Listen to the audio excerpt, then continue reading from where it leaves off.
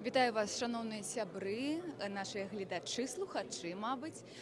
Сёння мы пачынаем ужо наш другі дзень канферэнцыі «Новая Беларусь». Дзякуй, што былі з намі учора. Я спадзяюся, што на некаторыя пытанні мы знайшлі адказы. Калі не, то зараз вы можаце дасылаць у агульны чат у аплікацыі «Новая Беларусь» ці па спасылцы пад гэтай трансляцыі на сайце, на такой платформе «Новай Беларусі», калі вы глядзіце нас з Беларусі, дасылайце пытанні, якія учора былі не вельмі шырока агледжаны, на якія не было адказаў, і я спадзяюся, што змагу сёння яшчэ гэтыя пытанні дазадаваць тым, каму вы іх хаціце даслаць. Гэта першае. Другое, я нагадваю, для тых, хто глядзіць нас з Беларусі, калі ласка, дбайце пра сваю бяспеку. Калі вы заходзіце па спасылцы пад гэтай трансляцыі, то калі ласка, выкарыстоўвайце VPN і пасля зрабіце ўсё для таго, каб не было ніякіх слядоў, што вы глядзелі гэтую трансляцыю, канферэнцыю. Гэта павінна быць бяспечна для вас. Таксама нагадваю, што мы за гумар, мы за тое, каб гэта было цікава, але абразы ў нашым агульным чаціку ў Новай Беларусі абразаў быць не можа. Гэта проста не пройдзе мадэрацыю.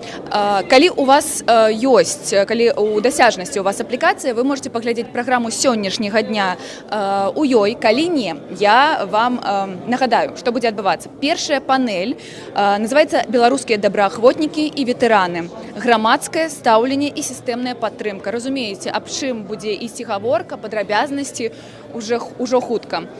Другая панель – гэта дзеянні для палітвязняў у 25-м годзе. Ад вызвалення да рэабілітацыі. Шмат пытанняў было учора, чаму гэтая тэма абмяркоўваецца толькі сёння, але я спадзяюся, што гэтая панель будзе вельмі каштоўная, і вы таксама можете задаваць свае пытанні. Я разумею, што новасці, навіны, якія зараз мы атрымліваем, яны вельмі нас бянтэжаць. Далей, якая яшчэ? Таксама будзе некая цікавостка, не буду гэту інтрыгу адкрываць пакуль. Ад салідарнасці да дзеяння, чаму важна падтрымліваць сваіх у крызісныя моманты. Мне падаецца, гэта такая панель пра візію нашай будучыні і пра тую салідарнасць, якая нас усіх і аб'яднала. І яшчэ панель каардынацыйнай рады трэцяга склікання, што каардынацыйная рада можа зрабіць для Беларусі ў 25-м годзе. Таксама мы падвядзем вынікі, але да гэтага яшчэ шмат часу. Я спадзяюся, што вы падрыхтаваліся. Калі ласка, вы можете ўжо дасылаць свае пытанні. Мы хуценька пачнем. Калі ўжо з'явяцца цікавыя пытанні ці адрасныя пытанні, мы дакладна будзем задаваць іх нашым удзельнікам і удзельніцам. А вы пакуль, калі ласачка, рабіце гарбатку, цікаву і заставайцеся з намі. Дзякуй вялікі.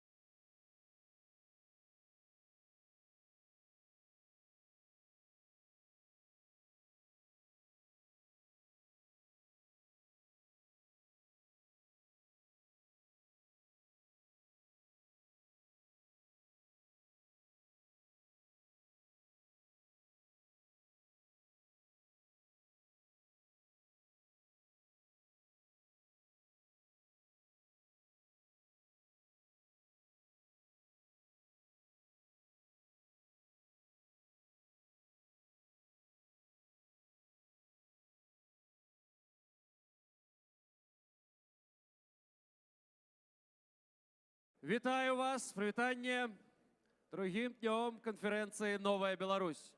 Ну тут так, потрібно і собі, і мені, і увогуле. Дякую, що ви є. Для тих, хто ще не з нами, коли ласка, долучайтеся, займайте місце у залі. Ми починаємо другий день, і сьогодні так само тут обміркуються вельми важне і, на мій погляд, вельми складане питання. Так само панелі, так само спікери. Наприклад, буде обмірковуватися тема білоруських доброохотників, ветеранів. На жаль, є і ті, і інші. Політв'язні, координаційна рада, усе те, що вчора гучало, і були питання вчора, ось сьогодні це буде обмірковано більш докладно. Я сподіваюся. Почнемо, і почати я закликаю на сцену народну лідерку Світлану Тихановську.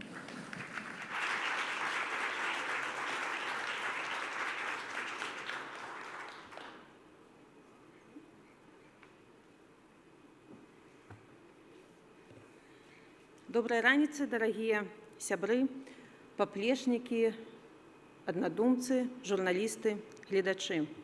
Вітаю вас на другім дні конференції «Новая Беларусь-2024». Я ведаю, што нас глядяць шмат людзей з Беларусі. І учора вечарам мне напісала адна з глядачак з невялікага мястэчка і папрасіла перадаць удзельнікам конференции наступные словы.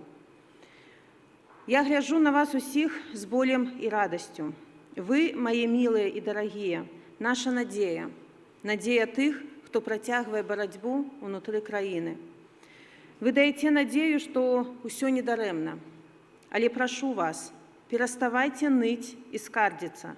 Гэтым бурчаннем вы демотивуете и себе, и усіх нас, кто внутри краины. Мы не здаліся і не змірыліся.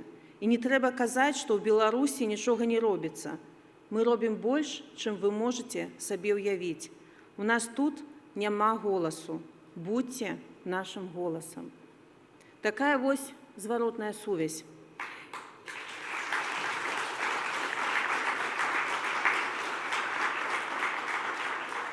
І, канешне, гэтая жанчына мае рацыю. Мы не маем права падвесці усіх тых, хто на нас разлічвае.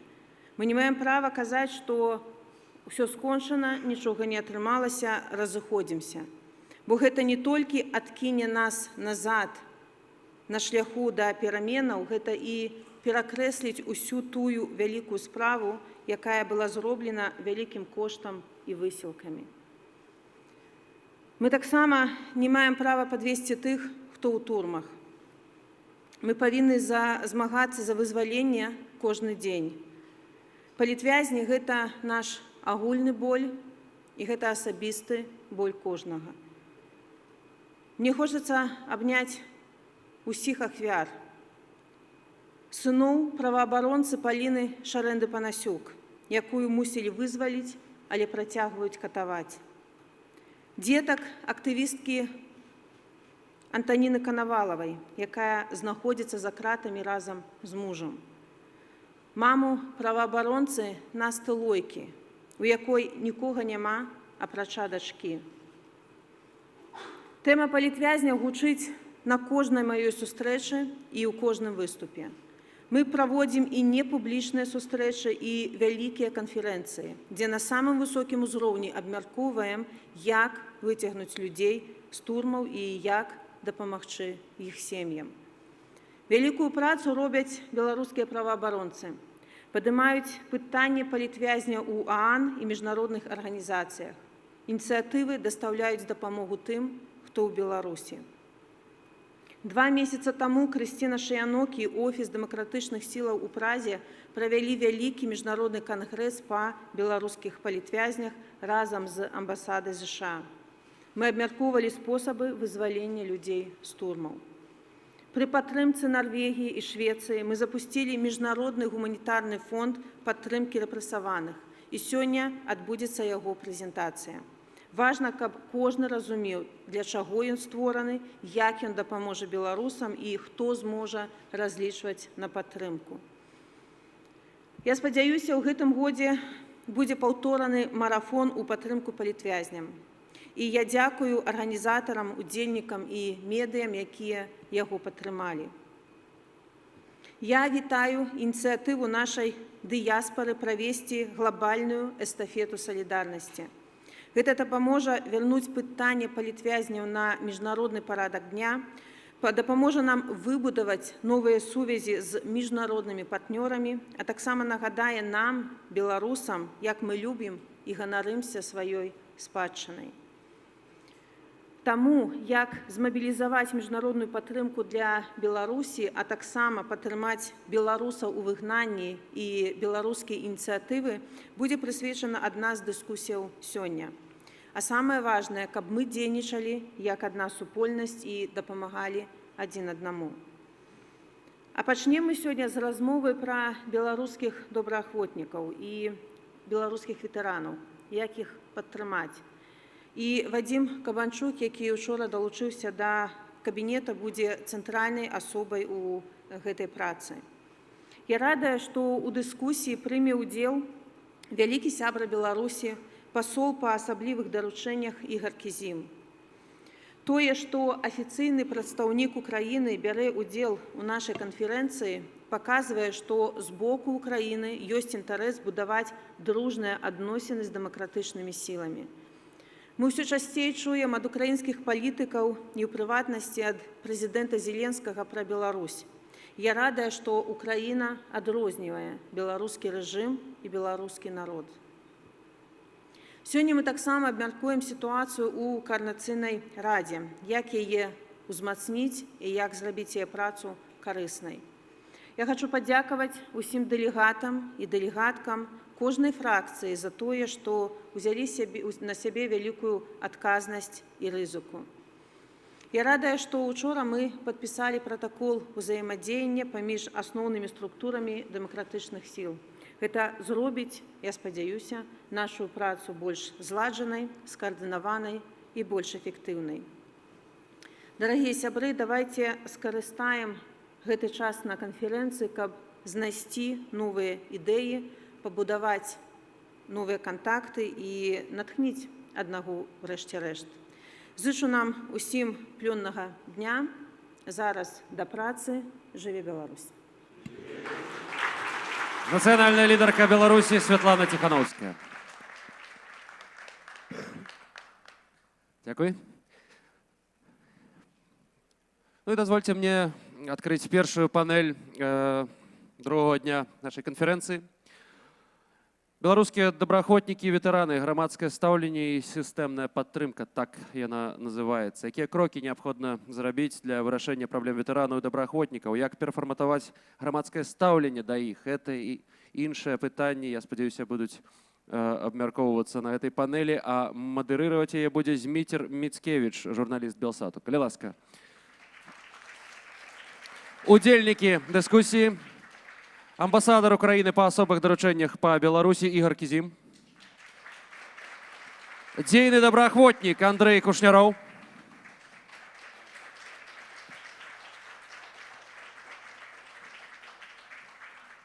Александр Клачко, былы добраахвотнік батальона «Волат» полка Калиновского. И прадстаўнік по пытаннях бяспекі і абароны Аб'яднанага пераходнага кабінета Беларусі Вадзім Кабанчук. Нагадаю, что нас глядзяць у прамой трансляцыі і нашим гледачам я нагадываю, что можно задавать пытанні. Рабіце гэта, калі ласка, нічога не бойтеся, на платформе «Новой Беларуси» вы можете рабіць гэта ананімна. Дзякую вялікі за пытанні. Калі ласка, гаспадар Зміцер, вам слово. Дзякуй вялікі, всім добрай раніцы. Спадзяюся, што гэтая панель будзе цікавай для ўсіх, як для ўдзельнікаў, так і для прысутных тут, так і для нашых гледачоў, бо на самой справе, мне здаецца, праблемы, якія мы будзем абмяркоўваць, вельмі і вельмі важны. Структура у нас будзе наступная. Спачатку я дам па 5-7 хвілін для нашых усіх гасцёў, для выступу, каб яны агучылі асноўныя тэзісы таго, што яны хочуць данесці сёння да вас, паважанае гаспадарства, і таксама для тых, хто глядзіць нас в онлайне. Пасля будуць пытанні ад мяне, я пакіну за сабой такі прывілей. Таксама я думаю, што і нашы ўдзельнікі абмяняюцца рэплікамі, таму што ім верагодна ёсць што сказаць. Ну а пасля мы перайдзем да тых пытанняў, якія мы атрымаем ад вас і ад нашых гледачоў праз інтэрнэт. Ну і, канешне, мне здаецца, тут вось як у мяне напісана ў праграме па чарзе, як нас всіх агучылі, так мы і пачнем. І я хацеў бы перадаць слова спадару Ігару Кізіму, великаму сябру Беларусі. Калі ласка. Дякую. Насамперед я хотів подякувати за запрошення взяти участь у конференції. Це великий гонор. А для мене особисто, особливо в компанії... Так чують мене для перекладачів? Ні, там у них пронумеровано воно, типу, чи... То, що дали, то є. Окей. Зараз вам інше ось передалі, калі ласка. Я хотів повторитися. Насамперед, вельми приємно брати участь в конференції. Дякую за те, що запросили взяти уділ.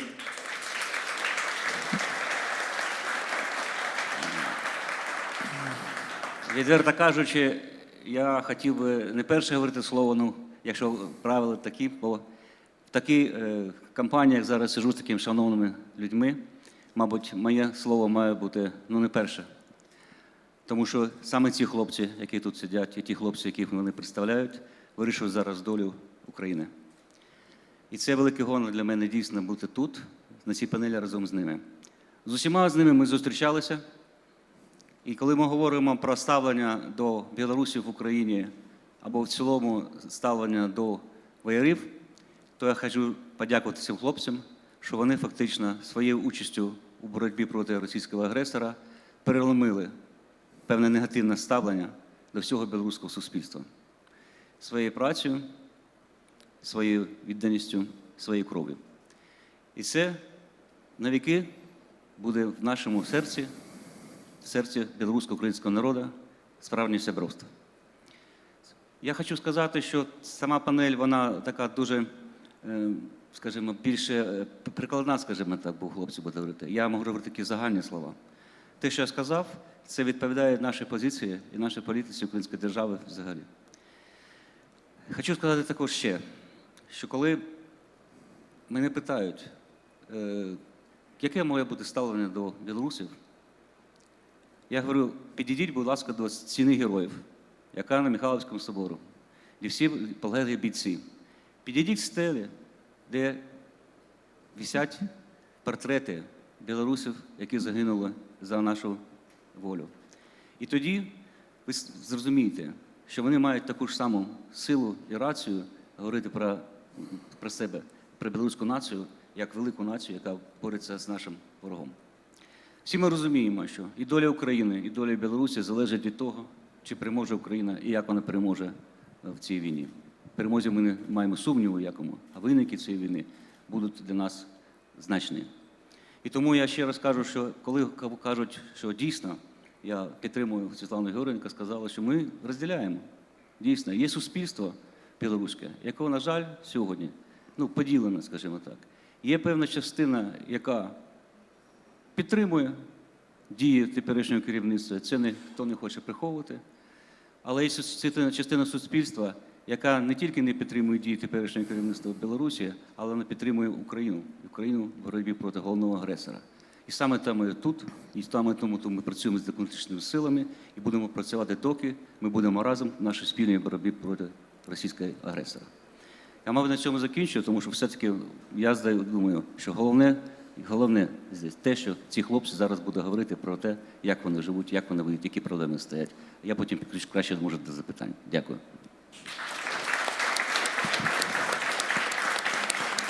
Дякую, вялікі спадар Ігор. Сапраўды, вельмі важныя словы тут сказалі. У мяне якраз у дачыненні да іх будуць яшчэ пытанні, але гэта пасля. А зараз я перадам слово Андрею Кушнірову, калі ласка. Так, доброго дня. Спадар Кізім дуже гарних речей наговорив. Так, а я гадостей наговорю, якщо можна. Вот. Смотрите, Украина сейчас борется против российской агрессии и потеряла там порядка 20%, если я не ошибаюсь, своей территории на данный момент. Печальная очень история, там, включая Крым. И если представьте ситуацию, если бы Украина потеряла не только Крым, Донецк, Луганск, но потеряла бы там, Запорожье, потеряла бы столицу, потеряла бы потом, ну, русские пошли дальше, взяли здесь левый берег, там взяли Киев, потом пошли дальше, захватили Ивано-Франковск, Винницу, в итоге дошли до Львова, взяли бы Львов, и вот ЗСУ, украинские вооруженные силы, были бы, допустим, вытеснены с территории Украины. Как это можно ситуацию было бы назвать? Ну, наверное, если бы вышел потом Сырский, например, и сказал, знаете, мы победили. Ну, мужик, ты как бы что-то не то говоришь. Это полное поражение, это провал, это катастрофа, полная катастрофа. На данный момент я могу поехать, вот даже как гражданин Беларуси, воюющий в ЗСУ, я могу поехать в Херсон, потому что мы за него воевали. Я могу поехать в Киев, потому что мы за него воевали. Могу поехать в другие какие-то украинские города, которые мы не проиграли. Я, к сожалению, не могу поехать в столицу своей страны. Я не могу поехать, нас вытеснили даже за Брест. Это как называется, вот по аналогии? Это полный провал, тотальное поражение. Слава Богу, на данный момент против России борется Украина. Россия в этом отношении отличается от, не знаю, там, бульдога, но почти ничем. Она не отпускает. Вот на примере Украины мы можем хорошо видеть, как Россия может отпускать свои вот эти бывшие республики, находящиеся, ну, наверное, в состоянии протектората. Там кто-то говорит оккупированная территория, мне, наверное, проще сказать там какой-то протекторат.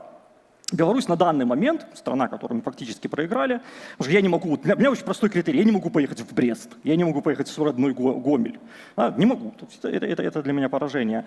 И, соответственно, вот эта вся территория Беларуси, она находится под контролем не только Лукашенко, но и фактически там в какой-то степени под контролем Российской Федерации. Они с территории моей страны осуществили агрессию, да, то есть вот Буча, Ирпень, это все потому, что войска зашли через, в общем-то, мою родную область. Это печальная история для меня.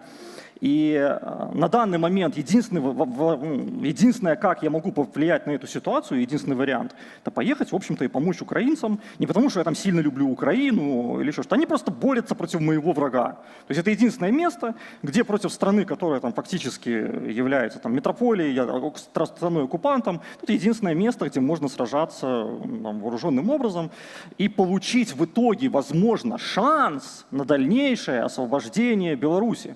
Потому что даже победа Украины, вот Украина выходит там, на границе 1991 года, это еще, скажем так, для Беларуси будет только начало и только возможность начала пути для каких-то демократических изменений, для того, чтобы, возможно, там в будущем вернуться в страну.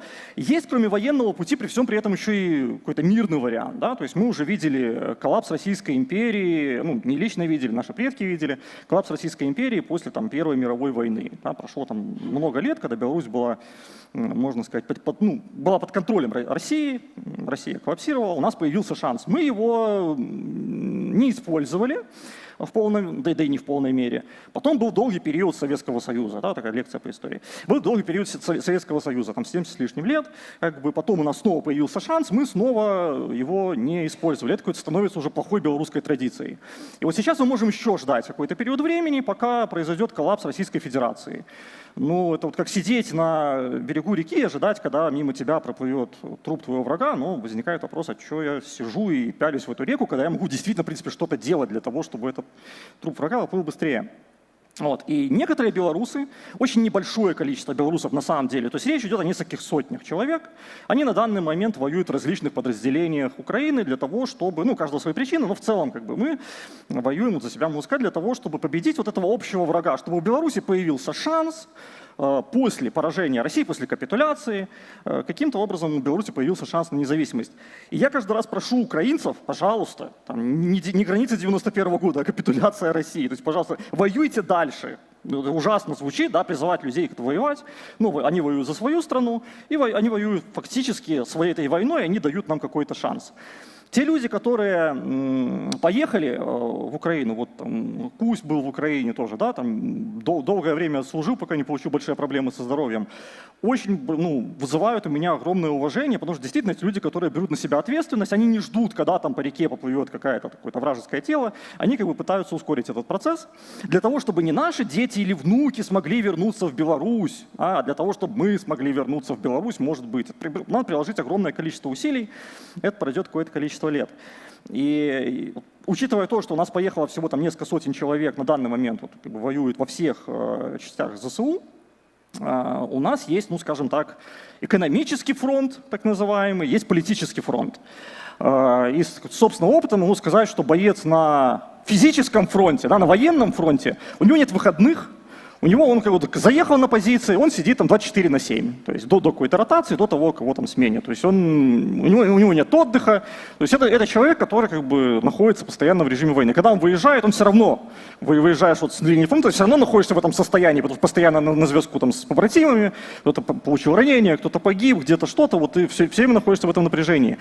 От экономического и политического фронта лично мне бы хотелось, ну, в принципе, наверное, тоже того же самого. То есть я понимаю, что классно, ну, поехать куда-то в отпуск, классно заниматься своими делами, там, потратить полгода на свои дела и так далее. Это нормальная история. Я вот сейчас приехал в Литву, ходил тут, леса, как в Беларуси. Даже я проходил по частным секторам, тут запах, как в Беларуси, тут классно. Естественно, очень бы хотелось сюда приехать и, в общем-то, ну, ждать, когда все там оно закончится. Но я бы очень хотел просить тех людей, которые не находят в себе по каким-то причинам, или не очень понятным, смелости воевать за свою страну, особенно те люди, которые говорят, наша страна оккупирована.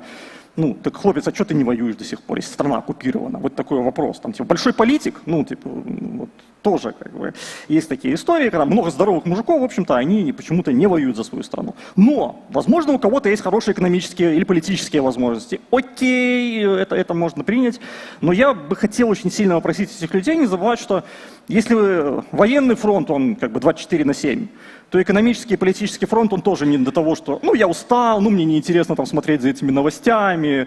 Как бы, когда люди здесь в тылу устают, мы там на фронте умираем. Как бы, ну, это вообще не прикольно, когда там, у меня вот есть друзья, побратимы, у нас кулачко, там, ногу потерял человек, да, то есть для него эта война уже никогда не закончится. Он никогда не сможет ходить на двух ногах. Вот все, никогда. Ну, вот. Ну, то есть это вот противовесу каким-то классным варшавским гофрам, классным литовским лесам. То есть я бы очень хотел попросить. Андрей, одна хвилина засталась. Да, я заканчиваю. В принципе, вот в этом два основных тезиса. Первый. Россия, Беларусь никогда по доброй воле не отпустят, если будет состояние. Второй тезис, пожалуйста, как бы помогайте Украине, потому что они борются не только за свою свободу, но это еще и наша с вами, в общем, наш с вами шанс. Поддерживайте, пожалуйста, белорусских добровольцев. Дякую.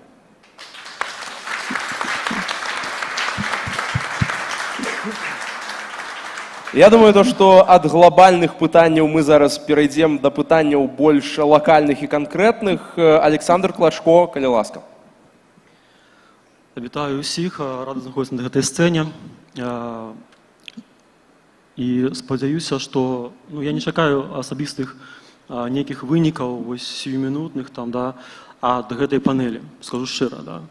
Але гэта кропля за кропляй, якую мы робім, каб вярнуцца ў Беларусь. Тое, што мы агучваем, тое, што агучвае спікеры на гэтай панелі, да, тыя пытанні, якія ёсць, гэта не проста словы, гэта тое, што мы перажылі і тое, што нам баліць за нас і за тых, хто не можа казаць, таму што хавае свае твары, таму што іх сваякі ў Беларусі, за тых, хто загінуў, за усіх беларусаў, хто рызыкаваў не толькі сваім дабрабытам, але і сваім здароўем і жыццём. Моя тэма, якую я хацеў асветліць на гэтай панелі, гэта тэма былых добраахвотнікаў.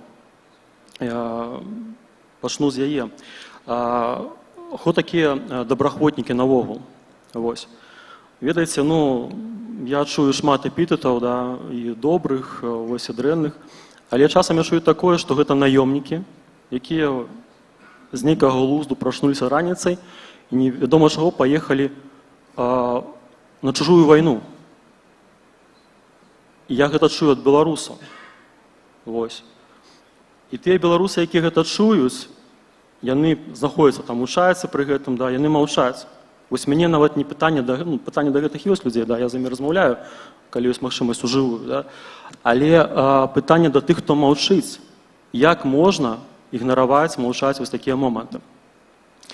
Беларускія добраахвотнікі гэта беларусы, якія прынялі рашэнне ахвяраваць, рызыкаваць аднымі з галоўных каштоўнасцяў, найвялікшымі каштоўнасцямі для іншых людзей.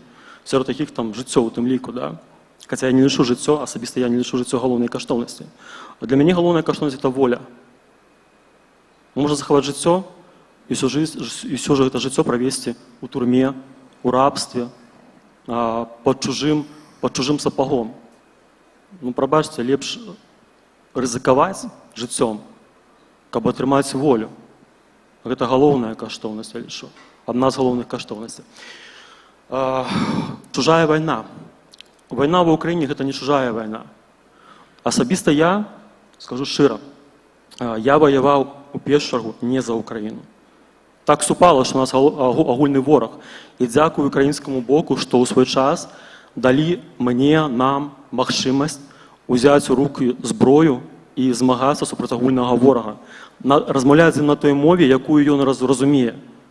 Мову дыктатара разумеюць мову зброі, у першую чаргу. Мірны шлях, я быў прыхільнікам мірнага шляху ў 20 годзе, я паспрабаваў. Вынікі, вы бачыце самі, якія мы тут знаходзімся. Мы страцілі фактычна сваю дзяржаву.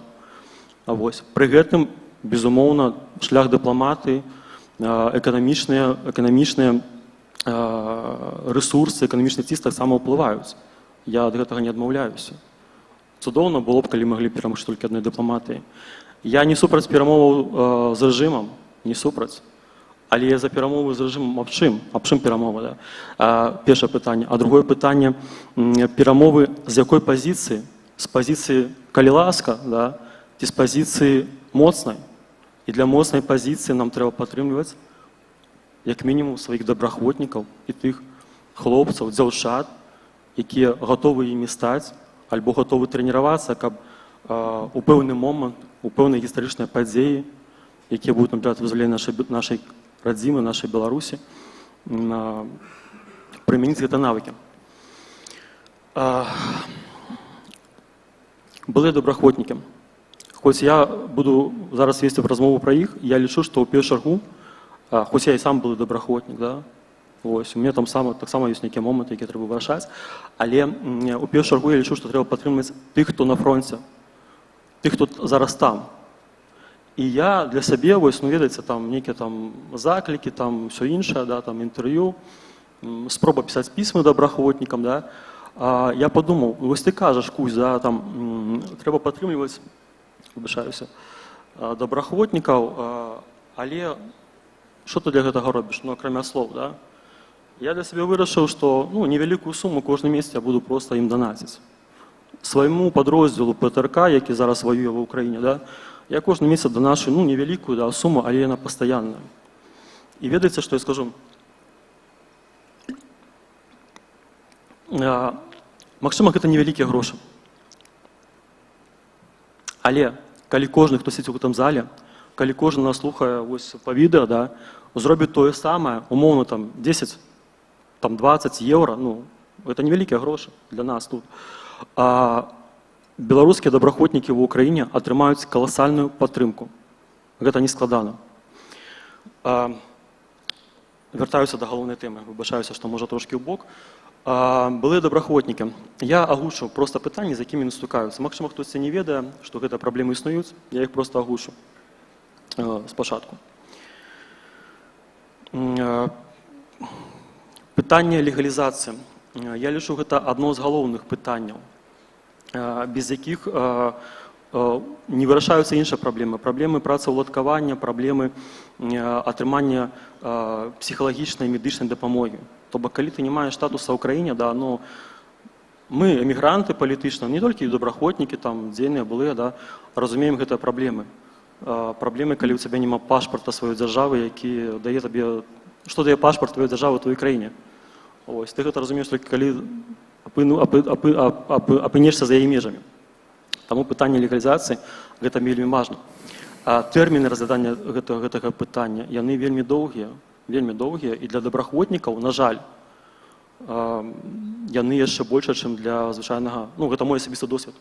І досвед тых хлопцаў, з якімі я размаўляю, з якімі я падтрымліваю кантакты. На нас глядзяць, я чую, часам добрыя словы, маладзец, вы малайцы, але па факту на нас глядзяць насцярога.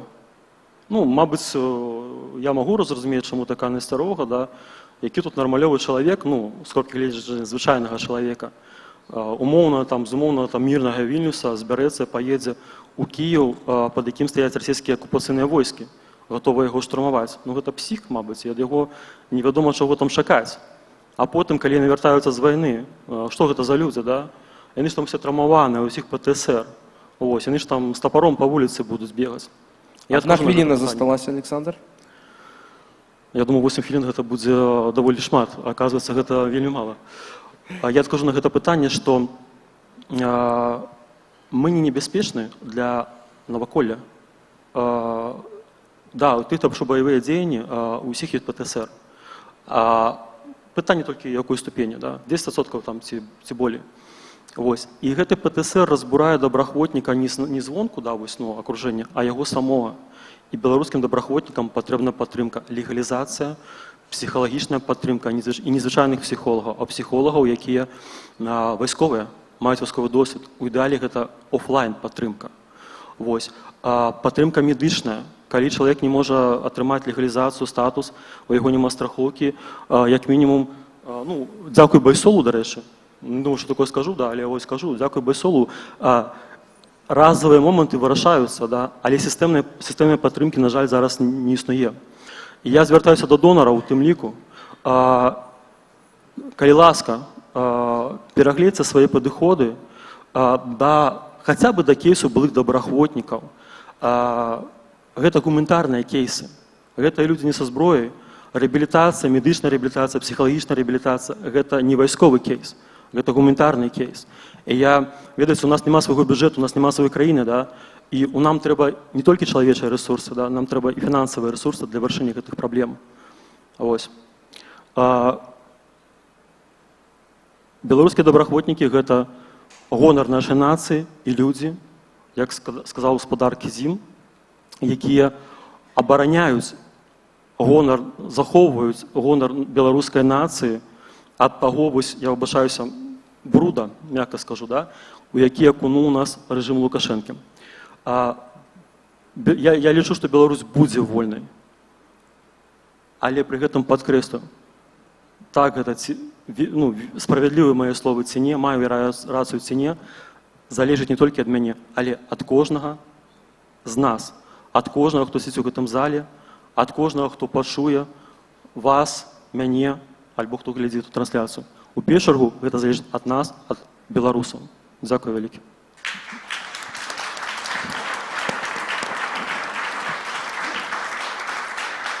Дзякуй вялікі, Александр. Ну и теперь слово нашему новому, вот можно сказать, министру обороны. Тут, напевно, после того, что сказали сябры и коллеги, я думаю, вам, спадар Вадим, так само будет что и отказать, и додать одразу так само ваши 8 хвилин, коли ласка. Так, дякую за представление. Починаючи з 2015 года в миссиях, задачах, боевых операциях по обороне незалежности Украины загинуло больше 60 белорусских добраахвотников. В тым лику и мои близкие сябры. Именами белорусских добраахвотников и именем Костуся Калиновского в Украине зараз названы, здаецца, больше десятка улиц, площадь в разных местах. Гэта безумоўны внесок беларускага народа, беларускай нацыі. Фактычна хлопцы сваім здароўем, сваімі ахвярамі бароняць годнасць і гонар беларускага народа в вачах украінцаў. Таму што Украіна ніколі не забудзе 22 год, гэтыя калоны расійскай тэхнікі, якія пашлі на Кіеў, якія дашлі да амаль прыгарада, і першыя баі пачалі з Гастомелі, в Бучы, в Ирпене, в Броварах. Фактычна Киев на той час был уже по окружении. И в этих первых боях приняли удел так само белорусские добраахвотники. На жаль, и первые страты у нас были там. Я, когда ехал в Украину в 2014 году, одразу после того, как на Майдане расстреляли Небесную Сотню, у меня уже было усведомление, что в регионе начинается война. Но как бы не трагично это все гучало для цивильного человека, такие обставины, когда отбывается историчный злом подей, эпох, яны даюць надзею і нам, беларусам, на змены ў нас. Потому что наши продки, наши попередники некалькі разоў выкарыстоўвалі гэтыя прыкладна такія гістарычныя магчымасці для того, каб заявіць пра сябе і аднавіць незалежнасць Беларусі. Нам варта не толькі браць прыклад, але улічыць памылкі, якія былі у нас в мінулым. Это то, што мы, беларусы, часам гатовы абвясціць і заявіць аб своих правах, об тым, что мы народ и маем свое право и место в европейской семье народов. Але мы не зусім можем абараніць гэтыя правы. И вот менавіта зараз то, что адбываецца в Украине, фактор беларускіх добраахвотнікаў, гэта один из факторов тварэння новой державы, тварэння державы, гэта вайсковы компонент, які дае нам надзею на то, что у нас паўстане якасна калісьці новае беларускае войска, новыя спецслужбы, в якіх будуць беларускія патрыоты по духу, такія вот, як сёння сядзяць тут. І мы спадзяемся на падтрымку беларускага грамадства і наших партнёраў у такі складаны час, потому что праз такі час праходзілі шматлікія народы, шматлікія нацыі, і праходзілі і Літва, і Польша, французы. У всех было прыкладна тое самае. Это были проблемы, часам нацыянальныя інтарэсы не супадалі з нацыянальнымі інтарэсамі тых краін, якія іх прынималі. Мы гэта все разумеем, ставімся з разуменнем. Хлопцы тут агучвалі уже проблемы, якія ёсць у беларускіх добраахвотнікаў. Таксама ставімся з разуменнем, потому что мы бачым, в якіх складных умовах Украіна фактычна зараз утрымлівае гэту навалу. Вось такі прыклад з беларускім селом, з беларускай вёскай, калі пачынаецца пажар у суседа, то ніхто не сея бульбу в гэты час і нешта там не робіць іншае. Все кідаюцца справы і бегуць тушыць гэты пажар, бо загарыцца вся вёска. Бо зараз у нас гарыць, уже гарыць у суседа. І гэта вайна, это вайна не толькі Украіны. Мы спадзяемся на то, что беларусы змогуць скарыстацца гэтай магчымасцю, якая перед нами адчыняецца. І пры спрыяльных умовах мы выканаем свою канчатковую миссию. Это вызволим Беларусь, адноем державный суверенитет. Пачынаючы з лютого 22 года самообвешчаны узурпатор Лукашенко в парушэнне нават сваіх перепісаных конституцый пакуль што кантралюе Беларусь. Разом с Путиным, Российской Федерацией, яны ствараюць перманентную пагрозу для всего региона. Карыстаючись гэтым плацдармам, у іх ёсць магчымасць праецыраваць силу на весь регион. Мы ведаем, что на апошнім самміце НАТО прынята камуніке, дзе фактычна Беларусь указана як краіна, якая стварае бяспекавую пагрозу в регионе. Для нас гэта вельмі сур'ёзны сігнал, потому что як бы мы не імкнулись падзяляць зараз нормальных беларусаў ад рэжыму, я вам прывяду гістарычную паралель. Калі Гітлер в 1933 годзе прывёл да ўлады сваю партыю, за іх прагаласавала каля 44% на парламенцкіх выбарах. Але праз некалькі год на головы немцаў, всей Нямецчыны, уже высыпались миллионы тонн бомб. Их бомбили союзники. И мы бачым, что гэта не выбор всего народа, так и не подзяляли немцы гэты выбор. Але нема уже, калі гавораць гарматы, гавораць пушки, нема ніякай магчымасці сегрегировать и отделить нормальных белорусов от режимных. И вот эти заявы Лукашенко об тым, что яны ці вводят, ці уже ввели ядерную зброю, об тым, что яны забеспечили фактично логістычна уварвання на тэрыторыю Украины, яны вельмі для нас небяспечныя. Перейду до больш практычных справ. Тут на заставке яка була на екрані, ви бачили QR-код. Гэта QR-код на збор на дроны, якія попросили мне буквально пару дней назад наши хлопцы з України.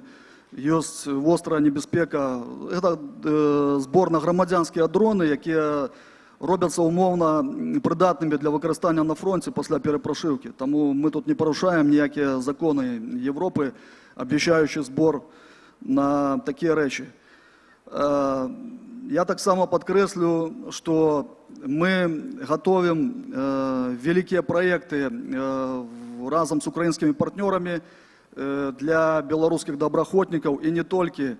Это проекты, связанные с адукацией.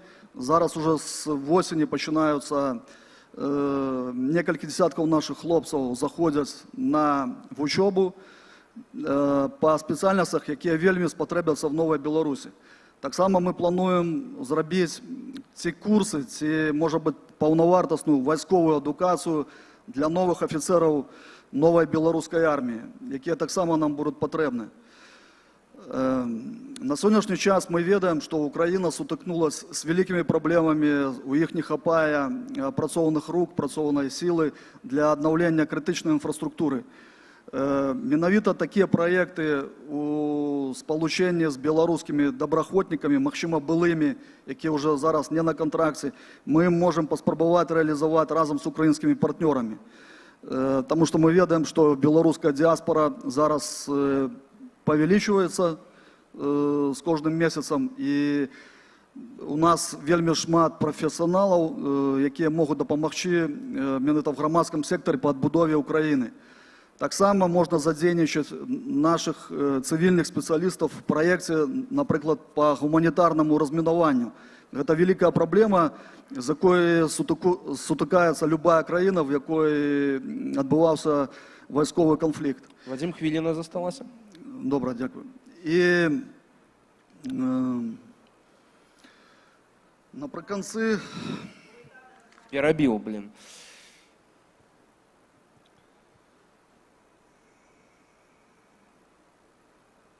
Збив з думки чоловіка. Так, трошки збив.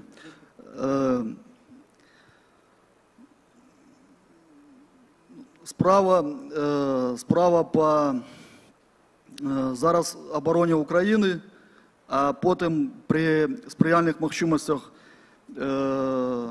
визволення Білорусі, це справа не тільки білоруських добраахвотників. Я тут уже в этом зале почул, что вот, напевно, мы после войны, у нас отчинится такая махчимость, когда ослабнет Россия, и мы сможем скористаться и вызволить, деоккупировать Беларусь. Але есть такая небезпека, что зараз подеи у свете и в нашем регионе, они будут эскалироваться.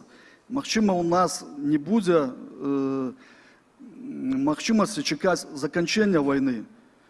І я зараз такую даю тэзу, што нам трэба думаць пра гэта падчас барацьбы з Расійскай Федэрацыяй, Расійскай імперіяй. Таму што ланцуг падзей можна так закруціцца в такі вір, што мы вот будзем глядзець, як умоўна вялікія дзядзькі там разбіраюцца паміж сабой, а мы спадзяемся на то, што потым нехта прыйдзе і разруліць і нашу беларускую сітуацыю. Нам, беларусам, толькі нам, вырашаць лёс в сваім уласным доме. Спадзяюся на разуменне. Дякую.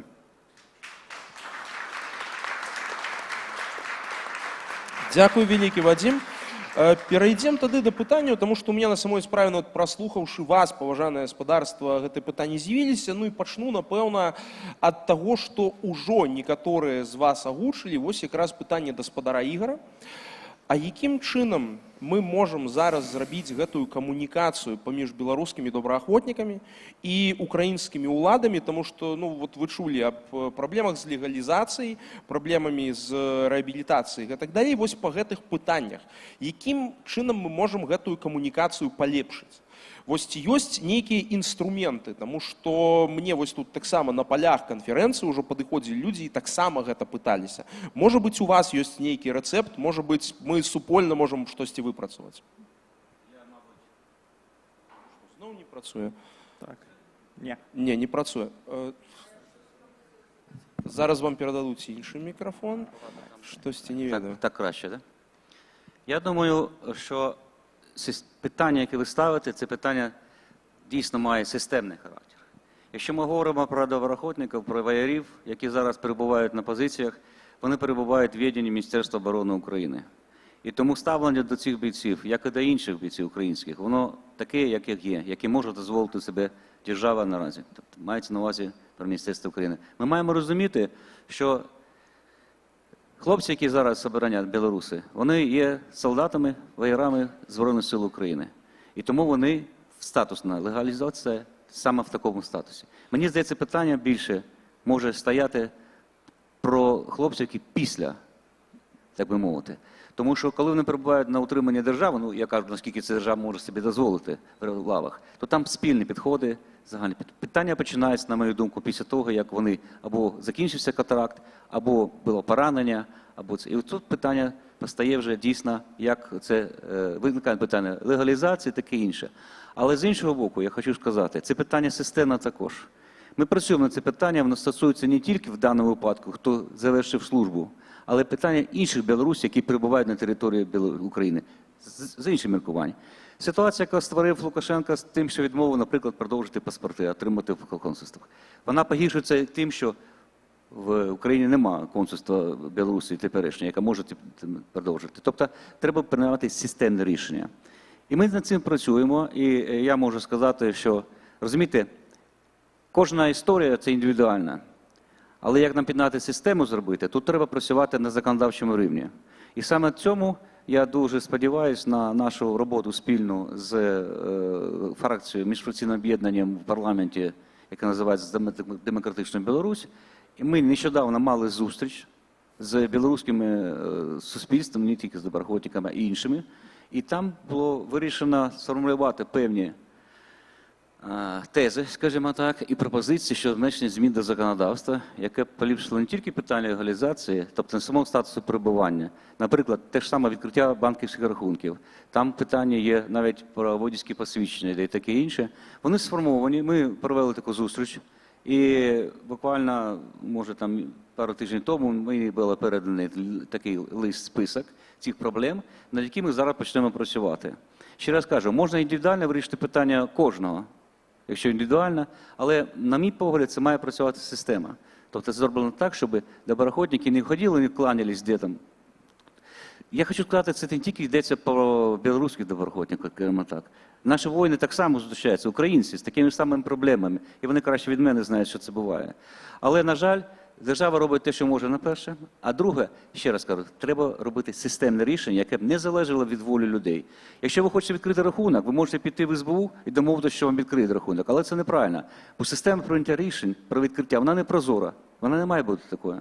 Тому треба щось взяти на законодавчому рівні. Або якийсь постанова уряду має бути. І це можна зробити. Є шляхи. І з того настрою, який ми мали під час зустрічі з депутатами, нашими фракцією, міжфракційним об'єднанням, то таке відчувається бажання робити, ми будемо це робити. Це перше. По-друге, що стосується самої реабілітації. Є певні програми, вони існують і центри. Я не знаю, скільки це розповсюджується серед воярів, а я думаю, все ж таки, який час, якщо людина поранена або перебуває, вона може піти в реабілітаційні центри. Питання в тому, що просто навіть не вистачає зараз людей і тих центрів. Це правда. Тому що під час війни будь-коли буде якийсь дефіцит. І сказав правильно Олександр на рахунок психологічної реабілітації. Це дуже складна справа. Це треба навіть лікарі підготувати. Я розумію, на початку війни я працював в Лондоні, і нам дуже допомагали ці британці в цьому плані. Реабілітація психологічними лікарями. Але потім настільки розширилася проблема, що вони вже готували лікарів в Україні по цій спеціальності. І це дійсно дуже така велика специфіка підготовки таких лікарів. Тобто я хочу сказати, що ті проблеми, якими зіткаються добровольці білоруси, вони такі ж самі у наших воїнів. Але, на жаль, війна вносить свої корективи. Вона не може дозволити робити те, що ми хочемо. Вона дозволяє робити те, що ми можемо, і залежно від тієї допомоги, яку ми отримуємо. Я дуже дякую, що і Вадим підняв питання, Олександр, все ж таки, що у нас є білоруське суспільство, яке може внесок робити не тільки своєю участю в бойових діях, але дійсно допомагати.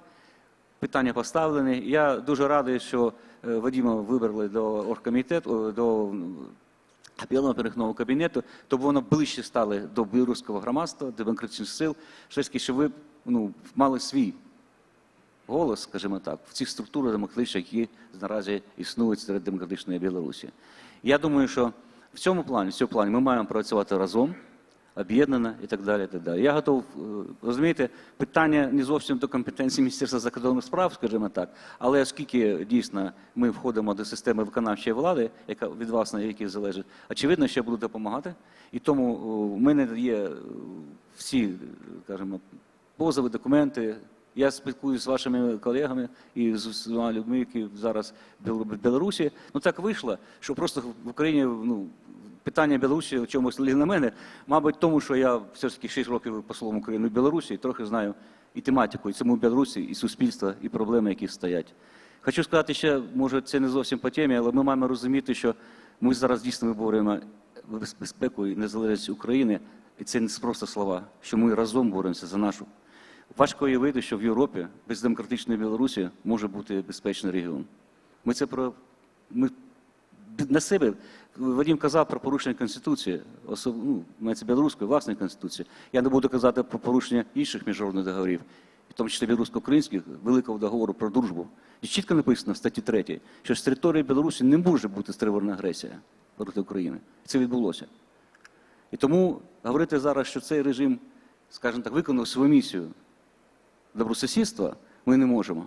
І тому ми розуміємо, що 24 лютого 2022 року в наших відносинах відбулися такі, розділи. Це були відносини до і після. Я радий, що після ми будемо будувати нашу спільну безпеку разом з хлопцями, які тут присутні. Дякую.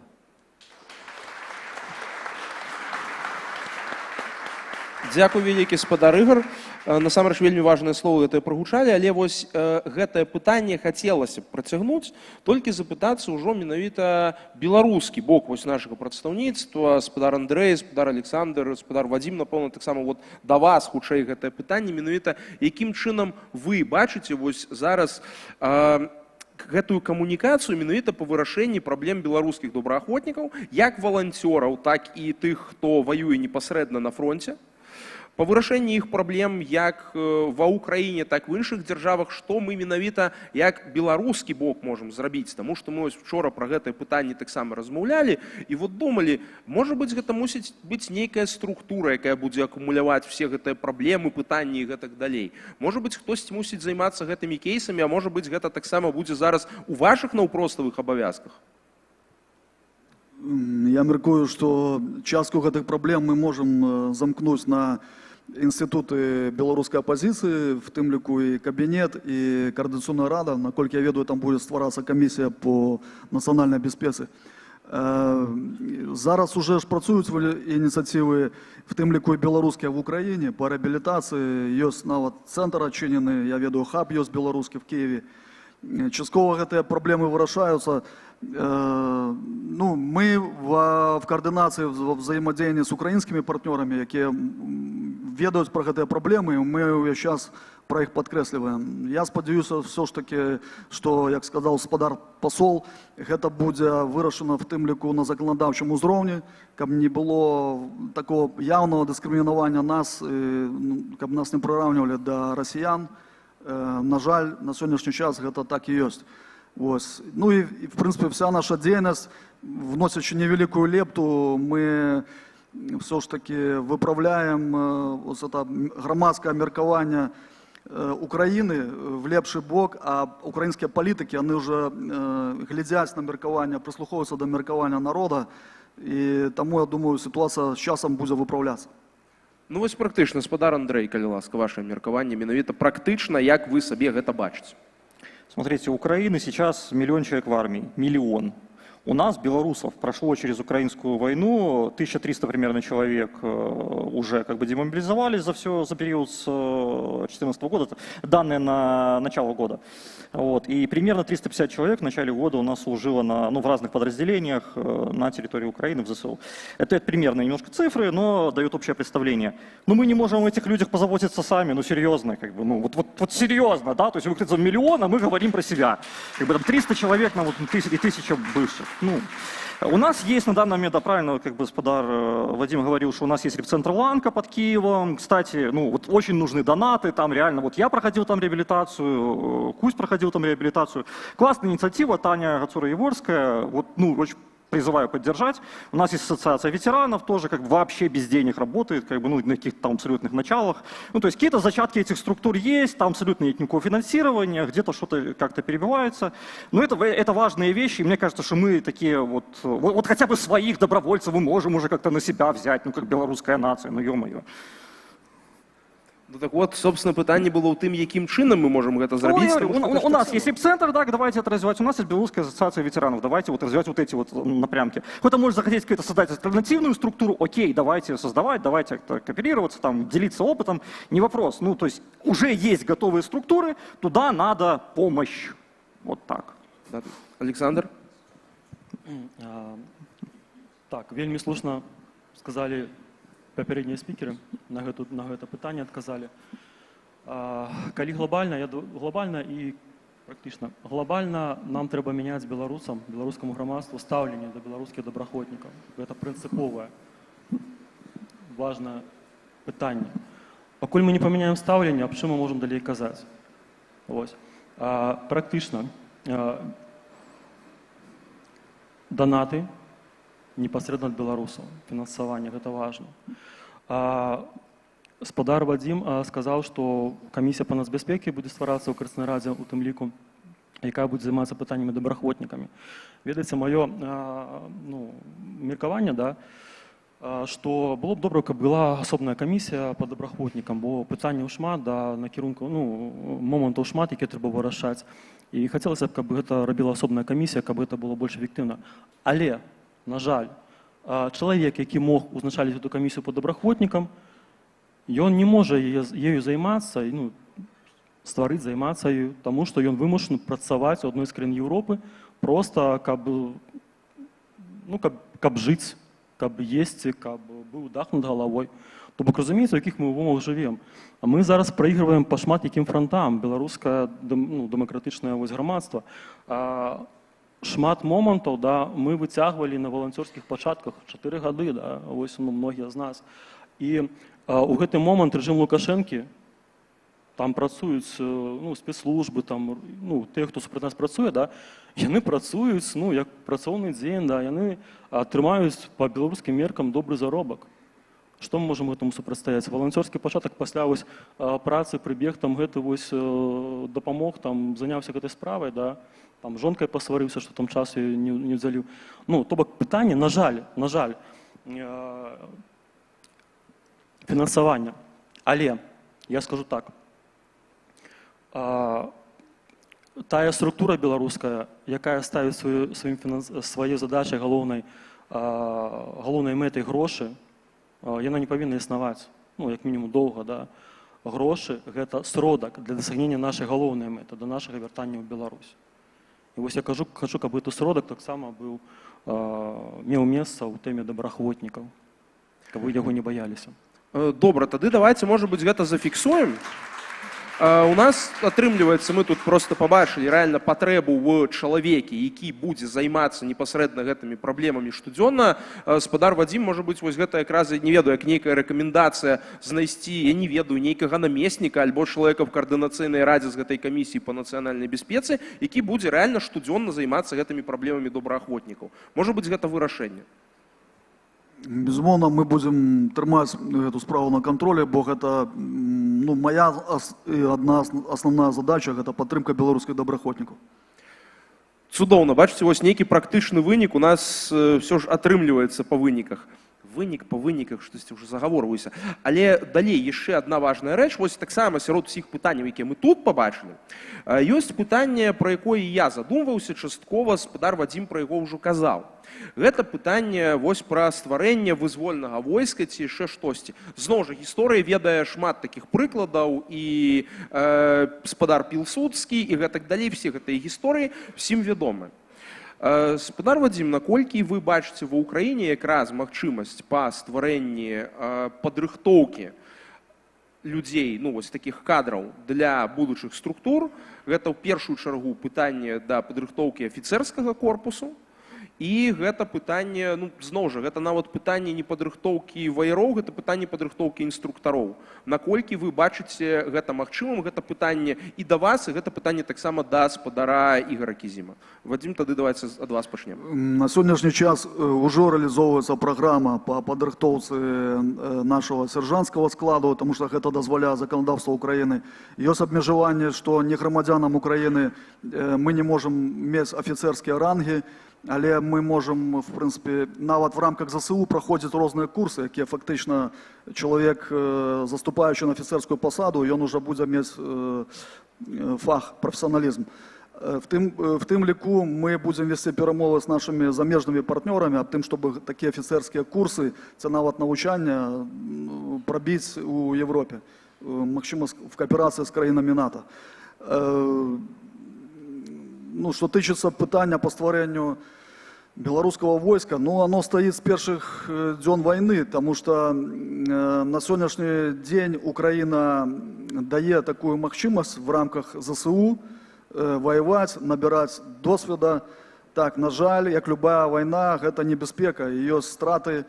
В той же момент я ведаю, что есть еще инициативы певные в Европе, які там на узровні громадства існують, які займаються некой такой парамілітарною підрихтовкою в рамках там стрілкових клубів, в рамках неких зборів, школення на вихідних днях. Тому, в принципі, я лічу, що в рамках чинного законодавства країн ми знайдемо агульную мову, каб пашыраць гэту з'яву і єднаць беларускіх хлопцаў і дзяўчат, якія хочуць прыняць удзел в таких мерапрыемствах.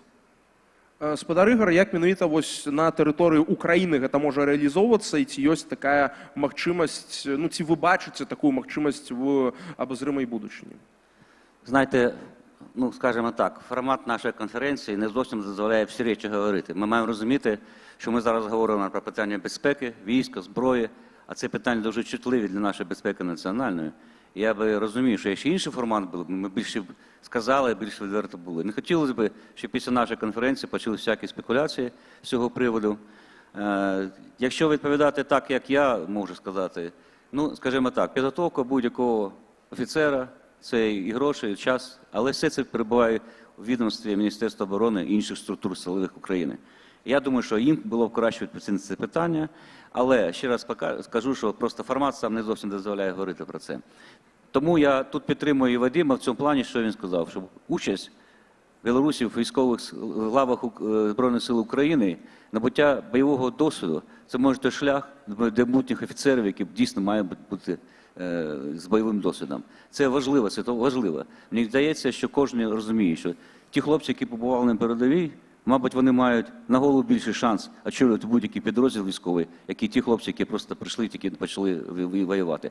І йдеться насамперед про те, що кожен командир насамперед має берегти життя своїх солдатів. І я думаю, тільки там вони будуть такого досвіду, що мають, щоб не кидати просто так людей. Тому я вважаю, що це можливо. І я думаю, що можливо і в інших системах, структурах, але знов-таки це питання до спеціальних структур Міністерства оборони, яка має покривати це питання. Я б не хотів би брати таку відповідальність на себе. Дякую. Выдатна разумеюць, дзякуй вялікі. Але тут тады, працягваючы вось гэтае пытанне, таксама гаспадар Вадзім казаў пра парамілітарныя арганізацыі за мяжой не толькі ва ўкраіне, вось пра гэта тады давайте паговорым, таму што, ну, колькі ўжо было ініцыятывы, мы ведаем, што іх існуе не адна, мы ведаем то, што паміж імі ёсць пэўныя супярэчнасці, мы бачым нават пытанне аб гэтым, ну, вось тут, таму, ну, зноў жа, раз мы тут, то давайте пра гэта размаўляць. Ці ёсць нейкі план, ці ёсць нейкія думкі па тым, каб гэтыя арганізацыі все прывесці пад адзін нейкі парасон, я не ведаю, урэшце рэшт дамовіцца, і каб гэта все працавала па нейкай уніфікаванай праграме, па, скажем так, з нейкай адзінай ідэяй і праграмай развіцця. Натуральна, што нам трэба єднацца в адзін кулак. Тут пытанне в тым, што я просто працяглы час не быў в Европе, я просто не ведаю, што адбываецца зараз на местах. Ну, трэба правесці сустрэчу, праехацца просто па гарадах. Наколькі я разумею, калі мы ездзілі зімой, там былі праблемы в Харухвах, Паспалітам Рушыні. Таксама яны звязаны там в першую чаргу з некімі внутреннімі разборкамі, сваркамі, якія напаткалі і гэтыя структуры. Ну і безумоўна ім там бракуе трошки фінансавання, рыштунку. Я думаю, гэтыя праблемы невялікія, іх можна вырашыць. В прынцыпе, будзем гэтым займацца. Зразумела. Добра. Тут у мяне яшчэ былі пытанні, якія нам прыйшлі перад канферэнцыяй мы атрымалі. Ну, зразумела, конечно, тут вось цудоўнае пытанне, ці існуе канфлікт паміж офісам, кабінетам і палком Каліноўскага. Ну, мне здаецца, пасля прызначэння спадара Вадзіма на пазіцыю в аб'яднаным пераходным кабінеце, мне здаецца, адказ на гэтае пытанне відавочны. Таму тут... Ну і вось, собственно, іншае пытанне, вот таксама, да, якое давайте прагаворым. Все ж таки, паколькі яно з'явілася не аднойчы, ці ёсць сістэмная падтрымка палка Каліноўскага дэмакратычнымі сіламі. І як вось гэтую сістэмную падтрымку, зноў жа, в якой форме вы, паважанае спадарства, вось пытанне да ўсіх трох нашых беларускіх спікераў, бачыце, вось якім чынам гэтая сістэмная падтрымка беларускімі дэмакратычнымі сіламі беларускіх добраахвотнікаў мусіць выглядаць. Гэта мусіць быць збор сродкаў праз нейкі фонд, я не ведаю. Гэта мусіць быць нейкія мерапрыемствы, конференцыі, я не ведаю, штосьці для того, каб асвятляць вашу дзейнасць. Як вы гэта сабе бачыце? Я бачу, спадар Андрэй, што вы аж хочаце адказаць на гэтае пытанне. Могу. Смотрите, если говорить по цифрам, рота солдат примерно 100 человек. Экипировка каждого бойца, индивидуальная экипировка, порядка 10 тысяч долларов, если мы говорим там, про какую-то базовую там, сброю, базовый бронежилет, там, ПНВ, еще какие-то вещи. Если мы говорим там, про ротный уровень, это уже там, дополнительный транспорт, логистика, это бронетехника, связь, медицина и так далее, так далее, так далее. То есть фактически как бы с нуля создать роту, вот первый год ее существования, такую не очень хорошую роту, да, 3 миллиона долларов, там, ну, сходу, вот просто как бы сходу.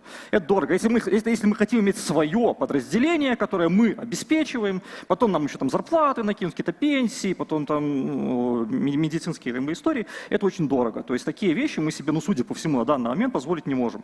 Мы можем себе позволить существование действительно парамилитарных структур, мы можем себе позволить поддержку добровольников, которые воюют в составе Украины. Вот. Ну да, это сборы регулярно происходят на дроны. Первая поддержка, которая нужна, это людьми, то есть приезжайте, будь ласка, воевать, здоровые мужчины, там, женщины где-то, вот так. Наш батальон набирает, там, полк Калиновского набирал. Раньше, сейчас не знаю, как ситуация, господар Вадим краще расскажет. Ну, вот, в первую очередь люди, да, вторая очередь финансовая поддержка, есть постоянные сборы, ПКК делает, террор делает, там, другие подразделения это все делают, доносятся туда. И что очень важно, хотелось бы вот именно от там, офиса, от кабинета, от Координационного совета увидеть, это помощь в получении системной поддержки, то есть, ну, что-то вроде военных грантов, это супер сложно. Но вот это реально вызов, политическая задача найти как бы стабильный финансовый поток для войсковых. Если там офис или кто-нибудь сумеет это решить, прям аплодисменты. Александр?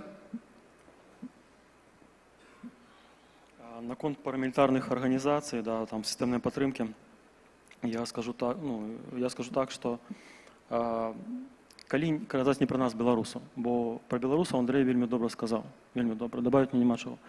Пра іншыя краіны. У кожнай краіны свой нацыянальны інтарэс. Гэта нармальна.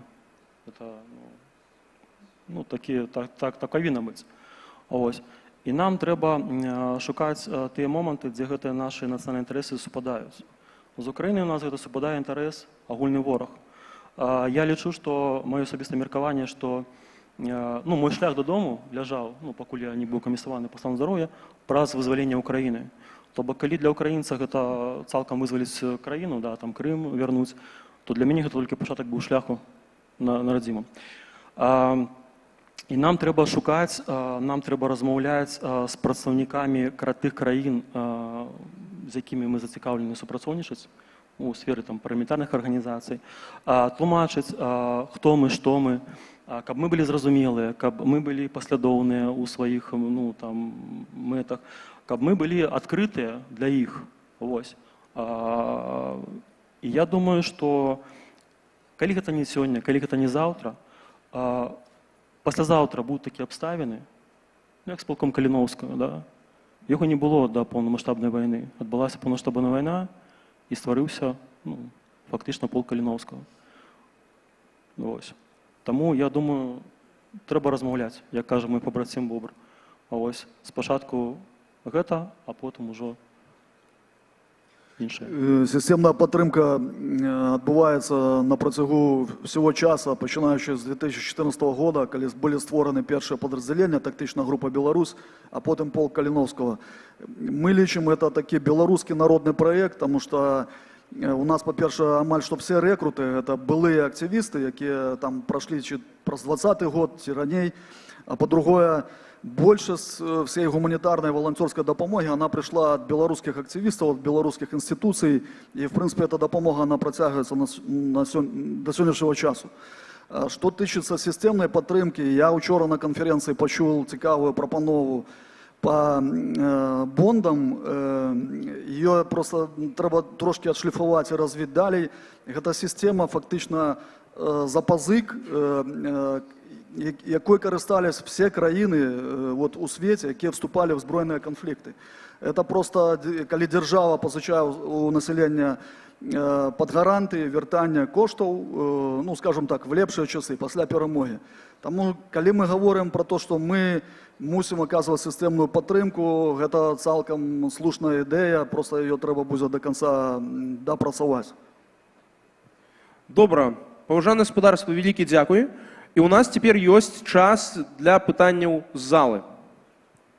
Так, я бачу колькі, бачу 5 пытанняў. Давайте пачнем ад дамы, вось там, я думаю, ladies first, як казалі, а пасля перайдзем сюды да майго калегі Сергея Пелясы. Крысціна Шаянок, дырэктарка Офіса дэмакратычных сіл Беларусі ў Чэшскай Рэспубліцы. Шановныя панелісты, скажыце, калі ласка, якія краіны Еўрапейскага звязу на сённяшні дзень дапамагаюць сем'ям добраахвотнікаў візава і якія краіны забяспечваюць былых добраахвотнікаў рэабілітацыйнымі праграмамі ці іншымі формамі падтрымкі здароўя? Дзякуй. Ну, большасць наших хлопцаў атрымалі шенгенскія візы. Ну, я уже не буду перелічваць краіны, это наши ближайшие суседи. Гэта праблема на сённяшні час ёсць, яна вострая, як для всего астатняго беларускага народа. Наконт лечения, то, что я ведаю, хлопцы наши проходили лечение в Польше, зараз некалькі бойцов лечатся в Злученых Штатах. Ну, на сённяшні час это та информация, что у меня есть. Можешь нечто хлопцы добавить? Ведь все случаи, которые у нас есть, они абсолютно индивидуальные, какой-то системной поддержки не существует. Да, действительно, там в Польше есть возможность проходить иногда реабилитацию. Опять-таки, кто что найдет. Вот на таком уровне это сейчас существует. От каких-то прям проектов от конкретной страны на данный момент для поддержки там действующих или бывших добровольцев и их семей не существует. Так, зразумела. Калі ласка, цяпер да Сергея Пелясы, вось туды ў той канец залы, калі можна мікрафон.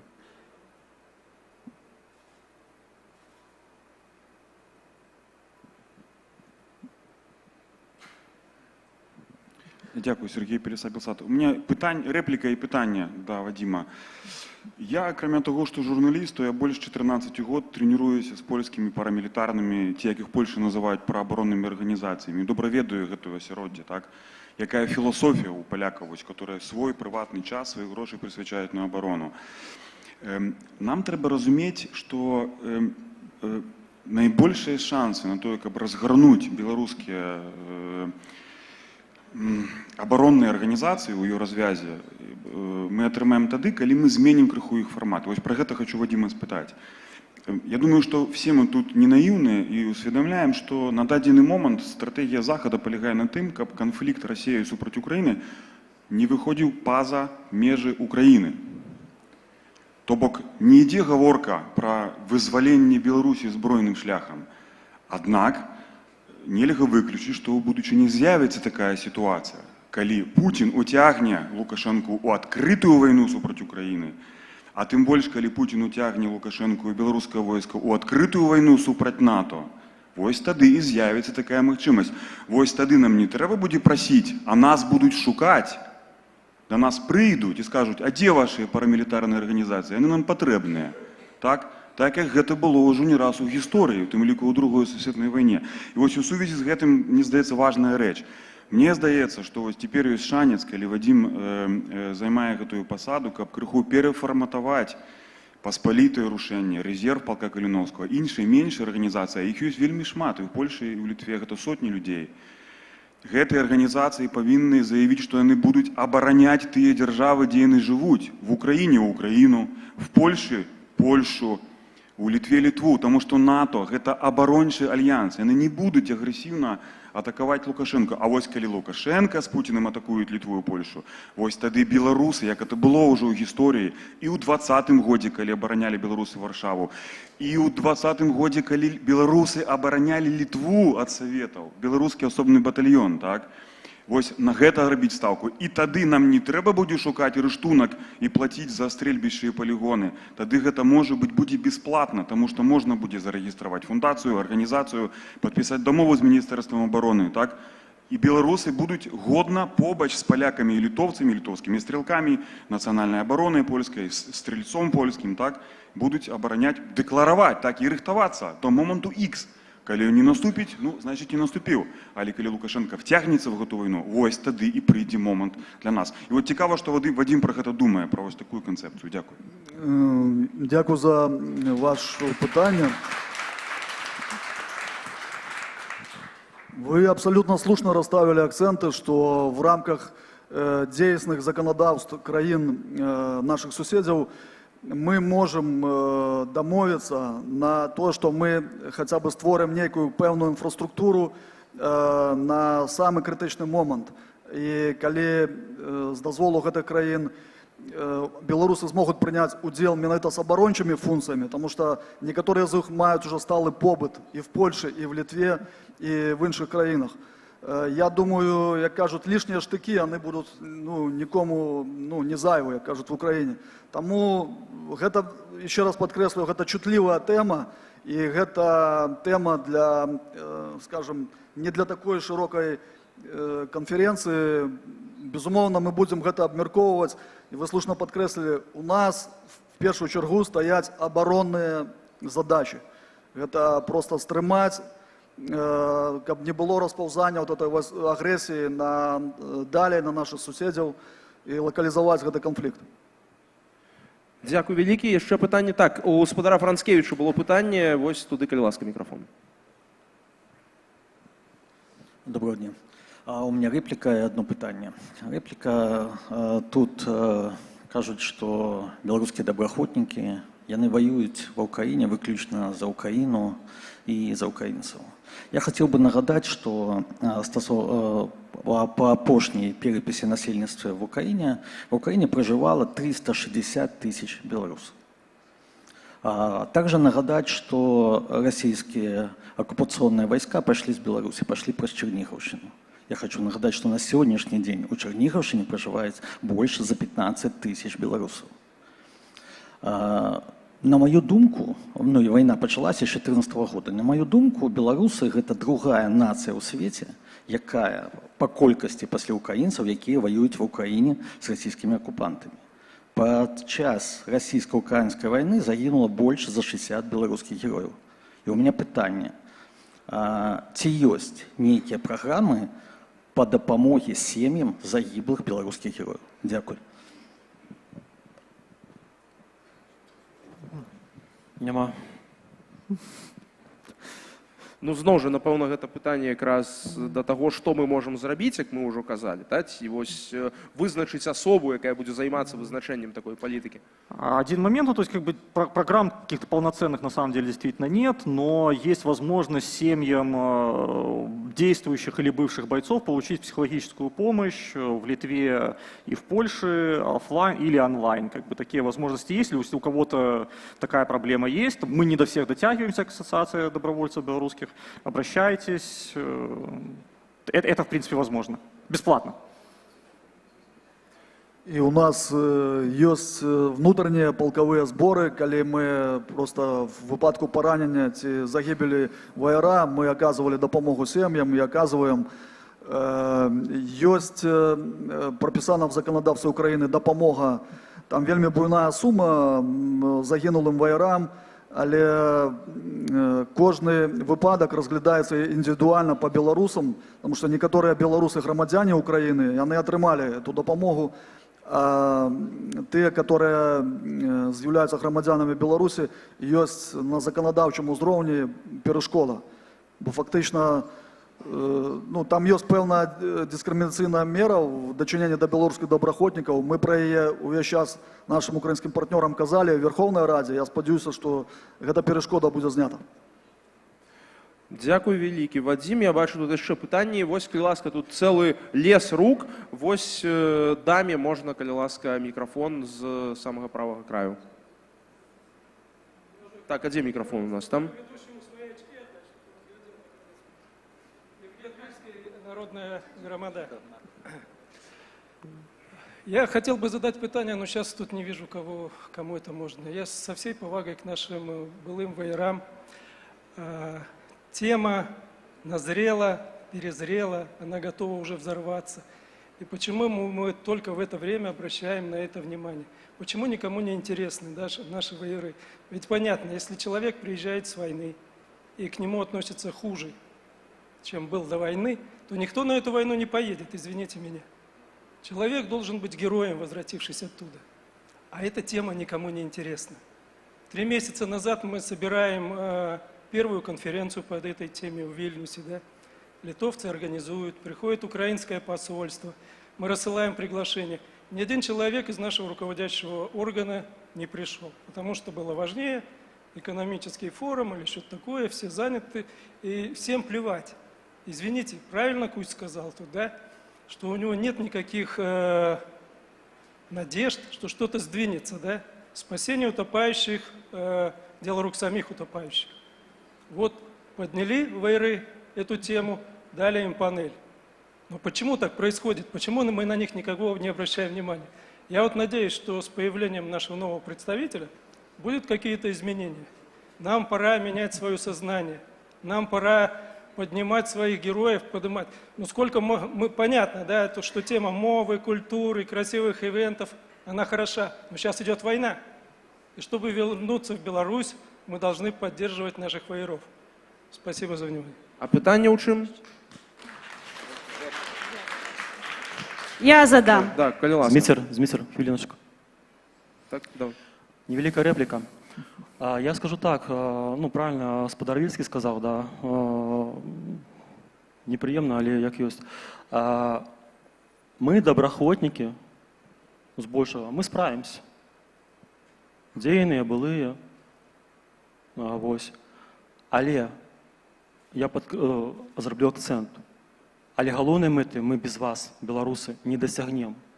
Мы не вернемся домой, додому. Свае праблемы мы вырашым. Ну, гэта дробязь. А вось вяртанне ў Беларусь – гэта тая задача, якую мы павінны зрабіць разам. Без нас вы гэта не зробіце, і без вас мы гэта не зробім. Дзякуй. Так, калі ласка, яшчэ у Андрэя была реплика, зараз вот секунду. Буквально коротко, если можно добавлю. Есть партнерские отношения между странами, есть союзнические. Украина на данный момент союзников в принципе нет, есть партнеры какие-то. Белорусское общество, в принципе, мы как страна, потерявшая, в общем-то, ну, как общество, потерявшее свою страну, могли бы быть союзниками. Что это означает? Это означает, как бы, что мы окажем всевозможную, всестороннюю поддержку Украине именно в войне, в цели достижения победы. Не в там построении демократического общества, не в отстройке, еще что-то, а именно для того, чтобы победить в войне. Мы готовы быть союзниками. Это, опять-таки, решение, которое должно принять белорусское общество, и тогда пойдет процесс. Тогда будут все заявления наших лидеров на уровне того, что вот у нас есть союзники, вот мы воюем, то. Ну, для этого надо политическое решение, собственно говоря, белорусских оппозиционных лидеров. Ну, вось менавіта гэта вырашэнне палітычнае, гэта хутчэй, напэўна, да Вадзіма і да таго, што будзе адбывацца далей. Там, калі ласка, было яшчэ одно пытанне, я бачыў у дамы. Ну, так, па-першае, Хелен Мінская, ведаеце, каманда Мікалая Статкевіча, народная грамада, партыя, якую заўсёды ігнаруюць. Але, па-першае, у мяне да хлопцаў пытанне, калі вы нарэшце адчыніце вашыя фонды для агульнага доступу, каб мы маглі лакальна ахвяраваць канкрэтна вам на вашыя патрэбы грошы. Калі ласка, зрабіце гэта, таму што я намагаюся ад вас гэта ўжо 2 месяцы і ўсё ніяк не магу перадаць ваш рэквізітнік. Гэта першы момант. Другой момант.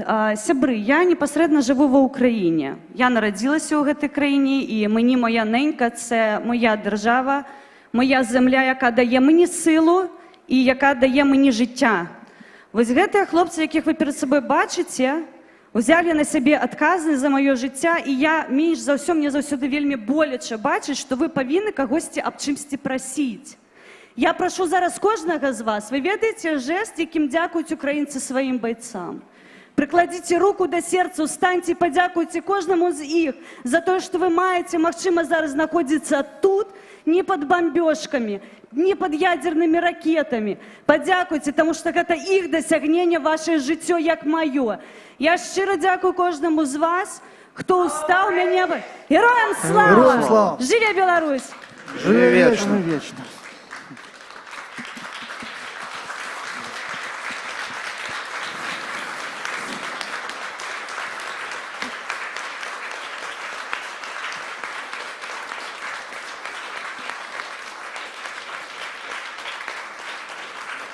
Я прашу кожнага вас, калі вы іх бачыце, прыкладзіце руку да сэрца і падзякуйце за іх мужнасць, за іх розум. Яны ўсё цудоўна разумеюць.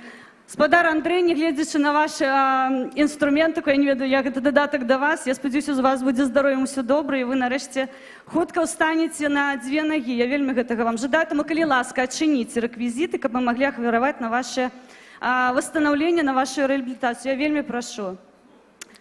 Окей. Да. І у любой валюте, калі ласка, ахвяруйце... Я прошу прабачэння, вось вельмі важны, гэта вельмі важны момант, Зміцер. Я ўжо трэці раз пытаюся, быў QR-код тут на экране, так? Трэці раз я пытаюся заданаціць, не вдалося выконаць і запіт, невідома памылка. Трэці раз. Гэта, магчыма, украінскія банкі вас блакіруюць, гэта не праблема QR-кода. У нас... Гэта праблема пацаноў там.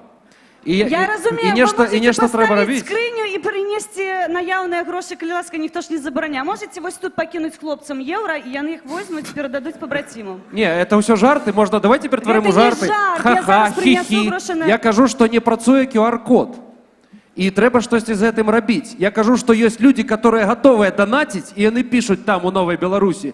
Где гэтыя фонды? Это ваше пытанне, слушное пытанне. Где яны? Где спасылкі? Я беру телефон, захожу в Google, что мне набрать, каб задонатить хлопцам з Беларусі у полку? Что мне набрать? Якія літары?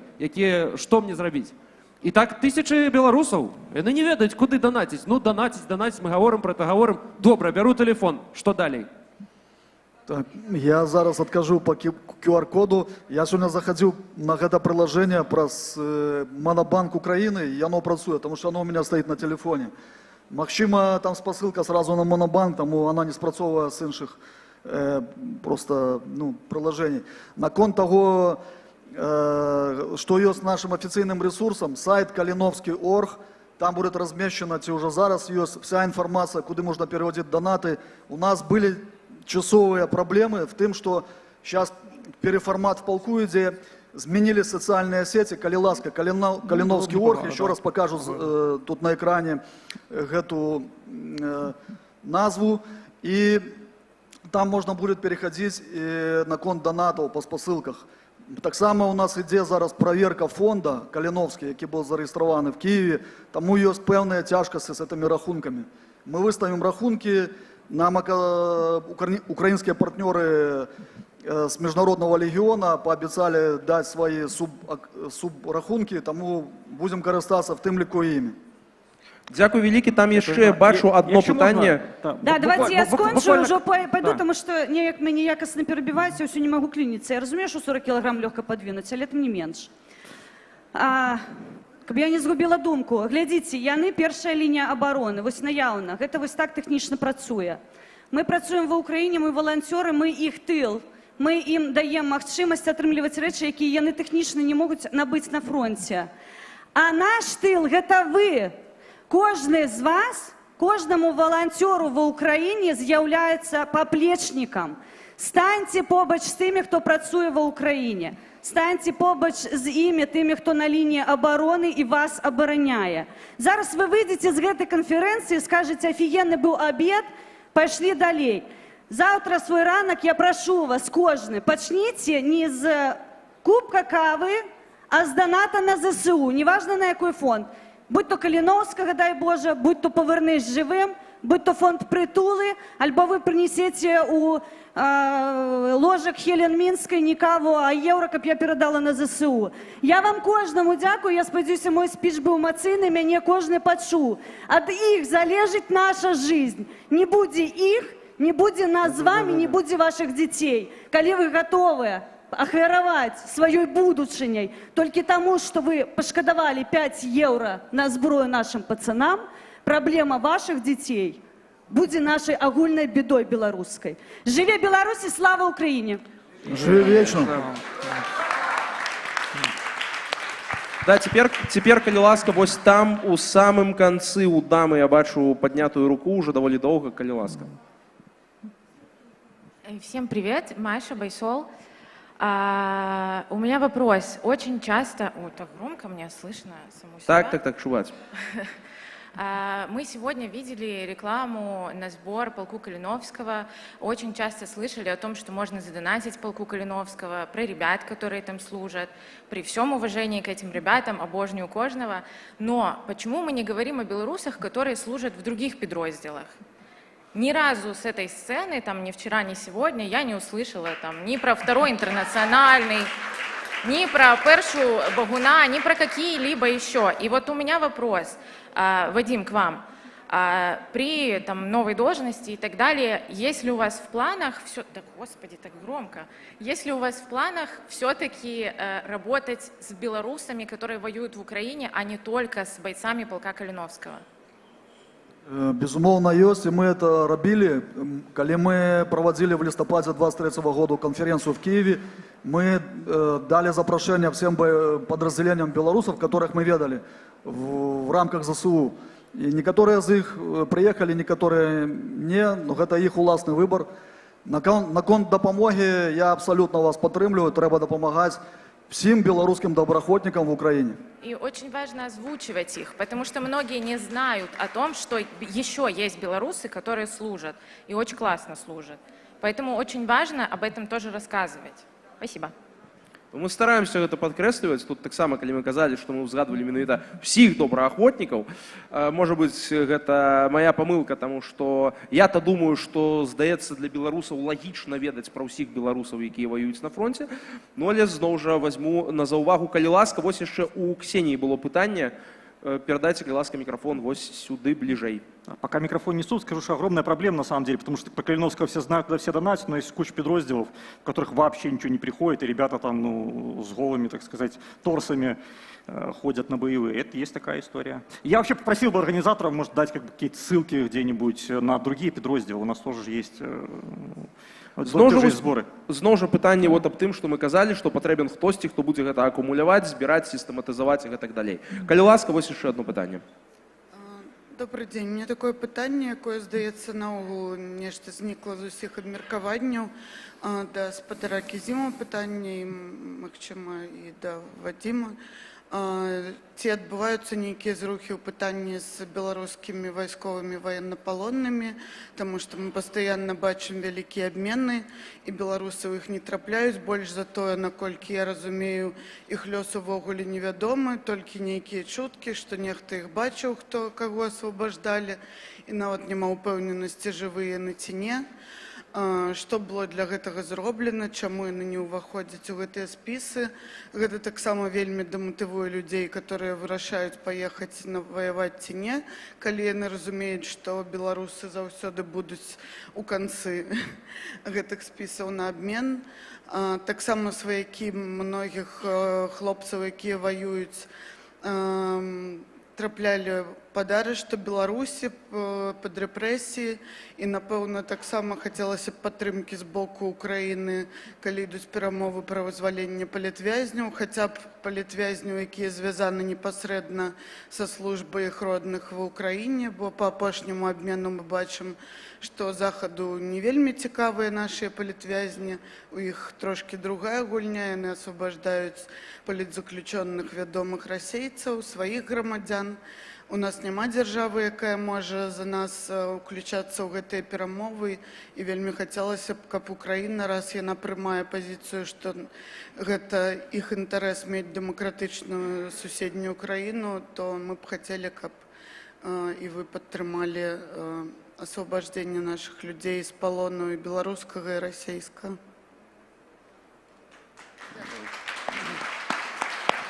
Я хотів би сказати, ну, ця тема не зовсім відноситься до нашої, мабуть, панелі, скажімо так, що питання політв'язнів і військовополонених, ну, знов-таки, посилаючись на формат конференції, я, мабуть, не можу коментувати все, що можна коментувати.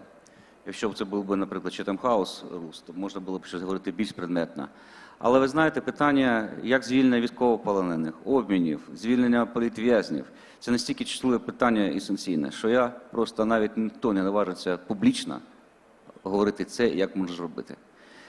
Знов-таки, повертаючись до цього питання, дуже делікатне, воно вибивається спеціально, як мовити, підготовленими людьми і через різні формати. Єдиного формату вирішення цих питань немає.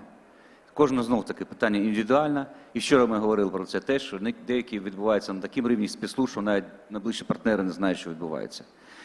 Можу сказати тільки одне, що це питання в фокусі, тобто воно є, ми говоримо про це, тобто воно не забуте ніхто. Питання знов-таки поглядає, ну, наприклад, військовополонених обмін, ви розумієте, справа в тому, що ну, наприклад, взяти російських військовополонених, які українські воєри взяли, і на кого міняти. Лукашенко не звертається з обміном, звертається Путін. Я розумію, що ми говоримо зараз про суб'єктність Білорусі як такової, мається режиму. Тому як це відбувається, де це відбувається, вам зараз, мабуть, ніхто не скаже. Але скажу так, що це питання, знов-таки, воно в контексті загального обміну є. Про тих політв'язнів, які ми говорили, ми обговоримо це питання в інших форматах. Я думаю, що теж таки, якщо вам буде цікаво, просто можете підключитися до цього. Тому я хочу сказати, що ну, питання, воно існує, воно нам відомо, і всі шляхи, які на теперішній час можна застосувати для цього вирішення, вони застосовуються. Мабуть, так. Я додам, что коли вы говорите про двух наших хлопцев, которые потрапили в полон влетку 22-го года под Лисичанском, то их прозвище есть в списках на обмен, и мы сейчас спрашиваем по им ситуацию. Просто вы тут, як сказав пан посол, гэта вельмі чутлівая тема, ну, і вона не тичиться зараз гэтай конференції. Справа в тому, я вибачаюсь, добавлю. Ви розумієте, інколи такими публічними розмовами, це моє досвіду роботи послом, що коли працював, воно навпаки наносить шкоду цій справі. Розумієте, не допомагає, а навпаки шкоду наносить. Тобто ми тільки усугубляємо, як би мовити, ситуацію тих, про якого ми сьогодні говоримо. Тому, ще раз кажу, я би запобігав будь-яких публічних обговорень цього питання, саме шляхів, як це робиться, через кого це робиться, за яким застосовуються сили і таке інше. Але, розумієте, справа рухається, вона є, вона працює і буде вирішена. Ну, мне здаецца, паважанае гаспадарства, што вось на гэтым моманце, конечно, можна было бы яшчэ шмат чаго абмяркоўваць, але ўжо час скончыць гэтую нашу сённяшнюю дыскусію. На жаль, я вымушаны гэта зрабіць, але хацеў бы вас папрасіць толькі гучнымі апладысментамі падзякаваць не толькі нашым спікерам, але таксама яшчэ і тым, хто зараз сидзіць в акопах, і дзякуючы каму мы можам тут знаходзіцца і спакойна пайсці і выпіць сабе каву.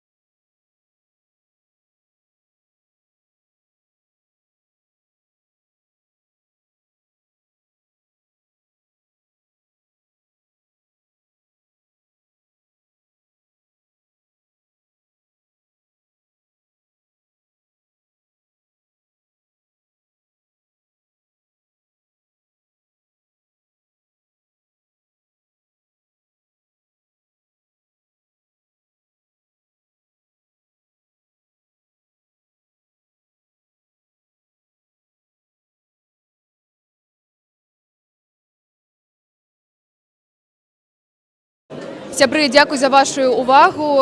Мы бачым ваши пытанні. Учора былі пытанні па панелі пра ідэнтычнасць беларускую. І таксама зараз мы бачылі на экране у чаце Новай Беларусі пытанне пра Валера Сахашчыка. Першае, вось пасля панелі, гаспадар Валер Сахашчык, так, каб я не памылілася, ці была нейкая справаздача і перадача справаў таго, што было зроблена, нейкіх кантактаў, нейкай стратэгіі да новага прадстаўніка пераходнага кабінету па ваеннай справе? Ну, першае, што я хочу азначыць, гэта тое, што адстаўка Валерыя Сцепановича была прынятая. Гэта было абсалютна ў такой добразычлівай атмасферы, што вельмі важна. Так як я ўжо учора казаў, што кожны з прадстаўнікоў ён таксама адчувае час, ён адчувае сваю рэлевантнасць новым выклікам. Вы бачылі учора, як я і абяцаў, гэтая інтрыга, гэтыя новыя прызначэнні. Вадзім Камальчук, які якраз зараз быў на панелі па добраахвотніках, так. Я разумею, што ў журналістаў зараз будзе вельмі шмат да яго пытанняў, так, ён гатовы да адказаў на гэтыя пытанні. І зараз акурат вось гэтыя дні будзе адбывацца тое, што называецца перадача спраў. Я перакананы, што гэта будзе таксама так даволі канструктыўна, таму што ў гэтай сферы шмат людзей, якія працавалі з Валерыем Сцепановичем, ёсць каманда у Вадзіма Камальчука. Для нас вельмі важна зараз, каб была такая добрая камунікацыя, каб, мажліва, частка людзей, якія працавалі з Валерыем Сцепановичем, таксама будуць узаемадзейнічаць, супрацоўнічаць з камандай Вадзіма, ну, таму што, ў прынцыпе, мы працуем тут на одну справу, і тут няма глебы для нейкіх спрэчак ці канфліктаў, не дай Боже. Таму я думаю, што... Добра, гэта быў дыпламатычны адказ прадстаўніка і кіроўцы, добра. А калі канкрэтна, ці былі вось якія-небудзь паперкі, ці сакрэтныя дакументы, ці стратэгія, якая распрацоўвалася, бо гаспадар Валер казаў, зроблена шмат зроблена шмат. Але вось зараз мы бачым, што нібыта па словах на канферэнцыі ўсё пачынаецца спачатку. Рахункі не працуюць, але гэта пра банк, невядома, дзе хто служыць і каму як данаціць. То есть вось ці ёсць нейкія дакладныя рэчы канкрэтныя, якія перайшлі ўжо или былі перададзены, ці стратэгіі, мабыць, адрозніваюцца у новага прадстаўніка кабінету і у гаспадара Сахашчыка? Ну, можна сказаць, што шмат што адрозніваецца, так, сапраўды. Тыя, скажем, спробы, якія рабіў Валер Сцепанович, штосьці атрымалася, штосьці не, гэта натуральна. Мы перакананы, што ў Вадзіма атрымаецца лепш. І другое пытанне. Учора, Аліна Коўшык адсутнічае, ці я не ведаю, не было ее на панелі пра ідэнтычнасць. Першае, дзе гаспадарня Аліна, но галоўнае пытанне, якое шмат падабаек набірала, быў праект універсітэту беларускамоўнага ці нацыянальнага беларускага на тэрыторыі ЕС, куды маглі б паступаць наша моладзь.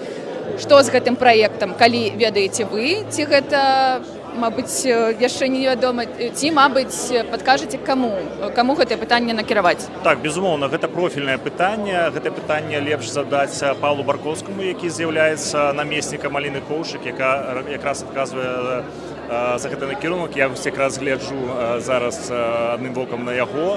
Я думаю, што ён з задаваленнем вам, як профільны намеснік, патлумачыць усе пытанні, якія былі зададзены ад нашых гледачоў. Добра, мы гэта зробім, паспрабуем. Дзякуй вялікі, дзякуй. Сябры, мы працягваем з вами. Тут пакуль ідзе размова, мы гэтае пытанне заставім пакуль, але вернемся да яго, калі вы будзеце яго таксама нагадваць. Добра. Вядома, такая вельмі чулівая тэма, гэта тэма данатаў, якая гучала зараз на панелі. Бачыла я дзеці гаспадара прадстаўніка Байсола, ці зараз знайду Марыю валанцёрку, і мы з вами працягнем. Калі ласка, пойдзем разам. Не бачу. Але гэта, вядома, што гэта пытанне... Зараз, дайце мне одну хвіліну, паглядзіце, што происходит, і я да вас дайду. Калі ласка, паглядзіце пакуль, што... Чакайце мяне.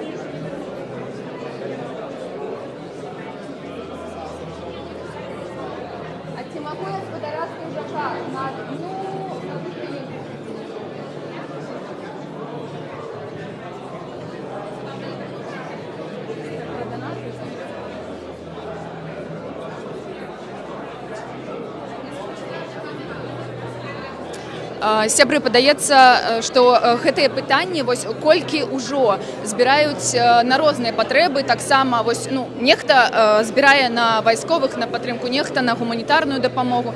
Але вось зараз 24 год і мы зноў куды данаціць, чаму нема рахункаў. Ці можна неяк адкрыта сказаць, якая сітуацыя зараз у Байсола з палком, з іншымі прадстаўнікамі, ці, мабыць, не прымаюць грошы хлопцы, і тады, мабыць, ёсць нейкая парада для новага прадстаўніка, што яму зрабіць? Сказаць: Паша Лібер, калі ласка, у Новай Беларусі дай спасылкі, ці што рабіць? Фактычна зараз сітуацыя выглядае так, што мы працуем наўпрост з добраахвотнікамі, з тымі людзьмі, якія знаходзяцца ў цяжкім стане. Напрыклад, гэта людзі, якія дэмабілізаваліся і маюць праблемы са здароўем. Адкрываем для іх персанальныя зборы. Іх можна знайсці на baysol.org і падтрымаць гэтых людзей. Калі казаць пра новага ўпаўнаважанага прадстаўніка па абароне Вадзіма Кабанчука, я вітаю гэтае прызначэнне. Пабачым, як будзе выглядаць наша праца далейшая, але прынамсі ёсць нейкі новы чалавек, будуць значыцца нейкія новыя размовы, і паглядзім, да чаго яны могуць прывесці. Я тут вельмі асцярожны ў выказваннях, менавіта таму, што гэта абсалютна новы трэк, і таму, можа быць, штосьці будзе па-новаму. Калі казаць пра тое, як зараз ввогуле можна паступіць, я думаю, што трэба падпісвацца на сацыяльныя сеткі тых падраздзяленняў, якім вы хочаце дапамагчы, альбо знаходзіць верыфікаваных валанцёраў гэтых падраздзяленняў, і пакуль што працаваць з тымі магчымасцямі, якія ёсць. Гэта, напрыклад, наўпроставыя нейкія рахункі, альбо перадача асабістая. Зразумела, што гэта не тэхналагічна. Зразумела, што ў Байсола, напрыклад, ёсць значна больш інструментарый, і PayPal, і магчымасць рабіць данаты наўпроставыя з любой валюты, з любых картак. Мы сёння зараз чулі гэтую праблему з Монабанкам, насамрэч з еўрапейскіх картак данаціць немагчыма. Таму будзем глядзець. З нашага боку ёсць адкрытасць у гэтым працэсе. Мы гатовыя размаўляць, дамаўляцца, таму пабачым, як гэта далей будзе. І караценькае пытанне такое кавернскае, пра Каверына. Вось ён запытаў, чаму полк ці прадстаўнікі кабінету, ці тыя, хто хочуць атрымліваць грошы для падтрымкі ваяроў, чаму не могуць зарэгістраваць фонд ці рахунак у Еўропе, каб вось гэты Каверын взяў свае 10 еўра, адаслаў туды? Разумееце, у чым пытанне? Што вось прайшло ўжо 4 гады, а фактычна шмат гучыць размову пра тое, што вось Байсол манапаліст. Гэта не простое, што там мы вынішчаем нашых канкурэнтаў ці штосьці такое, а простое, што гэта дастаткова складаны працэс. Гэта каштуе грошай, гэта патрабуе кваліфікацыі кадраў, каб трымаць паўнавартасны фонд, які будзе працаваць як трэба. Таму што вы ж ведаеце, што калі штосьці выглядае вельмі простым у карыстанні, гэта значыць, што там вельмі вялікі бэкэнд, якога не бачна. І Байсол гэта адна з такіх структур. Я як кіраўнік гэтай структуры магу сказаць, што гэта каласальныя высілкі па тым, каб зрабіць, трымаць і падтрымліваць усю гэтую працу. Я думаю, што гэта адна з прычын. Усё-ткі вайскоўцы, яны займаюцца вайной у першую чаргу. Я абсалютна разумею, чаму ў іх няма часу і рэсурсаў на тое, каб зрабіць свой уласны фонд. Але ён патрэбны, таму трэба глядзець, як гэта будзе вырашацца. Нашыя прапановы, яны празрыстыя і зразумелыя, што нашу інфраструктуру можна выкарыстоўваць для розных збораў, тым ліку і збораў на падтрымку вайскоўцаў. Наколькі мы зможам пра гэта ўсё дамовіцца, пакажа час. Дзякуй вялікі. Дзякуй за кансультацыю. Сябры, мы таксама працягваем. Я памятаю пра універсітэцкае пытанне. Таму зараз паспрабуем даведацца. Ці, калі ёсць, я вось зараз магу спраўдзіць, якія ёсць у вас пажаданні па пытаннях. Зараз дам вам маленькі, вам і сабе, дакладна, маленькі перапынак, каб я знайшла спікераў, якія змогуць падзяліцца з намі ці сваімі чаканнямі ад сённяшняга дня, ці адказаць на тыя пытанні, якія мы пафіксілі і дакладна хацім задаць тым, каму вы іх напраўляеце. Дзякуй.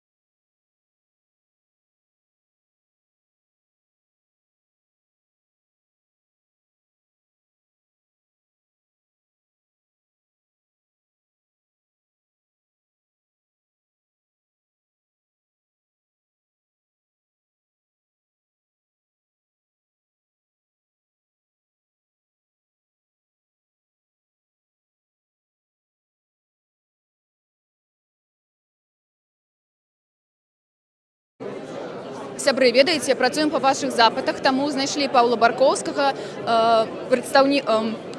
дарацца, як учыць? Намеснік прадстаўніцы аб'яднанага пераходнага кабінета Аліны Коўшык па нацыянальных пытаннях і пытаннях нацыянальнай ідэнтычнасці, адраджэння. Вось гэты праект універсітэту, пра які шмат пісалася. Учора шмат пытанняў было і падабаек у падтрымку. Што з гэтым праектам, якія шляхі і якія крокі робяцца?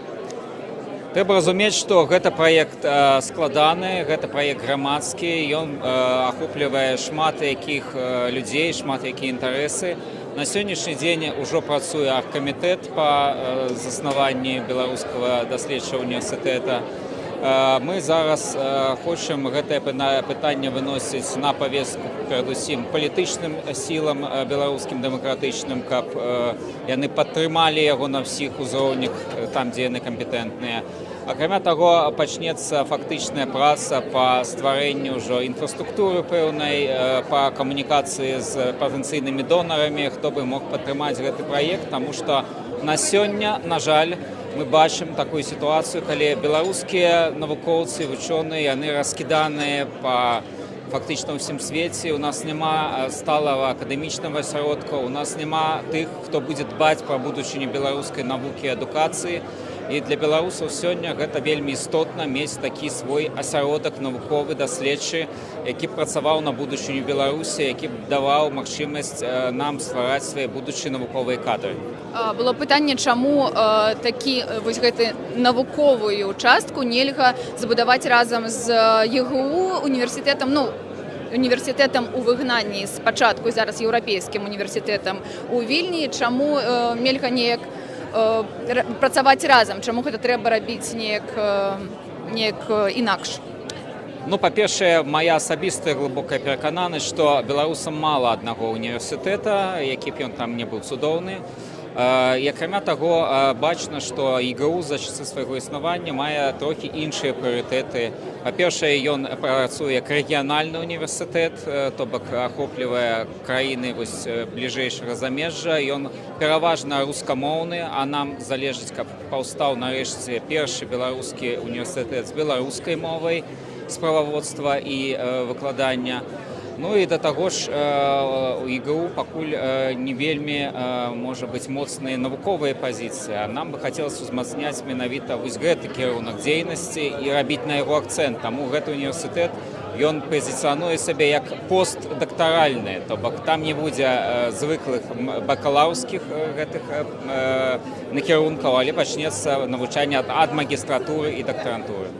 Дзякуй вялікі, добрай вам працы, плённай працы, дзякуй.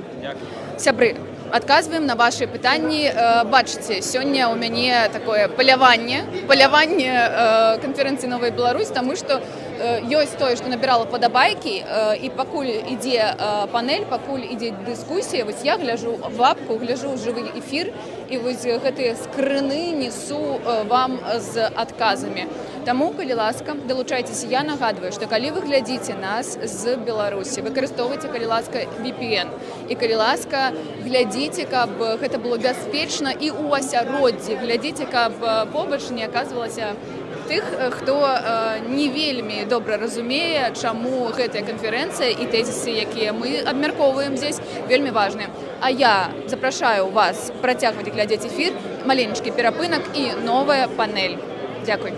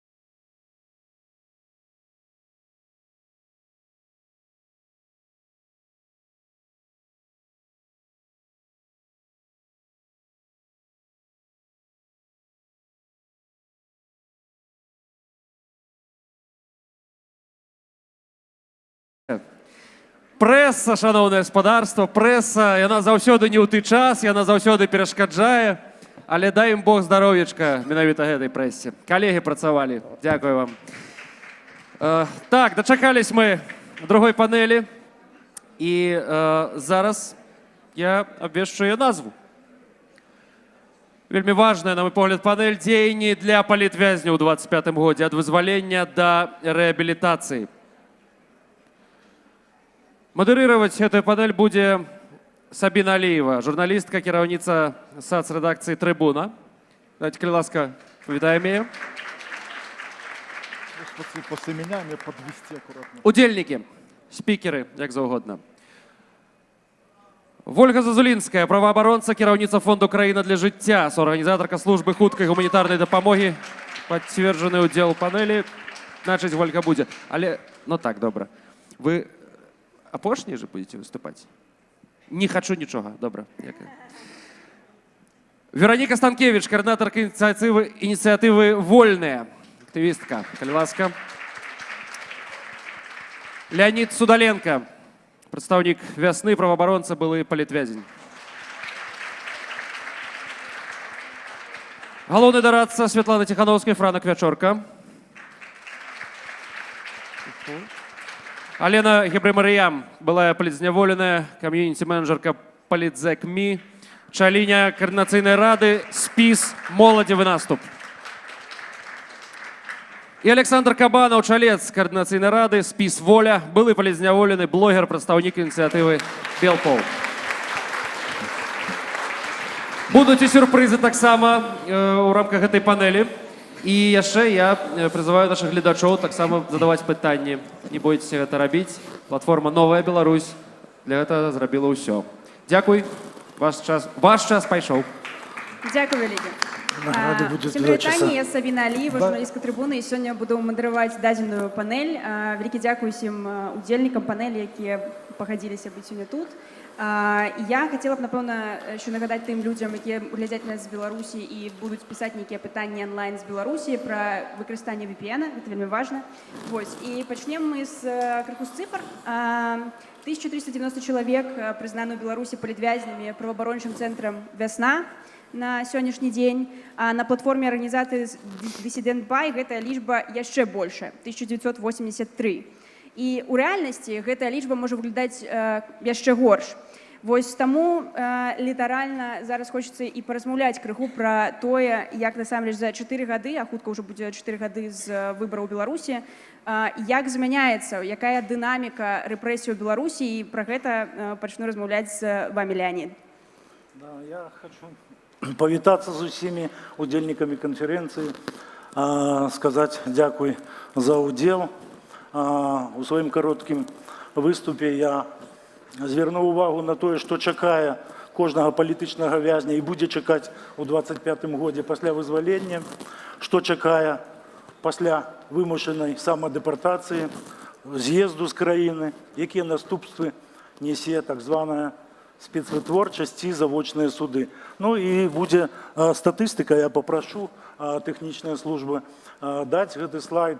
Статыстыка, якую ведуць праваабаронцы, дарэчы, праваабарончы цэнтр «Весна». Калі магчыма, дайце, калі ласка, слайд. Так, значыць, я прыпынюся на тым, што у краіне, у Беларусі на ўзроўні ўраду зацверджана адпаведная пастанова, у якую уносяцца усе тыя, у дачыненні да якіх уступіў у законную сілу прыгавор па так званых экстрэмісцкіх ці нават тэрарыстычных артыкулах. Туда ўносяцца асабістыя дадзеныя, як толькі палітычны вязень вызваляецца з турмы цягам 3 дзён, і ён абавязаны па месцу жыхарства стаць на ўлік у крымінальна-выканаўчай інспекцыі. Напрыклад, калі я прыйшоў туда, мне выставілі шэраг патрабаванняў, і хоць у мяне артыкул быў менш цяжкае крымінальнае злачынства, тым не менш. Фактычна выставілі патрабаванні як пры прафілактычным наглядзе. То бок не толькі з краіны мне быў забаронены выезд, але нават і з горада я павінен быў дазвол атрымаць на тое, каб паехаць, напрыклад, да сваёй роднай маці ў іншае месца. 2 разы на дзень пад відэарэгістратар прыходзяць і правяраюць супрацоўнікі інспекцыі па месцу жыхарства.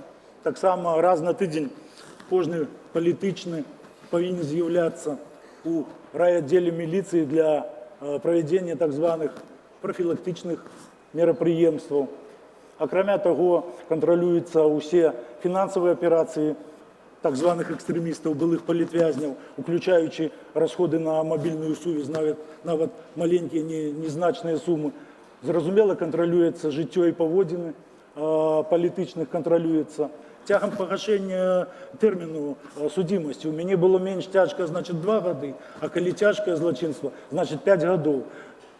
Выяўляеце, напрыклад, праабаронцу майго сябра Алеся Беляцкага, які праз 10 год выйдзе, а яму яшчэ скажуць 5 гадоў жыць фактычна ў турме. Іншага выйсця, як з'язджаць з краіны, я для сябе, напрыклад, не бачыў, таму што пытанне новага тэрміна вісела ў паветры. Я не памыліўся, ужо праз 3 месяцы пасля майго ад'езду сюды ў Літву супраць мяне была распачата новая крымінальная справа. Вінавачванні выставілі ў іншым садзеянні экстрэмісцкай дзейнасці. Што схавана пад іншым, мне невядома, але я так лічу, што моя пазіцыя пра тое, што выйсці не маўчаць, распавядаць аб умовах, у якіх у Беларусі утрымліваюць палітычных вязняў, якраз таки стала нагодай для ўзбуджэння новай справы. І вось тут з'яўляецца так званая спецвытворчасць, якую, дарэчы, беларускі ўрад увёў толькі ў 2022 годзе. І вось сёння спецвытворчасць распачата паводле 120 беларусаў, у дачыненні 90 з якіх уже вынесены прыгаворы.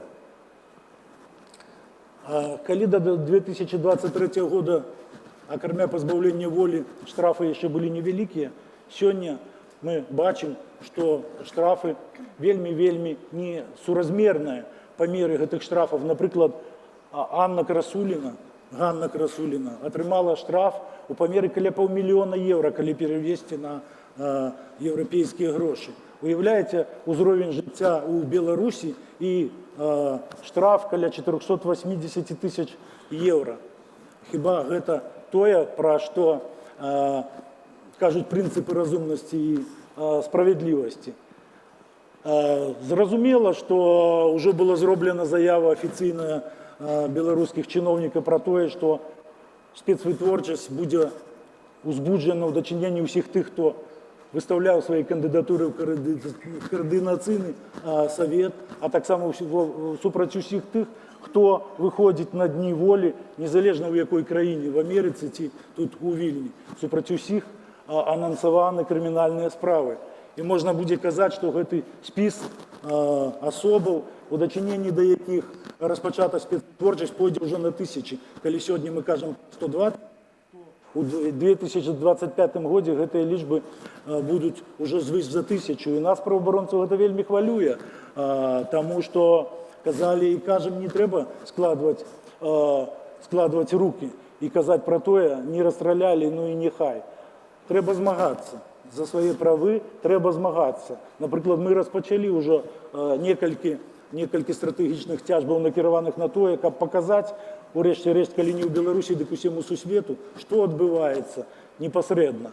Трэба як мага больш уцягваць суддзяў у гэтыя завочныя суды, каб яны потым не казалі, што а мы не ведалі, а мяне ў гэты час я была ці быў у адпачынку, ды іншыя прыдумвалі для сябе адгаворкі. Урэшце рэшт можна скарыстацца нацыянальнай магчымасцю падаць скаргу ў Канстытуцыйны суд.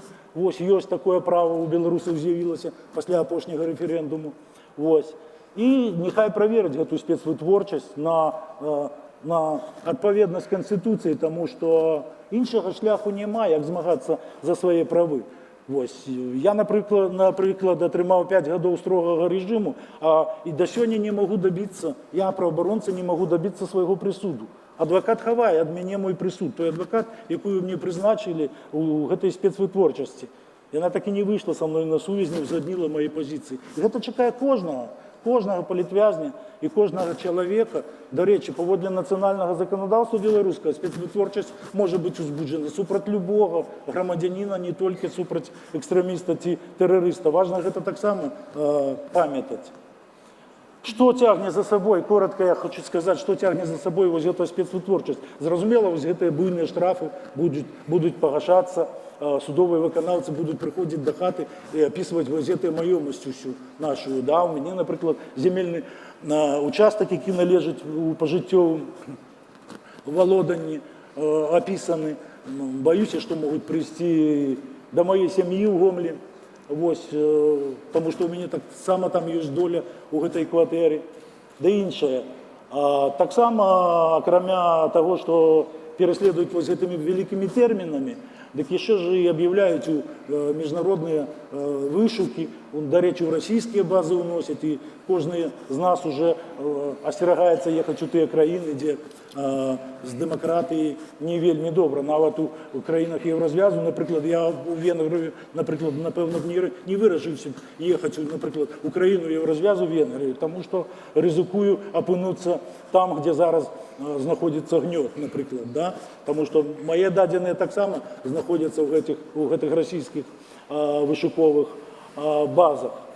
Ну і вось переходим до статистики, якую непосредственно... Только давайте вельмі хутенько, потому что да, уже ну, час збігає. я так бачу, що кожен виведен слайд, кожен мав магчимость ось, ознайомитися з гэтым. Я скажу тільки, що на 25-й год які прогнози. Ось, коли у 2020 году було осуджено по політичних криміналках 900 чоловік, у 2021 году 1225 человек, у 2022 году 1242 человека, то бачим рост, то за 2023 год уже было осуждено 1603 человека по политичных криминалках. Это сведчит про то, что и в 2025 году эта лічба будет расти. И сегодня мы, правооборонцы, кажем, что репрессии не слабеют, и ничто не кажет про то, что яны спыняться у ближайший час. Дякую велике, дякую. Тоді давай.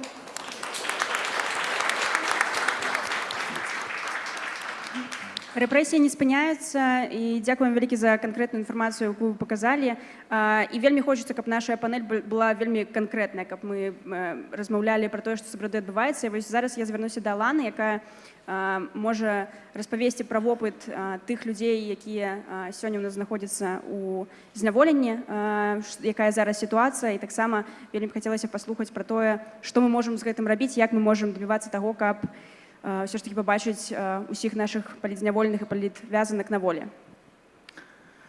Вітаю всіх, мене звуть Алана Євремар'ям, я була політзняволена, так само супрацоўніца політзекамі, і просто неабыякавая беларуска, і сёння я тут, напэўна, не просто як актыўная беларуска, а еще таму, што сэрцам я з людзьмі, якія знаходзяцца зараз у калоніі Антошкіна, у Гомелі, там, дзе сидзела ў тым ліку я, там, дзе сидзелі экспалітзняволеныя дзяўчыны, якія знаходзяцца тут.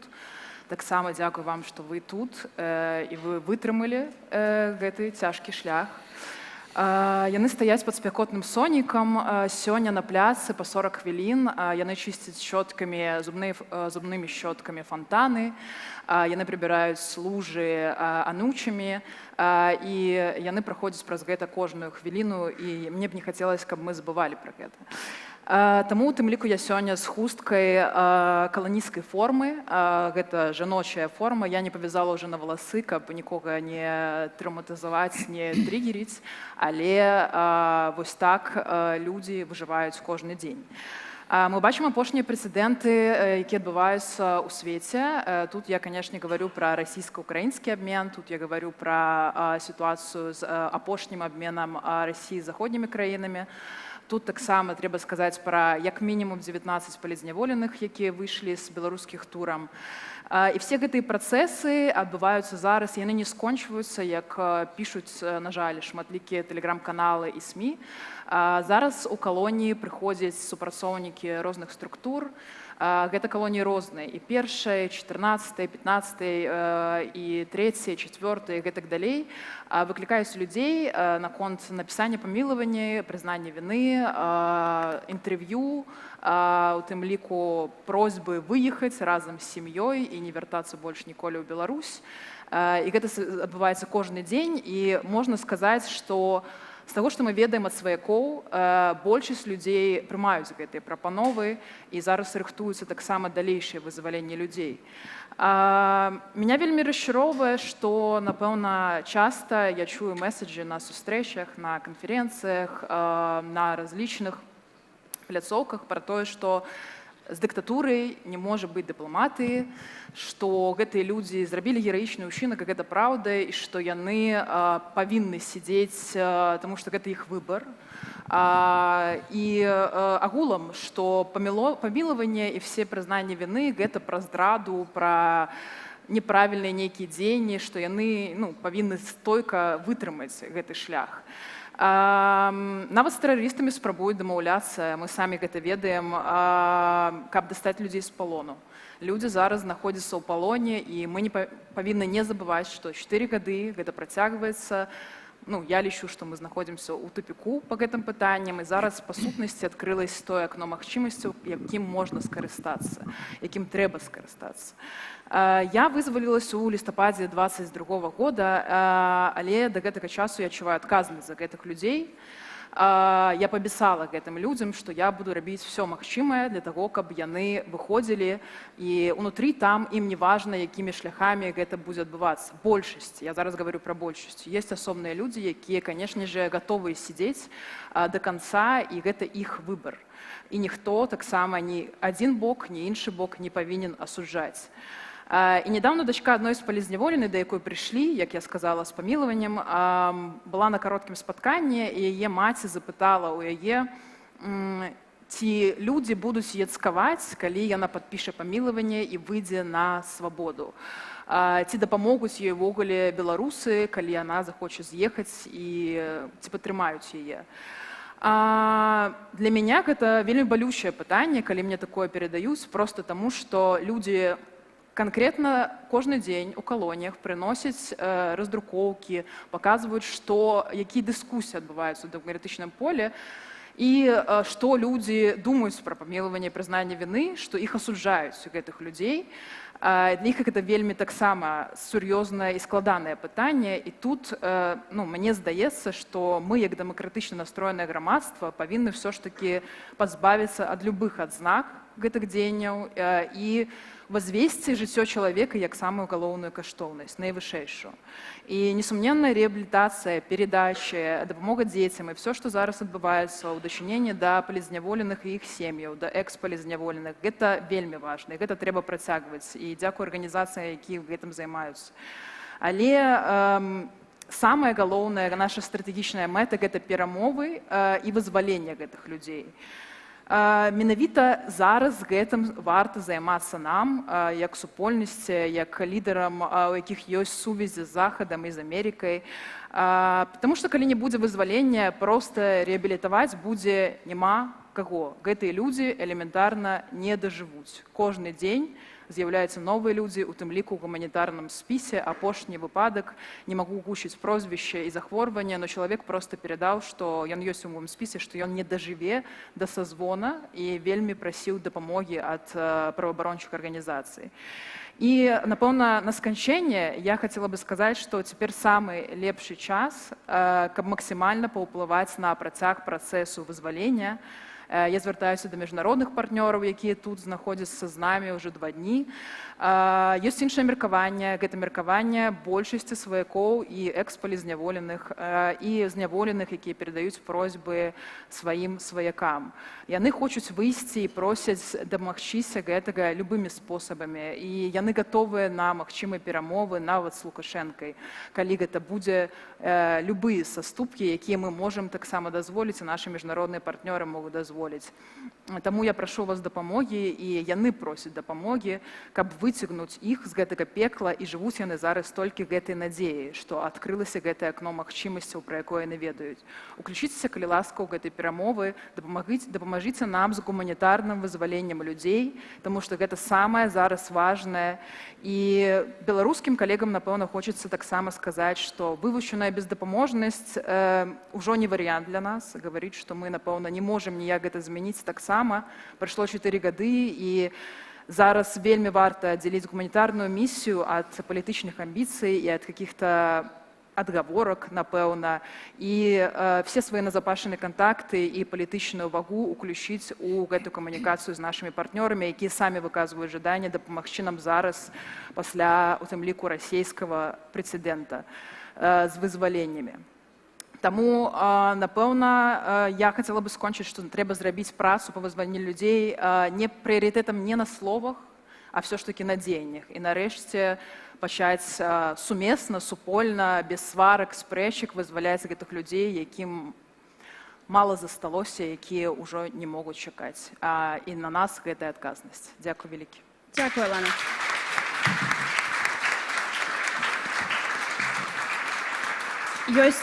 Дзякуй вялікі. Ёсць розныя меркаванні, погляды на то, як павінна выглядаць стратэгія вызвалення беларускіх палітвязняў. І вось за гэтым я зараз звярнуся за іншым меркаваннем да Александра. Як вы гэта бачыце?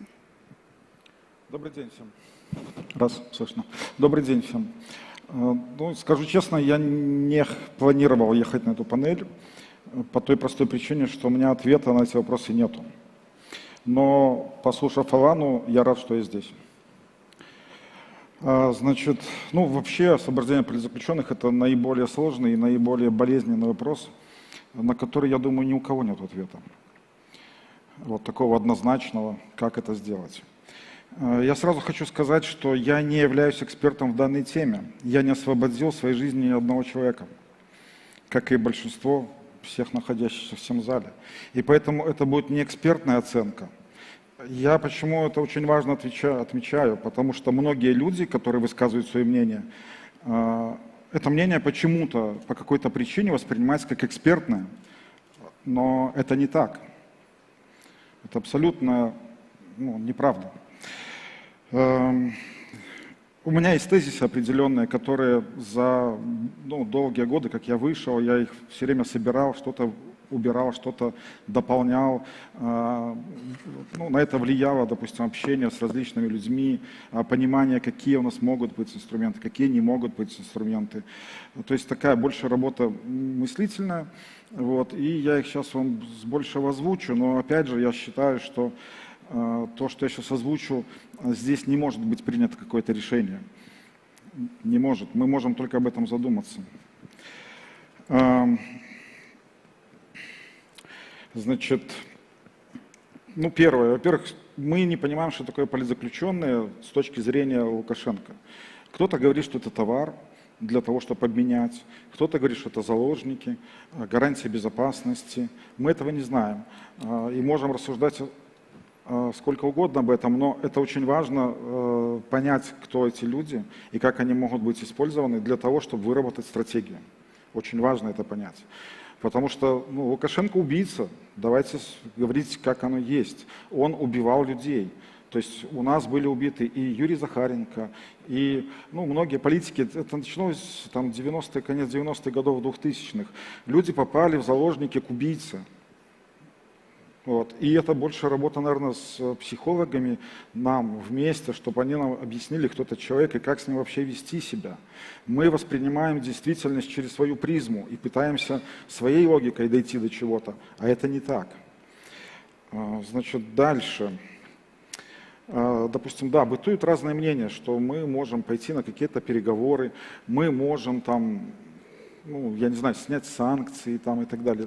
Для тех людей, которые предлагают снять санкции, у меня есть один ответ, очень простой. Сначала их введите, а потом снимайте. Вы не ввели ни одной санкции, и вы не можете требовать их снятия.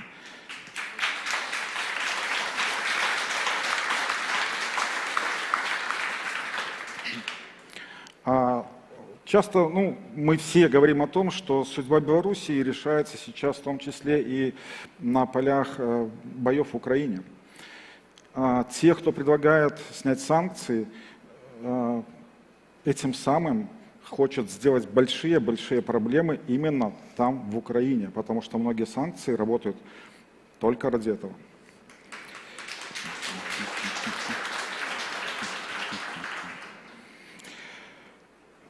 Так, я буду коротко, на самом деле, долго не задержу никого.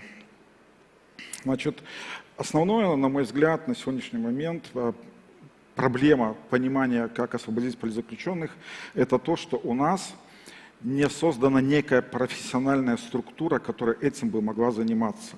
Не привлечены серьезные эксперты, которые могут сказать: я освободил людей, там столько, а там столько, а там вот столько. Я являюсь экспертом. Мы все в этом дилетанты. Есть ли у белорусов такие эксперты? Нету.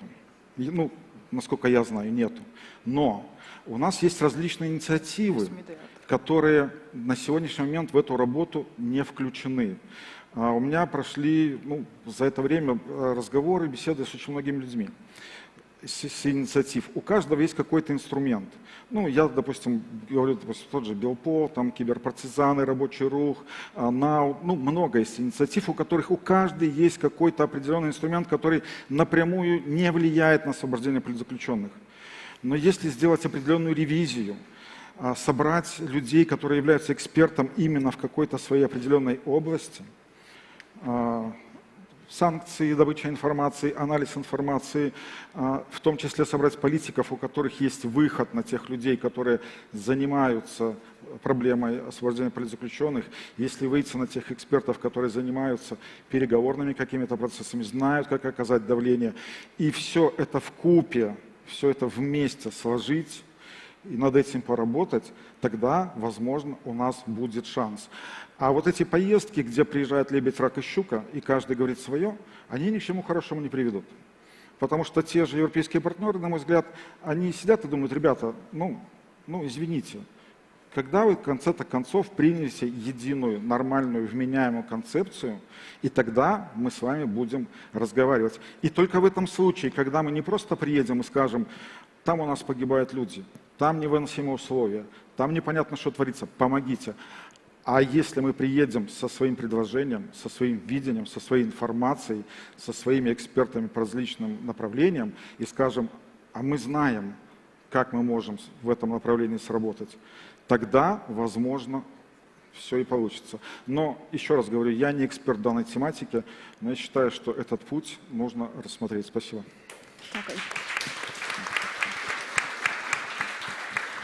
Перад тым, як мы перайдзем да наступнага спікера, ёсць вельмі важнае паведамленне з Беларусі ад былой палітвязанкі, якая ўсё яшчэ знаходзіцца на тэрыторыі краіны, якой яна б хацела, каб усе пабачылі гледачы, якія на нас глядзяць онлайн, вы, тыя гледачы, якія глядзяць на нас тут в зале. Таму я папрашу тэхнічных спецыялістаў уключыць. Вось, я зачытаю.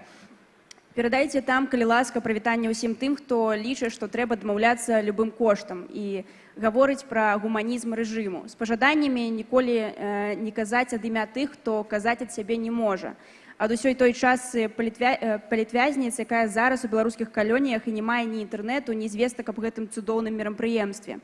Ад усіх тых, хто губляе апошняе здароўе, але не скараецца адміністрацыі і яе ціску на напісанне памілавання, хто трывае як можа, дапамагае адна адной, хто не пойдзе на кампрамісы і будзе адстойваць свае правы да канца. Гэта крык душы тых, хто не можа даваць інтэрв'ю ці каментаваць у сацыяльных сетках. Калі трэба, ліст імёнаў магу зрабіць. Дзякуй вялікі.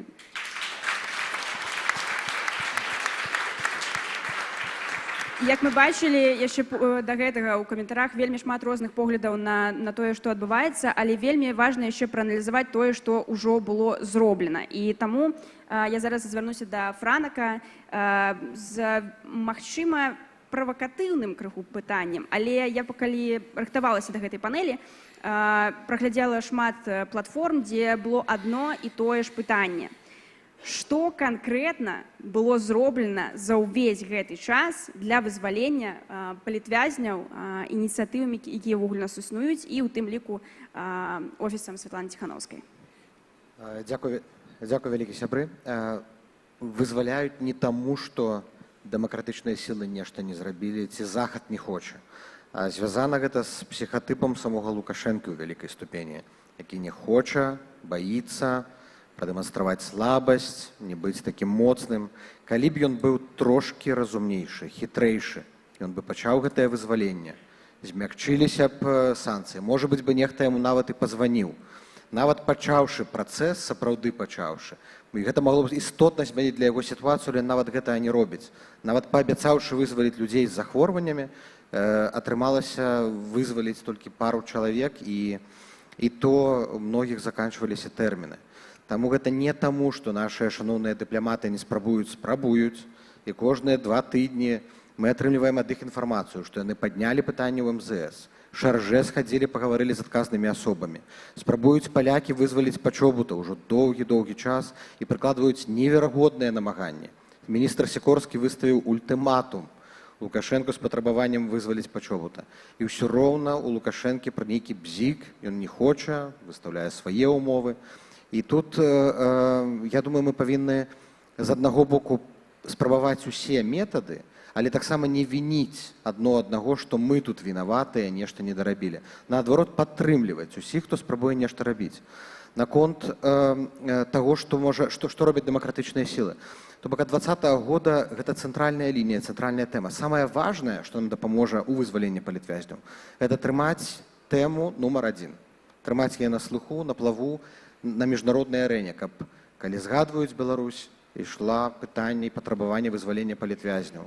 Калі размаўляюць пра нейкія санкцыі, якія ўводзяцца, паўсюль пісалася, што ўводзяцца не толькі за вайну, не толькі за нейкія іншыя злачынствы Лукашэнкі ці міграцыйны крызіс, а за тое, што ён садзіць і катуе людзей. І каб гэтае патрабаванне, оно гучала, таму што за вайной гэтае патрабаванне часам губляецца, часам забываецца, і адпаведна яно перастае быць прыярытэтам. І гэта тое, што могуць і павінны рабіць дэмакратычныя лідары. Мабілізаваць міжнародную увагу, выпрацоўваць механізмы, ствараць палітычную волю сярод замежных лідараў і партнёраў. Мы спрабуем з міжнароднымі арганізацыямі. Я думаю, ёсць першае, это міжнародны чырвоны крыж, арганізацыя, якая, напрыклад, прапанавала сваякам палітвязняў пісаць лісты. Яны кажуць, мы ведаем пра праблему, але мы не можам, напрыклад, дзейнічаць унутры краіны і патрабаваць вызвалення ці доступу да турмаў, калі няма ад вас заяваў. А ў іх няма заяў, вельмі мала заяваў ад імя беларусаў, ад беларускіх сем'яў. Вельмі часта сем'і баяцца пісаць у гэтай арганізацыі з просьбай наведайце майго роднага сваяка. І гэта вядзе да таго, што і міжнародныя арганізацыі, якія прысутныя ў Беларусі, бо чырвоны крыж прысутны, гэтага не робіць. У ОАН таксама мы павінны завальваць лістамі з аднаго боку і плюс ствараць медыйны ціск на тыя структуры, якія могуць на гэта паўплываць. Бо не толькі дыпламаты могуць это рабіць, і не толькі там дэмакратычныя лідары. Там ёсць куча структур у міжнароднай супольнасці, якія маглі б займацца тэмай палітвязняў, якія маглі паспрыяць гэтаму гуманітарнаму трэку, у тым ліку, вызваленню людзей з гуманітарнага спісу. І я думаю, тут вялізную работу зрабілі праваабаронцы. Тое, што ва ўсіх апошніх рашэннях Рады па правах чалавека эта тэма сфігуравала. Зараз трэба ператварыць яе ў канкрэтнае дзеянне. Мы спрабуем дапамагчы тым, хто сем'ям сваякам палітвязняў. І вось вырашыць пытанне затым інкамунікада, тому што, мне здаецца, яшчэ няма разумення сярод замежных лідараў, наколькі это жахлівая практыка інкамунікада. Слова моцнае, але што яно значыць, увесь жах, які за гэтым, бо павялічваецца колькасць. Было 6 чалавек інкамунікада, зараз, я разумею, 10, так, Алана, можа, ці хто? 9-10. 9 пацвердзіць. Просто яны пабачылі, што няма на гэта рэакцыі, яны зробяць это агульнай практыкай, таму што з кожным годам мы бачым, што спосаб камунікацыі з палітвязнямі ўсё горш і горш. Гэта задача, якую мы ставім для Вярхоўнага камісара па правах чалавека разам з нашымі праваабаронцамі. Два механізмы створаныя пры дапамозе праваабаронцаў, дэмакратычных сіл. Это экспертная група пры незалежная экспертная група ААН, і гэта спецдакладчык, які прыйдзе на замену Анаіс Марін. Яны таксама ведаюць, і мы з імі разам і з праваабаронцамі выпрацоўваем канкрэтныя механізмы, як мы можам зайсці на тэму палітвязняў. Калі мы гаворым пра абмен, ужо шмат пра гэта гаварылі. Разумеем, што няма на каго мяняць. Лукашэнку ніхто не трэба, і нехта напісаў, але Пашкевіч, здаецца, так у Фейсбуку, што ці нават ён бы пагадзіўся памяняць, калі б это былі ягоныя сваякі і сын Коля. Ён настолькі, у яго такое адчуванне, што у яго няма суверэнітэту, страціў эканоміку, кантроль над ваеннай сферай, там аддаў замежную палітыку. Адзінае, дзе застаўся суверэнітэт Лукашэнкі, гэта над палітвязнямі і над рэпрэсіямі. І ён так баіцца губляць гэты суверэнітэт, ён за іх так трымаецца за сваю ўласнасць, што нават хворых і ў цяжкім стане не можа вызваліць, паказаўшы жэст. І ў гэтым абмене, таксама, як казалі правільна каментатары, у Лукашэнкі ў самога быў інтарэс туды ўключыць сілай, запатрабаваць ад Пуціна ўключыць пару, хаця бы пару беларускіх палітвязняў, каб паказаць сваю суб'ектнасць. Але нават гэта ён не зрабіў, а потым зрабіў крывадушную заяву ў пабліку, чаму там не было, якая там была роля, што яны не будуць абменьвацца і ўдзельнічаць у абменах палітвязнямі. Я думаю, што вы ўсе чыталі гэтую заяву. На наступныя бліжэйшыя месяцы мы паспрабуем ангажаваць новае еўрапейскае кіраўніцтва, Еўракамісія, новая служба знешніх дзеянняў, новы кіраўнік, Еўрапарламент, каб уключыць у прыярытэты вызвалення палітвязняў усіх асноўных еўрапейскіх структур. Калі будзе новы прэзідэнт у Злучаных Штатах Амерыкі, это будзе тэма нумар 1. Пашырыць праграму Ліберэко, якая працуе, каб не толькі парламентары бралі, але і мясцовыя дэпутаты маглі браць патранаж над палітвязнямі і вядомыя людзі. Ліберэко робіць фантастычную работу з усімі праваабаронцамі, з патранажам. Трэба, каб гэты патранаж захоўваўся і пасля вызвалення палітвязняў. Вы бачылі лічбы, што ўжо 2000 чалавек адбылі свае тэрміны. І трэба, каб яны выходзілі і адчувалі гэтую падтрымку і на волі таксама, каб тыя парламентары ведалі, як яны могуць дапамагчы, вывозілі іх свае парламенты, рабілі слуханні з удзелам былых палітвязняў. І я думаю, што вось гэты патранаж, ён можа быць не толькі палітыкамі, ён можа быць і дзяржавамі. Каб Нарвегія ўзяла патранаж асабіста над Алесем Бяляцкім, Польша над Пачобутам і іншымі людзьмі звязаныя з Польшчай, Злучаныя Штаты над сваімі грамадзянамі, якія сядзяць, над Ігарам Лосікам, Андрэем Кузнечыкам, якія супрацоўнічалі з Радыё Свабода, і ў Кангрэсе, Сенаце гэта адны з галоўных імён. І калі кожная краіна будзе мець патранаж і проста далбіць па канкрэтных імёнах, можа быць, гэта таксама зрушыць з месца. Я ведаю, што усе дыпламаты прысутныя, гэта не крытыка, не ўспрымаецца. Мы ведаем, колькі вы спрабавалі рабіць і спрабуеце это рабіць. Проста нам трэба больш вось этой палітычнай волі і вось этой публічнага, палітычнага ціску, і тады будуць працаваць дыпламатычныя механізмы. Таму ж дыпламатыя, яна таксама патрабуе, на нечым павінна будавацца. І калі у Лукашэнкі няма матывацыі, то гэтую матывацыю можна стварыць, у тым ліку пагрозай санкцыяў, пра што казалі шаноўныя калегі. Калі дыктатар будзе ведаць, што не вызваліўшы палітвязняў, могуць быць сур'ёзныя наступствы для яго, то ў яго будзе больш матывацыі ўступаць у гэтыя перамовы. Інакш матывацыі ў яго няма ніякай. Дзякую. Дзякую. І вось якраз такі пра тую колькасць людзей, якая ўжо насамрэч вялікая колькасць людзей, якая ўжо выйшла, адбыла свае тэрміны, і далей мы будзем размаўляць, таму што таксама шмат пытанняў у людзей, як увогуле праходзіць рэсацыялізацыя былых палітзняволеных і палітвязанак.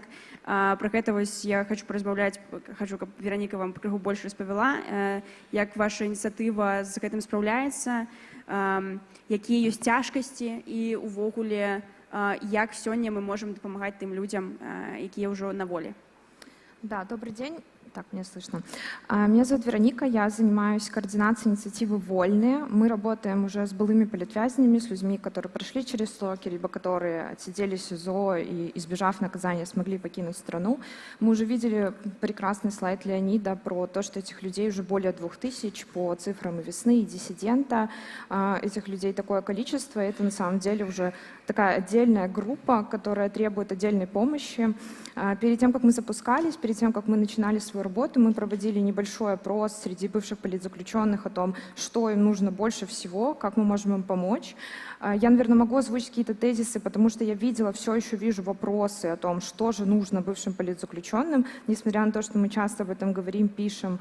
Конечно, первое, о чем все просят, и, наверное, первый вопрос, с которым приходит, это финансовая поддержка. Мы должны помочь этим людям адаптироваться, дать возможность выдохнуть на какое-то время. Это время требует денег для них и их семей. Второе – это психологическая помощь. Не все люди приходят за психологической помощью сразу после того, как они вышли. Психологическая помощь нужна позже, часто через полгода, через год после того, как они покинули места несвободы, потому что людей догоняет ощущение того, что с ними произошло, они перестают нормализировать эти процессы и приходят к психологической помощи. Это говорит о том, что нам нужно перестать, просто в некоторых инициативах действительно есть такие сроки оказания поддержки, к примеру, только полгода после вызволения. После этого человек уже поддержку получает не может. Мы активно пробуем эти сроки убрать. Во многих инициативах просим оказывать поддержку на постоянной основе. И это, наверное, такой еще один призыв. Естественно, медицинская помощь, но на самом деле программы медицинской помощи сейчас работают, они есть, и они очень хорошие. Наша задача их расширять, сохранять и туда больше ресурсов привлекать. И последнее — это трудоустройство. Вот это на самом деле больная тема. Это то, чем сейчас занимаются очень точечные инициативы, потому что очень сложно найти работодателей, очень сложно держать связь с белорусскими бизнесами, к большому сожалению. Не совсем она крепкая и не совсем активно бизнесы выходят на связь с точки зрения трудоустройства. Это переобучение людей внутри страны, потому что люди, которые выходят из тюрем, к сожалению, в Беларуси работать практически не могут, их просто не берут на работу. Они не могут попасть ни в государственные учреждения на работу, ни в частные, потому что за ними буквально по пятам ходит КГБ и просит уволить. Поэтому задача стоит переобучать тех людей, чтобы они могли работать онлайн, к примеру, и находиться дальше внутри Беларуси. Что мы видим за год нашей работы? Мы на самом деле запустились 8 августа 2023 года, уже буквально работаем год.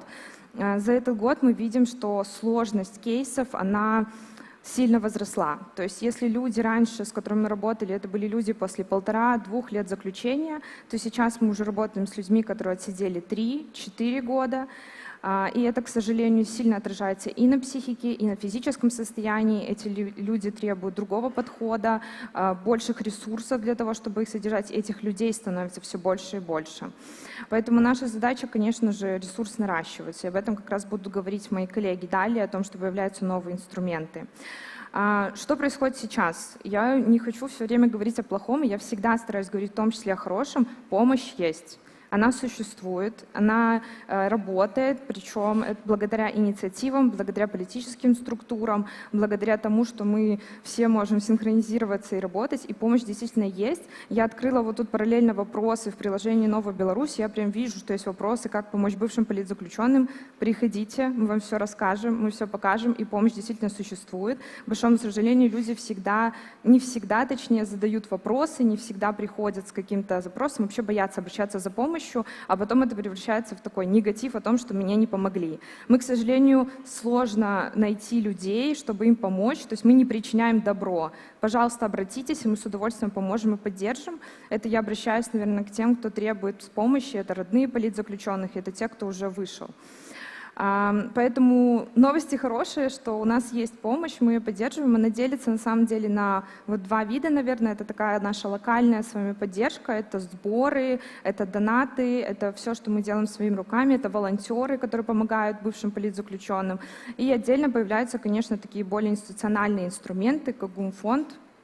Это на самом деле должно сильно помочь, но я тоже хочу проговорить, что на самом деле Гумфонд не спасет нас всех, то есть это не тот инструмент, который закроет все потребности всех семей политзаключенных, бывших политзаключенных. Да, он нам поможет, он поддержит инициативы, которые сейчас помогают, снизит нагрузку, возможно, с доноров, но ни в коем случае не заменит ваши донаты на Байсоле, не заменит ни в коем случае личную поддержку, моральную людей, которые выходят. Это то, чем занимаемся мы в том числе. Поэтому нам важно помнить об этих людях, помогать им и поддерживать.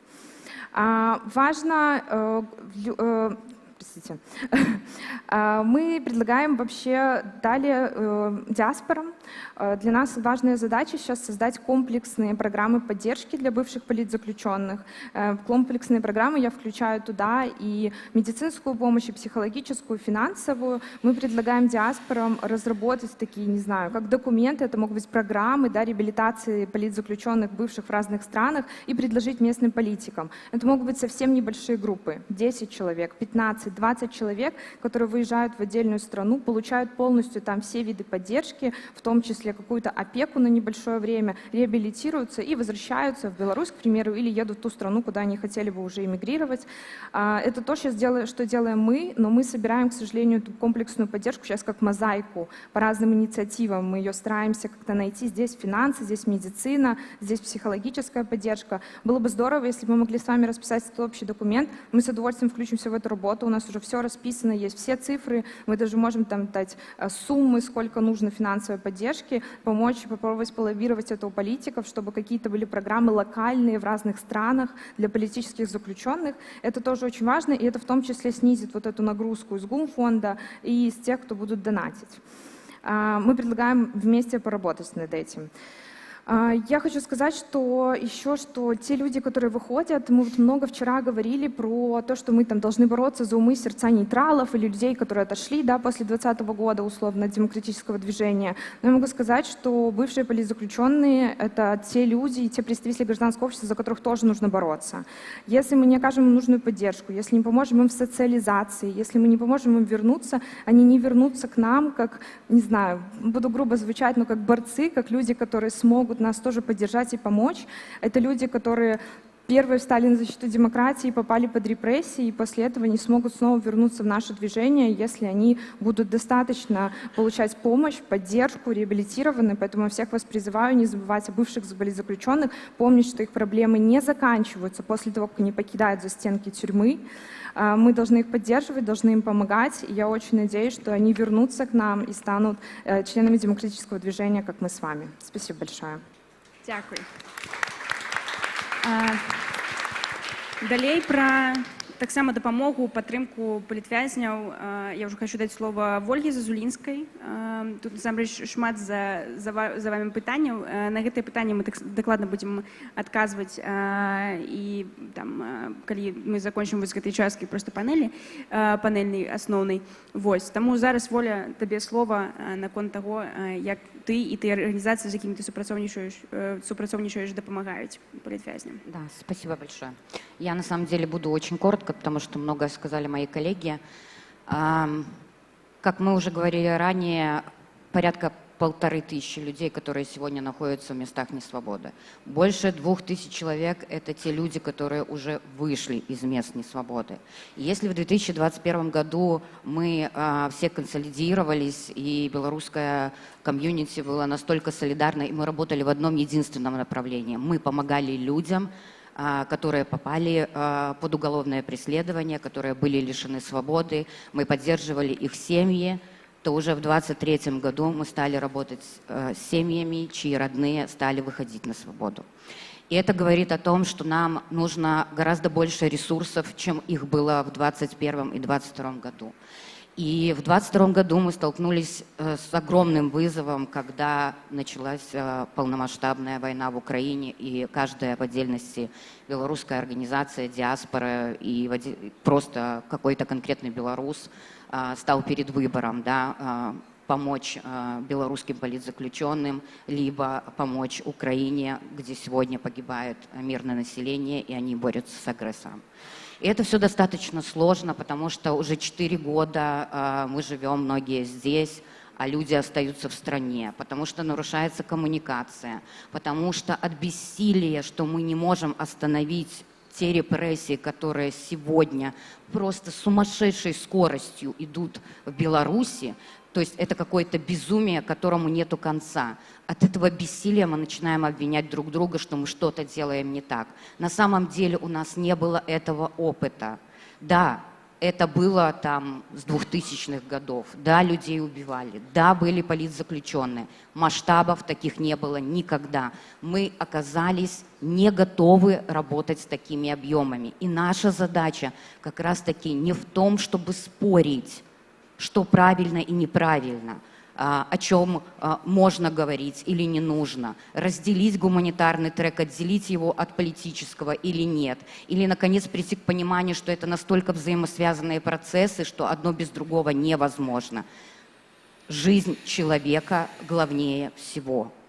Если у нас сегодня инструменты, чтобы выработать стратегию, которая приведет нас к освобождению людей. Так давайте думать над этими инструментами. Давайте в конце концов будем разделять личное и рабочее, и наоборот. Сядем за один стол и договоримся, сколько у нас может быть стратегий. 1, 2, 5, 15, сколько угодно. И будем работать. Не просто говорить, не просто обвинять друг друга, почему что-то не происходит, а просто сядем и начнем работать. Я думаю, что за 4 года мы все прекрасно это понимаем. Что касается помощи. Мы абсолютно четко с коллегами поняли в 2024 году, примерно в начале года, что тех денег, которые собирают белорусы во всем мире, этого, к сожалению, недостаточно. И те вызовы, с которыми мы сталкиваемся, они, к сожалению, приводят к пониманию того, что помощь может уменьшаться как внутри страны, так и за пределами страны. Мы объединили службу скорой гуманитарной помощи, которая в комплексе может закрывать частично потребности тех, кто находится в местах несвободы, и тех, кто выходит уже из этих мест. Но поверьте, для того, чтобы реабилитировать людей, выходящих из тюрем, тех денег, которые сегодня имеет под программу реабилитации инициатива «Гражданская боеход», недостаточно. Я сейчас говорю о цифре в 300 тысяч евро. А для того, чтобы реабилитировать по самой минимальной, если мы возьмем минимум сумма, которая нужна для реабилитации на одного человека, и рассчитаем эту сумму за год на 300 человек, нам нужно 1 200 000 евро. И, очевидно, денег этих нету у нас. И мы должны сегодня думать, как мы можем привлекать эти деньги, как мы можем по-прежнему в полном объеме помогать людям, находящимся в стране и находящимся при таком давлении. А мы знаем, что давление там колоссальное, что режим сегодня мало того, что сажает людей в тюрьмы, он делает все, чтобы разбить нашу с вами солидарность. И мы это не можем допустить ни в коем случае. И я благодарна офису Светланы Тихановской и лично Светлане Тихановской за то, что она инициировала создание Международного гуманитарного фонда. Потому что это тот ресурс и те возможности, которые не закроют в полном объеме, но очень сильно нам помогут. И, наверное, мы можем тогда перейти к презентации. Так, дозвольте долучиться. Я одразу ось Міжнародний фонд гуманітарної допомоги прозвучало тут, так? І що це таке увогуле? Чим це відрізняється від того, що ми вже маємо? Для презентації цього Міжнародного фонду гуманітарної допомоги я, Ольга, ви разом з Андреєм Стрижаком. Андрея Стрижака я запрошую на сцену, керівник фонду «Байсол». І ці люди презентують вам, відкажуть на це питання, що це таке увогуле. Я буду на трибуні. Вы сабры, другі чалавек на гэтай сцэне, які гутарыць за гэтай стойкай, мне вельмі незвыкла гэта рабіць. Я б, канешне, лепш бы сидзеў там, але арганізатары вырашылі так. Насамрэч, мы шмат працы зрабілі для таго, каб зараз я мог прадэманстраваць вам гэтыя слайды, і гэтая праца была зробленая ў кааліцыі, гэтая праца была зробленая ў ўзаемадзеянні з палітычнымі структурамі, в першую чаргу, канешне, з офісам Светланы Тихановскай. І я спадзяюся, што гэта добры старт, і, уласна кажучы, што ж мы з вами разам стартуем. Міжнародны гуманітарны фонд – гэта арганізацыя, гэта структура, якая будзе працаваць з двума мэтавымі групамі, прынамсі на пачатку сваёй працы. В першую чаргу мы будзем ахопліваць былых палітзняволеных, якія знаходзяцца ўнутры Беларусі, сем'і палітзняволеных, якія дагэтуль знаходзяцца ў турмах. Другая наша мэтавая група, на якую таксама будзе разлічана ўвага, гэта пацярпелыя ад рэпрэсій, якія не былі прызнаныя палітзняволенымі. Адразу адкажу на пытанне, як гэта будзе практычна выглядаць. Група нумар 1 для нас з'яўляецца прыярытэтнай на сённяшні дзень. Таму што, як мои калегі сказалі, гэта дастаткова вялікія грошы, якія трэба выдаткоўваць на рэабілітацыю, на падтрымку і на патрэбы сем'яў палітзняволеных, саміх палітзняволеных. Другая група, яна значна шырэйшая. Само па сабе слова, панятак, рэпрэсаваныя, пацярпелыя ад рэпрэсій, яно дастаткова шырокае, таму што, я думаю, у гэтым зале няма ніводнага чалавека, які б не пацярпеў ад рэпрэсіі. І па логіке рэчаў гэта значыць, што і нейкая кампенсацыя кампенсацыя павінная быць. Але тут я бы сказаў бы шырэй, таму што кампенсацыя можа быць не толькі грашовая, мы все ведаем пра тое, што распрацоўваецца спецыяльнае заканадаўства пра рэабілітацыю, над ім працуе офіс Светланы Ціхановскай, і я думаю, што гэтая задача яна значна шырэйшая, чым работа нашага фонда. Але будзем глядзець, калі будуць рэсурсы, будуць прымацца рашэнні і будзем вырашаць, якім чынам можна таксама дапамогу аказваць больш шырокай мэтавай групе, чым першая. Яшчэ раз паўтару, першая група для нас зараз прыярытэт. Даты этапаў. До сакавіка 2025 года при умове папаўнення фонда ў штатным рэжыме будзе працаваць гэтая арганізацыя, якая зараз фармуецца. Другі этап ад красавіка 2025 года будзем глядзець. Калі будзе дастаткова грошай, то тады можна будзе выходзіць ужо і на другую нашу мэтавую групу. Спісы, на якія мы абапіраемся у разуменні таго, хто ж такі палітзняволены. В першую чаргу гэта спісы нашыя беларускія, «Весна» і «Дисsident Бай». Прынятае рашэнне, што няма канфлікта паміж гэтымі спісамі, і яны збольшага ахопліваюць тых людзей, якія зараз знаходзяцца ў турмах па палітычных прыкметах. Мемарыял — гэта незнаёмае для беларускай аўдыторыі слова, гэта расійскі спісак. Чаму ён тут з'явіўся, я зараз патлумачу. Справа ў тым, што частка людзей, беларусаў па паходжанні, па пашпарце, знаходзяцца зараз у расійскіх турмах. І іх таксама могуць прызнаваць палітвязнямі, але нашы расійскія калегі менавіта на гэтую катэгорыю гэта разлічана. У першую чаргу, канешне, гэта тыя людзі, якія зараз трапляюць у турмы па абвінавачванні ў тым, што яны падтрымлівалі ўкраіну дзеяннямі нейкімі на тэрыторыі Расіі і былі прызнаныя палітзняволенымі мемарыялам. Донатары. Хто ж будзе ўносіць грошы ў гэты фонд? Гэта ўрады розных краінаў. У чым прынцыповая розніца па параўнанні, напрыклад, з тым жа Байсолам? Асноўную частку тых грошай, якімі аперуе Байсол, яны ўнесеныя простымі людзьмі, вамі, тымі, хто зараз сидзіць у гэтым зале, глядзіць гэтую трансляцыю, ці прачытае навіны пра тое, што мы сабраліся з вамі на канферэнцыю. Гэты фонд будзе фармавацца з тых грошай, якія выдзяляюцца наўпрост урадамі краінаў. На сённяшні дзень ёсць дамоўленасць з двумя ўрадамі, вы ўсе пра гэта чыталі, гэта Нарвегія і Швецыя, і ў працэсе ўнёскі ад яшчэ 3 краінаў. Пакуль яшчэ гэта працэс, назваць іх нельга, але дзякуючы высілкам і намаганням офіса Светланы Ціхановскай гэты працэс ідзе. І гэта адзін з практычных результатаў, пра якія нас вельмі часта сёння пытаюць і са сцэны, і з залі, і ў каментарах, якія практычныя результаты дапамогі палітвязням. Вось гэтыя дамоўленасці, гэта якраз такі практычныя результаты. Фонд кіруецца арганізацыямі-удзельнікамі. Удзел браць могуць толькі арганізацыі гуманітарнай дапамогі. Гэта дастаткова важны момант, якім чынам будзе працаваць гэты фонд. Зараз ідзе перамоўны працэс. Фармуюцца структуры, фармуецца сам падыход таго, як будзе працаваць фонд, і гэта вельмі непросты працэс. Таму што троху зануруся ў нашыя НГОшныя, нашыя некамерцыйна-арганізацыйныя моманты і патлумачу вам. Справа ў тым, што міжнародная сістэма, якая зараз існуе па фінансаванню разлічных праграм, яна дастаткова складаная і непростая. Таму, звычайна, калі арганізацыя толькі пачынае сваю працу, бачыць, якая там справаздачнасць, як выглядае ўвогуле ўся сістэма працы з міжнароднымі донарамі, проста хватаецца за галаву і не ідзе далей у гэтым сваім развіцці. Наша задача зрабіць так, каб спрасціць гэтую справаздачнасць максімальна, каб зрабіць так, каб людзі, якія звяртаюцца у міжнародны гуманітарны фонд, арганізацыі, якія ў ім удзельнічаюць, маглі працаваць хутка, адрасна, мэтава, як гэта і павінна быць.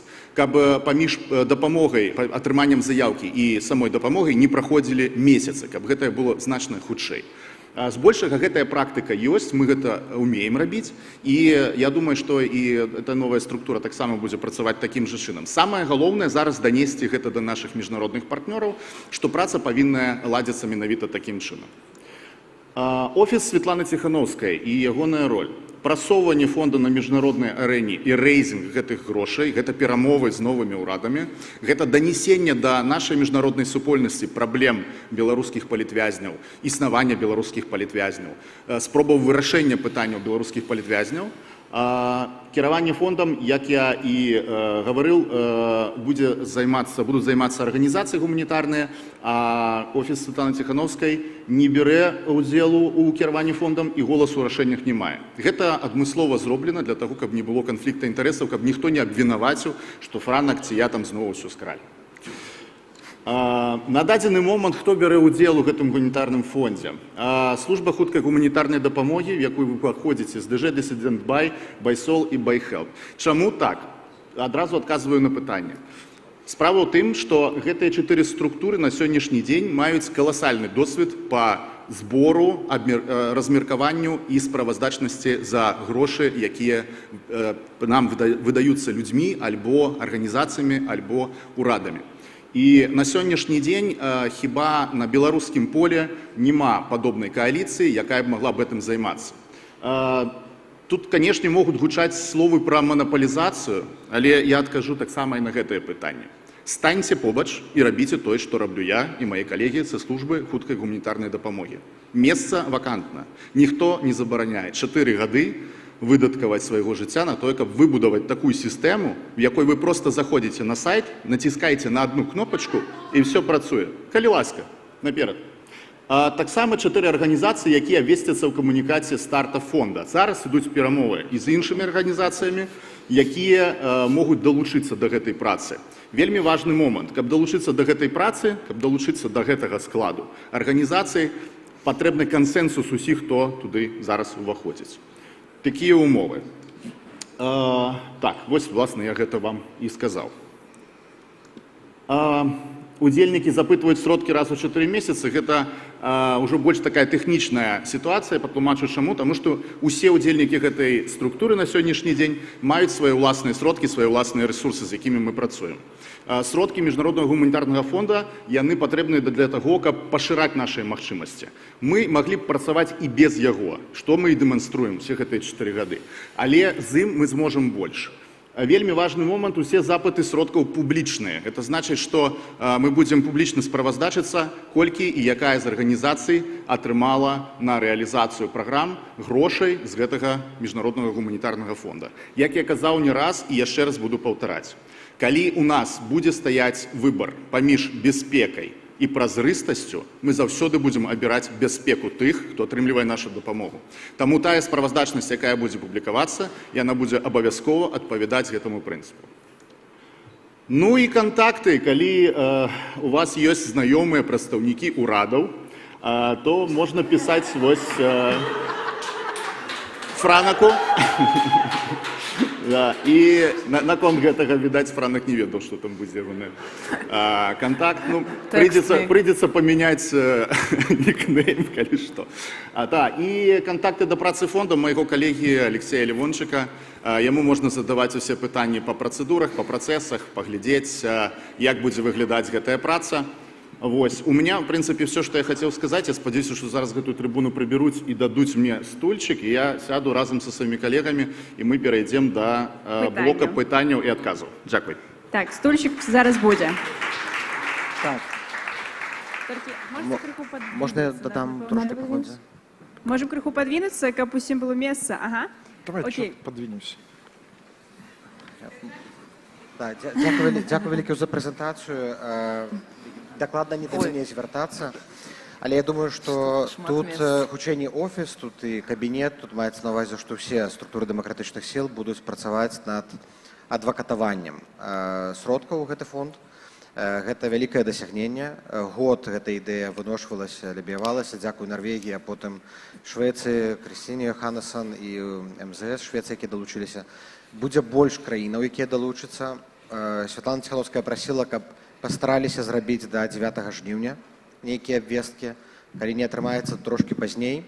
І самае важнае, каб гэта было сістэмна, важна, каб гэта не забірала сродкі з грамадзянскай супольнасці, то каб не было, каб гэтыя сродкі забралі ў незалежных медыяў ці праваабарончых арганізацый і паклалі ў фонд, а каб гэта ішло з іншых праграмаў, з дадатковых бюджэтаў, то бок дадатковая мабілізацыя сродкаў на патрэбы беларусаў і беларускіх рэпрэсаваных. І патрэбы ўсё роўна тых сродкі, якія там сабраныя ўжо ад Швецыі, Нарвегіі, гэта мізер у моры неабходных сродкаў для беларускіх палітвязняў. Колькасць якіх расце, падтрымка недастатковая. Мы ўдзячныя Еўракамісіі, якая ўжо і раней да стварэння фонда выдзяляла дастаткова вялікія сродкі праз беларускія праваабарончыя арганізацыі. Гэта лінія таксама застанецца. То бок гэта не канкурэнт, а гэта дапаўненне ўсёй той дапамозе, якая ўжо робіцца. І ўсё. Окей. Тады пераходзім да пытанняў, і каб далёка не адходзіць ад тэмы фонда, вось тут якраз ёсць онлайн-пытанне па фонду. Як у фондзе гуманітарнай дапамогі хуткай будзе праходзіць аўдыт і забяспечвацца празрыстасць? Воля ці Андрэй? Я магу адказаць на гэтае пытанне. Я адкажу адразу на цэлы блок пытанняў, якія звязаныя з гэтым словам аўдыт. Пытанне ў тым, што аўдытаў існуе роўна два асноўных тыпа. Адзін тып – гэта аўдыт фінансавы, які правярае, наколькі дакладна па бухгалтарскай ведамасці былі пералічаныя грошы. Ці не закупалася там, не ведаю, вустрыцы і шампанская на кошт фонда, ці былі ўсе сродкі размеркаваныя як трэба. Гэта самы просты спосаб праверкі, насамрэч. Таму што грошы, якія выдаткоўваюцца па вызначаных прыярытэтах, яны заўсёды вельмі лёгка і добра адсочваюцца. Але пытанне ў тым, што не гэты аўдыт цікавіць тых людзей, якія пытаюць пра аўдыт. Гэты аўдыт мы фактычна праходзім штогод, калі здаем справаздачнасць у літоўскую падатковую службу. Это значыць, што мы справаздачыліся, і ў нас там все добра ў гэтай справаздачы. Людзей цікавіць аўдыт арганізацыйны.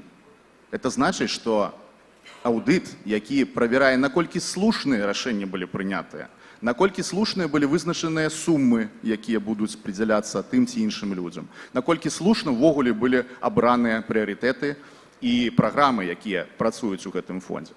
І вось гэты аўдыт, ён самы складаны, таму што гэта заўсёды рашэнне самой арганізацыі, як яна будзе рэзаць грошы і колькі яна можа аддаць людзям. Байсол заўсёды арыентуецца на два фактары. Першае – гэта тыя заяўкі, якія прыходзяць да нас. Другое – гэта столькі, колькі грошай у нас ёсць. Прыблізна такі ж самы падыход будзе ў міжнародным гуманітарным фондзе. Калі мы будзем разумець, што грошай у нас больш, чым мы разлічвалі, то мы зможам дапамагчы большай колькасці людзей.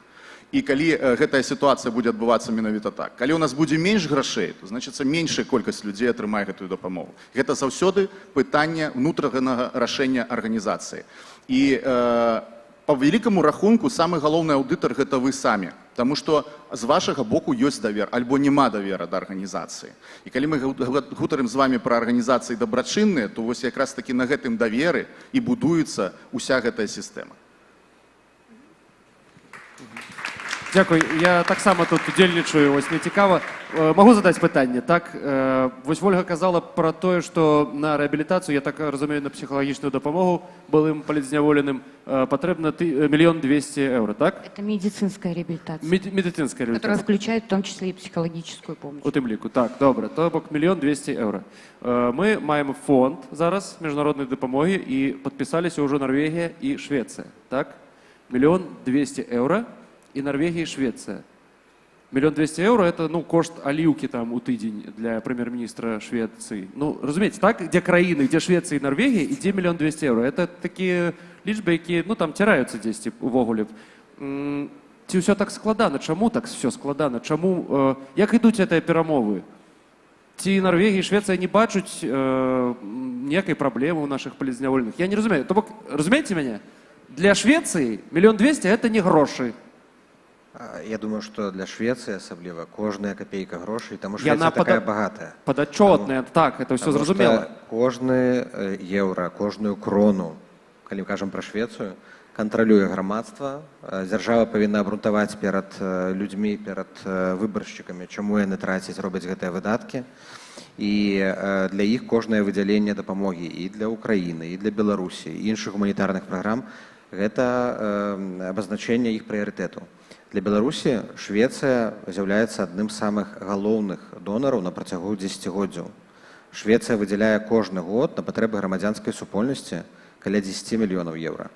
І ў дадатак да гэтага яны дабавілі яшчэ культуру беларускую у мінулым годзе, падтрымка культурных праграмаў, шведскі інстытут, і дабавілі яшчэ падтрымку гэта гуманітарнага фонду.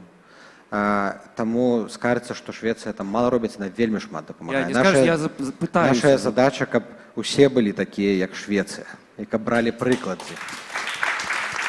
Добра, дзякую. У нас так само есть пытанне з залі. Вось калі у нас есть волонтеры, вы уже зараз шмат рублю. Першая рука была вось там у канцы залы. Можете, калі ласка, падысці. Можете еще? Ага, дякую. Олесь Новоборский, Белсад.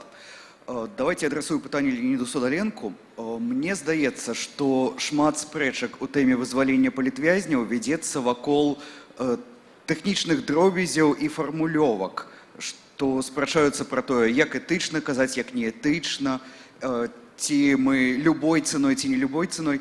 Ці можна яшчэ перад тым, як усе сядуць за адзін вялікі стол, як-небудзь хутка, можа быць праз Zoom, можа фізічна, сабраць прадстаўнікоў асноўных арганізацый і скласці нейкую дэкларацыю таго, што мы усе згодныя, на што мы усе можам арыентавацца, пакінуўшы задушкамі тое, на што мы не згодныя. Скласці нейкі такі слоўнік таго, як мы гэта называем і за што мы выступаем. Пытанне гучыць, ці гатовы праабаронцы сесть за стол перамоваў? Не, пытанне не ў тым, ці гатовыя, а пытанне ў тым, ці можна, каб паскорыць працэс, прыняць нейкія агульныя тэзісы, нейкую агульную дэкларацыю таго, на што згодныя ўсе. Лічу, што калі гэта мэта згодна, лічу, што так, слушная завага. І праабаронцы гатовы таксама ў гэтым накірунку рухацца. Окей, дякую. У нас вось ёсць тут таксама пытанне ў першым радзе. Была наступная рука.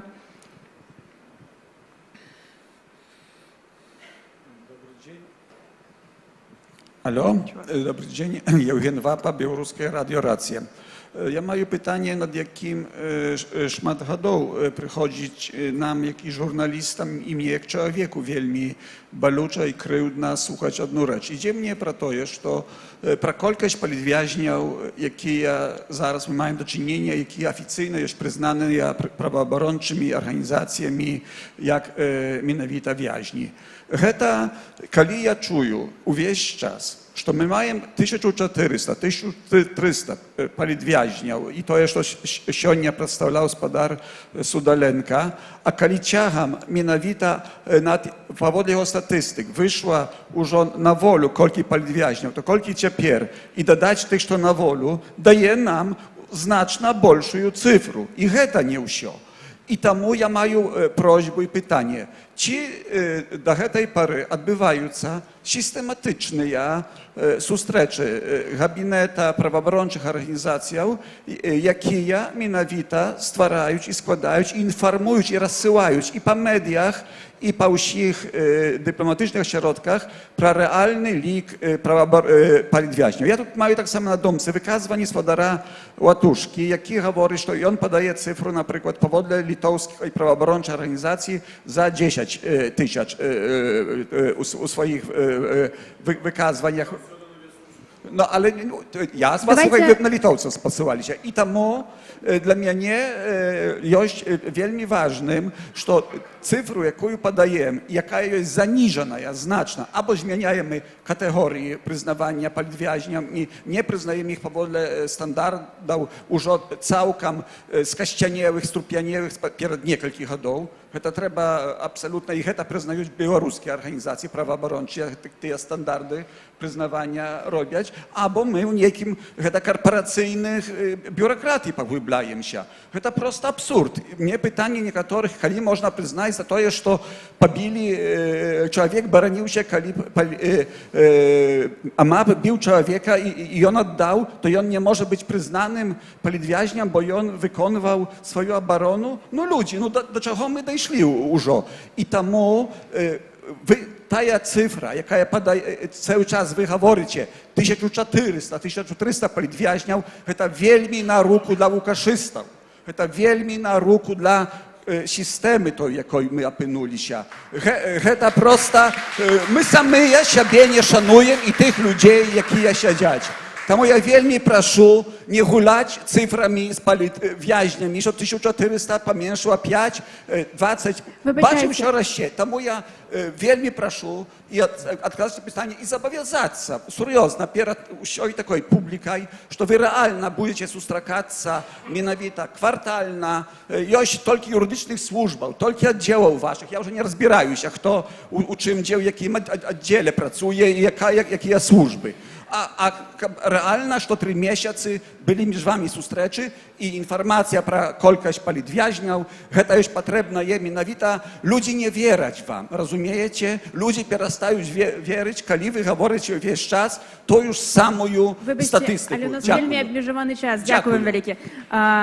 У нас... Господар Євген, так якое питання було?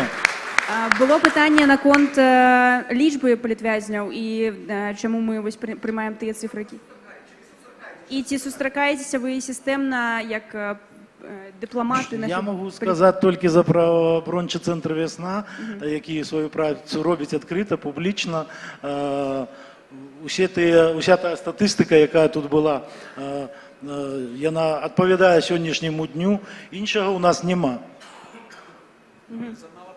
Чи не думаєте змінити, хто є політвязням, систему признавання? Ні, система признавання сьогодні у «Весні» існує та, яка прийнята в Європі. По європейському стандарту працює «Весна». У темі признання того чи іншого зневоленого політичним в'язнем. Можно, да, я тоже отреагирую на ваш вопрос, если я его правильно понимаю. На самом деле, почему сегодня мы обращаемся к 2 спискам, да, то есть на 2 платформах. Это правозащитный центр «Весна» и платформа «Диссидент Бай». Потому что мы понимаем, для того, чтобы правозащитная коалиция сегодня сказала, что вот этот человек политзаключенный, им требуется гораздо, чуть дольше вот эта сама процедура из-за того, что не всегда есть вовремя документы, не всегда мы видим, чем наполнено это уголовное дело и так далее, да, вот такая, если можно это сказать, бюрократия. На «Диссидент Бай» человек появляется сразу же, как только о нем сообщили. Для чего? Для того, чтобы сделать его видимым, для того, чтобы мы знали, что есть такой человек, он в местах несвободы. То есть мы встречаемся правозащитным сектором, как только это инициирует сектор. То есть должен быть запрос для встречи. Я просто не вижу в этом проблемы, или я не понимаю вопроса вашего. І можна, калі ласка, тоді ще відповісти на другое питання, як організації супрацовничають з тими кабінетами, які у нас існують, там, політичними, ці ёсць супраца? Ось гэта была таксама частка питання, напевно, до Франака ці когось з організацій. Супраца з правоабарончымі ці дапамогі? Ясна, што ёсць супраца, як... Мы пачулі пытанне. Мы арыентуемся на лічбы «Вясны» і «Дысідэнта». Ёсць праблема з лічбамі для замежнікаў, потому что не все ведают, что уже 2000 человек вышли с тюрьмы, и не все ведают, что многие политвязни не признанные, потому что не информуют, хавают свои имены, и мы это тлумачим заўжды. И когда Светлана Тихановская выступая, она заўжды кажа, и все представники кажут, что официально признанная гэтая лічба, нам потребны ясныя крытэрыі. Калі мы просто будем говорить шмат тысяч сядзіць, а гэта правда, то гэта не будзе рэлевантна, это нельга працытаваць у дакуменце. Это таксама несур'ёзна. Таму мы павінны казаць, што які аб'ём рэпрэсіяў быў за ўвесь час, колькі сядзіць, колькі прызнана, колькі садзяць кожны дзень, колькі адкрыта крымінальных спраў за апошнія 3 месяцы, і тады з'яўляецца поўная карціна маштабных рэпрэсій. І гэтае разуменне ёсць. Крытэры мяняць, гэта можа паламаць усю сістэму і рэлевантнасць нашых дадзеных, якія узгодненыя з міжнароднымі стандартамі. Дякую вялікі. Вялікая просьба да тых, хто задае пытанне, вельмі коротка. Вось, калі ласка, можаце перадаць вось туды мікрафон, там таксама трымаюць доўга руку.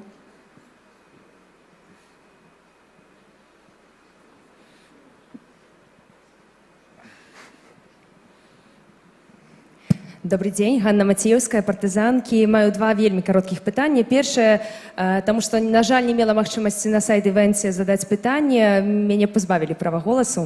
Таму пытанне маё такое. Большасць палітзняволеных рэлакуецца да Польшчы.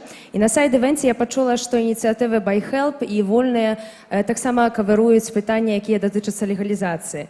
Ці я добра зразумела, што гэтыя две арганізацыі комплексна зачыняюць гэтае пытанне? Другое вельмі кароткае. Я вось прадстаўніца партызанкі, вы вельмі добра ведаеце, чым мы займаемся. Мы рэлакуем беларусаў з Беларусі да Польшчы. Вельмі часта займаемся першым кантактам для людзей. І вось у мяне пытанне. Ці партызанка можа быць часткай такой ініцыятывы, ці не? Дзякуй. Гэтага фонда, так. Могу я начать? Ну, могу и Веронике скажу. Спочатку про вольное, может быть, откажем, а потом уже пойдем. Я просто могу проговорить, у нас просто не было на сайте ивенте и не могли говорить про вольных. Я даже пытаюсь понять, где вы что услышали, Анна. Но целиком... Алексей Левончик про это сказал. Ага, окей. Сразу говорю, мы не являемся инициативой, которая предоставляет какие услуги самостоятельно, мы являемся агрегатором. И когда у нас спрашивают про легализацию, мы либо помогаем сами, потому что у нас есть гайды, и на самом деле в Польше очень понятен путь получения международной защиты, беженства, дополнительной защиты. Если у человека возникают дополнительные вопросы, мы отправляем в партизанку или в ЦБС. Вот так мой ответ на вопрос. Я сейчас тоже тогда отреагирую. Нет, это было, наверное, неправильно понято, потому что абсолютно точно вопросы легализации не закрываются в полном объеме, и мы всегда прибегаем конкретно в фонд «Страна для жизни», мы всегда идем и к партизанкам, и к ЦБСу, и кому только возможно для того, чтобы помогать людям. Мы не находимся физически в Польше, мы не знаем всю нарративку, которая есть, да, и все тонкости миграционных вопросов и любых других процедур в Республике Польша. Поэтому в полном объеме мы не закрываем эти вопросы. Это очевидно, и будет неправдой говорить, что прям все делаем мы. І друге питання, коли можна. Ці партизанка може долучитися до фонду? Так. До гуманитарный фонд имеется в виду или служба скорой гуманитарной помощи? До фонда. Значит, смотрите, как и проговорил мой коллега, приоритет сейчас, первая группа, это политзаключенные, и в первую очередь политзаключенные, их семьи, которые территориально находятся внутри страны. Когда мы придем к пониманию, что средств фонда достаточно для того, чтобы мы расширили фокус, да, для того, чтобы мы включили все репрессированные группы, то я думаю, именно в этот момент будет стоять вопрос для того, чтобы другие организации, которые уже помогают именно в эмиграции, могли войти в этот фонд. Пока такого вопроса не стоит, потому что мы нацелены работать внутри страны в первую очередь. Дякую велике. Ось тут так само у середині рука давно. Dzień dobry. Олег Кулеша, представник Белорусской ассоциации політвязняў даволі. У меня будет два пытання. Первое пытанне я хотел бы атрымаць от правоабаронцаў, то бок, чаму это тычыцца пытання наконт колькасці палітзняволеных. Чаму наши правоабаронцы не признаюць палітзняволенні хатніх хімікаў? І другое пытанне, гэта акурат пытанне да хуткай дапамогі, таму што ў нашай асацыяцыі распрацаваны праект «Земля». Гэта праект візавай падтрымкі, вынікам якога болей 70 віз за апошнія некалькі месяцаў атрымалі з нашай падтрымкаю. Ці патрэбна такая праца хуткай дапамогі і калі патрэбна, як можна да вас далучыцца? Гэта пытанне не пра фонд, а пытанне да хуткай дапамогі. Ну, приблизно вось так. Я удакладняю хатнія хімікі, наконт хатніх хімікаў. У хатніх хімікаў воля, свабода, яны не пазбаўляюцца волі свабоды. У іх воля і свабода абмежаваная, але яны знаходзяцца дома. І толькі па гэтай прычыне яны не прызнаюцца палітвязнямі. І яшчэ, калі ўжо так атрымалася, што ў мяне мікрафон, у дадатак хацеў бы спытацца наступнае. Чаму у нас, праваабарончы цэнтр «Весна», правда, некалькі разоў узгадаў гэта. Чаму мы ўвесь час узвяртаем увагу на тое, каго там арыставалі кватэру, прадалі маёмасць, гадзіннік, альбо аўто, яшчэ што-небудзь. І ніводнага разу, весна, прабачце, пра гэта ўгадвала, ніводнага разу мы не згадваем на справаздачу па АОНТ, пачынаючы з канца 23-го года, што робяць гэтыя каты, і яны кажуць увесь час па тэлевізору тое, што за 23 год было 12 тысяч крымінальна матываваных палітычных спраў, напрыканцы 23 года 20 тысяч крымінальна матываваных спраў было ўзбуджана, на пачатак 24-го 23 тысячы крымінальных палітычна матываваных спраў. Гэта даюць справаздачу там па ОНТ. Мы на гэта не звяртаем увагі і замоўчваем. Адзін раз навесне, два разы навесне я бачыў пра гэта пасты. І все. Зато мы бачым шмат пастоў, тое, што прадаюць кватэру, прадаюць аўто, прадаюць гадзіннік. Можно я коротко по поводу признания людей политзаключенными, которые находятся на ИОТ без направления. На самом деле, я это достаточно часто слышу, но эти люди на самом деле не лишены свободы, факт. Если мы хотим об этом разговаривать, если мы хотим сегодня прийти к какой-то формулировке, да, которая бы устроила и тех, от кого идет запрос в правозащитный сектор, и это бы не было вразрез тех критериев, по которым работает правозащитный сектор, давайте садиться и разговаривать. Это вопрос дискуссии очень большой и долгой. Не недели, не месяц, не год. Поверьте, потому что тогда, когда вырабатывались критерии, это тоже был достаточно долгий процесс, и это делали не только белорусские правозащитники. Но я хочу сказать одно, что эти люди не лишены всех возможностей получать помощи, как и те семьи, которые находятся, у которых родные находятся в заключении. Конкретно фонд «Страна для жизни» работает с этой группой заключенных в полном объеме. Пробачьте, Ольга, вся справа не ў дапамозе. А вся справа ў колькасці палітвязнях. Эти люди учтены в на платформе. Олег, у нас еще два питання. Калі ласка, на апошняе маё пытанне наконт проекта «Земля» і як далучыцца да працы. Я адкажу на гэтае пытанне. Служба хуткай гуманітарнай дапамогі – гэта структура, якая аб'ядноўвае 4 арганізацыі, якія ўжо 4 гады штодня працуюць разам. Калі можна прывесці параўнанне, то гэта ўжо такая сім'я, можа быць, троху шведская. І пытанне ў тым, што каб да яе далучыцца, трэба быць на той самай хвалі тых самых стандартаў, той самы досвед мець узаемадзеяння. І мы дастаткова скептычна ставімся да ідэі пашырэння менавіта склада службы. Але мы вельмі актыўна супрацоўнічаем з усімі суб'ектамі поля, якія займаюцца дапамогай палітвязням. І наколькі я ведаю, наша група эвакуацыі таксама з вамі ў кантакце. Так што вось на гэтым узроўні мы можам супрацоўнічаць, і я думаю, што так вось яно пакуль і будзе. Так, у вас застаецца не вельмі шмат часу, таму вельмі коротка. Моцна прашу, вось там, так, рука. Так, витаю. Меня зовут Дмитрий Максимчик, Ассоциация политзаключенных, представитель по Литве. У меня есть ряд вопросов, вот быстренько проговорю, если хватит времени, то ответьте, пожалуйста. Господину Судаленко хотел уточнить, вы называли цифры, сколько нас сажают. Но вот в курсе ли вы про цифры, сколько будет освобождаться? И вот есть информация, что в 2025 году будет огромнейший наплыв, так скажем, ну не наплыв, а много людей будет освобождаться, так как в 2020 сажали на 3-5 лет, да. И вот эти люди, естественно, не найдя работу в Беларуси, они будут стремиться, ну мы будем их спасать, конечно, учитывая, что они будут надзорные, их придется как-то помогать им попасть сюда. Есть ли силы у правозащитных организаций, есть ли ресурс помочь всем этим людям? Это... Давайте выберем вось одно прыярытэтнае пытанне, тому што у нас застаецца 5 хвілін, і вельмі б хацелася, каб быў час хаця б адказаць на одно з пытанняў, тому давайте адкажем вось на гэта. Яшчэ два, добра. Не, давайте мы откажем на ваше питання зараз, а потім поглядім, чи буде у нас увогуле час прослухати Давайте інше. на перше питання.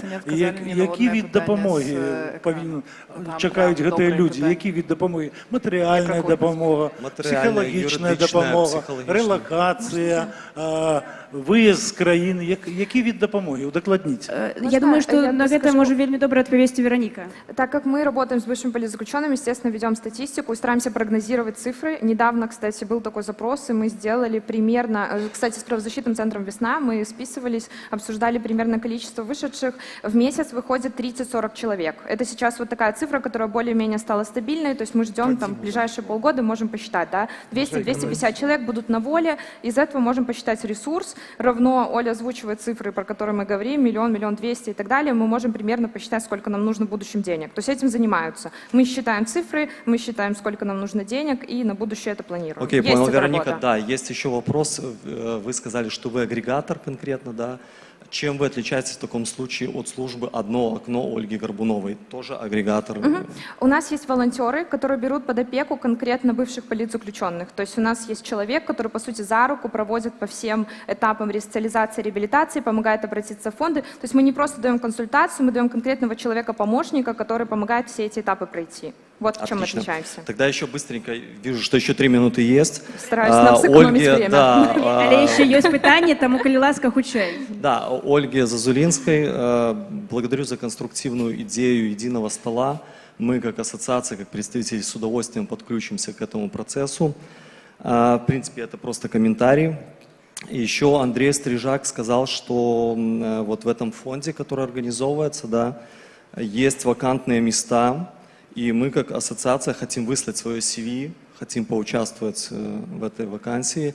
Расскажите, куда обращаться, к каким организациям, куда к нам? Мы можем повернуть, я думаю, слайд, на яким были контакты.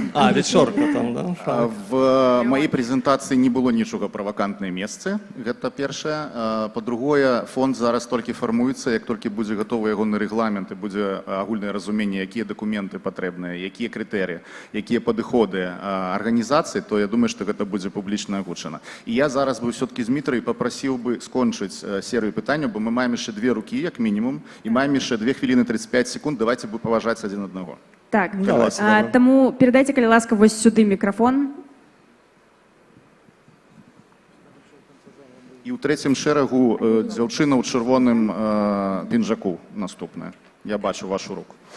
Дякую вялікі, Александра Мамаева, Народная амбасада.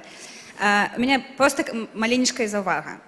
Дапамога палітвязням — гэта, мне падаецца, самая цяжкая праца наогул вось таго, што зараз робіцца, самая балючая. Але я не бачыла на канферэнцыі столькі такіх агрэсіўных каментароў, прэтэнзіяў і гэтак далей. Давайте памятаць, што каб людзі дапамагалі, і тыя, хто сядзіць на сцэне, і тыя, хто гэта робіць, нам трэба для гэта моц, і ім трэба для гэта дзякуй, хаця б за гэту працу. Так што дзякуй, дапамагайце, калі ласка. Дякую вялікі. Можете яшчэ раз падняць руку, хто яшчэ хацеў задаць пытанне? У нас засталося літаральна хвілінка 35. Вось, сюды, калі ласка. Дякую. Я б хотела задать питання Франаку, питання, може, хоча й прапанову. Калі ты казаў пра тое, што нам няма чаго прапанаваць у абмен на нашых палітвязняў, і да гэтай тэмы мы вяртаемся кожны раз на ўсіх сустрэчах, але мы бачылі па апошняму абмену, што, магчыма, нам няма чаго прапанаваць яму, але захаду ёсць што прапаноўваць Пуціну, які ўсё роўна вырашае больш, і ён можа прымусіць асвабадзіць каго заўгодна як з беларускай, так і з расійскай турмы. Мы цудоўна разумеем, наколькі Лукашенко залежны ад яго, і Крігера не памянялі на беларусаў, хаця Крігер быў у беларускай турме. І мне здаецца, праблема зусім не ў тым, што Лукашенку нам няма чаго прапанаваць, праблема ў тым, што Захад паставіў у прыярытэт палітыкаў расійскіх і іх палітвязняў, а не нашых. І, напэўна, тады трэба працаваць з тым, каб Захад зноў, каб мы таксама былі хоць у нейкім прыярытэце, нават калі ў меншым працэнтавым адсотку.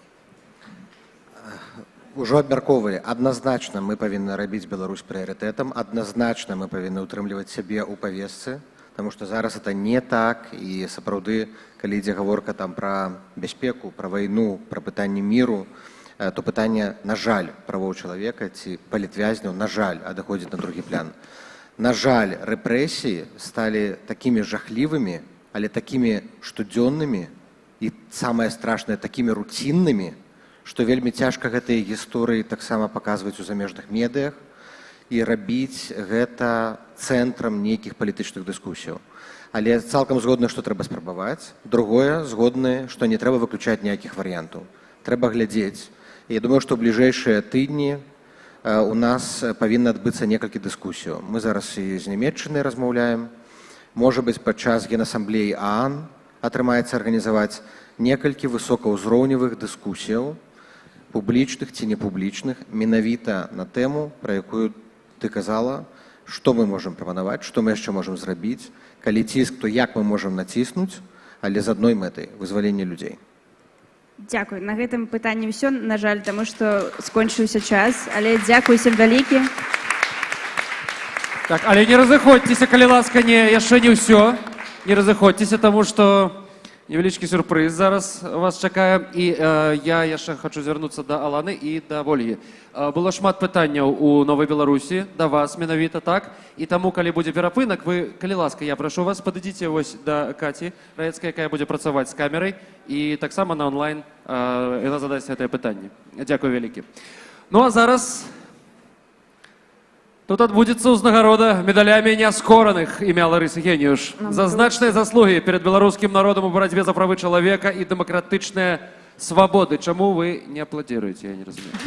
Для ўручэння медалёў запрашаю на сцэну нацыянальную лідарку Святлану Ціхановскую і намесніка кіраўніцы па нацыянальным адраджэнні Паўла Паркоўскага. Калі ласка.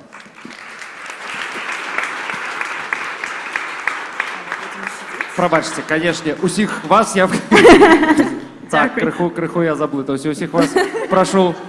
Я не ведаю, можа, і хтосьці з прысутнічаючых будзе ўзнагароджаны медалём. Мы такія незаўважныя. Так. Але, ну, вось. Калі ласка, медалі за значныя заслугі перад беларускім народам у барацьбе за правы чалавека і дэмакратычныя свабоды. Такая фармулёўка. Не ведаю. Побачым, конечно. Калі ласка.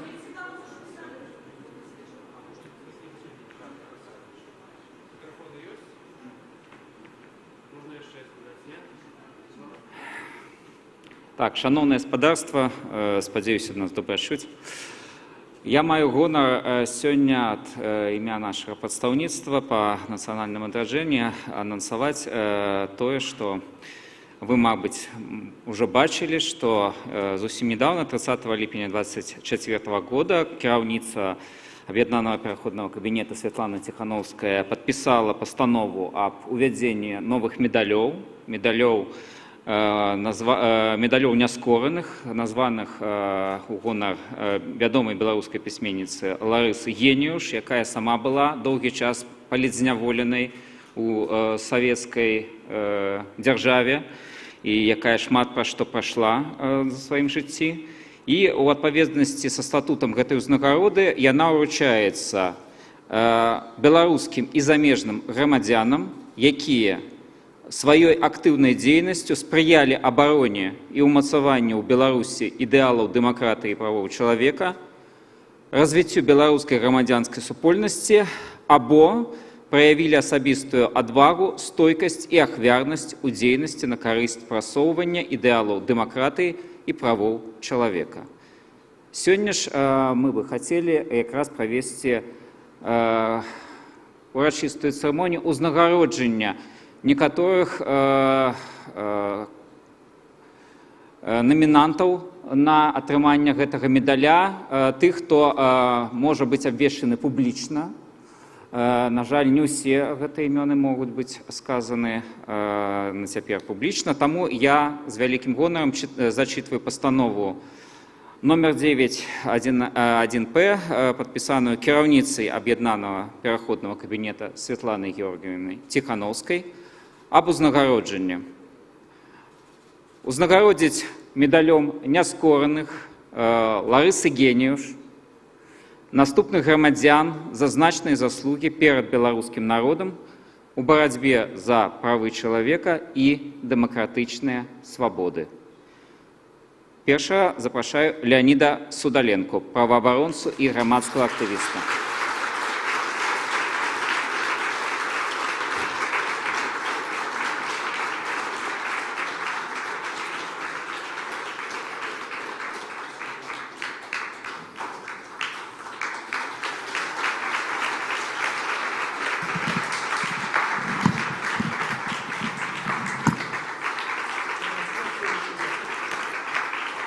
Я думаю, мы, может быть, запросим тых, кто узнагароджен, а пасля у вас будет магчымасць адразу. Два слова можна сказаць, так? Да.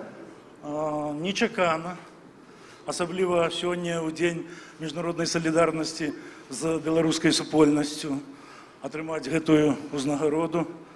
Праабаронцы часта атрымліваюць узнагароды, яны ўсе былі замежныя, у тым ліку і ў мяне. Гэта першая беларуская узнагарода.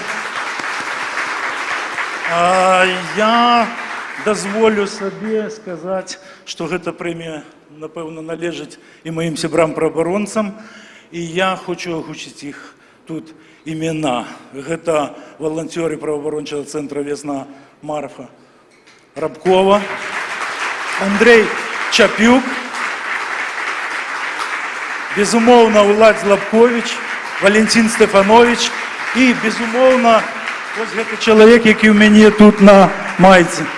Алесь Беляцкі. Яны зараз усе ў турмах і ў вельмі складаных умовах знаходзяцца.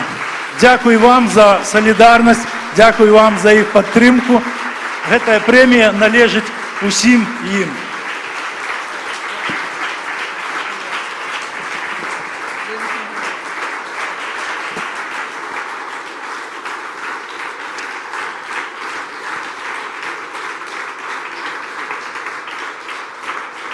Дякую, вялікі гаспадар Леонид. Я запрашаю наступнага узнагароджанага Александра Кабанова, блогера, грамадскага актывіста, палізняволенага.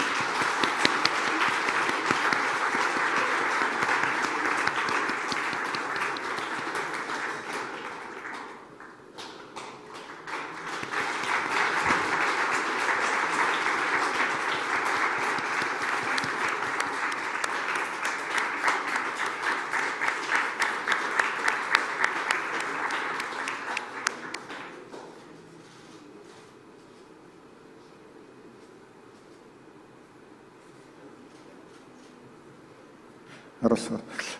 Я коротко. Я не знаю, что говорить в таких случаях. Это тоже моя первая награда вообще, не считая спортивных. Значит, ну, вы все знаете, что блогеры сделали очень многое для Беларуси. Многие блогеры до сих пор находятся за решеткой, и в том числе муж Светланы. Вот. И это наша общая награда и наше общее признание нашей работе, я считаю. Спасибо.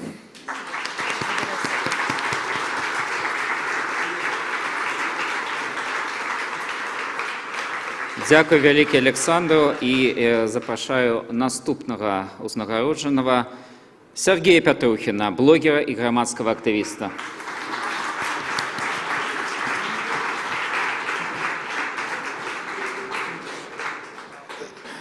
Я не Сергей Петрухин, а Сергей просто подал документы на, на легализацию и поэтому не смог приехать. Но он сейчас нас смотрит, я знаю это.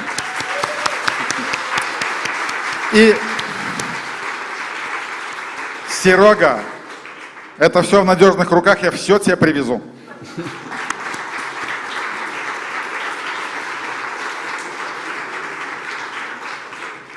Будем спадзявацца, што ўсё так і будзе.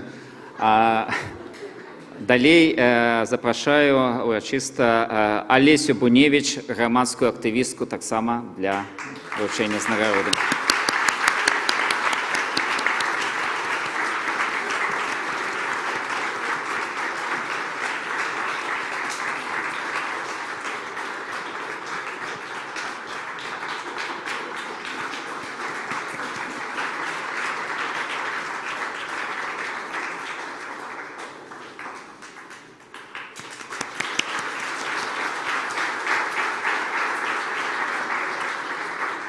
Дзякуй вялікі за гэту ўзнагароду. Я хочу падзяліць яе з усімі палітзняволенымі, з усімі палітвязанкамі, якія выйшлі, якія застаюцца яшчэ за кратамі і, нягледзячы на ўсе выпрабаванні, нягледзячы на ўсё, што адбываецца з імі, захоўваюць у сябе ўсе чалавечыя якасці. Я дзякую тым людзям, якія былі побач са мною, якія падтрымлівалі мяне, тыя людзі, тыя палітвязанкі, якія ўжо вызваліліся, але мы мелі сваю пэўную супольнасць, таксама знаходзячыся за кратамі. І гэта вельмі важна. Я таксама дзякую за падтрымку свайму мужу і свайму сыну, тым людзям, дзеля якіх ты трымаешся ў любым выпадку. Вось, дзякуй усім, хто зараз дапамагае з рэабілітацыяй, дзякуй за эвакуацыю. І дзякую усім, што вы не спыняецеся і працягваеце рабіць все, што ў вашых сілах. Дзякуй, Святлана.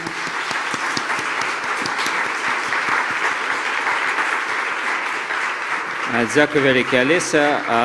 Я запрашаю наступную узнагароджаную Наталью Херше, грамадска-палітычную актывістку. Калі яна ў зале, спадзяюся яшчэ.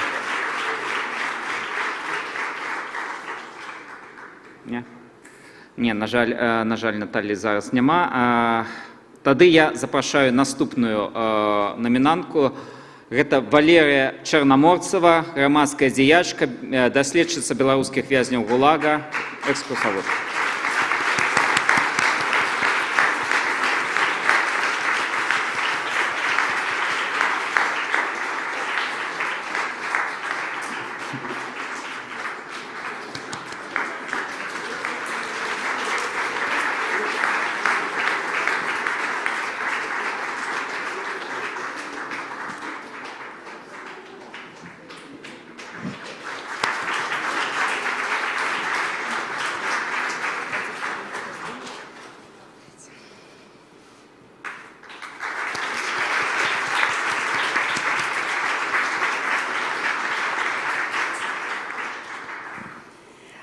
Дзякуй вам вялікі. Для мяне, канешне, вельмі вялікі гонар атрымаць медаль, прысвечаны імя маёй улюблёнай паэткі Ларысы Геніюш, якая у тым ліку падтрымлівала мяне на Валадарцы. Вось я зараз выйшла з такой торбачкай. У гэтай торбе хочу паказаць партрэт бабулі, які мне даслалі на Валадарку мае сяброўкі. Бабулей называлі Ларысу Геніюш пасля таго, як яна ўжо выйшла з ГУЛАГу, якая яна жыла ў Зэльве. І каб, хто да яе ездзіў, каб не здагадаліся, называлі яе бабулей.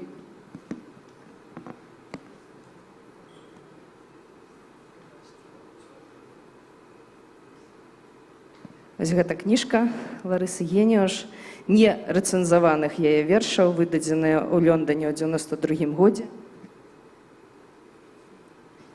Вось гэты партрэт бабулі, але я хочу далучыцца да словаў спадара Леаніда Судаленкі. Насамрэч, я не годная гэтага медаля, а я хочу згадаць Машу Рабкову, з якой я сидзела, і якая насамрэч гэта дзяўчына духу Ларысы Геніюш. Яна павінна стаяць тут і атрымаць гэты медаль. Дзякуй вялікі.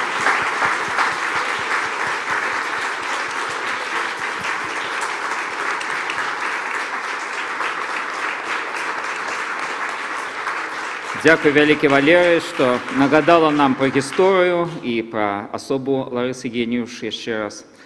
А я выклікаю для ўручэння ўзнагароды наступную намінантку Алану Тадаге Гебармарыям, актывістку моладзевага блоку, фігурантку вядомай студэнцкай справы.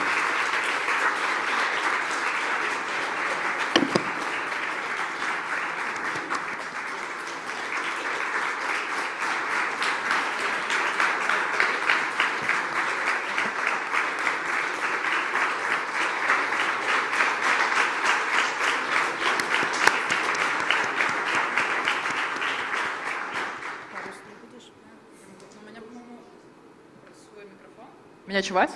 Да. Я, напэўна, далучуся да слоў Алесі, і я хочу падзякаваць, канешне, за гэтую медаль. Гэта было нечакана, я вельмі здзівілася. І чаму хочу далучыцца да слова Алесі, таму што мне здаецца, я тут стаю, таму што мяне падтрымлівалі мае блізкія, мае сябры і сяброўкі, якія таксама тут знаходзяцца, і не толькі тут, у гэтай зале. І вельмі важна, што падтрымлівалі іншыя палізняволеныя жанчыны, якія кожны дзень надавалі надзеі, што мы зможам гэта вытрымаць, мы пройдзем праз гэта. І нягледзячы на што адбывалася ўнутры, якія цяжкія выпрабаванні б не прыходзілі, толькі дзякуючы гэтай падтрымцы мы па сутнасці і змаглі гэта прайсці. Таму я вельмі іх люблю, цаню, перажываю, і я хочу, каб гэтая медаль была ўсё ж такі прысвечана больш гэтым просто величезным жанчынам, якія змагаюцца кожны дзень за тое, каб быць вольнымі, за тое, каб адстаяць свае прынцыпы, і Беларусь была свабоднай і вольнай. Таму прысвячаю гэтую медаль ім. Дзякуй.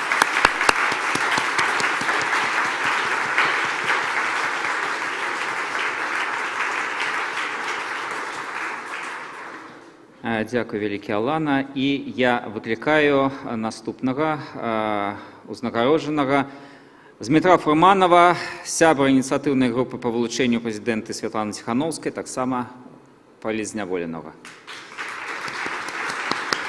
Калі ён ёсць у зале.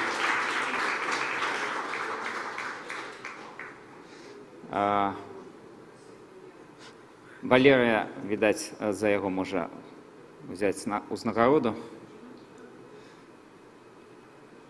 Ну, падтрымаем.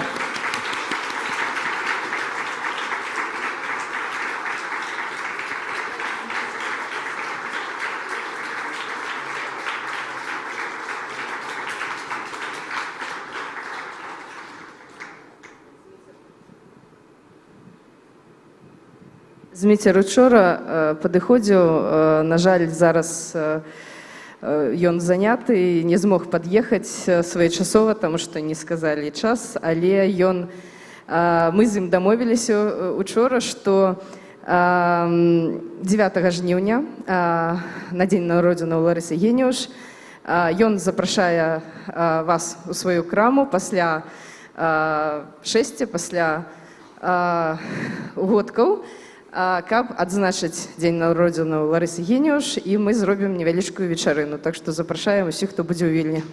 Ад Змітра. Дзякуй вялікі.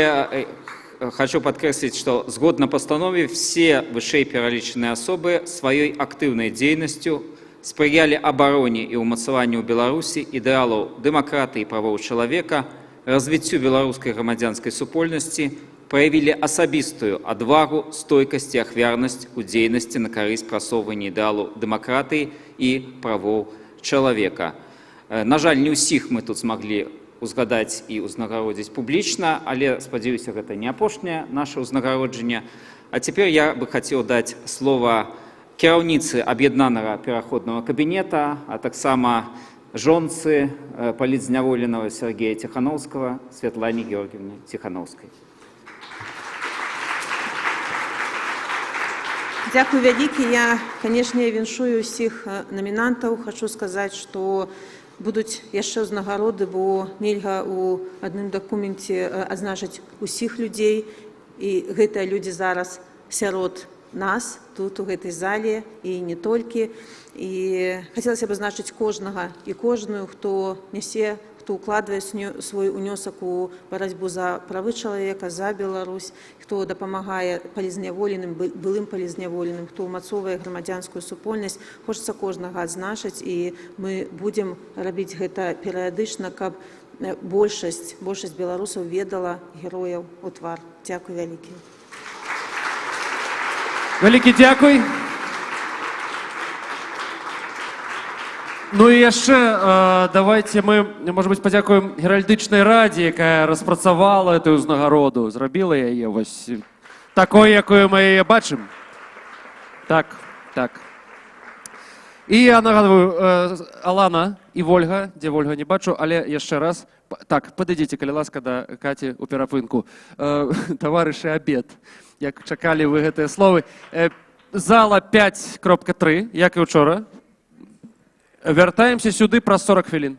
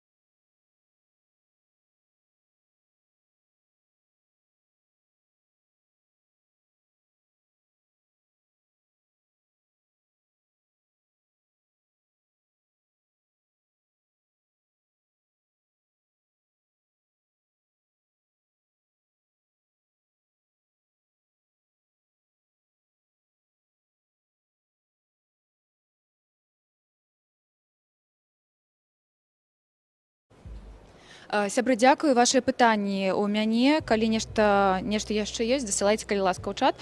Першае, чэшска-беларуская ініцыятыва задае пытанне спадарня Алана, ці адчувалі вы, вашай паплечніцы, падтрымку ад чэшскага студэнцтва ці ад іншых студэнцкіх арганізацый, і якія яшчэ з арганізацыяў так адчувальна дапамагалі яго, каго вы можаце сделать адметным такім?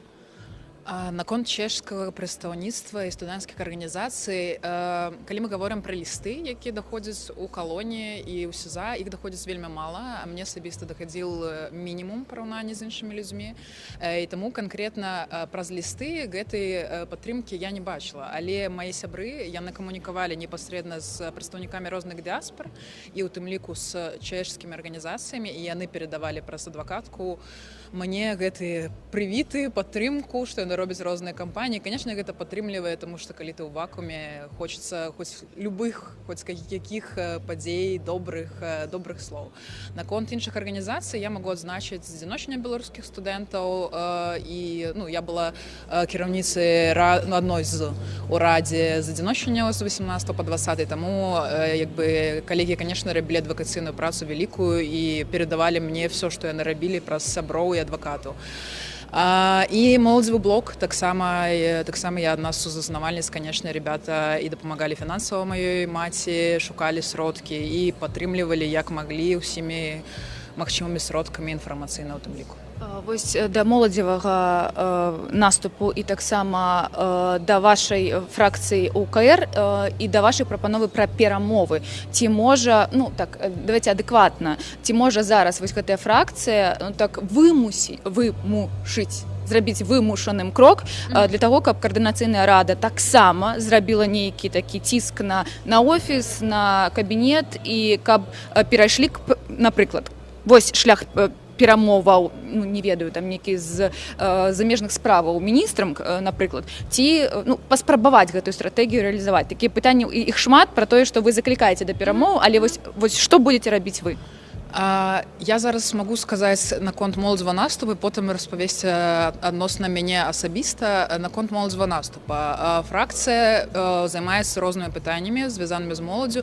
У тым ліку у нас ёсць агульнае пытанне, вельмі важнае для нас, гэта вызваленне палітзняволеных.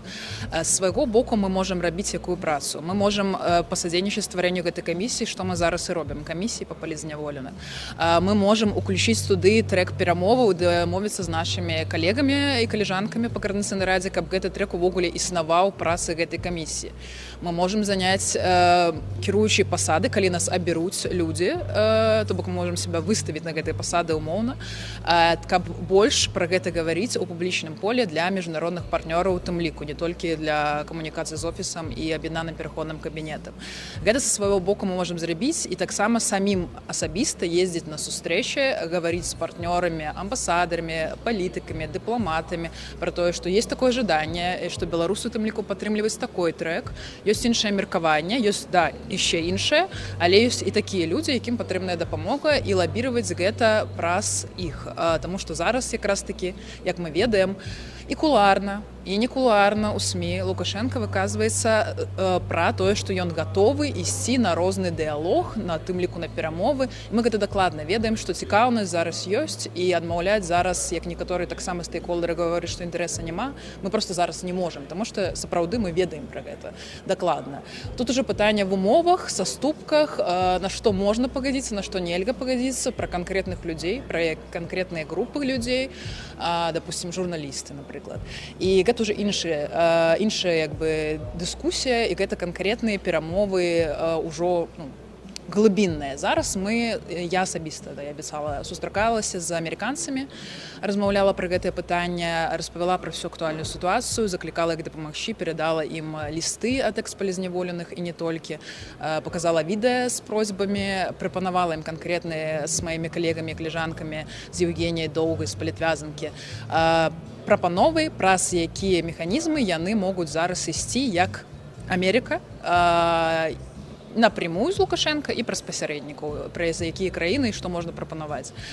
А са свайго боку я займаюся такімі сустрэчамі пастаянна, я хаджу, езджу, распавядаю, каардынуюся з калегамі, калежанкамі, каб людзі, якія слухалі нас, не думалі, што я кагосьці абвінавачваю. Я хутчэй пра тое, што нам все ж таки трэба больш працаваць над гэтым трэкам, каб такіх сітуацый, як зараз з абменам, не здаралася, і беларусы былі ў павесткі беларускія палітвязні. Таму я вяртаю ўсіх да дыскурса, не пра спрэчкі гаварыць, а пра канкрэтныя справы і вызвалення палітвязня. Дзякуй вялікі. Зараз перапынак для вас, бо была цяжкая дыскусія. Дзякуй вялікі. Сябры, Ольгу Зазулінскую я таксама вам знайду яшчэ тых, каму вашыя пытанні я павінна накіраваць. Усё бачу, зараз маленечкі перапынак і далучайцеся да нашага стрыму, пішыце свае пытанні, калі ласка, у Новай Беларусі.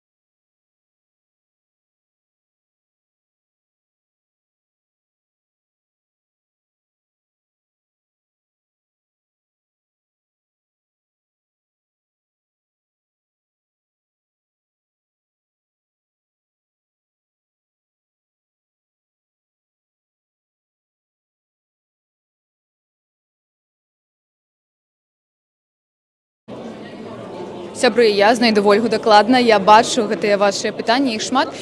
Сабіна, вось да цябе пытанне, таксама было яно і ў межах панелі па палітвязням, і таксама у нас ёсць і палітвязні, такая маладая фракцыя, і маладыя людзі, і быў вось гэты запыт, як можна памагаць дакладна рэпрэсаваным, ну, напрыклад, ёсць палітвязні, якіх трэба выратоўваць, а рэпрэсаваным студэнтам, моладзі, мабыць, ёсць канкрэтныя ідэі, бо прапанова дапамагаць, каб яно дапамагалася, гэта ўжо нельга гэта слухаць. Да якіх краінаў патрэбна звяртацца, і мы павінны? Хто гэта можа рабіць? Ну, напрыклад, моладзевы наступ, ці гэта павінна рабіць прадстаўніца пераходнага кабінета па моладзевых пытаннях? Ну, глядзіце, я чалавек, я просто журналістка, якая працуе ў спартыўным выданні. Я не ведаю дакладна, да якіх краін трэба звяртацца, але як просто чалавек, як прадстаўніца моладзі, я бы сказала так. Мне падаецца, што мы павінны аб'ядноўвацца, тыя моладзевыя арганізацыі, якія у нас ёсць прадстаўніца па моладзі, яна, мне падаецца, павінна неяк аб'ядноўваць гэтыя арганізацыі і высілкі на тое, каб усё ж такі тая праца, якая робіцца, яна была эфектыўнай, і каб дапамога, якая там ідзе, калі мы менавіта кажам пра моладзь, каб яна даходзіла да кожных рэпрэсаваных, тыя, хто прызнаныя палітвязнямі, тыя, хто не прызнаныя, таму што перад намі стаіць пытанне, што ўжо вось зараз 4 гады хутка будзе роўна з выбараў, і ў нас там вырастае іншае пакаленне, у нас ужо ёсць пакаленне, якое будзе выпускацца, якое не хоча заставацца ў краіне, якое не хоча навучацца ў тых навучальных установах, якія ёсць у Беларусі.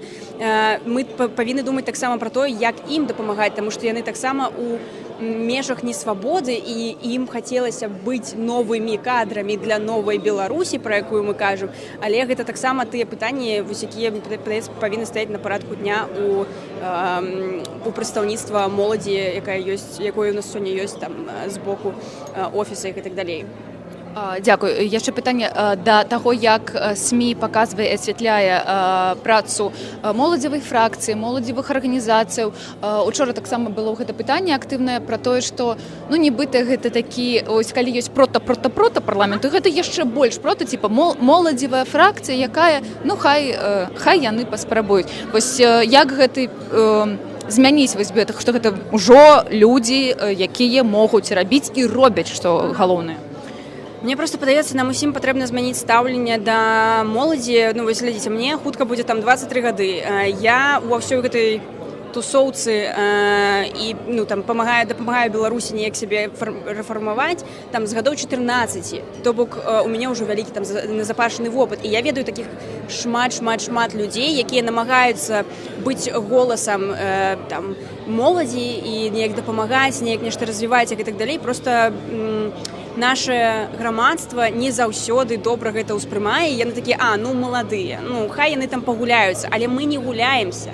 Мы сапраўды таксама вельмі хочам пабачыць нашу краіну вольнай, і мы вельмі хочам, каб усё ж такі нас таксама успрымалі як суб'ект усёй гэтай барацьбы. Не проста, што вось яны, ім весела, яны там нешта робяць там сабе, недзе ў куточку. Не, мы павінны таксама быць у цэнтры ўвагі, і калі мы кажам, што там недзе патрэбная дапамога, там моладзевая фракцыя, там і іншыя ініцыятывы арганізацыі НДА, які існуюць ужо шмат гадоў, калі яны там заклікаюць і кажуць, давайте разам працаваць, давайте мы вам дапаможам вось тут, каб іншыя арганізацыі, каб людзі ад іх не адварачваліся, а каб людзі да іх ставіліся як да ўсіх астатніх беларусаў. Дзякую табе, дзякую вялікі, дзякую за гэтыя словы. Зараз знайшла Вольгу.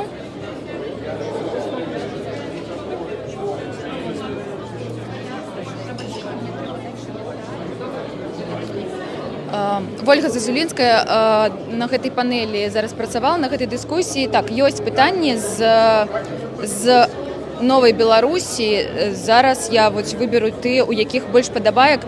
Было пытанне пра вашых пра паплечнікаў. Вашу коалицию Фонда гуманитарной помощи входит диссидент Бай. Эти люди как-то сказали в сторону родных политзневоленных, что они отбеливатели режима, что-то вроде будет дарить майки про отбеливание режима. Почему их не остановили, был вопрос, будут ли они публично извиняться и будут ли контролироваться высказывания этих людей с точки зрения того, что они представители инициативы, помогающей политзаключенным. Ну, как мне кажется, во-первых, я не имею права давать ответ за другую инициативу, это очевидно.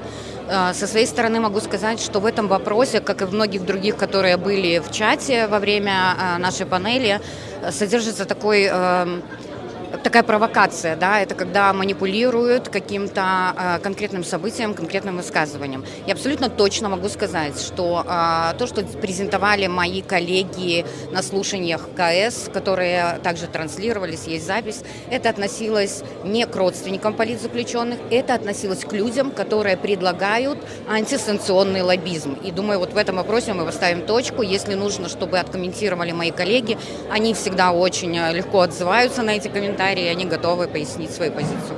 С гэтым пытаннем, разобраліся, будем лічыць так.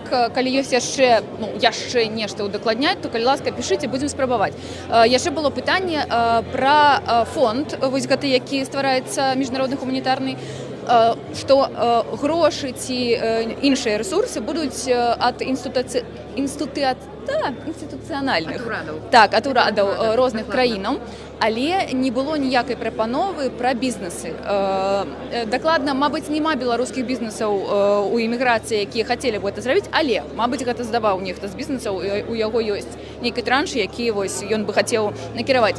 Вось бізнес можа побач з урадам рабіць у гэты ўнёсак, ці для бізнесаў патрэбны яшчэ нейкі-небудзь фонд, які бы гэтыя грошы браў? Во-первых, вы знаете, мне кажется, что очень важно то, что не подметил мой коллега Андрей Стрижак, это то, что этот фонд открыт абсолютно для всех. В чем особенность этого фонда? Это как раз-таки та институциональная поддержка, репутации, которой ручаются наши международные партнеры. У нас создан там международный борд, они будут контролировать размяркоўванне сродкаў их и так далее, да, и будут вести некую справаздачу от нас прымаць. То, что датычыцца бизнесу, я думаю, что калі уже будзе ўсё канчаткова сфармулявана, мы прыйдзем таксама і да бізнесу. Калі бізнес сёння гатовы даваць гэтыя грошы, калі ён гатовы працаваць у такім фарматы, то мы только за, потому что грошай нам не хапае. Мы за любую ініцыятыву, мы удзячны кожнаму партнеру, які да нас прыходзіць. Мы адчынены для ўсіх. Была яшчэ такая фантазійная прапанова, але maybe. што для тых бізнесаў, якія знаходзяцца ў краінах, якія з'яўляюцца партнёрамі, ці у тых краінах, якія далучаюцца да гэтага фонда, ці могуць гэтыя бізнесы, напрыклад, калі гэта не беларускі бізнес, а якой-небудзь там завод аўтамабільны, але які хоча далучыцца, напрыклад, і падтрымаць дэмакратыю і палітзняволеных беларускіх, нейкія зніжкі на НДС, нейкія зніжкі падатковыя, ці могуць урады краінаў прыймаць гэтыя прапановы, каб стымуляваць свае бізнесы таксама далучацца. Гэта цяжкае пытанне, але гэта было пра падатковыя зніжкі. Гэта цяжкае пытанне. Мы ўвогуле на гэты конт не размаўлялі ні з кім, ні з партнерамі, ні з тымі, хто зараз абмяркоўвае, як будзе функцыянироваць гэты фонд. Але калі ёсць такі запыт, то можна спрабаваць. Мне падаецца, што можна спрабаваць, таму што грошы тых краін, якія зараз прыходзяць у гэты фонд, гэта ўрадавыя грошы, а калі будзе прапанова ад бізнеса рабіць нейкія ўнёскі, то, як мне падаецца, магчыма і пра гэта таксама размаўляць.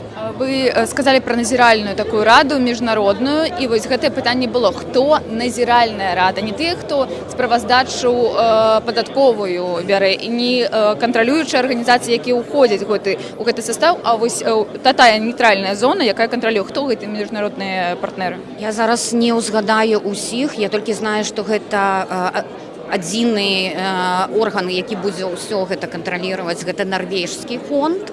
Да, яны першыя, хто далучыліся і хто ініцыявалі стварэнне гэтага міжнароднага гуманітарнага фонда. І гэта міжнародныя партнеры, у тым ліку донары міжнародныя, якія маюць рацыю, якія маюць опыт працы ў такім фармаце. Я думаю, што праз тыдзень-два, можа 3, я зараз не хочу назваць нейкія там срокі, усё будзе апублікавана, будзе ўсё распісана, гэта будзе больш шырэйшая такая прэзентацыя, таму што гэта скарочаны фармат, гэта зразумела, да, мы у тых рамках, у якія ў нас былі, мы хацелі расказаць як мага больш пра тое, што ўжо існуе. І фінальнае пытанне, гэта трэба вось удакладніць і каб зразумелі нашы гледачы, чаму гэты міжнародны фонд будзе дапамагаць не людзям напрамую, а ініцыятывам. Вось незразумела людзям, чаму накіроўвацца грошы будуць не ў кішэню таму, каму гэта патрэбна, а вось нейкім яшчэ ініцыятывам. Ну, па-першае, механізм працы фонда, ён вызначаўся не арганізацыямі, якія будуць атрымліваць сродкі, і гэта важна. Гэты механізм вырабатываўся нашымі міжнароднымі партнёрамі. То есть усё згаднялася, і яны наўпрост сказалі, што мы не будзем выконваць гэтую функцыю. Таму што трэба разумець, каб апрацаваць тыя заяўкі, якія будуць прыходзіць, верыфікаваць іх і гэтак далей, гэта трэба пул сотруднікаў фонда. Мы не вылучаем ніякія грошы для супрацы, для адміністрацыйнай супрацы. Гэта першы выпадак, калі фонд будзе працаваць без сотруднікаў. Да?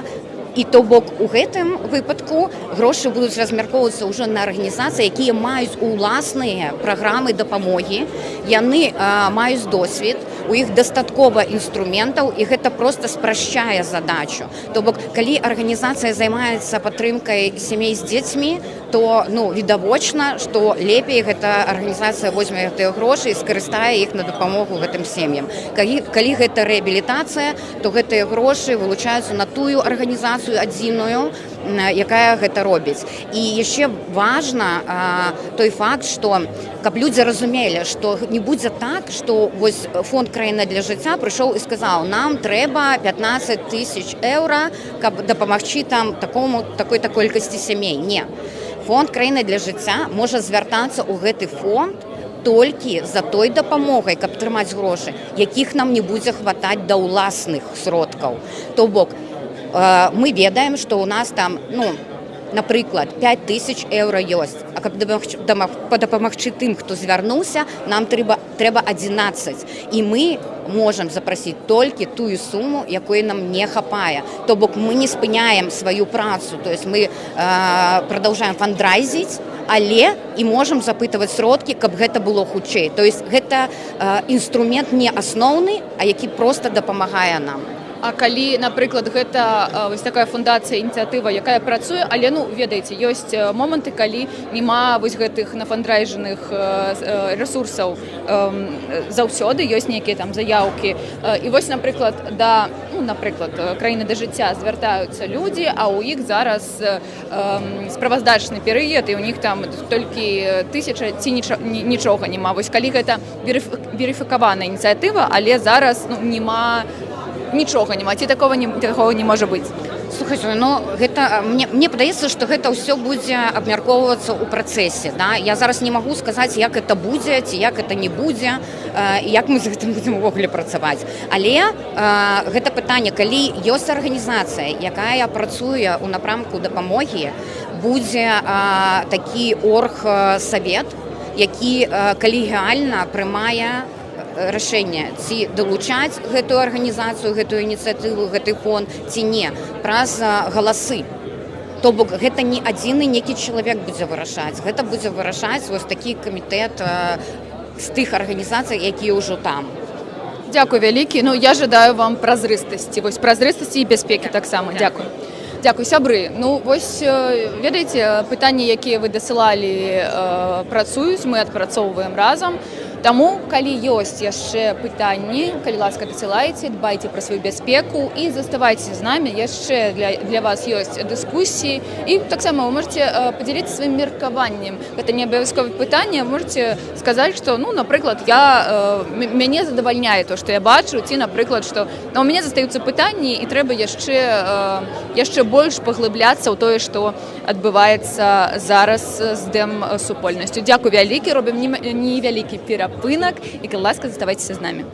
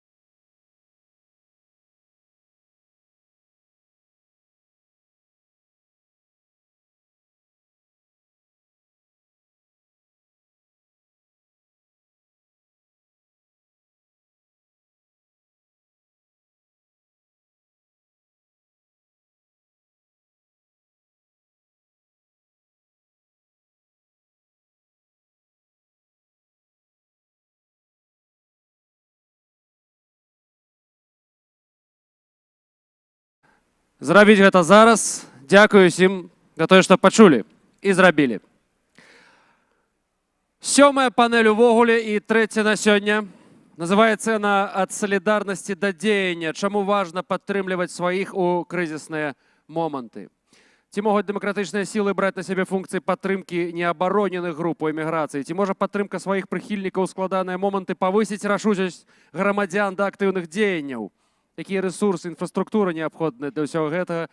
Як можна іх развіваць? На гэта і іншае пытанне мы, спадзяюся, пачуем адказы у гэтай панелі. Мадараваць яе будзе Ірына Маклейн, координаторка по пытаннях аховы здароўя і сацыяльнай абароны, навукова-даследчая служба Нацыянальнай службы аховы здароўя Шотландыі. Калі ласка, запрашаем на сцэну. Удзельнікі панелі, спікеры. Андрэй Стрыжак, кіраўнік фонду Байсол. Зміцер Васарман, прадстаўнік Народнай амбасады Беларусі ў Швецыі. Віолета Бяліцкая, кіраўніца арганізацыі «Разам, Літва». Сергей Дроздоўскі, праваабаронца, заснавальнік і кіраўнік офіса па правах людзей з інваліднасцю.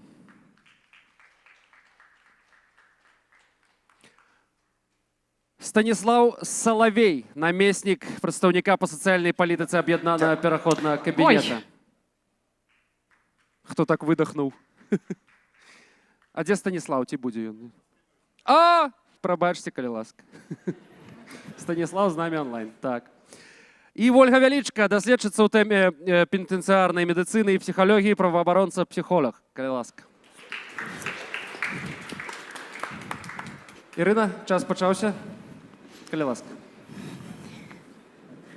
Дзякую усім, хто да нас сёння далучыўся.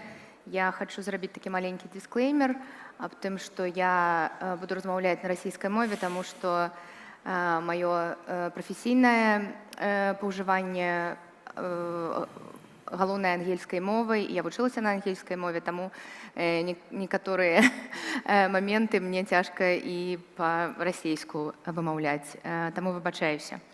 Сегодня мы будем говорить о важных вещах. Они могут быть эмоциональные, они могут быть триггерами некоторыми, поэтому, пожалуйста, берегите себя, и если что-то будет для вас дискомфортно, если вам нужно покинуть помещение, это всегда лучше сделать, потому что эмоциональные вещи могут вызвать ряд неприятных ассоциаций. Но если можете, оставайтесь с нами сегодня. Панель обещает быть интересной. Я напомню, что трансляция сегодняшней панели и всего мероприятия происходит на приложении «Новая Беларусь». Там можно также задавать нам вопросы и прямое включение с канала YouTube, с канала Светланы Тихановской. Для зрителей, смотрящих и слушающих нас из Беларуси, пожалуйста, заботьтесь о своей безопасности и пользуйтесь VPN. Итак, о чем мы сегодня будем говорить? Сегодня мы будем говорить, имеет ли Демсилы роль в поддержке уязвимых групп в эмиграции. Мы попытаемся понять, как международный опыт и построение институтов за рубежом могут помочь белорусам внутри страны и тоже, возможно, способствовать построению социального государства вне Беларуси и дома. Что же такое социальное государство? Почему же оно так важно? Социальное государство направлено на заботу о своих гражданах. Оно обеспечивает доступ к необходимым ресурсам и поддержке. Но оно невозможно при диктатуре.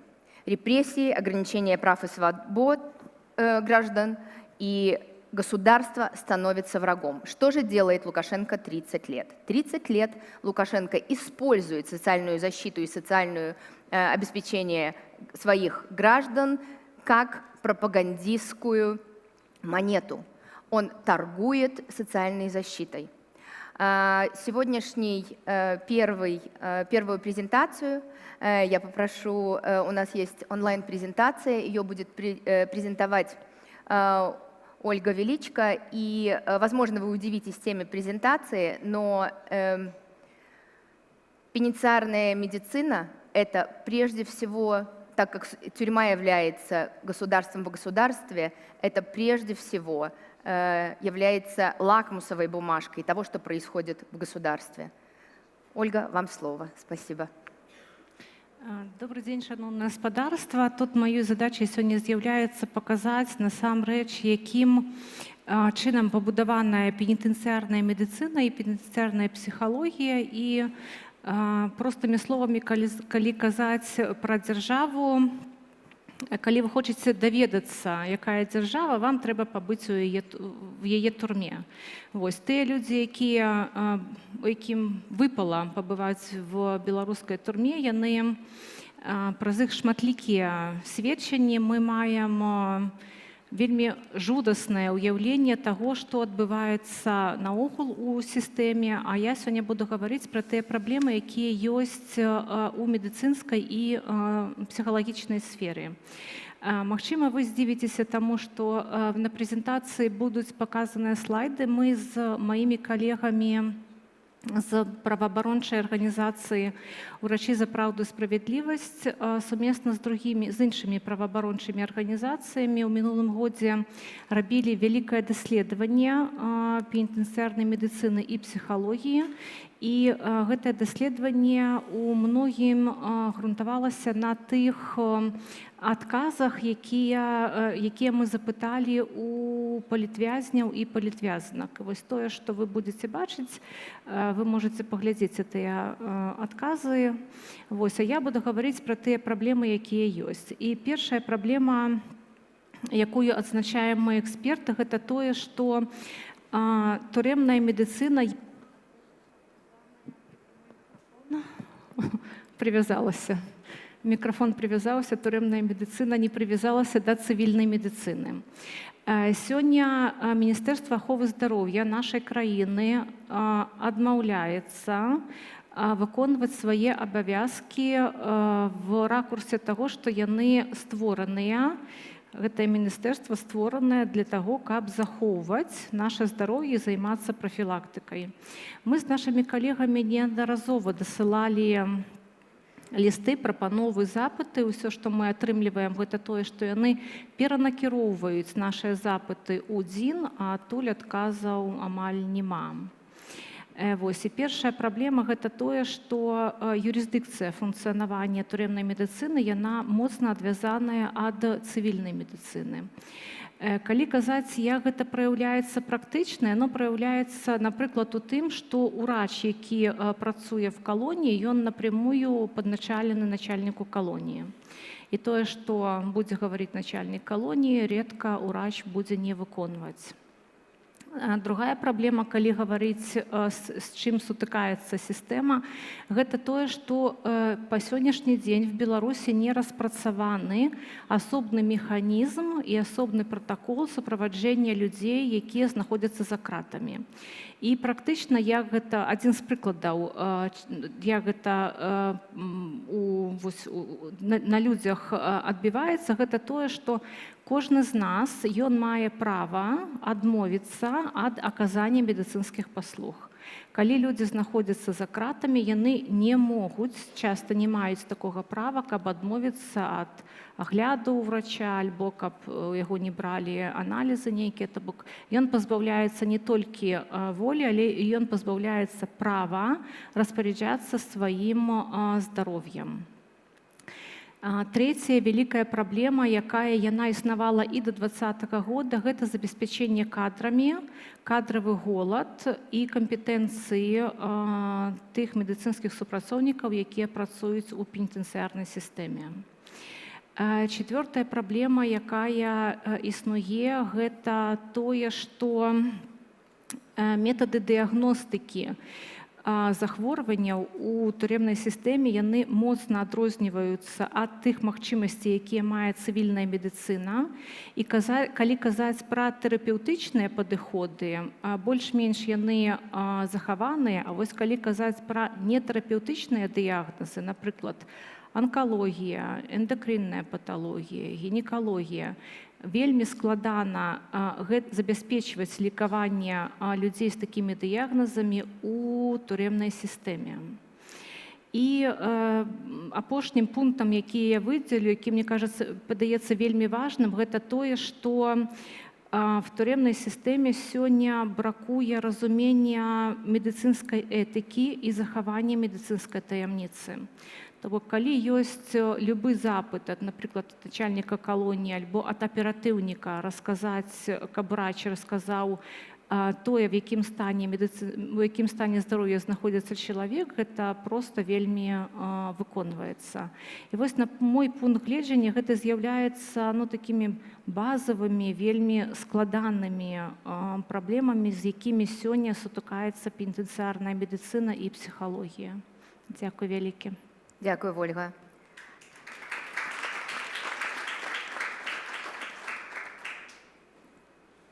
Я попрошу Станислава Соловья. Стас, вы с нами?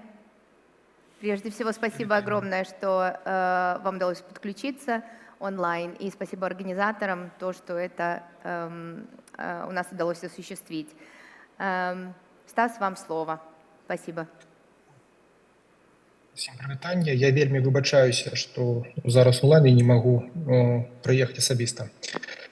На дадзены момант мы сутыкаемся з неабходнасцю вырашэння трох разнанакіраваных задач. Першае гэта заключаецца ў планаванні пераходнага перыяда. Гэта значыць правядзенне тых рэформаў, якія мы будзем павінны хутка ажыццявіць для вяртання нармальнага жыцця ў нашу краіну. Гэта ўключае ў сябе рэформы як у сацыяльнай сферы, так і у аховы здароўя. На дадзены момант група экспертаў займаецца распрацоўкай канцэпцыі рэформаў у сацыяльнай сферы, і мы спадзяемся, што на працягу бліжэйшага года зможам прадставіць першыя вынікі іх працы. То, што датычыцца сістэмы аховы здароўя, то тут праца, можна так казаць, толькі на старце. Зараз фарміруецца працоўная група, якая будзе займацца распрацоўкай гэтага праекта. Чакаем, што ў верасні група пачне сваю працу. Мы плануем правесці круглы стол, на якім акрэсліць межы працоўнай групы, вызначыць паўнамоцтвы, акрэсліць напрамкі, у якім яна будзе рухацца. Я спадзяюся, што першыя вынікі працы мы зможам прадставіць на пачатку наступнага года. Сістэма аховы здароўя увогуле з'яўляецца вельмі адчувальнай тэмай, і тыя методыкі, якімі зараз забяспечваецца яе функцыянаванне, адносяцца да рэпрэсіўных і парушаюць заканадаўства, уключаючы і працоўнае права. І нават пры гэтым мы бачым яе дэградацыю. Важна разумець, што ў Беларусі сістэматычна парушаюцца правы як працоўнікаў, так і пацыентаў, і сістэма аховы здароўя трымаецца на такіх парушэннях. У першыя дні пераходнага перыяда нам будзе вельмі хутка патрэбна адмовіцца ад гэтых практык, інакш мы рызыкуем застацца ў ранейшым становішчы, не забяспечваючы пры гэтым ні даступнасці медыцынскай дапамогі, ні вартых умоў працы для медыкаў, то ўганяем медыцыну ў яшчэ большы крызіс. Мы зараз бачым вельмі вялікі адток медыцынскіх кадраў, і гэта вельмі сур'ёзная праблема. І мы не бачым ніякіх падставаў для яе вырашэння пры змене рэжыму без істотных рэформаў. На жаль, у пераходным перыядзе мы не зможам знайсці простыя рашэнні, якія адразу дадуць станоўчы вынік. Мы чакаем, што ў першыя паўгады ці год нам даведзецца прымаць вельмі непапулярныя рашэнні для стабілізацыі сістэмы і падрыхтоўкі да паўнамаштабных рэформаў. Зараз наша мэта распрацоўка толькі планаў на пераходны перыяд. Пра доўгатэрміновай змены ў сістэмы аховы здароўя можна будзе гаварыць толькі пры выконанні трох умоў. Першы – гэта стабілізацыя сістэмы. Гэта ўключае ў сябе недапушчэнне яе поўнага развалу з выкарыстаннем, на жаль, толькі цяперашніх рэсурсаў, збор адэкватнай статыстычнай інфармацыі, бо немагчыма планаваць рэформы, калі мы не ведаем, што адбываецца на местах, чым хварэюць нашыя пацыенты і якія рэсурсы патрэбны для дапамогі ім. І трэцяе – гэта дэмакратычна абраны ўрад. Таму што мы, як ужо неаднаразова казалі, не існуе ні адной сістэмы, якая задавальняе ўсіх жыхароў краіны. Мы павінны імкнуцца да стварэння такой сістэмы, але рухацца мы будзем толькі ў гэтым накірунку, толькі тады, калі у нас будзе дэмакратычна абраны ўрад. Але нават трошки прыемнага, нават тое, што адбываецца зараз, мы можам у будучыню абярнуць у нашу карысць. Калі гаварыць пра масавую міграцыю не толькі лекараў, але у цэлых беларусаў, то гэта новы вопыт, і гэта можна выкарыстоўваць. Так, мы добра разумеем, што лекары, якія з'ехалі, ці наўрад шмат з іх павернецца. Можа, 5, 7, 10%, гэта ўжо будзе цуд. Але іх вопыт, іх працу на другіх краінах мы зможам выкарыстоўваць. Мы зможам накіроўваць ім на стажыроўкі нашых медыкаў, якія працуюць унутры краіны.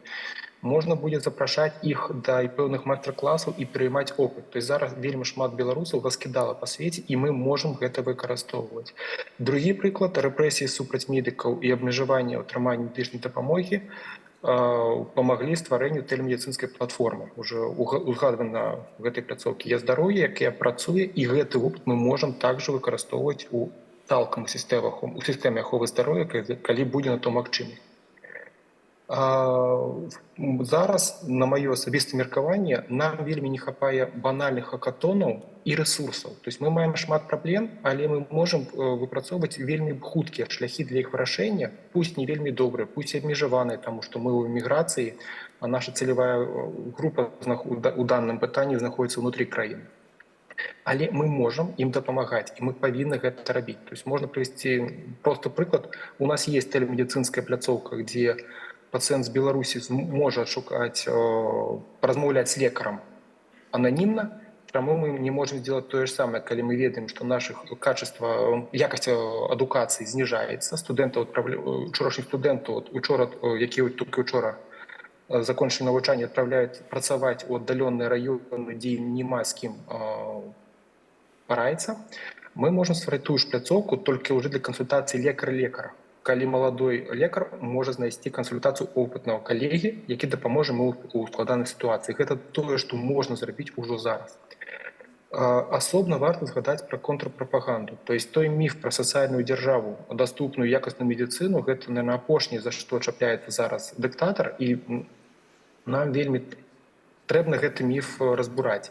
Вельмі добра працуюць незалежныя СМІ, вельмі добра працуюць тэматычныя НДА, але мы трошки праігрываем на міжнародных пляцоўках. То есть, на жаль, у ООН і Сусветная арганізацыя аховы здароўя, яны прымаюць тыя адчоты, якія выдае Мінаховы здароўя, і нават гэтым ганарыцца, нават паказвае, што вось, глядзіце, якая добры прыклад. Тут я бачу магчымасці супрацы палітыкаў і, назовем так, грамадскім сектарам у тым, чтобы дапамагаць, як канал інфармацыі распаўсюджваць гэту інфармацыю. То есть пішецца шмат даследаванні наконт састаяння сістэмы аховы здароўя, тыя ж цэлі ўстойлівага развіцця. Гэта трэба паказваць не толькі ў нашым інфаполі, але паказваць і ў другіх арганізацыях. У Беларусі, на жаль, мы ўжо сталкиваемся з тым, што ўжо фіксуецца перабой нават базавых медычных прэпаратаў. Калі ўсё гэта скончыцца, нам трэба ўжо мець планы супрацоўніцтва з тым жа Сусветнай арганізацыяй аховы здароўя, што нам будзе патрэбна дапамога нават у базавых медычных прэпаратах. Калі вельмі сцісла падтрымку беларусаў за мяжой, тут я не лічу магчымасці стварыць некі адзіны цэнтр, які будзе ўсё гэта кіраваць. То есть асноўная мэта як мага хутчэй памочь нашаму суайчынніку адаптавацца ў новай краіне, каб ён атрымаў тыя ж паслугі сацыяльныя, тую ж медычную ахову, як ее атрымліваюць жыхары гэтай краіны. На гэта трэбны пэўны час, пэўны ресурс. І тут вельмі не хапае нават інфармацыйнай паддержкі, то есть куда звярнуцца, куда пайсці. Тут вельмі добра казалі пра дапамогу былым ветэранам, пра дапамогу палітвязям, але ж мы ўсе разумеем, што гэта дапамога вельмі часта патрэбна простым гражданам, якія былі вымушаны пакінуць краіну праз пагрозу рэпрэсіі, але яны не пападаюць у гэтыя спісы. То есть гэта тое, што патрэбна.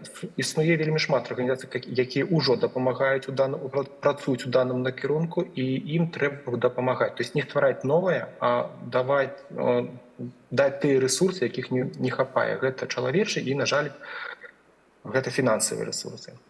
Больш складаная тэма – гэта падтрымка людзей у Беларусі. То есть не толькі гаворка пра палізняволеных, трэба памятаць пра тыя ж уразлівыя групы. То есть вельмі шмат хто застаўся без дапамогі, тому что были разбураны тыя ж НДА, которые займаліся разлівымі групамі. І вось тут вельмі складанае пытанне. Трэбны асобныя арганізацыі, якія будуць дапамагаць, якія будуць працаваць з тымі, хто ўнутры, але яны павінны рабіць гэта вельмі ціха. Бо мы добра бачылі, што якой выбар зробіць улада, калі стаіць пытанне паміж якасцю жыцця грамадзян ці піарам. Яны зруйнуюць любыя ініцыятывы, якія будуць зыходзіць з дэмакратычных сілаў і направлены ўнутр краін на дапамогу нават уразлівым групам. Гэта, на жаль, мы павінны ўлічваць. Але калі гэтыя арганізацыі будуць працаваць ціха, яны сутыкнуцца з двумя вызовамі. Першае, як данесці інфармацыю тым, хто ўнутры, і другое, як знайсці рэсурсы і чалавечыя, і фінансавыя на іх працу. На жаль, мы добра разумеем, што калі арганізацыя не мае доўгага фінансіравання, доўгатэрміновага фінансіравання, на жаль, гэта вельмі ускладняе яе працу. Валантэрства рэч вельмі добрая, але калі мы говорим пра доўгатэрміновую працу, на жаль, на гэта патрэбны таксама фінансавыя сродкі. У мяне ўсё, дзякуй. Дякую, Станислав. Очень много информации. Я думаю, что все внимательно слушали, и мы сможем адресовать это в ответах на вопросы, когда все спикеры расскажут о своей работе. Немножечко напомню для нас, для всех и для зала, что сегодня мы говорим об уязвимых группах населения. Сейчас я передам слово Виолетте и ее организации «Разом», которая занимается именно поддержкой уязвимых групп. Просто напомню, спецификация Международная ООН предлагает, утверждено этой организацией, следующие уязвимые группы. Это женщины и дети, люди с инвалидностью, пожилые люди, сообщество ЛГБТ и К+, беженцы и мигранты. И та категория, о которой мы слышали в предыдущей панели, которой нет в спецификации ООН, это, конечно же, в реалии Беларуси, это политзаключенные и репрессированные. Виолетта, вам слово. Спасибо. Я представляю организацию «Разом». Это неправительственная, некоммерческая и независимая организация, которая была создана в конце 2020 года как реакция на события президентских выборов в Беларуси. Мы все знаем, что там произошло, и были выборы, были протесты, были репрессии, преследования. Литва открыла гуманитарный коридор, и огромное количество белорусов вынуждено было выезжать из Беларуси в сторону Литвы. В то время мы, белорусы, которые жили задолго до 2020 года в Литве, создали группу волонтеров, которая стала заниматься неотложной помощью нашим согражданам. И эта неотложная помощь заключалась в первую очередь в предоставлении каких-то элементарных бытовых услуг. Мы искали жилье, мы искали питание, мы искали одежду, мы искали на все это деньги. Зачастую мы отдавали все, что у нас было, сами. И в конце 2020 года мы создали юридическую организацию «Разом». Этот статус нам помог выходить уже на представителей литовских властей, выходить на представителей, на международные организации, которые нас поддержали, с которыми мы вели диалог. И благодаря этому мы смогли перевести нашу помощь из такой волонтерской в более профессиональную. Так как мы сами были иммигранты и являемся до сих пор, мы очень хорошо знали, через какие трудности придется проходить белорусам. Тем более мы понимали, через какие трудности придется проходить людям, которые экстренно, не готовя свой отъезд, уезжали из страны. И понимая все это, мы начали общаться и помогать.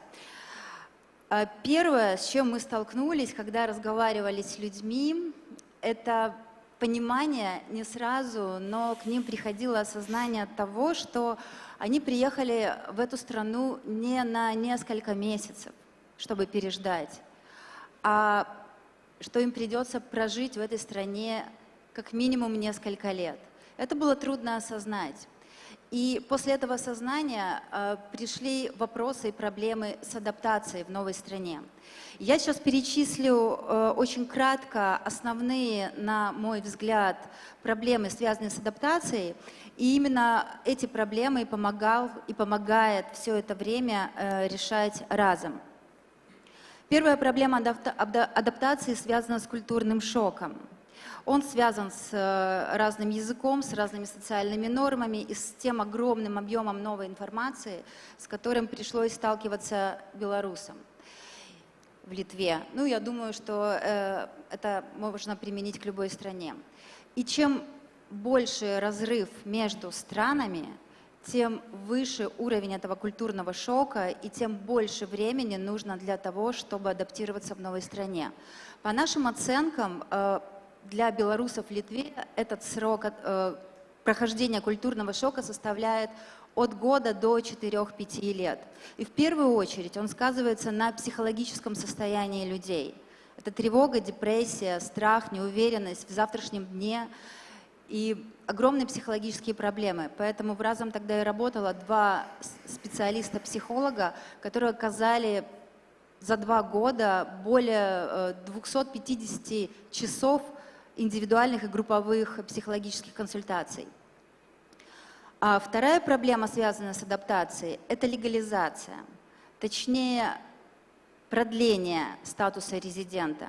И если в предыдущие годы, 21-22 год, у белорусов, ну, скажем так, практически у политических мигрантов не возникало проблем с легализацией в стране, начиная с прошлого года эти вопросы появились. Это отдельная тема для дискуссии, я сейчас не буду на них останавливаться, но просто хочу сказать о том, что мы видим, что и в ЕС, и в Литве, в частности, миграционные процессы постоянно пересматриваются и, к сожалению, пересматриваются в сторону ужесточения. Но, тем не менее, я хочу напомнить, что белорусы в Литве остаются второй по численности диаспорой. Всего в Литве, по данным Департамента миграции, проживает чуть более 220 тысяч иностранцев. Из них белорусы составляют более 62 тысяч. Плюс около 48 тысяч из них являются трудовыми экономическими мигрантами. То есть, с одной стороны, мы видим лояльность Литвы к белорусам, но с другой стороны, у нас есть и другая статистика.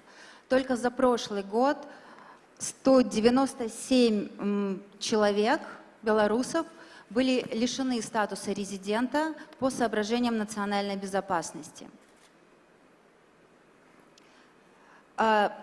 Третья проблема, связанная с адаптацией белорусов, это вопросы трудоустройства. Здесь мы также видим ужесточение политики в этих вопросах.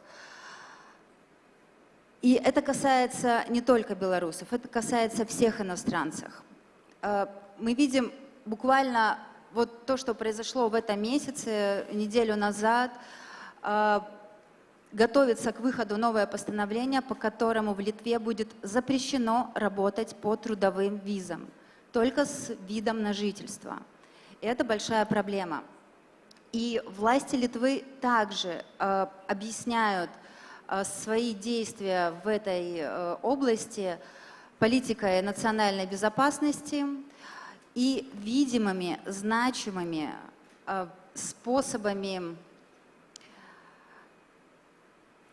злоупотреблениями и различными способами поиска различных выходов, чтобы нарушить и обойти миграционное законодательство. И последняя, наверное, проблема адаптации, я бы хотела сказать, о ней вообще мало кто говорит, мало кто поднимает эту тему, это адаптация детей иммигрантов в Литве, то, чем занимается Разом сейчас. Наши дети и подростки – это, в принципе, сам по себе страшный возраст. И подростки в этот период проходят у них происходят физиологические, психологические изменения. И переезд, и миграция – это также огромный стресс. У них, так же, как и у нас, ломаются социальные связи, они теряют друзей, они также чувствуют неуверенность, которая передается к ним еще и от родителей. И адаптация подростков в эмиграции – это сложный и серьезный вызов. Разом работает с этими вопросами, и мы создаем среду, в которой наши дети, белорусские подростки, могут обрести себе друзей, могут установить новые социальные связи, могут получить новые навыки и, как мы считаем, одно из главных — сохранить свою идентичность, идентичность белорусов. Потому что наши дети — это следующее поколение, которое пойдет за нами, на смену нам. И то, каким они подойдут к моменту смены, как они будут себя осознавать, какой нации они будут себя причислять, будут ли они чувствовать себя белорусами, зависит от нас и от того, что мы будем делать сейчас. Потому что фактически, говоря о наших детях, мы говорим о будущем демократической Беларуси. Это вкратце, это те проблемы, над которыми работает Разом уже 4 года, помогая белорусам в Литве. Спасибо. Спасибо, Виолетта. Мы услышали, что происходит, когда люди оказываются в вынужденной эмиграции. В это время пропаганда Лукашенко позиционирует государство мечты, заботливое государство, где поддерживаются семьи, где заботятся о пожилых людях, где система образования великолепна, здравоохранение доступно. И одна из уязвимых групп, о которой сейчас будет говорить наш следующий спикер, это проблема инвалидов. Сергей, вам слово. Спасибо. День добрый всем. Да, я хочу сказать о проблеме инвалидности, немного шире о людях с особыми потребностями. И поделю сразу на 2 части. Это проблема людей с инвалидностью, с особыми потребностями, тех, кто оказался вынужденным уехать, покинуть родину, и тех, кто остался там. По первой части вопрос, конечно, важный именно в том, что миграционное законодательство практически всех стран в отношении особых потребностей дырявое, насколько это может быть дырявое. И эти проблемы вынуждены решать здесь, сейчас, и службы, и люди, но чаще всего это тактическая проблема, и вот опыт группы «Разом» и других организаций показывает, что на тактическом уровне это требует усилий, времени и решимости самих людей. И, в общем-то, это можно и нужно решать, и у нас есть и успешные кейсы, и мы с этим работаем. Что касается Беларуси, тут вопрос более широкий. 19-22 августа белорусское государство будет отчитываться в Комитете ООН по правам людей с инвалидностью о выполнении Конвенции о правах людей с инвалидностью. По этому поводу круг организаций правозащитных Беларуси, включая наш офис по правам людей с инвалидностью, подготовили свои альтернативные доклады. Они вывешены в свободном доступе. Я потом поделюсь ссылками, чтобы это, может быть, было удобнее. И там более подробно все то, о чем я буду говорить про Беларусь. Что касается того, к чему присоединилась Беларусь, Конвенция о правах людей с инвалидностью, то есть это самое главное в названии о правах людей с инвалидностью. И я вам скажу, что самое большое достижение, о котором будет говорить государство, это закон о правах инвалидов и их социальной интеграции, который был принят 2 года назад. И самая короткая статья в этом законе называется «Защита прав инвалидов». Самая короткая, то есть все понятно с этим. Поэтому наше мнение о том, что в Беларуси сохраняется совершенно патерналистский подход и отношение к людям с инвалидностью и вообще говоря к людям с особыми потребностями, более широко говоря об этом. Сегодня, если вы попытаетесь, и кто-либо попытается поинтересоваться, что же у нас с вопросами инвалидности, вся информация полностью заблокирована. Даже элементарная численность людей с инвалидностью, которая всегда и везде звучала в каждом докладе любого чиновника, это сегодня секретная информация. Но даже при этом могу вам сказать, что официально самая большая цифра, это было около 6% населения, что втрое ниже реальной численности людей. Это означает, не просто какие-то данные, циферки, это означает, что в 3 раза меньше людей получают реальное право на социальную защиту ввиду их инвалидности. При этом в Беларуси сохраняется абсолютная монополия на поддержку людей с инвалидностью, на уход за людьми с инвалидностью. Если вы спросите, ну, практически подавляющее большинство людей с инвалидностью в Беларуси, кто вам платит пенсию, они скажут государство. Не общество, не граждане, не налогоплательщики, государство. И это выученная такая зависимость, которая, к большому сожалению, была, есть и еще долго будет, она влияет практически на все сферы жизни, потому что, глянув сегодня на белорусское телевидение, вы увидите сплошные благодарности, сплошные бравурные речи о том, как все хорошо. В то же время мы знаем о том, что людям на местах, которые пытаются добиваться своих прав, еще есть такие люди, им говорят, что если вы будете дальше продолжать добиваться прав, мы сделаем еще хуже. И в этих словах есть правда. Относительно того, что можно с этим делать, вы знаете, когда задают вопрос, самый глобальный вопрос, это любят говорить европейцы, задавать вопрос белорусам, есть ли в Беларуси инклюзия людей с инвалидностью? Но я вам скажу, что инклюзия в недемократическом государстве просто абсурдный и невозможный вопрос. Поэтому говорить об успехах белорусского государства в этом смысле проблематично. Что касается перспектив, категории людей с особыми потребностями, в том числе и людей с инвалидностью, живут на грани выживания. То есть белорусские, вообще говоря, пенсии, пособия рассчитываются из минимального потребительского бюджета. И это означает, что любой экономический и финансовый сдвиг в государстве сразу же выбросит этих людей за грань выживания. Любой. И если мы вспомним вчерашнее выступление экономистов на панели, то мы понимаем, что, в общем-то, ждет этих всех людей в достаточно недалеком будущем. Белорусское государство уже имело в 2007 году опыт резкого, скачкообразного отказа от своих обязательств. То есть это уже было. То, что происходит сейчас, это я бы сравнил, знаете, с повышением цен на бензин по копеечке. Да? То есть снижение мер и степени социальной защиты, вот оно происходит примерно таким способом, за счет инфляции этой самой социальной защиты. И за счастливыми лицами, там, например, паралимпийцев, Талая и прочих людей на экранах стоят сотни тысяч людей, которые сегодня зависимы. Отдельную категорию людей составляют, о которых говорят не очень много и говорят не очень часто, люди, живущие в интернатах. Сегодня, то есть это очень неудобная тема. Сегодня в Беларуси существует система интернатов, в которых есть такая категория психоневрологические интернаты, в которых проживает сегодня больше 18 тысяч человек. Каждый из них лишен дееспособности, каждый из них находится в условиях несвободы. То есть интернаты – это места несвободы совершенно однозначно, со своим, в общем-то, миром и прочим. Выйти оттуда у людей практически нет шансов. Я вам могу сказать цифру.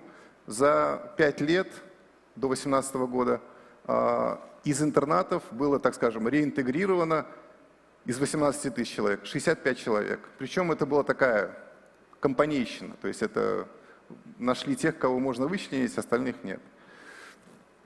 Говоря о перспективах и возможности, что можно сказать белорусскому государству, наши рекомендации заложены, как я говорил, в наших альтернативных отчетах, но самый главный вопрос в том, что невозможно построить благополучие людей с инвалидностью в стране, где продолжаются репрессии, в стране, где попирается право, в стране, где игнорируются, вообще говоря, права человека. В общем-то, невозможно решить эту проблему. Мы благополучно откатываемся в Советский Союз и вскоре получим ровно те же проблемы, от которых мы начинали 30 лет назад. Дополню, может быть, выступающих. Вот Ольга говорила про людей с инвалидностью о медицине в местах заключения. Добавлю, что все эти люди также полностью лишены социальной защиты. То есть находящиеся в заключении люди избавлены от этого благополучного права. Спасибо, Сергей.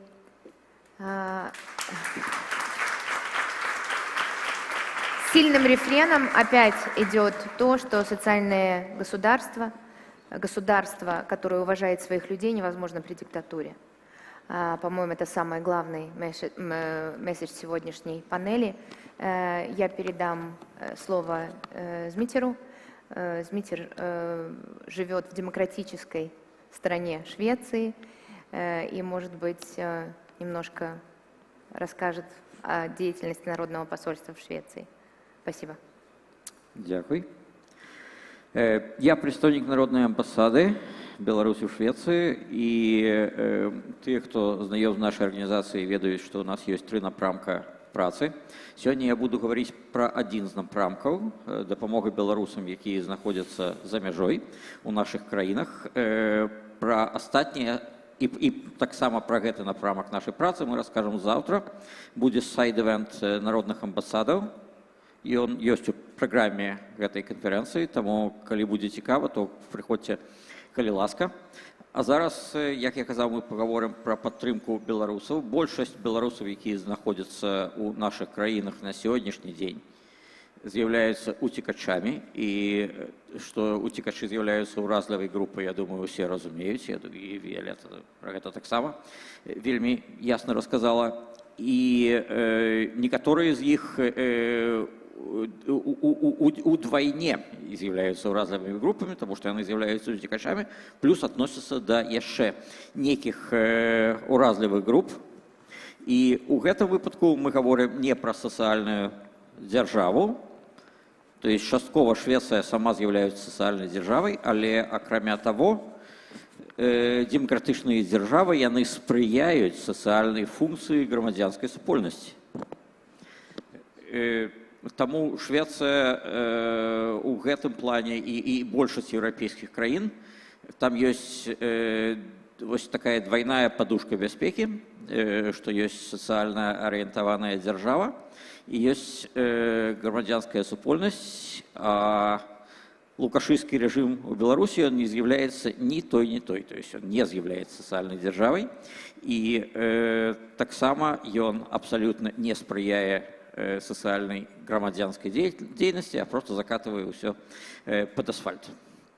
Значит, белорусы, которые находятся в наших краинах, они сталкиваются с шэрагам пытанняў. Частка з іх юридычная, например, атрыманне статусу утекача. Про гэта мы таксама трошки больш распавядзем завтра. Адсутнасць документаў. Вы ведаеце, што незаконны рэжым не дае людзям документы.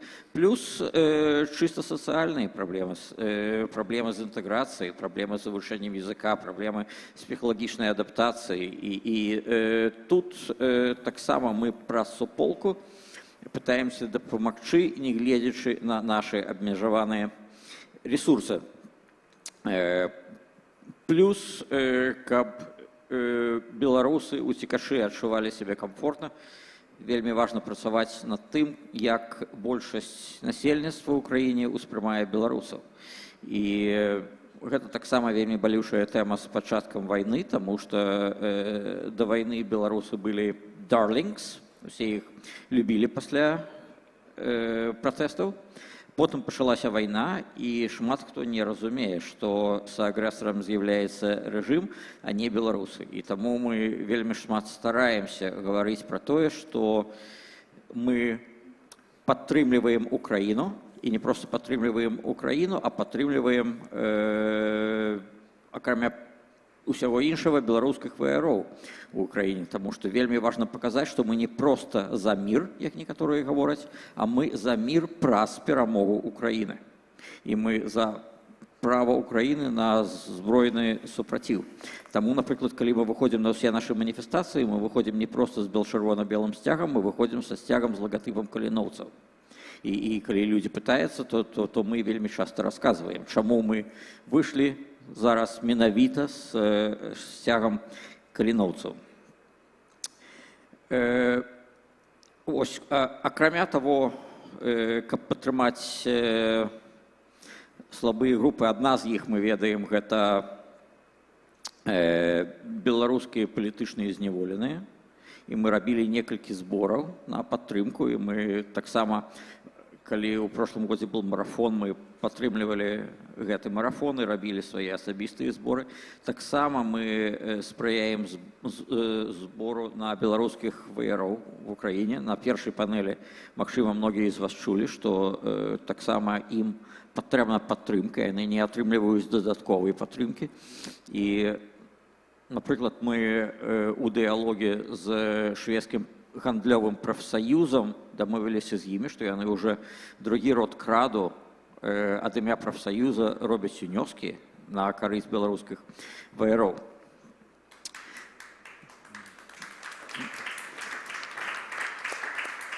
Дякую. І звяртаючыся да палітычных вязняў, таксама гэта вельмі важная тэма, каб інфармаваць супольнасць у ўсіх нашых краінах, таму што у некаторых краінах ёсць моцныя беларускія суполкі, якія самі могуць сабраць сродкі. На жаль, гэта не затычыцца многіх стран. У Швецыі, у якой я жыву, дастаткова маленькая суполка, і нам трэба, каб таксама шведы дапамагалі. І таму вельмі важна інфармаваць пра пакуты палітычных вязняў. Важна мець таксама лакальны кантэкст, таму што у нас у Швецыі ёсць палітвязанка шведска-беларуская, якая з'яўляецца шведскай грамадзянкай. І мы пачалі рабіць кампанію яе падтрымку, каб людзі не проста разумелі, што ў Беларусі ёсць шмат палітычных уцекачоў, але каб яны мелі шведскі кантэкст у гэтым. І гэта дастаткова важна, гэта спрыяе, гэта дапамагае. Дмитрий, время. Окей, дякую.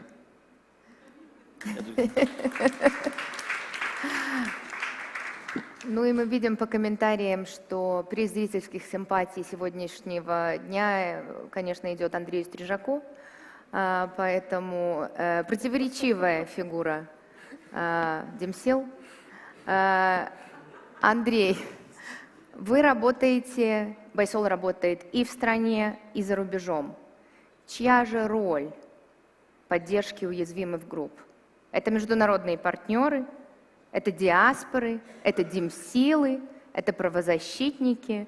Пожалуйста, немножко о Байсоле и кто же должен. Спасибо. Я думаю, што ніхто нічога нікому не вінны, па-першае, таму што гэта заўсёды пытанне добрай волі, дапамога. І карыстаючыся магчымасцю, я, канешне, сказаў бы вялікі дзякуй тым міжнародным партнёрам, якія падтрымліваюць Беларусь, не гледзячы ні на што. Глядзець ёсць на што. Абсалютна згодны з тым, што сказаў Зміцер. Беларусы, на жаль, пасля 22-го года сталі паріямі і больш не самыя галоўныя коцікі Еўропы. І гэта асабліва крыўдна, таму што быў 20-й год, і мы бачылі, як гэта ўсё працуе.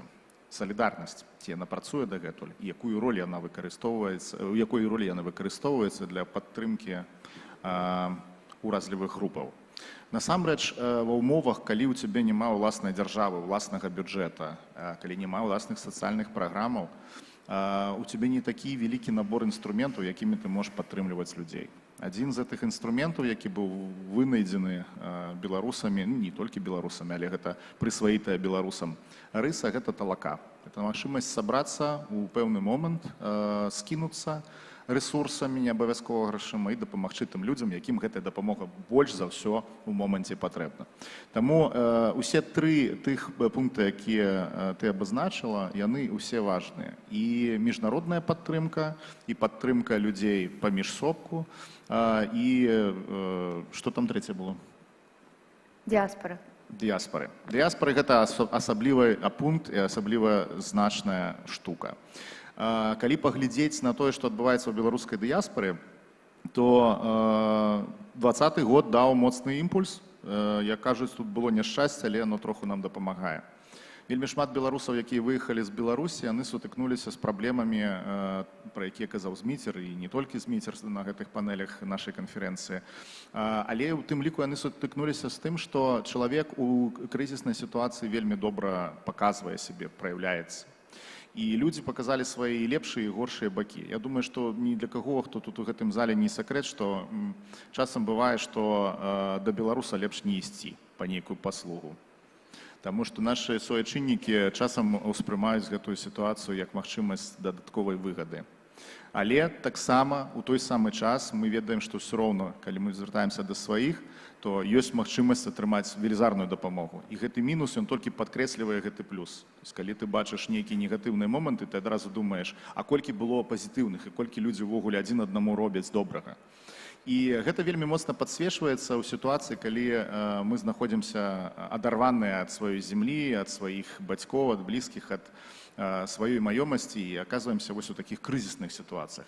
Таму дыаспаральная дапамога ўразлівым групам – гэта адзін з самых моцных інструментаў, таму што ён наш асабісты, мы яго кантралюем, мы яго рэгулюем, мы самі вырашаем, ці дапамагчы тым ці іншым людзям, ці не. У адрозненне ад міжнароднай супольнасці, у адрозненне ад розных інстытуцыйных фондаў, гэта той рэсурс, якім мы самі кіруем. І гэта вельмі важна разумець, што мы з'яўляемся оўнерамі, мы з'яўляемся уласнікамі гэтага рэсурса. І я бачу, што гэтая дыаспаральная актыўнасць, яна працуе. Простыя лічбы. Калі мы кажам пра зборы 2021 года, напрыклад, то мы збіралі 10 мільён 200 тысяч еўра. У 2023 тая ж самая сума, але ёсць адно але. Першая сума была складзеная 50 на 50 з тых грошай, якія прыходзілі з Беларусі, з тых грошай, якія прыходзілі з-за яе межаў. Зараз гэтая сума цалкам складаецца з таго, што прыходзіць з-за межаў. Людзі працягваюць быць салідарнымі, гэта вельмі важна. І гэты інструмент трэба выкарыстоўваць. І я вельмі рада, калі я бачу, што з'яўляюцца новыя ініцыятывы, якія таксама выкарыстоўваюць магчымасці такой падтрымкі, узаемнай падтрымкі. Я вельмі рады, што з'явілася платформа «Гронка», якая займаецца культурнымі праектамі. Яе вельмі не хапала. Я вельмі ўсцешаны тым, што калегі таксама працуюць у кірунку фандрайзінга і дастаткова паспяхова. І я думаю, што будуць з'яўляцца яшчэ новыя ініцыятывы, і трэба абавязкова глядзець на тое, што адбываецца ўнутры дыяспар у кожнай з нашых краінаў. Таму што адбываецца роўна тое, што адбывалася з усімі дыяспарамі, якія былі раней. Людзі аб'ядноўваюцца, людзі дапамагаюць адзін аднаму, і ў тым ліку і ўразлівым групам. Пра каго ідзе гутарка, пра ўсіх тых, пра каго зараз шла гутарка на панелі. Вось, ну і, канешне ж, пра палітвязняў. Тут асаблівасць гэтай сітуацыі ў тым, што ты павінны мець падвышаную эмпатыю, каб дапамагаць камусьці, каго ты не бачыш ужывую, з кім не маеш кантактаў наўпрост. І таму я вельмі ўсцешаны тым, што гэты інструмент у нас ёсць, ён працуе, яго трэба развіваць, падтрымліваць і давяраць адзін аднаму ў гэтых всех пытаннях. Дзякую, я бачу, што час. Спасибо, Андрей, большое. Я задам один вопрос, прежде чем мы перейдем к вопросам из зала. Я попрошу каждого спикера и спикерку ответить на него буквально вот 1 минутой, пожалуйста, не больше, иначе нас будут ругать сильно, потому что мы не сможем ответить на все вопросы из зала. Стратегический вопрос. Упущены ли возможности работы Демсил сегодня? Потому что то, о чем мы говорили раньше, пропаганда работает классно, и они работают на себя. Они используют уязвимые группы для себя, и через них проникают, можно сказать, в сердца людей. То, о чем говорил Сергей сегодня, это патерналистское отношение государства к человеку, это несовместимость прав инвалидов, прав людей с инвалидностью с диктатурой, это то, о чем говорила Ольга сегодня, с чем сталкиваются люди в тюрьмах, нарушение всех прав, то, о чем говорила Виолетта, то, с чем сталкиваются люди каждодневно в вынужденной иммиграции. И, конечно, Андрей, то, что ты говорил о разных ролях, возможно, ролях разных групп белорусского общества. Есть ли место Демсилам в этой работе? Что мы не сделали, что мы делаем? Стас говорил о многих проектах, говорил о стратегических планах. Что мы не сделали, что нам нужно сделать вот срочно, без чего мы еще больше будем кормить пропаганду? Спасибо. 1 минута. Кто хочет ответить? Стас, спасибо. Перейду на российский. Во-первых, мы должны четко понимать, что это мы не можем сделать ничего, что даст эффект вот прямо сейчас. Нельзя щелчком пальцев решить все проблемы уязвимых групп в частности. То есть мы не можем, приняв один закон, исправить ту практику, которая сложилась уже за последние лет 20-30. Это нужно понимать. От нас требуется долгая, планомерная работа. Говорить о том, что демсилы что-то упустили, потеряли время, пока мы живы, пока живы люди, возможность есть всегда. То, что этому мы уделяли не так много внимания, как этого было бы нужно, да, согласен, это не стояло, может, где-то в приоритете.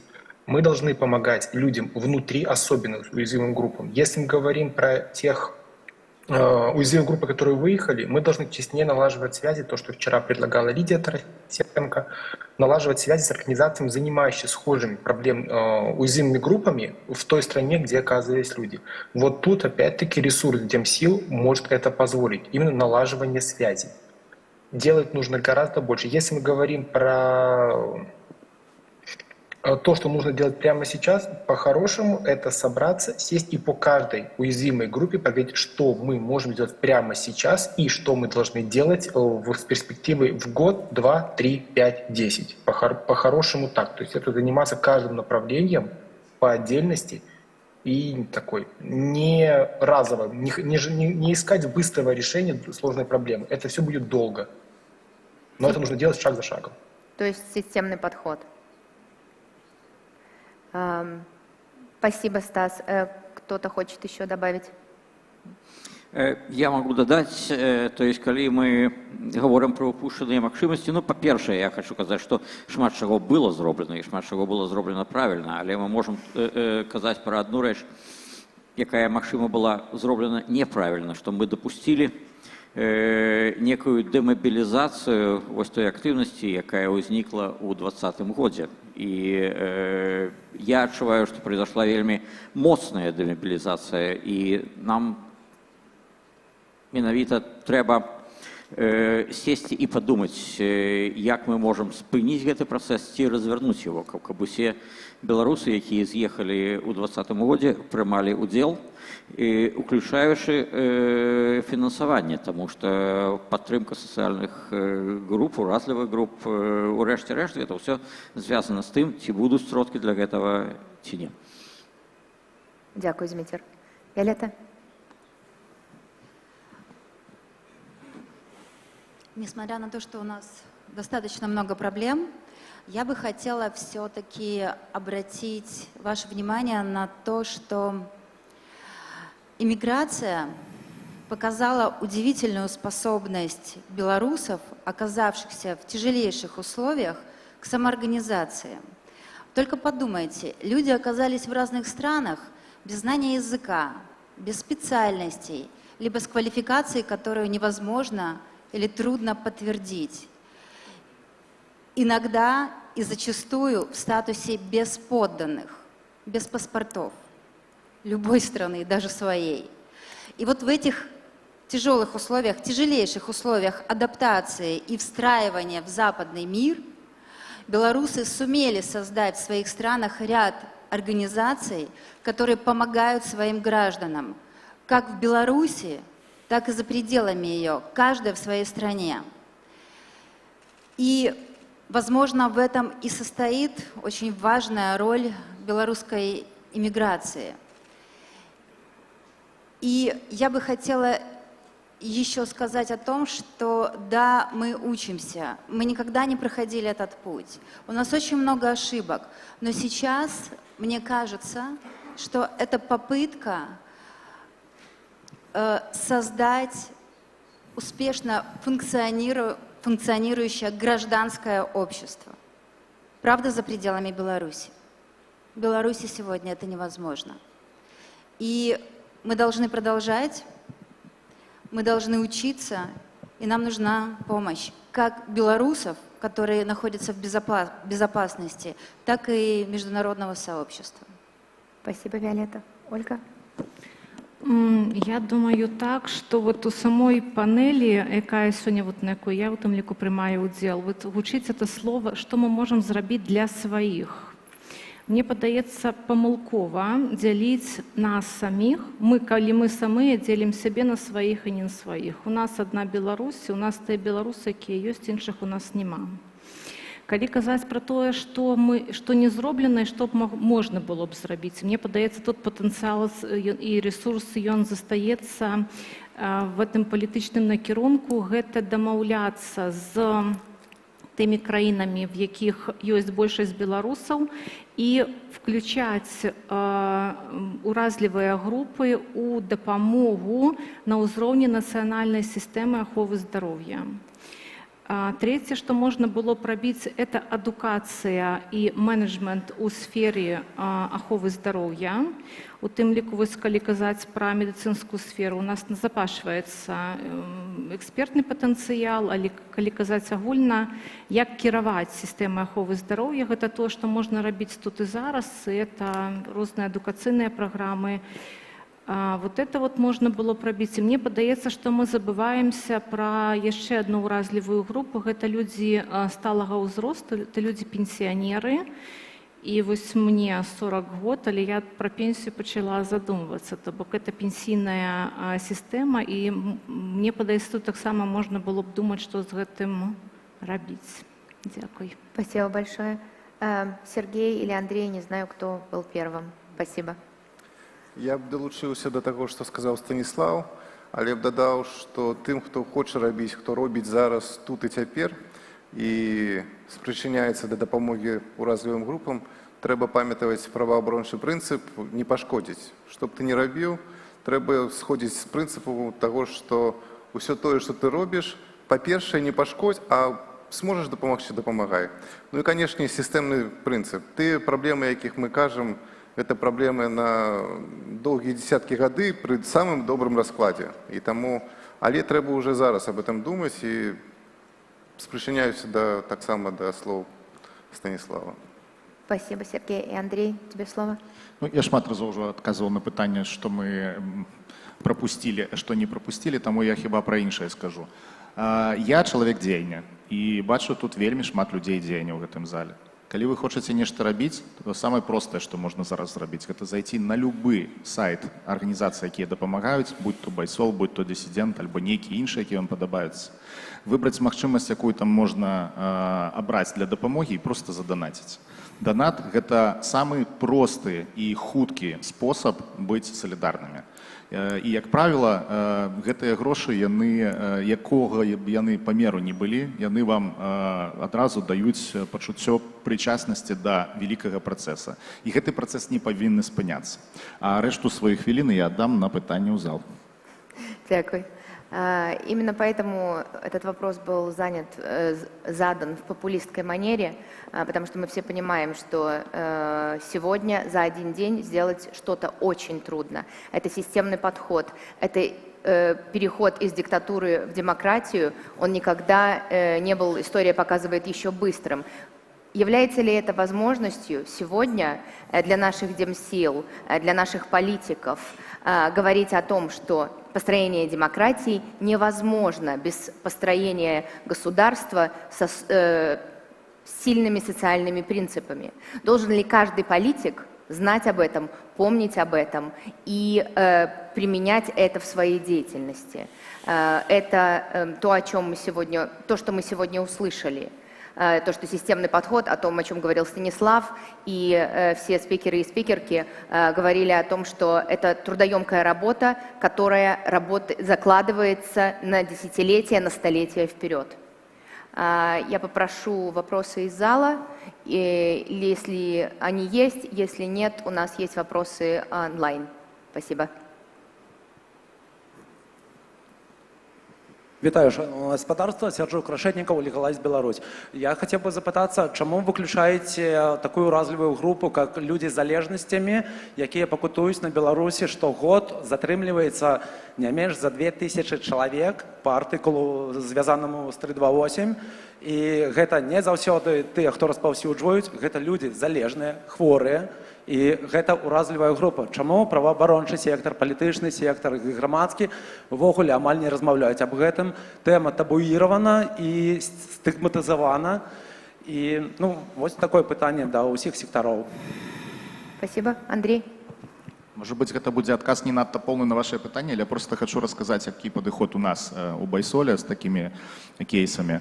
Наприклад, ми бачимо, що достатково часто правоохоронні органи використовують 328 артикул наркотичний як додатковий, навішаний на некую політичну діяльність. У чоловіка знаходяться або там листик трави, або там, не веду, некі остаточні сліди чого-небудь, і чоловіку дають додатковий термін за це.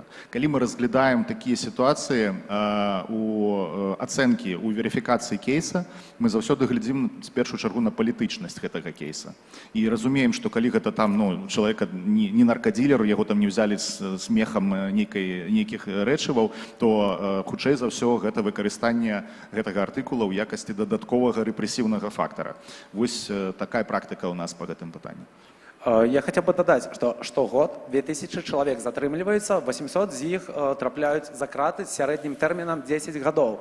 То бок гэта не абавязкова палітычны, гэта прыватная свабода чалавека ўжываць там псіхаактыўныя рэчывы, марыхуану, напрыклад. І чаму людзі пакутуюць ад праблем з адаптацыяй, наконт пенітэнцыярнай сістэмы, людзям не даюць медычнай дапамогі, што па міжнароднай юрысдыкцыі падыходзіць пад тэрмін катаванне. Не жорсткае абыходжанне, а канкрэтна катаванне. Таксама гэта не фіксуецца, і гэта аграменная частка, 1% насельніцтва афіцыйна, гэта толькі афіцыйна, так ці інакш пакутуюць ад залежнасці ў Беларусі. Давайте я паспрабую адказаць. Калі мы кажам пра Рэспубліку Беларусь, мы знаходзімся ў тых нормах, у якіх мы знаходзімся.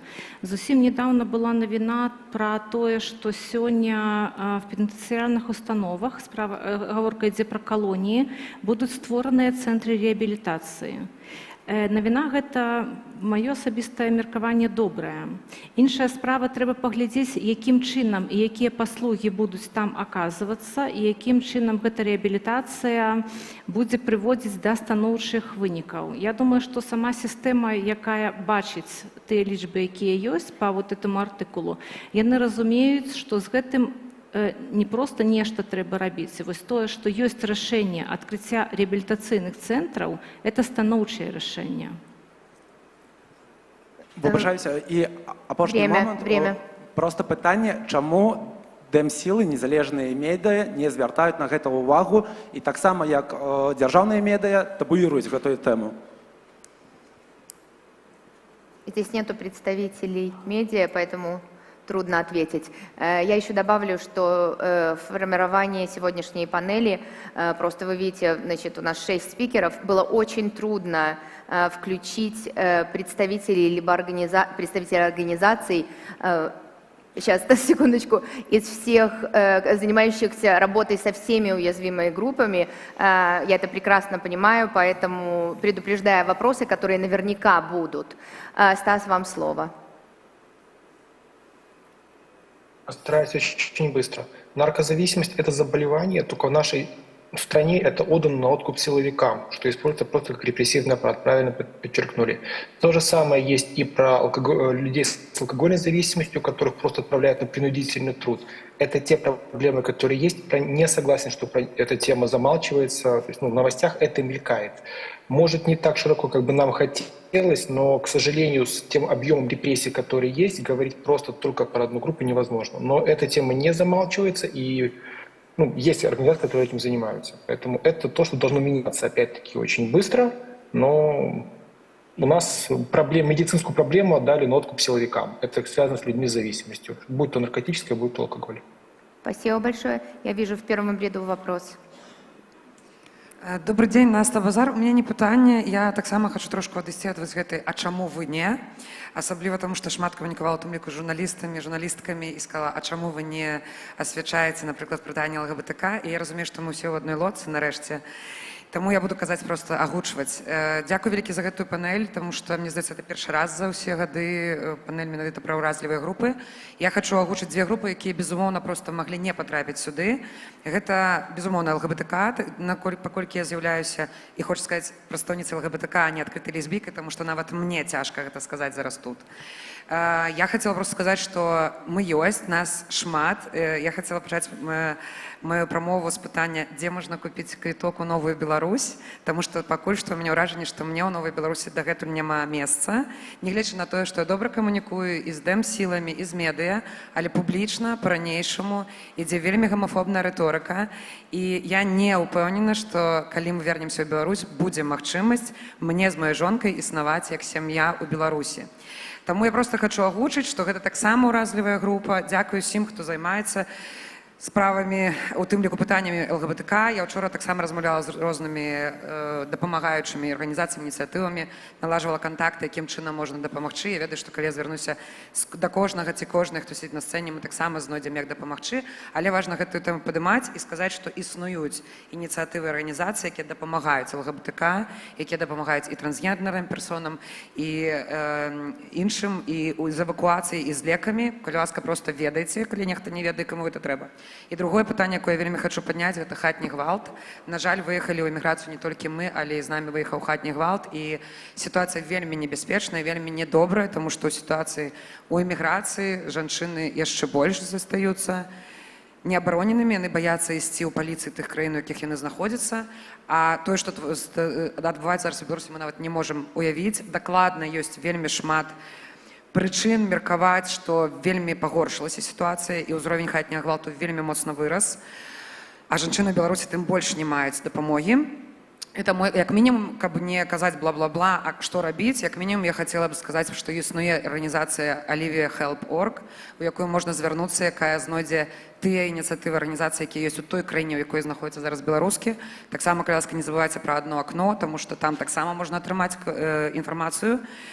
Ну і ўсё, мабыць, проста хочацца сказаць разам нарэшце, таму што мне здаецца, што вельмі важна проста агучваць, каб мы памяталі, што мы ўсе заадно, але пытанне маё рытарычнае застаецца, як мне патрапіць таксама ў Новую Беларусь. Дзякуй. Андрей.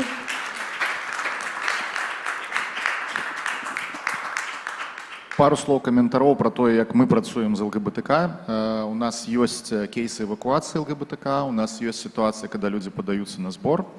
І у нас ёсць сітуацыя працы з гэтымі кейсамі такім чынам, што мы якраз такі звязваемся з тымі структурамі, якія за мяжой дапамагаюць. І таму я магу сказаць, што у нас гэты трэк дакладна прапрацаваны.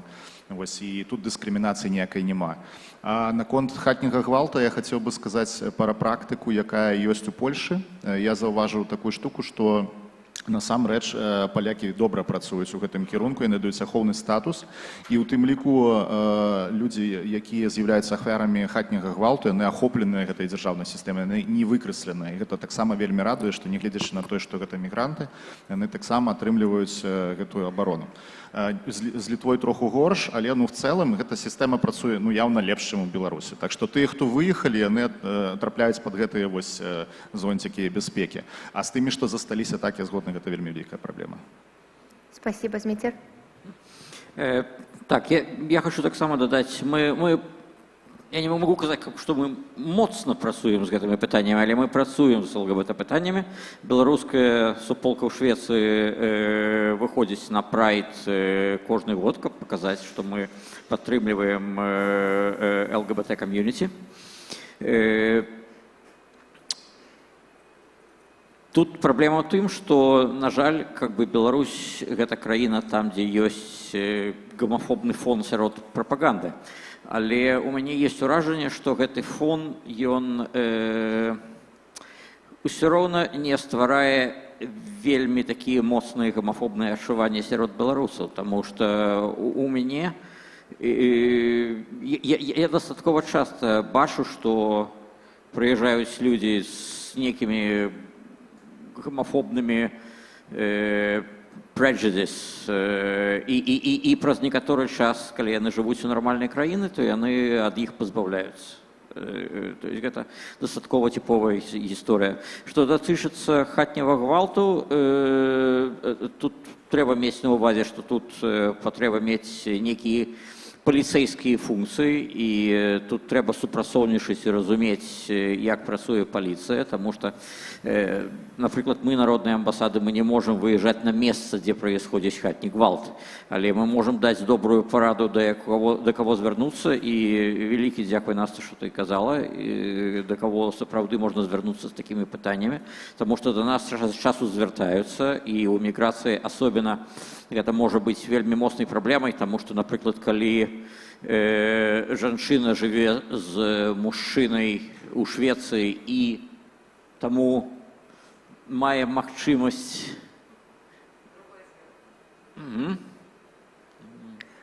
Так. Можна в наступным годзе ўсе, хто ты был на канфе, пойдзем на прайд.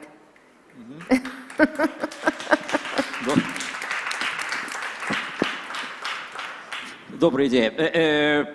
Ёсць гэты кампанент у домашняга гвалту, што, напрыклад, калі жанчына завісіць ад мужчыны, каб атрымаць дазвол на пражыванне, то гэта можа быць сапраўды вельмі дрэнная сітуацыя. В гэтых сітуацыях мы пытаемся знайсці выхад, уключаючы, накіроўваючы ў арганізацыі, якія ведаюць, як працаваць з такімі выпадкамі.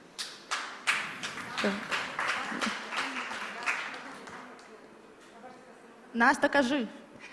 Я почекаю.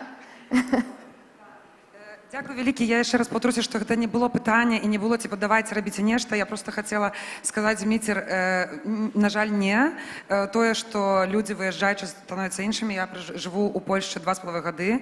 У Польшчы каталіцкая. Я жыла ў Кракаве, гэта самая тэрыторыя каталіцкая.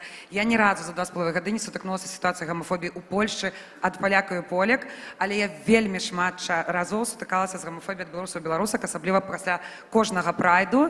Я не буду пралічваць, колькі было паведамленняў і наколькі яны былі і небяспечныя, і абрыдлівыя. Таму гэта пытанне не пра тое, што зрабіце цяпер нешта, да, а менавіта пра тое, каб людзі ведалі, да, што, па-першае, вось тое, пра што казаў Зміцер, каб беларускі ў першую чаргу ведалі, што ёсць дапамога ў розных краінах, бо я сутыкалася пасля хэштега «Хобіць хвалціць» сітуацыямі, калі жанчыны не ведалі, куды можна пайсці, а асабліва я згодна з Андрэем, што ў Польшчы вельмі добра працуюць арганізацыі, у іх ёсць перакладчыкі, перакладчыцы, у іх ёсць дапамога ў судзе, у іх ёсць шэлтары, і ёсць украінская арганізацыя «Марцінка», у якой ёсць шэлтар у Кракаве. Таму проста мой месседж хутчэй быў не пра тое, давайте зрабіце мне нешта, а пра тое, што я, па-першае, хачу заявіць, што гэтая група таксама ёсць, па-другое, каб людзі ведалі, што дапамога таксама ёсць, і здорова, што мы налажваем кантакты, каб рабіць яшчэ болей сумеснай. Дзякую вялікі. Прабачце, калі ласка, я таксама, у нас засталася одна хвіліночка ўжо. Апошняе пытанне, одна Перад тым, хвіліночка. як будзе задана апошняе пытанне, я з Настай, это вельмі важная тэма, разумееце, таму што мы же жывем і не бачым вас. Так? Вось я, дзе вы?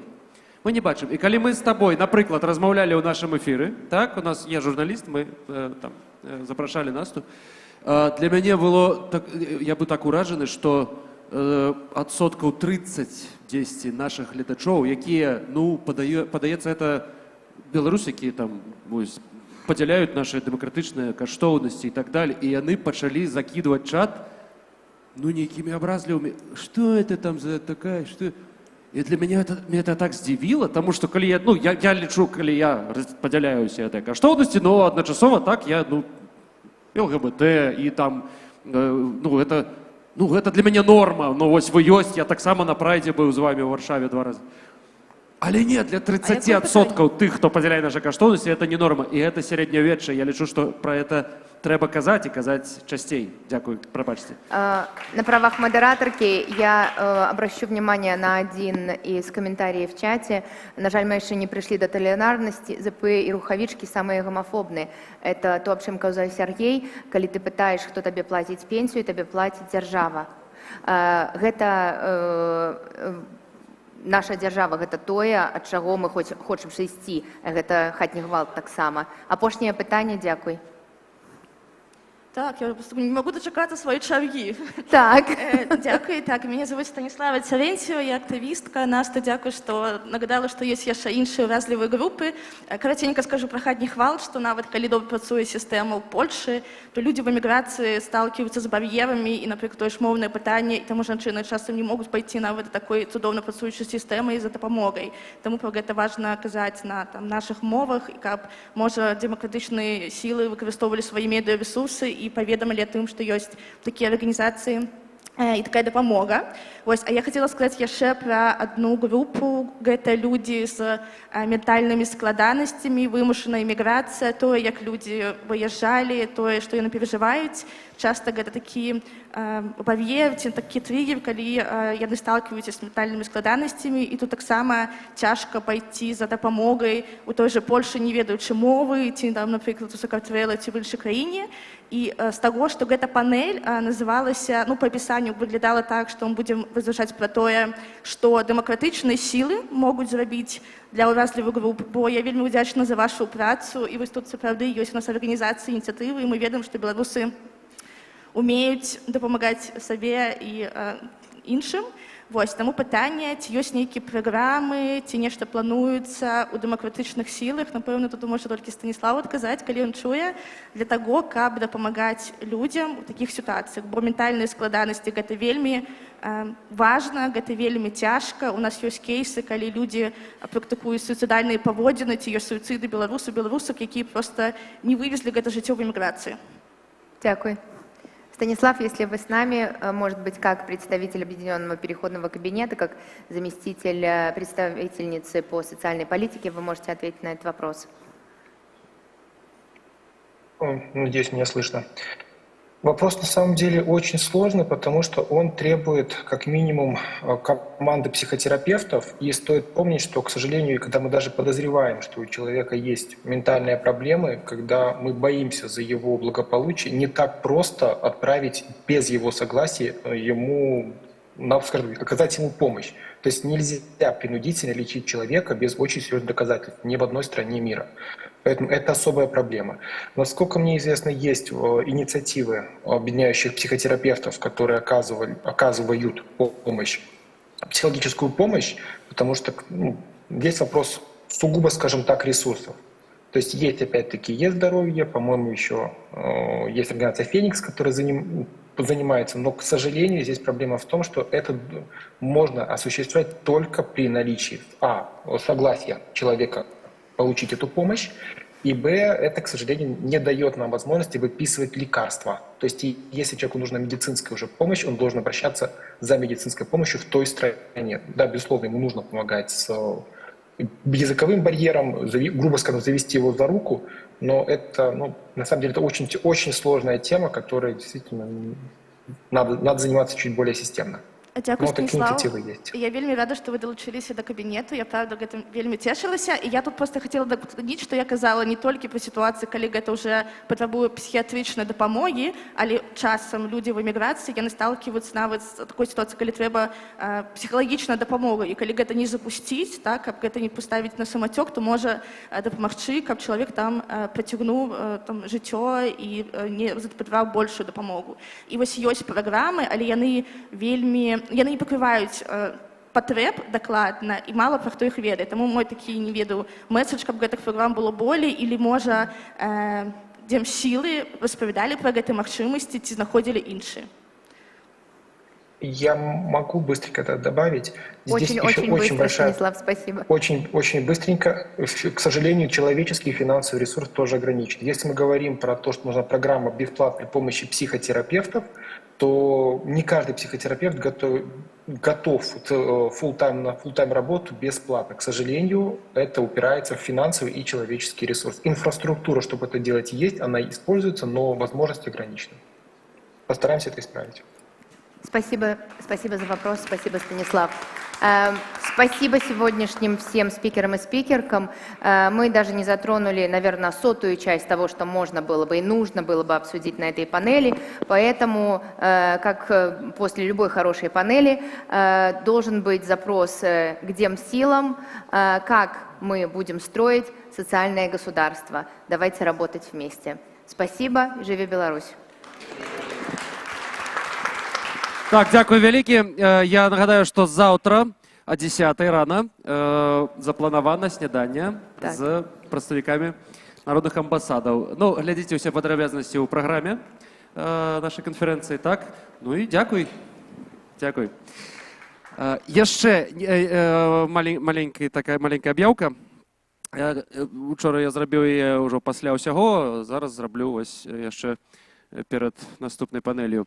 Нефармальна мы з вами сможам абмеркаваць все, што заўгодна. Сустрэцца у бары «Пагоня». Ну, хто жыве ў Вільні, тот ведае. Хто прыехаў, Гедэмінаса 27. Па вельмі дэмакратычным цэнам напоі, там кажуць. Ось. Бар «Пагоня», пасля ўсяго, Гедэмінаса 27. Пазначце сабе, калі ласка. Дзякуй вялікі. Ну і наступная панель праз 20 хвілінак.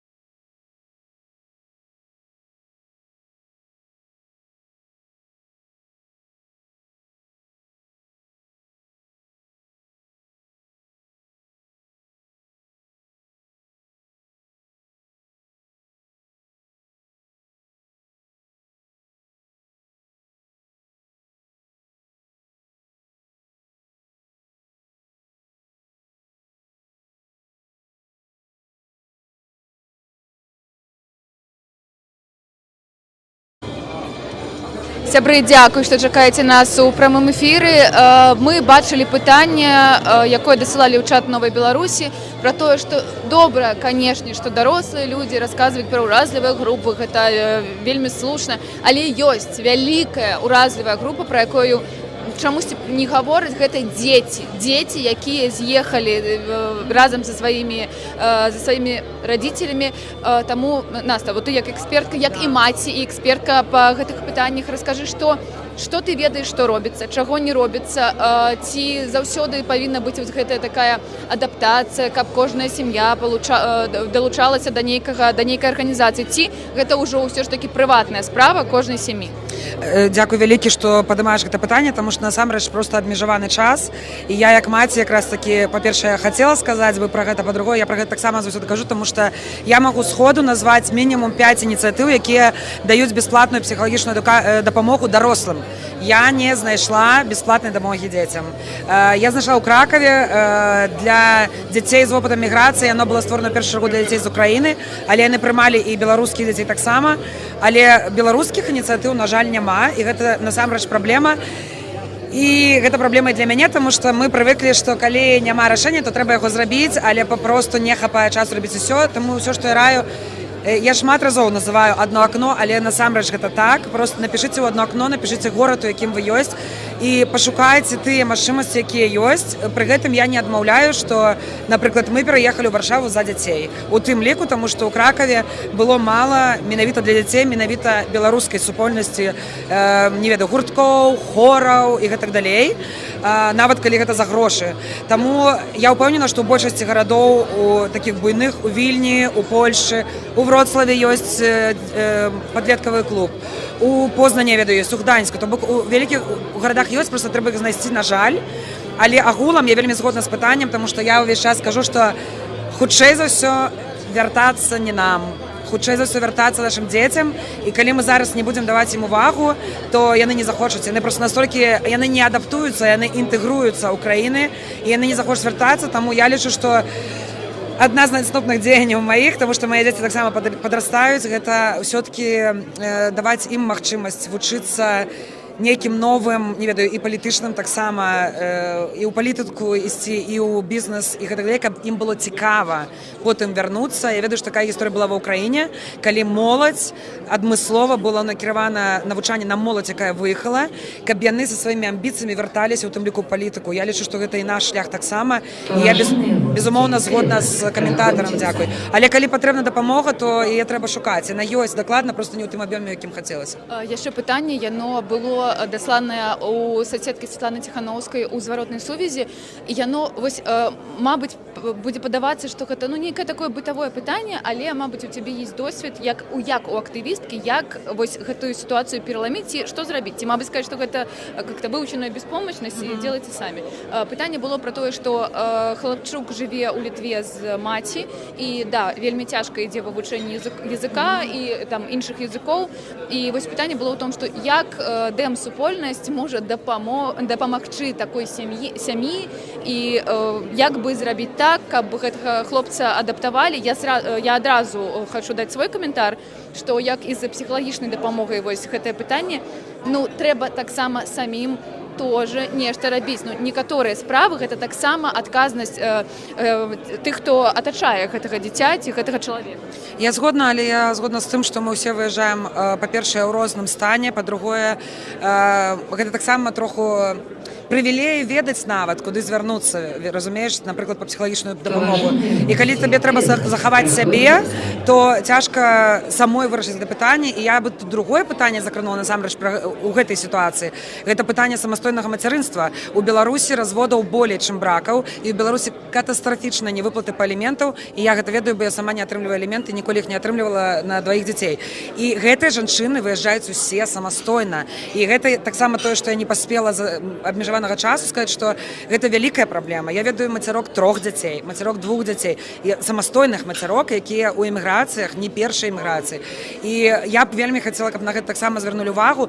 На жаль, з аднаго боку хочацца сказаць, што так, вы там дзяржыцесь, да? Ну, то бок трэба вырашаць самім, але з другого боку я заўсёды кажу гэтую фразу ва ўсіх інтэрв'ю, гледзячы прама ў вочы, калі ласка памятай абсалютна кожная жанчына, што ты не адна, і я гарантую, што калі напісаць мне альбо напісаць каму-небудзь, каго вы ведаеце з вядомых феміністак беларускіх, мы ніколі не пакінем жанчыну ў клопаце, жанчыну ў адзіноце і ў самоце, таму калі гэтая жанчына раптам бачыць зараз і чуе, то калі ласка напішыце мне, нягледзячы на тое, што ўжо не ў Літве, я ўпэўнена, што я змагу дапамагчы, таму што часам проста разумець, што ты не адна, гэта вялікая дапамога. Дзякую табе вялікі.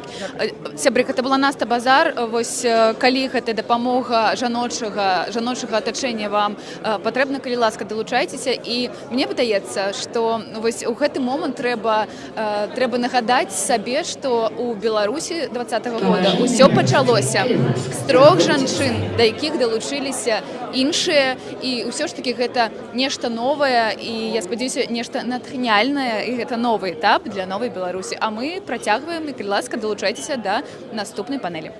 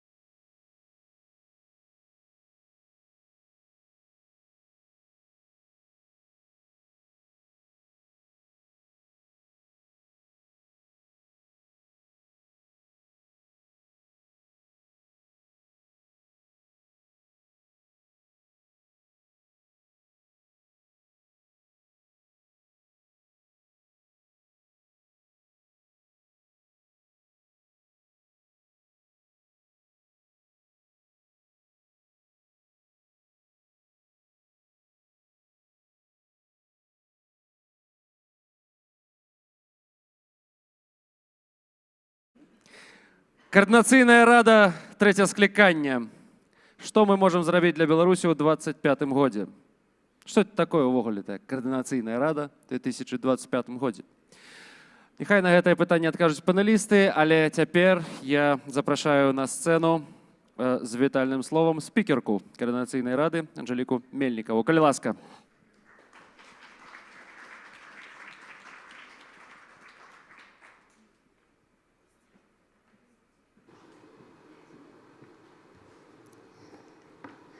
Вітаю, шановне спадарства. Дзякую ўсім, хто застаўся ў гэтай зале да 8-й панелі. Але, як кажуць, усё самае смачнае на дэсерт. І я вельмі спадзяюся, што ў маіх калег, якія зараз будуць прадстаўляць координаційную раду ад кожнай фракцыі, будзе самая жывая дыскусія. І нам усім будзе цікава паслухаць канкрэтныя планы фракцый на 2025 год, бо менавіта так гучыць тэма нашай панелі. Спісы ішлі ў координаційную раду з адмысловымі праграмамі, і я лічу, што у гэтым годзе яшчэ ў нас ёсць час, і ў 2025 годзе мы павінны быць яшчэ больш актыўнымі і эфектыўнымі, каб рэалізаваць тыя прыярытэтныя напрамкі, аб якіх мы зараз пачуем.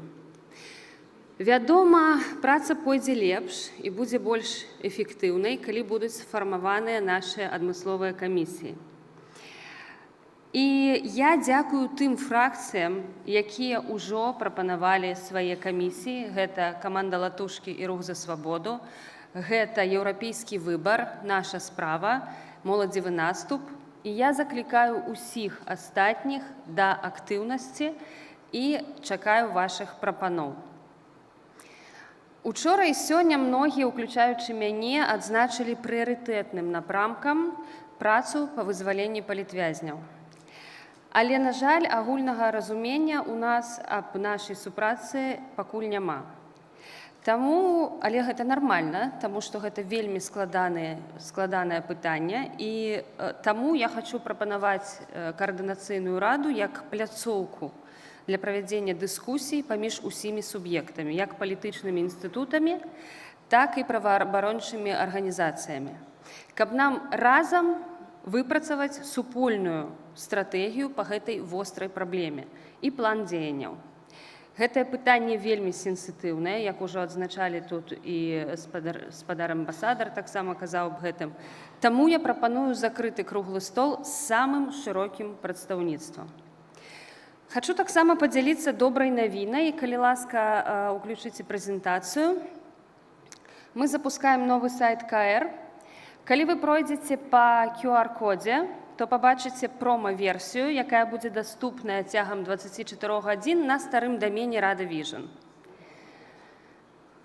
Аднаўленне сайта, па нашым меркаванні, можа забяспечыць больш празрыстую, зразумелую працу координаційнай рады, архівізацыю і захаванне працы ў выглядзе дакументаў, публікацыяў ад дэлегатаў, дэлегатак, ад фракцый, ад працоўных груп і камісій. Вось гэта тое, што мы ўжо зрабілі. Так, мы, па-першае, перанеслі ўсе публікацыі, што былі на папярэднім сайце, таму што, важна захаваць тое, што ўжо было зроблена. Мы дадалі інфармацыю аб дэлегатах і дэлегатках координаційнай рады трэцяга склікання. Усё гэта перанеслі з платформы «Новая Беларусь». Хачу падзякаваць Паўлу Ліберу за супрацу. Дадалі дакументы координаційнай рады трэцяга і папярэдніх скліканняў, каб захаваць гэтыя напрацоўкі, і дадалі інфармацыю аб фракцыях, іх перадвыбарчых праграмах, дэлегатках, якія належаць да гэтых фракцый. Вось спіс тут ідзе, напрыклад, хочу паказаць вось апошні гэты прынтскрын, спіс ідзе ў алфавітным парадку. Можна выставіць фільтры і пашукаць дэлегатаў па фракцыях ці выставіць нейкія іншыя фільтры. Можна патэсціць ўжо цягам 24 гадзін, як я сказала, будзе гэты сайт даступны, гэтая версія на старым дамене. Мы яшчэ плануем, што мы плануем рэалізаваць у найбліжшым часе, гэта дадаць раздзел з працоўнымі групамі і камісіямі, бо зараз яны толькі фармуюцца. Мы хочам прадумаць і рэалізаваць механізмы, якія зробяць працу каардынацыйнай рады больш празрыстай, таму мы адкрытыя, я і сакратарыят адкрытыя да вашых прапаноў, як зрабіць наш сайт яшчэ больш эфектыўным для таго, каб ён працаваў для ўсіх як такі інструмент. Таксама мы хочам дадаць іншыя мовы, акрамя беларускай мовы, гэта вельмі важна. Мы толькі пачынаем аднаўленне сайта і будзем рухацца ў залежнасці ад запытаў, як я сказала, ад грамадства, ад дэлегатаў і дэлегатак. Гэта наш твар. У нас дагэтуль сайт быў, скажам, ён быў непрацоўны. І перш за ўсё мы ставім перад сабою задачу стварыць такі зручны інструмент, каб адказваць на пытанні грамадства, на запыты. Дагэтуль форма адваротнай сувязі не працавала, і мы вось такую простую форму распрацавалі, якая, мне здаецца, вельмі такая простая і для ўсіх зразумелая. Мы хочам, каб нас чулі і бачылі рэзультат нашай працы. Як беларусы, так і нашыя партнёры, якія нас увесь гэты час падтрымліваюць. Вельмі шмат было сказана аб нашых праблемах, і я удзячная тым панэлістам, тым выступоўцам, якія адзначылі ролю нашых партнёраў у дапамозе Беларусі і беларусам. Мне здаецца, што мы павінны пастаянна расказваць аб тым, што мы робім. Мы аб гэтым не так часта кажам. Ведаеце, нам не хапае гэтай пазітыўнай павесткі. І мне хочацца, каб каардынацыйная рада была настолькі з гэтай моцнай інфармацыйнай павесткай з парадкам дня, каб расказваць аб тым, што мы робім і што для нас робяць. Хто нам дапамагае. Мы павінны паказваць, што мы не адні. Увесь гэты час нас падтрымліваюць. І гэта натхняльна. Я хачу зараз, скарыстаючыся гэтай магчымасцю, яшчэ раз падзякаваць усім нашым партнёрам, заходнім партнёрам, еўрапейскім, амерыканскім, за тое, што вы трымаеце нас у фокусе, прыслухоўваецеся да нашых патрэб і аказваеце нам падтрымку. Дзякуй за тое, што вы з намі ўвесь гэты час.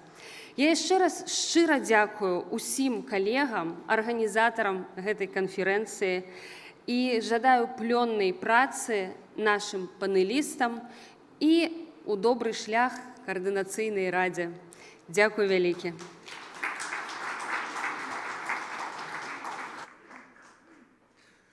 Анжеліка Мельнікова, спікерка каардынацыйнай рады, дзякуй. І вось за 2 дні гэтай канферэнцыі толькі адзін раз я пачуў гэта імя і прозвішча. Анжеліка ўзгадала, што дапамагаў нехта Павел Лібер. Ведаеце, у тых умовах, інфармацыйных умовах, у якіх зараз жывуць нашыя з вами землякі, нашыя з вами суграмадзяне, вось так пісаць онлайн, дасылаць свае пытанні, меркаванні на эту канферэнцыю з гэтага інфармацыйнага і не толькі канцэнтрацыйнага лагера можна якраз дзякуючы Паўлу Ліберу. Давайте яму падзякуем проста. Ну а зараз пра каардынацыйную раду вяртаемся да галоўнай тэмы нашай панелі. І я запрашаю на эту сцэну дэпутата незалежнасці, дарадцу Святланы Ціхановскай па парламенцкім супрацоўніцтве і кансультацыйнай рэформе, спадар Анатоль Лебедька. Калі ласка. Добрый вечер, экономлю час. Мы ўжо зрушыліся на 45 хвілін. Спадзяюся, майго досведу і маіх кампетэнцый хопіць для таго, каб арганізаваць эфектыўную дыскусію, па выніках якой, па-першае, колькасць тых беларусаў, якія не ведаюць, не разумеюць, што такое каардынацыйная рада, зменшыцца хаця б на некалькі адсоткаў. Па-другое, прапановы, ідэі, якія прагучаць зараз і цяпер, стануць часткай плана дзейнасці Каардынацыйнай рады. Проста, без фантазій, але калі гэта будзе добры вынік. Як мы арганізуем нашу працу? Першае, што я хачу зрабіць, я хачу, каб мы зараз разам падзякавалі героям выбараў у Каардынацыйную раду. Пра каго я кажу? Я кажу пра тых беларусаў і беларусак, якія свядома пагадзіліся удзельнічаць у выбарах, разумеючы, што ніякага статуса дэлегата Каардынацыйнай рады яны не атрымаюць. Яны атрымалі рэпрэсіі, яны атрымалі каток рэпрэсій па іх родных і блізкіх, якія застаюцца ў Беларусі. Гэта 160 чалавек, якія не прайшлі ў Каардынацыйную раду. Я прывяду толькі адзін прыклад. Ведаю Александр Корнышаў, які падчас гэтай кампаніі, які быў хворы, які прайшоў праз аперацыю, але ён быў адным з самых актыўных удзельнікаў гэтай выбарчай кампаніі. Я ведаю, што такіх было шмат. Давайте павітаем гэтых людзей.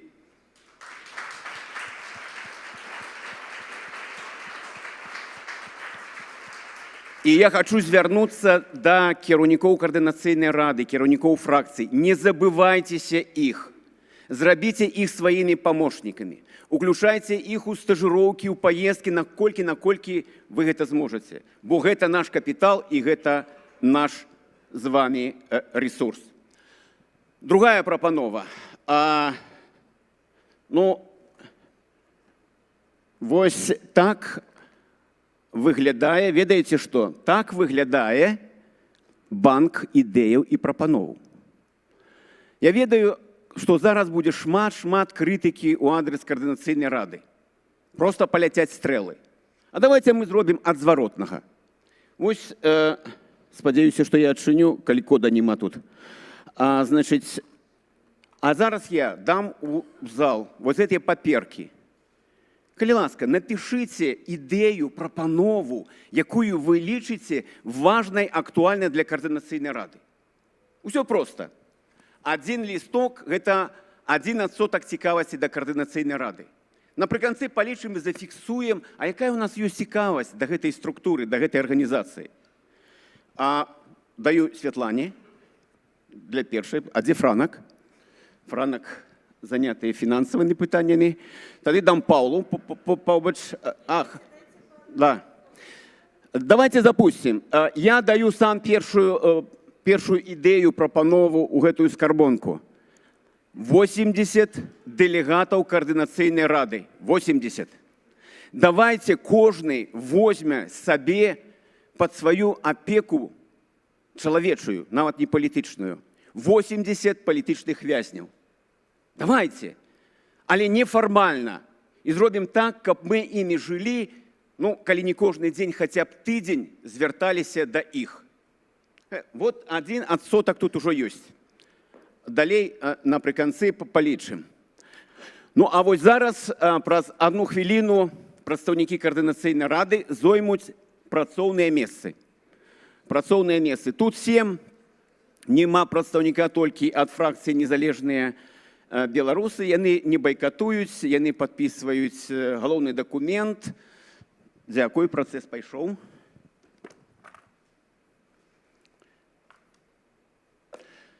Откроем скарбонку. Спадар Лебедскі, прабачце, а вось лісточки вы раздалі, а асадкі? Яшчэ раз? Ручкі, каб пісаць. Таму, калі няма ручак, так ні ідэяў няма. З маім досведам думаю пра гэта. Калі ласка. Калі ласка. Дзякуй за добрую палітычную правакацыю. Яна дадае нам таксама. Літаральна праз хвіліну зоймуць месцы прадстаўнікі 7 фракцый, але я хачу, каб яны не проста займалі любое месца.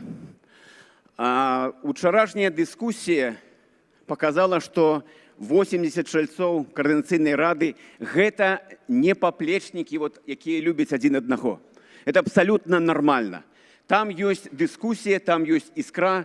Хто учора чуў Павла Латушка і Александра Кныровіча, зразумеў, што гэта так.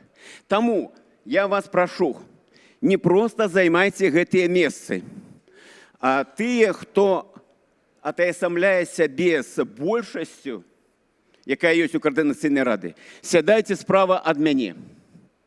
З залы гэта будзе злева.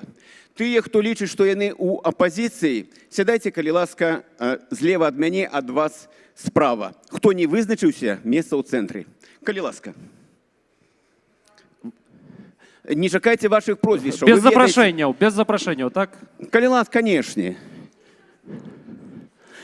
А тыя, хто справа ад мяне, гэта большасць Координацыйнай рады.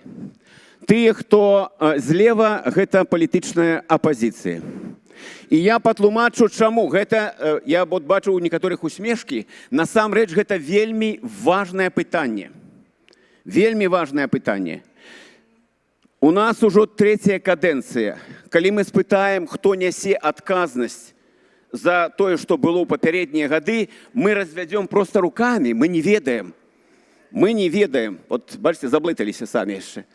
Окей, супер.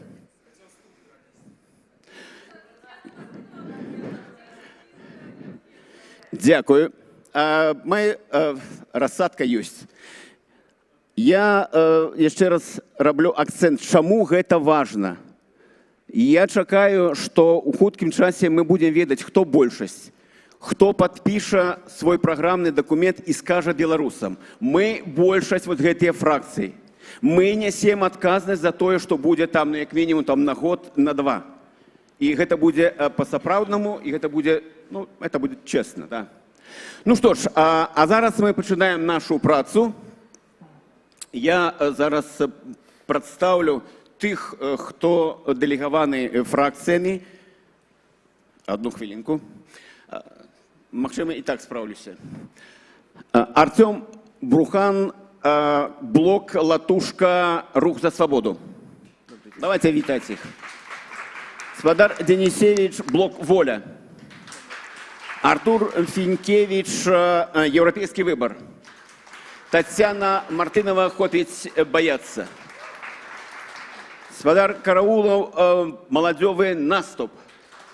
Андрей Лаурухин, Наша справа.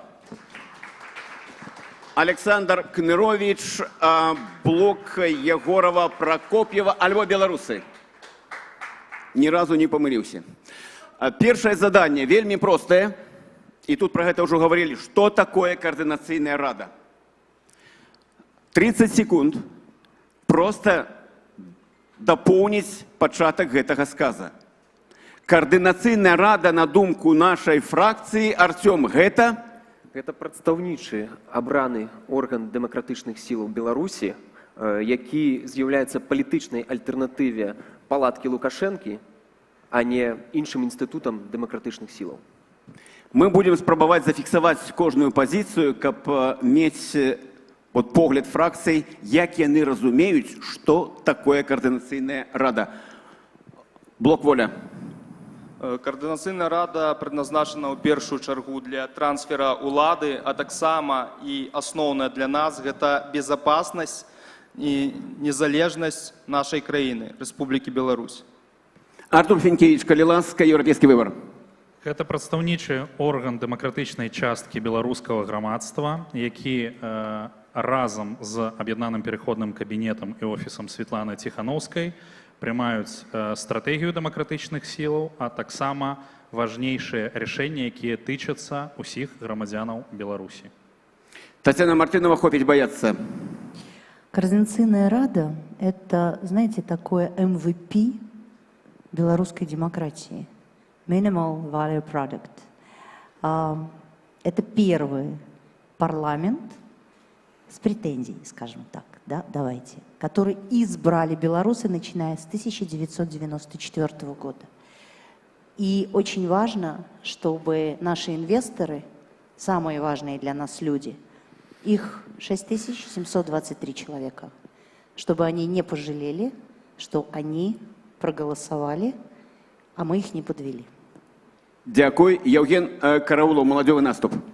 Коордынацыйная рада — гэта калектыўны прадстаўнічы орган дэмакратычнай часткі беларускага грамадства. Мы прынялі ўсе платформу і пратакол узаемадзеяння, і там дано мне такое вызначэнне, і мы его прымаем. Дзякуй. Наша справа. Андрей Лаврухін. Я б дадаў тым, чым ён павінен быць. Коордынацыйная рада, чым яна павінна быць. Таму што тым, чым яна зараз з'яўляецца, на жаль, гэта больш негатыўны, на мой погляд. Павінна быць, так, прадстаўнічым органам, прычым беларусак як у краіне, так і па-за яе межамі. Павінна быць школай новай палітычнай культуры, павінна быць дыскусійнай пляцоўкай, на якой распрацоўваюцца стратэгічнае бачанне будучыні, не толькі тактычныя рэакцыі на кан'юнктурныя змененні. І павінна быць тым, што сапраўды каардынуе дзейнасць усіх, хто насамрэч лічыць перамены для новой Беларусі магчымымі і дасягальнымі. Дзякуй. Дзякуй. Александр Кнырович, калі ласка. Прабачце, таймінг буду чытаць.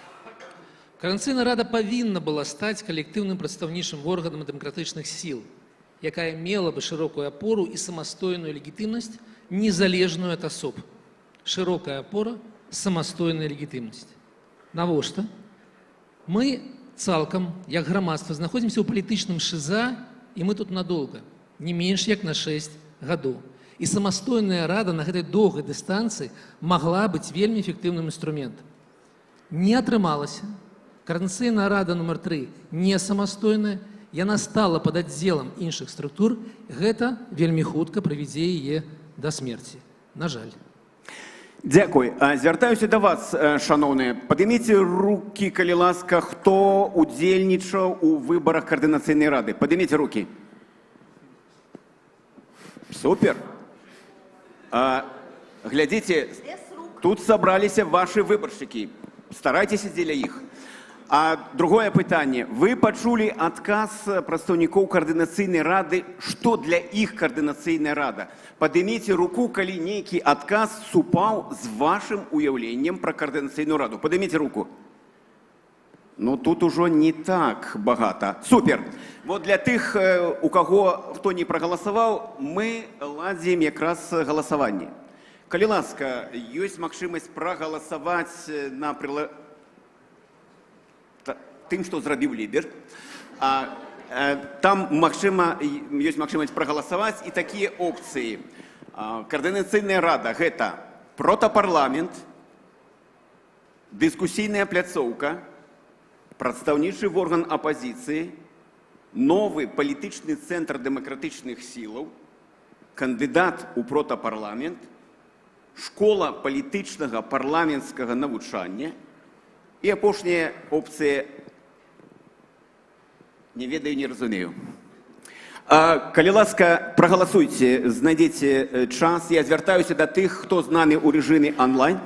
Нема? Электорат, Либер требует, чтобы ты нам вернул наше право на голосование. Столькі было сказано добрага пра Либера, што ён, відаць, расслабіўся крышку. А мы ідзем далей. Зараз ёсць у нашых панелістаў ужо не 30 секундаў, а цэлых 3 хвіліны, каб сказаць, назваць 2-3, можна і больш, прыярытэты, галоўныя задачы для іх фракцыі падчас іх працы у коордынацыйнай рады. На бліжэйшыя, так скажем, восень і 2025 год. 3 хвіліны. Я буду жорстка кантраляваць, пойдзем з того боку. Александр, ад вас, калі ласка. Вы ж апозіцыя, правильно? Ну так, апозіцыя, але пра 2-3 напрамку мне не будзе, таму што мы апозіцыі, таму што не так даўно Павел Латушка сказаў, што ён будзе рэалізоўваць сваю праграму, а ты, хто прыйшоў і прайграў, хай пачакае 2 гады. Таму мне будзе пра іншае. І зноў буду чытаць, таму што 3 хвілінкі. Сённяшняя коордынацыйная рада – гэта і імітацыя дэмакратыі, і імітацыя дзейнасці. За 50 дзён 80 чалавек прыняло 4 дакументы, і некаторы сэнс ёсць толькі ў адным дакуменце. Гэта па ініцыятыве моладзевага наступа, дзякуй вам, ребята. Мы прынялі зварот да Міністэрства адукацыі Польшчы аб падтрымцы беларускіх абітурыентаў. Все астатняе гэта бессэнсоўныя паперкі, якія не маюць практычнага сэнсу. Так рада прыняла зварот да еўразвяза адносна сербскага сідзельца, на які за 1,5 месяца ніхто не адказаў. У нас вось такая у нас якасць працы зараз. Ну і вішенька на гэтым торце гэта дэкларацыю падтрымку Венесуэлы. Мы вельмі хвалюемся за то, як там у Венесуэле. Я не жартую. Координаційна рада прыняла такую дэкларацыю. Мы, як фракцыя, будзем падтрымліваць здаровыя і карысныя ініцыятывы і будзем ігнараваць ці крытыкаваць асабіста, вы ведаеце, да? Пустыя, бессэнсоўныя, а часта і адкрытна шкодніцкія прапановы. Ці супрацоўнічаем мы з іншымі фракцыямі? Ну, конечно. Адносна звароту да Мінадукацыі я асабіста патраціў 1,5 гадзіны, напісаў свой погляд, як бы ён мог выглядаць, і, дзякуй Богу, этот зварот был прынят. Акрамя таго, наш прадстаўнік Павел Патапаў актыўна ўдзельнічаў у працы зноў па ініцыятыве моладзевага наступу по зменах в статут. Нам не падабаюцца там 2 пункта, вы ведаеце гэтыя 2 пункта, але мы працавалі над гэтым. Наш прадстаўнік Светлана Мацкевіч выйшла ў камісію па адукацыі, плануе працаваць. Ну і больш за тое, наш прадстаўнік Андрэй Егораў удзельнічаў у працы над учора прынятым мемарандумам. Таму, калі кажуць, што мы не збіраемся працаваць, ну, прабачце, гэта некаторыя перабольшванні. Таксама нами былі ініцыяваны некаторыя прапановы на пачатку дзеяння Координацыйнай рады, якія былі праігнаваны кабінетнай большасцю. Дарэчы, адносна мемарандума і бясконцасці паўнамоцтваў Светланы Ціханаўскай. Я асабіста да гэтага стаўлю, канешне, адмоўна. От меня рады документ подписала спикерка Анжелика Мельникова на подставе голосования рады. За проголосовало 50 з 80 делегатов, сярод іх было 5 делегатов нашей фракции. Прабачьте, гэта яшчэ не 3 хвилины. Гэта яшчэ 2 хвилины 20 секунд. Я мерил то, что я кажу. Дайте мне доказать. 1 хвилина компромисс. Дякую велике. Так вось, было 5 наших прадстаўнікоў, і сёння з утра зранку мы неяк разбіраліся, што адбылося, чаму мы за это прагаласавалі. Они сказали, так мы галасавалі за протокол узаемадзеяння, а не за гэты пункт, які учора стал галоўным. За яго мы не галасавалі. І, канешне, такая бясконцая легітымнасць, выглядае вельмі дрэнна. У Светланы, канешне, ёсць беспрэчны мандат на новыя выбары. Свабодныя выбары ў Беларусі, гэта ніхто не аспрэчвае, але ўсё ж такі званне нацыянальнага лідера трэба пацвярджаць кожны дзень сваімі дзеяннямі. Яно не можа быць засвежана ніякай паперкай, тым больш вось такой неяўным выглядзе. Скончу. Такім чынам мы ішлі на выбары з канкрэтнымі тэмамі, поінтамі, мы будзем іх рэалізоўваць незалежна ад таго, што праходзіць у Координацыйнай радзе. Пакуль за рамкамі Координацыйнай рады. Калі рада вернецца да нармальнай працы, да дэмакратыі і эфектыўнасці, мы будзем працаваць і далей. Дзякуй вялікі. Дзякуй. 3+1, але таму, што это палітычная апазіцыя, і каб не было прэтэнзій да мадэратара, далі ім такі бонус. Артём, калі ласка, мы будзем не толькі даваць прадстаўнікам аднаго магчымага блоку. Будзем чарадаваць, як скажам, негатыў, пазітыў, аптымістаў і пессимистов. Артём, Брухан, калі ласка. Ведаеце, я хацеў распавесці спачатку пра нашу праграму, як мы его будзем рэалізоўваць, але вось зараз, после учорашняга выступу прадстаўніка фракцыі Александра Кныровіча, мне хацелася б всю нашу праграму трохі звузіць. І яна хутчэй будзе гучаць так. Працягваць барацьбу, не здавацца, не прыняць паразу, не казаць, не опускаць ручкі і казаць, што ўсё, трэба прызнаць гэты рэжым. Я думаю, што гэта наш галоўны прыярытэт у працы Координацыйнай радзе. Ну, гэта прыцягненне да адказнасці прадстаўнікоў рэжыму Лукашэнкі.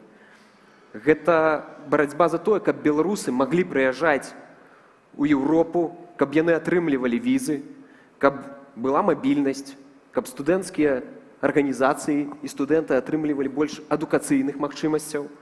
Ну і таксама, конечно же, міжпарламенцкая супраца, как прымаліся законы, заканадаўчыя акты, якія дапамагаюць беларусам, беларускаму грамадству, і каб усім людзям было, усім беларусам, хто выехалі за мяжу, да і нават тыя, хто ўнутры краіны знаходзяцца, становілася лепш. І вось, я думаю, гэта адна з галоўных місій Координацыйнай рады быць той дэмакратычнай альтэрнатывай, якая прывабна для ўсіх беларусаў. Таму што калі яе не будзе, калі мы ўсе разойдземся, калі мы перастанем штосьці рабіць і будзем толькі крытыкаваць адзін аднаго, все скончыцца тым, што потым, калі будзе магчымасць, калі будзе магчымасць для дэмакратычнай альтэрнатывы, а яе не будзе. Будзе толькі Лукашенко, будзе толькі яго сістэма. І вось наш прыярытэт у нашай працы, каб гэтая дэмакратычная альтэрнатыва толькі ўзмацнялася і больш нашых паплечнікаў станавілася. Таму што беларусы, яны хочуць дэмакраты. Пра гэта кажуць усе сацыялагічныя опросы. То бок магчымасць стаць моцнымі у нас заўсёды будзе. Але для гэтага трэба працаваць і супрацоўнічаць, а не толькі крытыкаваць. Дзякуй. Дзякуй. Адзначу як пазітыўны момант для кандыдатаў у парламентары вельмі важна быць дакладным у рэгламенце. Максим, давайте яшчэ адзін крок з гэтага боку. Калі ласка, вашы 2-3 галоўныя прыярытэты, над чым будзе канцэнтравацца ваша фракцыя. Калі ласка, час пайшоў. Паважанае гаспадарства, хочацца троху адысці ў бок. Гэта, хутчэй за ўсё, штурхоўваючыся ад першага спікера. Так, хочацца унесці некага пазітыву, можа быць, рамантызма. Насамрэч, менавіта для мяне 4 жніўня з'яўляецца самай важлівай датай. Не, гэта не звязана з канферэнцыяй «Новая Беларусь». Менавіта ў гэты дзень я зрабіў прапанову сваёй жонцы, з якой мы ўжо разам 7 гадоў. Вось, хачу, знаходзячыся тут,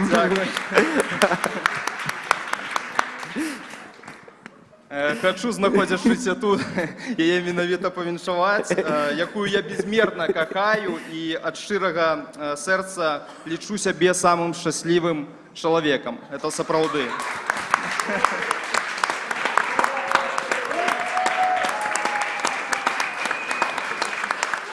Дзякуй. Гэта яшчэ не ўсё. Тое, што я звязаў з ёю частку свайго жыцця, з'яўляецца маёй самай буйнай перамогай. Але наперадзе мяне чакае яшчэ адна вельмі вялікая перамога. Гэта павяртанне нашай радзімы.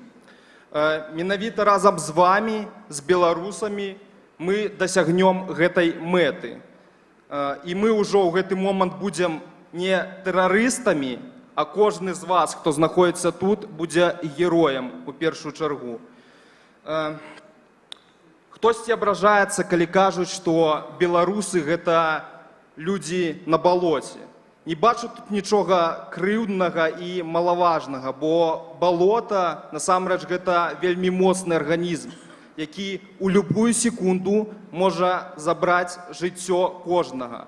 Там жывуць толькі моцныя людзі. Мы, беларусы, моцная нацыя, моцны народ. Максим, зразумеў.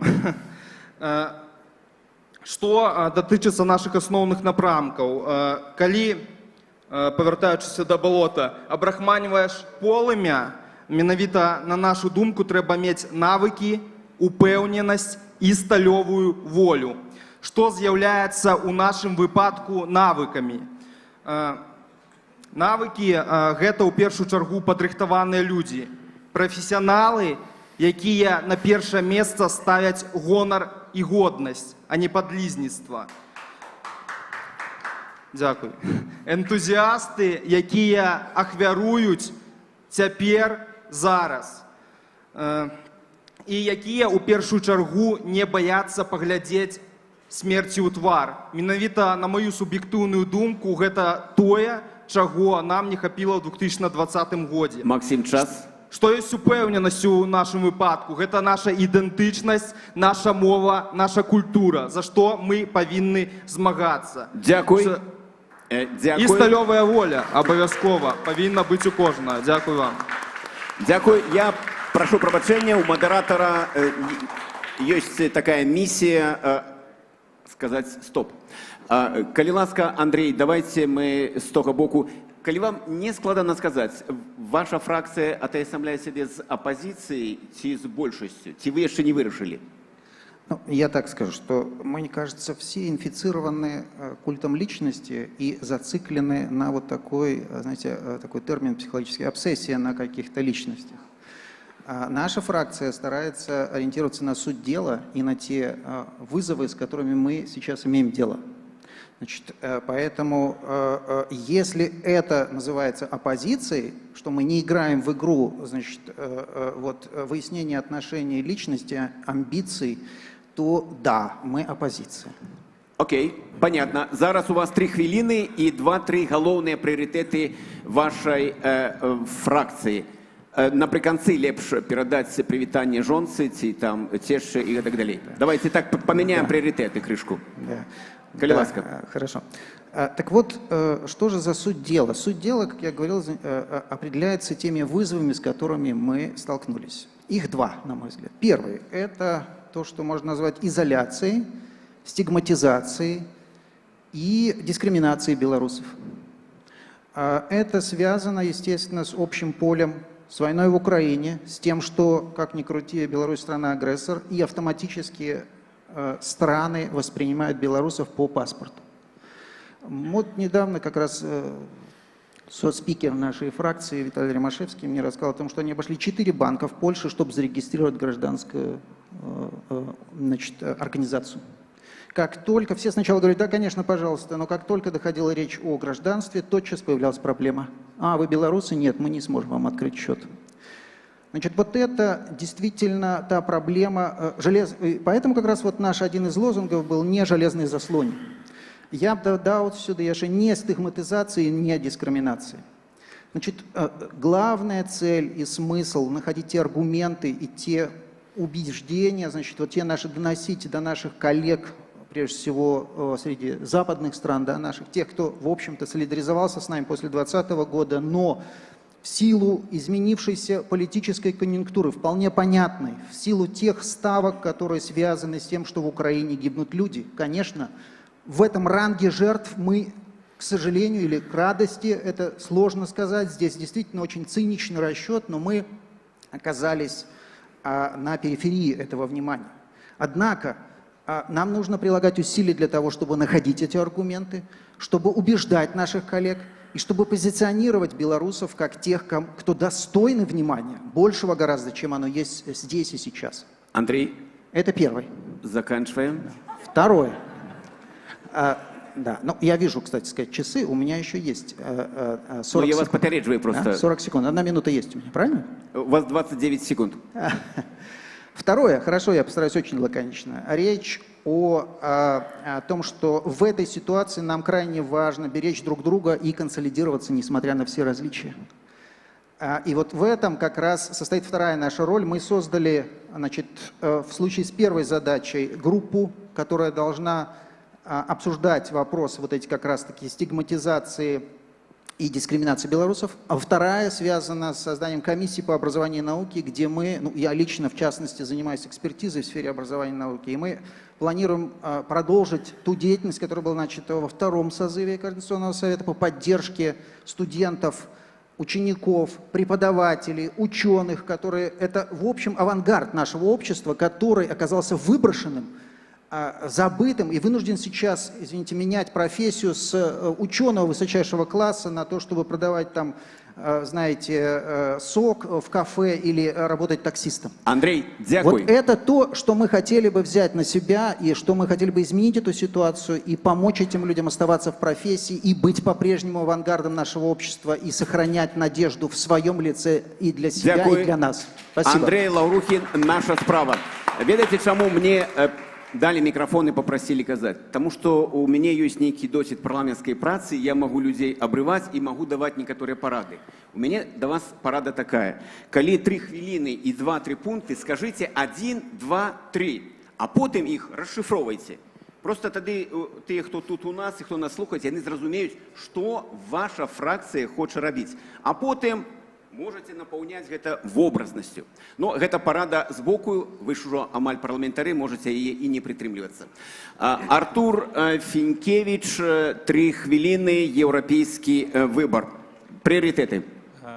Добрый день, шановное господарство. Переменаў у Беларуси немагчыма добиться без падтрымки грамадскай актыўнасці ўнутры краіны. Лічу важнейшым прыярытэтам менавіта падтрымку ініцыятываў і актывістаў, якія, нягледзячы на тыя жорсткія рэпрэсій, той беспрэцэдэнтны ціск, які аказваецца на грамадзянскую супольнасць, працягваюць працаваць у Беларусі. Такіх ініцыятываў дзесяткі і нават сотні. Гэта ініцыятывы па ўсёй Беларусі, пачынаючы ад Маларыты і заканчваючы гарадком, ад Верхнедзвінска і да Добруша. У адным горадзе гэта могуць быць ініцыятывы, якія займаюцца культурай ці дабіваюцца зменаў у экалагічных накірунках ці сацыяльных. У іншых гарадах магчыма праводзіць сустрэчы, выбудоўваючы гарызантальныя сувязі паміж людзьмі. У сённяшніх умовах гэта надзвычай важна. Другі наш прыярытэт – гэта адвакатаванне беларусаў, якія знаходзяцца за межамі краіны. На сённяшні момант гэта все мы з вами. Тут і праблемы з легалізацыяй у розных краінах, гэта і праблемы з апасталізацыяй дыпломаў аб заканчэнні вышэйшых навучальных установаў. Сюды ж дадам і пункт, который быў у нашай перадвыбарчай праграме аб стварэнні рэестра аб'ектаў нерухомасці, якія былі незаконна канфіскаваныя беларускімі уладамі па палітычных матывах. Таксама праблемай, якая з'явілася не так даўно, з'яўляецца забарона на карыстанне аўтамабілямі на беларускіх нумарах.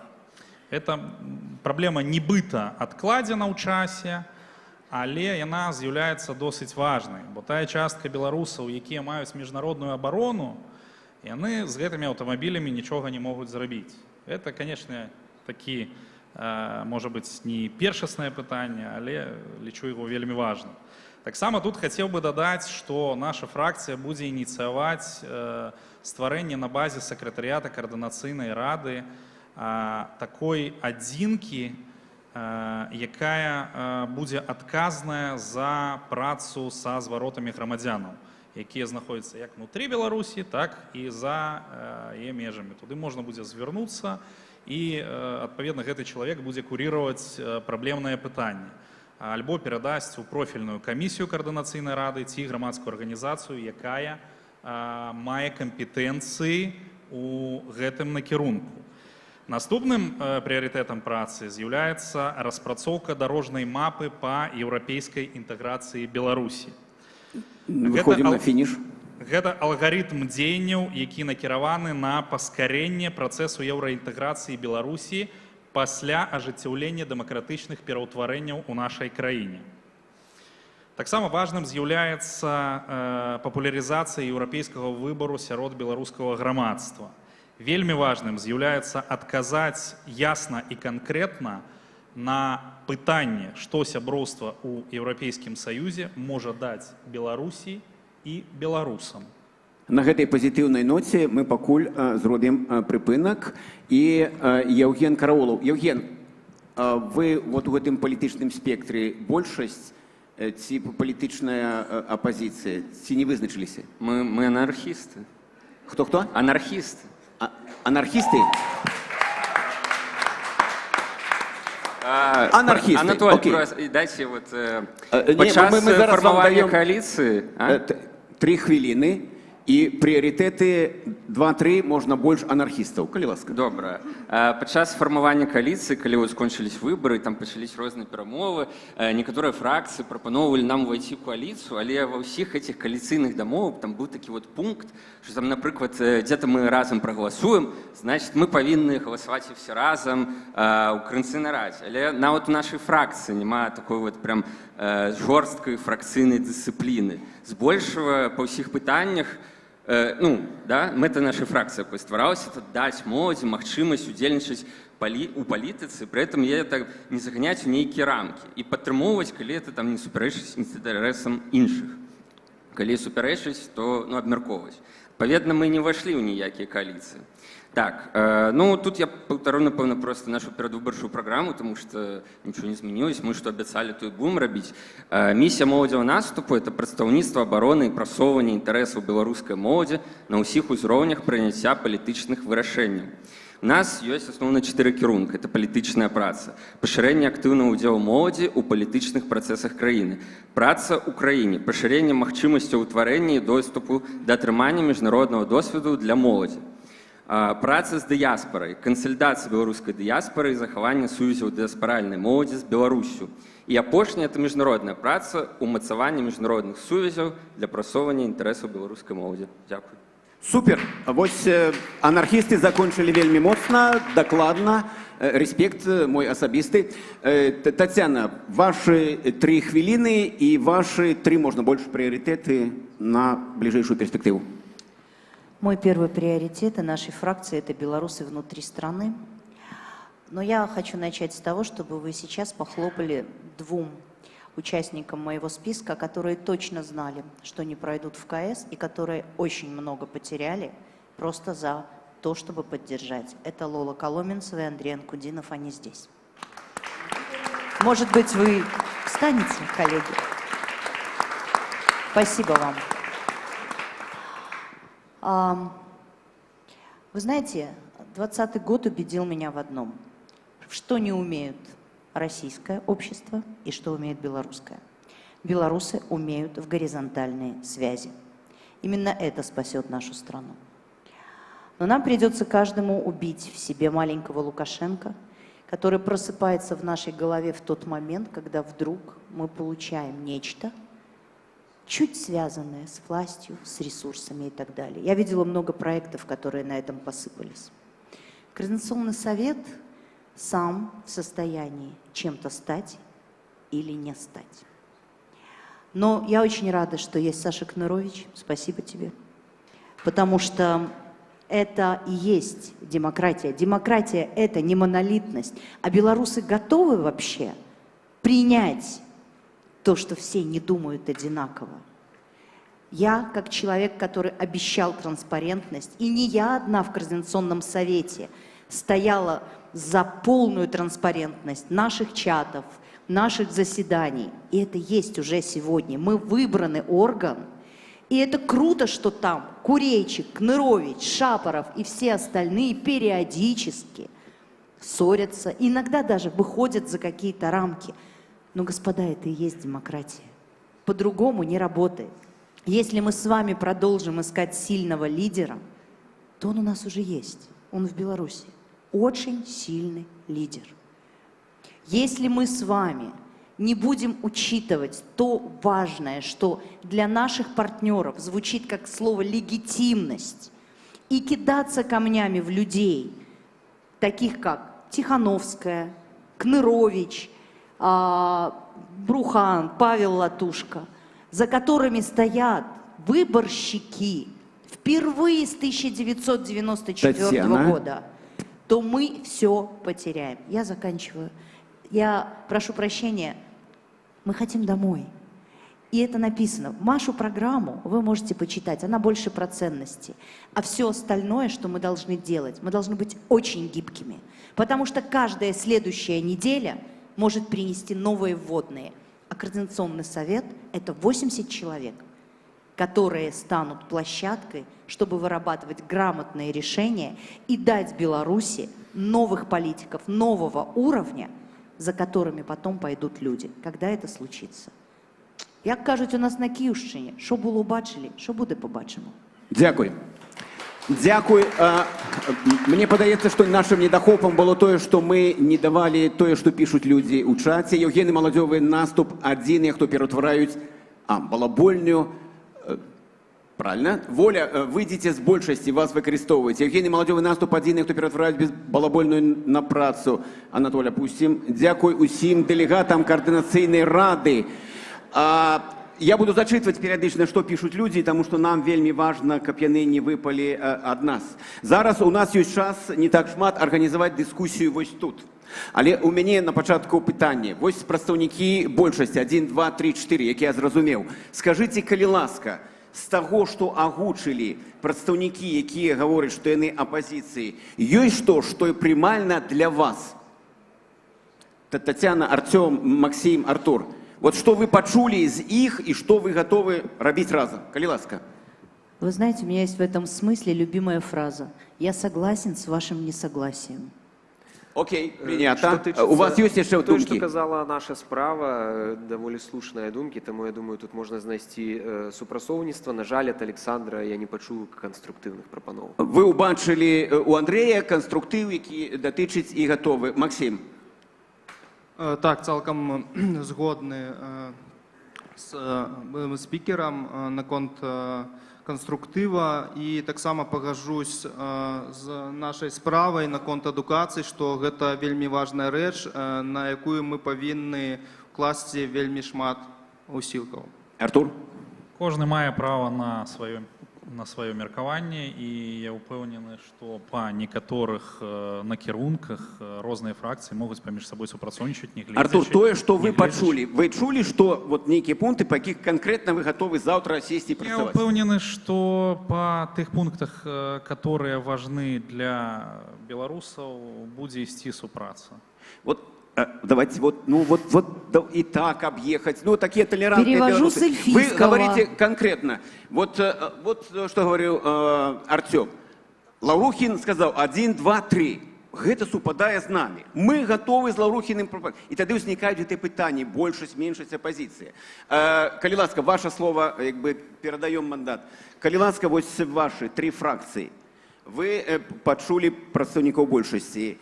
Александр, Андрей, спадар Карвулов. Скажите, калі ласка, вот з таго, што вы пачулі, было нешта тое, што ваши фракцыі падзяляюць, і вы гатовы разам працаваць? Евген? Ну так, з большего, тут мы все кажем амаль одно и то же, просто разными словами. Например, там не зусім змагання, одно и то же. Железные заслоны, визы, это же так само у нас, просто іншими словами. Так. Ну, вы зразумееце, мы ж ад адкрытай прасторы. Што вы зараз скажаце, то людзі зафіксуюць, і потым вам узгадаюць. Это ж не просто так мы размаўляем. Калі ласка, Андрей і Александр. Слухайте, можна я вам дапамагу трохи? Я уже 1,5 месяца кажу 3 рэчы. Першае, фармаванне грамадзянскай палаты, якая была абяцана 4 месяцы таму, калі пачаліся выбары. Другое, фарміраванне стратэгіі 2025, якая так і не пачалася абмяркоўвацца ў Коордынацыйнай радзе. Трэцяе, справаздачнасць аб'яднанага пераходнага кабінета перад Коордынацыйнай радай. 3 рэчы, калі я раз на тыдзень кажу тое, у чым мы згодны працаваць. Гэта мега задача Коордынацыйнай рады. Усё тое, што кажуць мои калегі, дзякуй Богу за тое, што не ўсе настроены так дысканструктыўна, як я. Гэта ўсё важна, але ёсць 3 палітычныя мэты. Жадаеце працаваць разам ці не жадаеце? Дзякуй. Александр, як я зразумеў, вашу малітву пачулі. Учора сказалі, што будзе справаздачнасць. Як мінімум, гэта ўжо ёсць. 1 пункт вашай праграмы... Осталось даведацца, калі яна будзе. А засталося яшчэ 2. Крок за кроком. Анатолий. Группа поддержки у зале Павел, большинстве... держите себя в руках. Я себя вчера сидел там и держал. Андрей. И вы держите себя в руках. Андрей.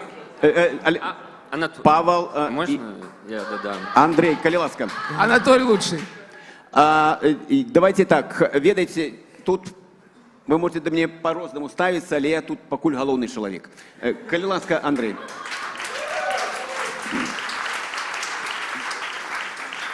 Так. Ну, мне цяжка далучыцца і сказаць, што я згодны ў каханні да жонкі нашага прадстаўніка, таму што гэта будзе выглядаць трохі, да. Але што тычыцца астатніх, безумоўна, я бачу, што 2 як мінімум фракцыі ўзгадалі адукацыю, і вы пра студэнтах казалі, вы таксама, таму што гэта наша будучыня, і то, якія мы зараз запраграмуем, так яно і паляціць праз некалькі гадоў. І я вельмі ўсцешаны тым, што ёсць людзі, якія з намі будуць супрацоўнічаць і бачаць таксама гэта актуальнай павесткай. Я таксама лічу, што калі мы будзем кожны па-рознаму размаўляць з нашымі еўрапейскімі калегамі і казаць у ідэнтыфікацыі беларусаў як не толькі ахвяраў, як такіх суб'ектаў пэўных, якія не ідэнтыфікаваныя з расійскімі, да? Што мы вось нас у адну нейкую карзіну зараз кідаюць, як быццам бы мы аднолькавыя. Дык вось Я лічу, што ў гэтых словах, сэнсах, які мы даносім да нашых партнераў, мы павінны быць адзінымі, а не рознагалосся. Гэта той менавіта момант, у якім мы павінны, не гледзячы на ўсе нашы разрозненні, на нашы асабістыя і гэтак далей, мы мусім быць еднымі і аднолькава зразумелымі. Калі мы не будзем зразумелымі, то нічога мы не атрымаем з таго боку. Дзякуй. Я б падсумаваў крышку. Вот у гэтай зале вы можете быць і павінны быць такімі, якія вы ёсць. Калі дэлегацыя ад Координацыйнай рады поедзе працаваць у Страсбург, у парламенцкую ассамблею Рады Европы, вы там, незалежна ад таго, як вы сфармаваны, павінны быць адной камандай, адным кулаком. Вось гэта, ну так скажем, парада. Так, Анатолий, вы так другими словами сказали то, что я имел на увазе. Рыхтуем пытанні зараз, адзін аднаму у вас будзе магчымасць задаць... Маленький Лукашенко в голове лечится не у всех, к сожалению. Вот так выглядит гендерное равенство по-белорусски. Но мы бачылі на першай сесіі і іншыя, там ад Координацыйнай рады былі толькі жанчыны. Але правильно, і там трэба папраўляць і тут. У мяне яшчэ одно пытанне, лічу вельмі важнае. Артём, Максим, Артур, Татьяна, скажите, калі ласка, вот тым, хто нас слухае, калі вы выдасце ў эфір коаліцыйнае пагадненне, якое зафіксуе вашу большасць і дасць нам магчымасць пачытаць вашу праграму. Што на бліжэйшы там год-паўтара вы прапануеце тых, хто за вас галасаваў у гэтым зале і тых, хто за вас галасаваў і зараз з намі ў рэжыме онлайн. Ёсць такія у вас планы? І калі ёсць, такі дэдлайн? Хто гатовы? Я могу сказаць, калі ласка, як распрацоўшчык, адзін з распрацоўшчыкаў такога кааліцыйнага пагаднення, праект яго падрыхтаваны, мы чакаем адказу яшчэ ад аднаго з нашых кааліцыянтаў, і я нават думаю, што сёння, калі будзе атрыманы адказ, мы нават яго сёння і падпішам. Браво! Давайте, гэта вельмі важнае, вот што зараз агучыў Артём, таму што, ведаеце, калі ішлі і змагаліся за нашы галасы, там было шмат папулізму. А зараз пачынаецца канкрэтная дзейнасць, і нам патрэбна ведаць вот кожны пункт, з чым яны вот зараз будуць працаваць 2 гады. А скажыце, ці ёсць нейкія планы, ці вот у тых, хто фракцыі прадстаўляе меншасць, ці можа ёсць нейкія кансультацыі, каб і у вас была нейкая альтэрнатыва таму, што будуць прапанаваць 5 фракцый? Да, я першы. Ну, за вот весь гэты час ніхто мне так не растлумачыў, навошта кааліцыя, тому што у нармальных парламентах кааліцыі ствараюцца, каб фармаваць урад. Мы урад не фармуем. Адпаведна, для чего это робіцца? Мы мовім наступ у мінулай Координацыйнай радзе. У нас быў досвед, калі мы дамаўлялись по кожнаму асобнаму пытанню. І гэта, як бы і зараз працуе. Можна паглядзець галасаванні, які ўжо адбываюцца ў Координацыйнай радзе, і неяк дамаўляемся. Там вот статут і іншыя былі рэчы. Паміж вами кансультацыі пакуль няма? Былі раней кансультацыі, зараз уже... А я вам зараз патлумачу, чаму людзям патрэбна ведаць, хто тут якая канфігурацыя. Каб разумець, каму праз 2 гады несці букет ружаў, а каму проста іголкі ад гэтых ружаў. Бо глядзіце, было 2 кадэнцыі. І што атрымалася на выхадзе? Калі мы кажам, а хто зараз нясе адказнасць, бо ўсе крытыкуюць. Вот ты тут, я гляджу там, чаму нема справаздачы, чаму нема, усе прэтэнзіі. Была справаздача. Можете адказаць потым ты, хто задаюць пытанні. У нас, калі мы говорим про адказнасць, узгадваюць, прабачце, аднаго беднага Ягорова. У прадстаўнічай фігуры так не можа быць, таму што прадстаўнічая выбарная фігура – гэта калектыўная адказнасць. І таму вам патрэбна таксама мець тых, хто бярэ на сябе, скажу, мы сфармавалі большасць. Вот наша праграма. Прайшло 2 гады, глядзіце, калі ласка, ці ў нас будзе праз 2 гады, калі мы не вернемся раней у Беларусь, альбо 700 выбаршчыкаў, альбо 70 тысяч. Вось і ўсё, вось ваша перспектыва. Паважаны Анатоль, у мяне да вас пытаннечка. Это наша панель или ваша?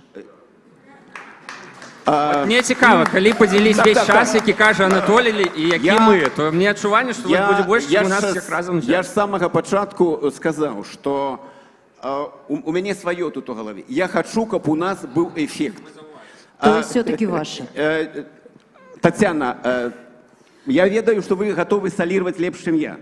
Это праўда. Але на сённяшні дзень я хацеў бы, каб на выхадзе засталося разуменне, хто большасць, калі будзе праграма, з чым мы ідзём, адказаць на вот гэтыя пытанні. Магчыма, на наступны раз, калі вы зберэцеся, у вас будзе другі спікер. Зараз пытанні, якія вы можаце задаць адзін аднаму. Александр, якія вы можаце задаць пытанні большасці тут? Ну, Анатолий, по-перше, я попередживал наконт... Тому я тебе даю слово. Пробачьте, калі ласка, праз 10 хвілін я поднимусь и поеду в аэропорт. Да, давай гэта не павага до вас, гэта умовы. Артем.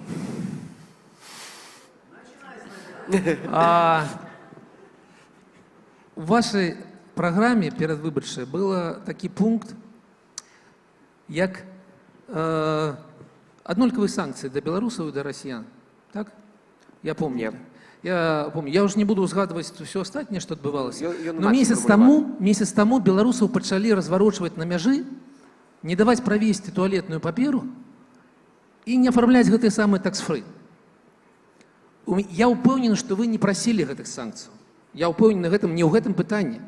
У меня пытанне, чаму беларусы об гэтым даведаліся толькі на мяжы. Гэта означает, что с нами не размаўляюць, мы не ведаем об гэтым. Ці гэта означает, что вы об этом ведали, но не поведомили белорусу? Проясните, калі ласка, мне гэтае пытанне. Дякую, калі ласка. Па-першае, пункта ураўняць у санкцыях беларусаў і расіян у нас не было. Гэта неправда. Мы выступали за гарманізацыю санкцый, датычных саўдзелу ў вайне рэжыму Лукашэнкі і Расійскай Федэрацыі. Гэта па-першае. Што тычыцца санкцыяў, пра якія вы кажаце, я вам скажу так, что нават польскі бок, які з'яўляецца партнёрам Латвіі і Літвы на мяжы, яны таксама не ведалі пра тое рашэнне, якое было прынята Латвіяй. Гэта кажа пра тым, што рашэнне Латвіі, хутчэй за ўсё, яно было прадыктавана нейкімі умовамі нацыянальнай бяспекі, і яны не тое, як не кансультаваліся з намі, з дэмакратычнымі сіламі, яны нават не кансультаваліся з тымі краінамі, з якімі яны раней дамаўляліся выбудоўваць стратэгію падчас міграцыйнага ціску і міграцыйнай Паважана, вайны. пытанне пра Польшу. Польша пачала не пропускать туалетную паперу и разворачивать людей. Не про Латвию. Польша. Туалетную паперу Польша, дарэчы, таксама, гэта же такая трохі папулісцкая тэза, тому што Польша не пускае туалетную паперу з Беларусі ў Польшу, а не наадварот. Слухайте, ну список 250 сторонок, там шмат чаго, і ў гэты бок. Пытанне про Польшу. Польша не паведаміла вас, ці паведаміла, а вы не расказалі астатнім? Не, Польша не паведаміла. Дзякую. Ваше пытанне, калі ласка, да ваших коллегов. З вашого боку. Хто? Артур? Може, давайте я. Давайте Максим і одразу Артур. А потім я. Мяне цікавіць у першу чергу, як фракція Беларусі у самым шырокім сэнсе адносіцца да стварэння камісіі па нацыянальнай і рэгіянальнай бяспекі. Бо я падкрэслю, што зараз асноўная і першасная задача блока «Воля» – гэта стварэнне менавіта гэтай камісіі. Артур, ваше пытанне адразу. А вы вызначыце, хто будзе адказваць? Што стваральнага фракцыя Егорова збіраецца зрабіць у гэтай каардынацыйнай радзе? Артем, пытанне. Ну, у меня пытанне наступнае. Учорашняя заява прадстаўніка фракцыі Александра Кныровіча. Ці гэта пазіцыя фракцыі? І ці пагаджаецца з гэтай пазіцыяй яе лідар Пракоп'еў? Бо яго увогуле мы не бачым яго пазіцыі ў каардынацыйнай радзе пакуль. Якая моя заява учорашняя? То, што Андрей Егоров сказаў пра легітымацыю рэжыму. Легітымнасць Лукашенка ў абмен. Два пытанні да Александра, а адно хтосьці з вас, Андрей альбо Евген. Калі ласка. Ну, давайте так, мы, конечно, тое, што я казаў, калі праца па сутнасці, а не дзеля падтрымкі Венесуэлы, мы будзем падтрымліваць. Безумоўна. Калі падтрымка Венесуэлы, то прабачце без нас. І вы атрымаеце маю крытыку абавязкова гэта. Па-другое, Андрей Егоров учора казаў не тое, што он збіраецца падтрымаць легітымнасць Лукашэнкі. Ён сказаў, што наша стратэгія на працягу 4 гадоў не прывяла да выніку. сказаў ён. І сказаў, што можа трэба пераглядзець усё ж такі стратэгію. Можа падоўжванне, давайте яшчэ трохі паціснем, трохі яшчэ папрацуем, ужо не прывядзе да нейкіх вынікаў, сказаў Егоров. І у кантэксце было сказано, можа мы звернемся да таго, каб, напрыклад, хто-то прызнаў праз паслоў, якія прыедуць да, не ведаю, да Нямецчыны, да Польшы, а ўзамен мы атрымаем палітвязняў нашых, што з'яўляецца галоўным. Вось у гэтым кантэксце ніколі Егоров не казаў, давайте прызнаем Лукашенко, давайте склонім галаву і скажем, што у нас параза, мы прызнаем паразу. Ён гэтага не казаў. Пытанне, ці падтрымліваю я яго асабіста 100% падтрымліваю. Жыццё палітвязняў даражэйшае за легітымнасць Лукашенко. Более того, жыццё палітвязняў даражэйшае за ўсё. Але падкрэслю, пра палітвязняў маюць права казаць ці самі палітвязні, ці іх блізкія. Ніхто іншы не мае права адкрываць рот і нешта аб гэтым казаць. Якое было пытанне, такой адказ. Наконт, што карыснага я адказаў, наконт Егорова адказаў, здаецца, на ўсё адказаў, дазвольце мне паехаць у аэропорт. Можна, Анатоль, ці не? Можно мне вопрос задать? Или я да, давайте, конечно. Что тут началось вообще? Саш, у меня как бы к тебе вопрос, на который я, надеюсь получить все-таки вменяемый ответ. Публичный. Я человек, который принципиально против создания сущности громадской палаты, потому что у нас есть 80 человек, которые выбраны легитимно белорусами, и вдруг мы создаем какую-то сущность в очередной раз, как Лукашенко в ВНС. Но объясни мне, пожалуйста, почему ты так на этом настаиваешь, какая функция? И, условно говоря, да, если нет, то какие могут быть последствия? И езжай в свой аэропорт. Дякую. Татьяна, спасибо за конструктивный вопрос. Я объясню. Дело в том, что в Координационном совете второго созыва, если вы помните, было 110 делегатов. Ой, не-не-не, только, пожалуйста, не начинай. Я тебя умоляю, 80 – это и так богато, 40 бы Татьяна, хватило. это твое уважаемое мнение, оно для меня ценное, но я повторюсь, было 110, и то, что стало 80, это был компромисс между сторонами, которые договаривались о выборах. 30 членов громадской палаты, как представители НКО, без права голоса, естественно, потому что их никто не выбирал, но с правом участия комиссии, с правом представления мнения и участия в работе. Это было частью такого соглашения о выборах, и поэтому я считаю, что это соглашение должно исполняться. А зачем они нужны? Давайте опять скажу что-то, что будет не понравиться. На сегодняшний день, по сравнению с КС-2, сегодняшний КС сильно потерял в компетенциях. У нас был более сильный с точки зрения компетенций людей КС. И поэтому таким образом мы могли бы усилить сегодняшний КС, в том числе сделать более эффективную работу, в том числе это были бы более осмысленные документы, было бы меньше споров ненужных и было бы больше конструктивной работы. Поэтому я считаю, что оно должно быть. Если этого не будет, ничего не произойдет, плохого ничего не случится. А что мешает привлекать этих людей без создания палаты? Ничего не мешает. Просто такая была договоренность до выборов. Подождите, какая договоренность была до избранного КСа? Это был ВНС, самоназначенных людей. Это самое важное.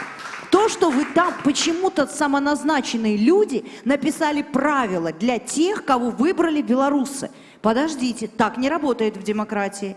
Мы собрались, мы соблюли 2/3, мы переделали, мы переписали то, что сочли нужным и важным. Саша, я не против того, я согласна даже с тобой в том, что у нас, скажем так, сегодня очень сложно привлекаются некоторые эксперты. Но если у вас есть понимание, кого привлекать, то что мешает?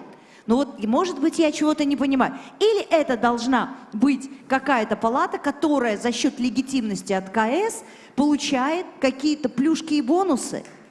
Нет. Значит, я закончу. Обещания нужно исполнять. Это формирует доверие. На сегодняшний день главной проблемой Координационного совета является отсутствие взаимного доверия. Или мы над этим поработаем, или нет. Дорогие мои, позвольте мне проститься.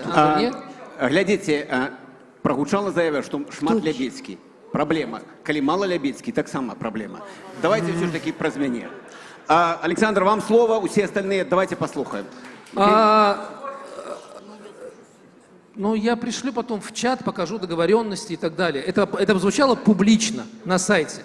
Михаил, я поделюсь этой информацией. Дорогие мои, мы находимся на очень низкой точке. Мы в ситуации хуже 2019 года, именно поэтому я позволяю себе настолько резкие высказывания, которые провоцируют, конечно, провоцируют большое обсуждение и желание послать меня подальше. Но если бы события не происходили без нас, если бы без нас не меняли политзаключенных, не освобождали политзаключенных, если бы без нас не вводились, не отменялись санкции, если бы мы были легитимным субъектом, я бы сидел, молчал и говорил: да, здорово, слушайте, как бы кто ни работал, это хорошо. Я очень хочу, чтобы КС стал таким легитимным субъектом, и я очень хочу, чтобы я один, вот со своей критикой, не выглядел как человек, который разрушает стройную работу людей. Для этого КС должен быть сильным, выдерживать любую критику, и дай бог, что моя вот эта вот позиция все-таки в конечном итоге приведет к тому, что КС будет боевым органом, который порвет всех и покажет, как здорово мы все поработали. Спасибо вам большое за то, что меня выдержали. Я поехал в аэропорт. С Богом! Давайте мы подякуем Александра, тому що як чоловік, який завсёды в опозиції, я його вельми добре розумію. У нас уже практично нема часу. Добрая, слушная пропанова. Хто з фракції Олександра може взяти на себе місію і відказувати на питання? Калі ласка, есть кто-нибудь? Ну, Андрей, Максим, ці хто-нибудь. Я не ведаю, хто там. Хто від вас есть? Анатоль, так а что, засталось 40 секунд панели, что ли? Давайте мы знойдем, все ж таки, поступила пропанова, яна слушная. Мы крышку протягнем. Але так, давайте. Калі мы крышку выйдем за регламент нашей сустрэчы, хто за эту пропанову? Хто супраць? Выходим крыху за межы. Демократия. Заходячи из ваших рашэнняў, ёсць кто-нибудь в фракции, кто хотел бы занять место? Нема. Калі раптам нехто... Давайте, Прокопьев, да. Ну, давайте, яшчэ вот гэта агучым там, вяртайся ці выходи. Давайте пытанні... Мы зараз, я прошу прабачэння, у нас нема часу, я мушаны падключыць залу, бо тут ёсць жадаючыя задаць пытанні ці рэплікі. Але лепш пытанні. Калі ласка, Стася, бачу першае, потым яшчэ хтосьці. Зміцер, відаць. Так можа адкрыем шкатулку? Дякую вялікі. Я хацела падкаментаваць сітуацыю з грамадзянскай палатай, каб сітуацыя была для ўсіх зразумелая. Менавіта калі спіс Прокоп'ева і Егорова увесь час паўтарае, што мы дагэтуль не стварылі грамадзянскую палату, і нагадвае, што былі нейкія абяцанкі, якія былі дадзеныя падчас перамоваў да выбараў, менавіта гэтым яны падкрэсліваюць нібыта сваю пазіцыю тым, што Координацыйная рада кантралюецца зверху і адкульсьці там. Координацыйная рада кантралюецца знутры. Калі нам патрэбная грамадзянская палата, гэта азначае, што дэлегаты Координацыйнай рады мусяць распрацаваць гэты канцэпт, прадставіць агульнаму паседжанню, абараніць гэты канцэпт, прагаласаваць за яго. Ад блока Прокоп'ева і Егорова гэтых прапаноў не паступала. Дзякуй. Рэпліка прагучала. Ёсць яшчэ пытанні, хто настойвае на пытанні? Ёсць. Один. Два. І закрываем. Значит, збираем два пытання, раз і два, і пасля дадим адказаць, і у кожнага будзе яшчэ одна хвіліна на заключнае слово. Магчыма, я разумею, што заўсёды часу не хапае. Калі ласка, ваше пытанне.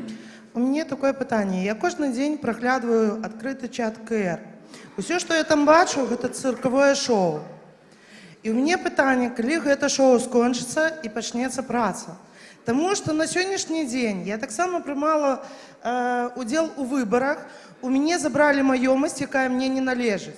Калі мы пачнем з гэтым працаваць, калі мы пачнем дапамагаць тым беларусам, якія зараз знаходзяцца пад гнётам у Беларусі, калі КР па-сапраўднаму пачне працаваць і калі вось некаторыя фракцыі перастануць замінаць астальным, большасці так званай, працаваць, калі перастанем толькі балаболіць. Дзякуй. Пакуль яны раздумваюць над адказам, ваше пытанне яшчэ. Давайте адразу. Раз, два. Глеб, прадстаўнік беларускіх дыяспор у Злучаных Штатах. У мяне пытанне, можа, да ўсіх фракцый. Як мы ўсе ведаем, на выбарах прагаласавала толькі, можа, 1007 беларусаў, а з'ехала 1500. Гэта не вельмі добрая статыстыка. І вось, напрыклад, у Злучаных Штатах амаль што ніхто не ведае пра каардынацыйную раду і пра тое, што вы робіце. Як вы плануеце павышаць асведамлёнасць людзей пра вашу працу? Дзякуй.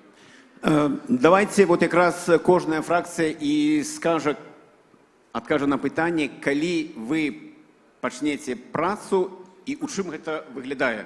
Калі ласка, Артём, давайте з вас. Ну, па-першае, праца ўжо вядзецца. Па-другое, канешне, трэба сфармаваць дзеючыя органы каардынацыйнай рады, і як ужо ў сваёй прамове спадарня спікерка казала, зараз фармуюцца камісіі, которые непасрэдна будуць займацца той справай, на якія яны накіраваны. Што тычыцца нашай фракцыі, мы прапанавалі стварыць камісію па сацыяльных і гуманітарных пытаннях. Моя калежанка Вольга Велічка прапанавала гэта, і я лічу, што гэта вось тое, што паднялі пытанне, як дапамагаць беларусам. Вось гэтая камісія менавіта возьме на сябе гэтую адказнасць. Мы будзем як фракцыя максімальна ее падтрымліваць. І я думаю, што беларусы ўжо тады адчуюць нейкую плён ад працы каардынацыйнай рады. Ну а што тычыцца медыйнай працы, каб у ЗША ведалі, ну гэта таксама ўсё ж такі пытанне звязанае з дзейнасцю. Калі будуць практычныя дасягненні, пра якія можна будзе казаць, калі будзе больш паплечнікаў, калі будзе больш людзей, якія падтрымліваюць дзейнасць каардынацыйнай рады, будуць і больш пра яе ведаць. Але таксама гэта тэхнічнае пытанне. Медыагрупа, я думаю, будзе створана, будзе эфектыўна працаваць і камунікаваць з людзьмі. Гэта вельмі важна і ў наш час. Сачыце за сайтам, прэзентацыя яго адбылася. Я думаю, там якраз многія пытанні можна будзе задаць, атрымаць зваротную сувязь і таксама прачытаць, што там робіцца. Раблю дадатковую яшчэ рэкламу сайта Каардынацыйнай рады. Максим, ваш адказ, калі ласка. Тут пытанне, на якое пытанне адпавядаць. Што датычыцца цырка, то мне падаецца, у першую чаргу трэба прыбраць адтуль клоунаў. Бо сапраўды ўсё адштурхоўваецца ад дробязгаў. У мяне, напрыклад... Што прыбраць? Клоунаў, кажу. Тое, без чаго не можа жыць цырк. Так. Все вельмі проста. Глядзіце, усё адштурхоўваецца вось ад такіх дробязгаў. У мяне, напрыклад, таксама зараз самалёту такі ж вось час. Але я вось тут сяжу і адпавядаю на вашы пытанні. Што... Так. Можа быць і не лячу, гэта ўжо іншае пытанне. Глядзіце, што датычыцца блока «Воля», я менавіта буду казаць за яго. Наша, яшчэ раз паўтаруся, асноўная мэта – гэта стварыць камісію па нацыянальнай і рэгіянальнай бяспецы. У нас учора была вельмі важная размова, у тым ліку з іншаземцамі, якія, як яны сказалі, дапамогуць нам у рэалізацыі гэтага праекта. Вось, таму неяк так. Дзякуй, Максим, калі што, бяжыце следам за Кныровічам, бо калі жонка выставіць прэтэнзіі Каардынацыйнай рады, я баюся, што не пацягне Каардынацыйная рада, нават калі спікерка 10 000 Добра, калі мяне адпускаюць, то я з задавальненнем. Дзякуй вялікі. Вялікі, дзякуй. Давайте павітаем добрай дарогі, каб не спазнімся. Артур, калі ласка. Наша фракцыя будзе прытрымлівацца ўсіх сваіх перадвыбарчых абяцанняў. Мы гаварылі пра стварэнне камісіі па працы са зваротамі.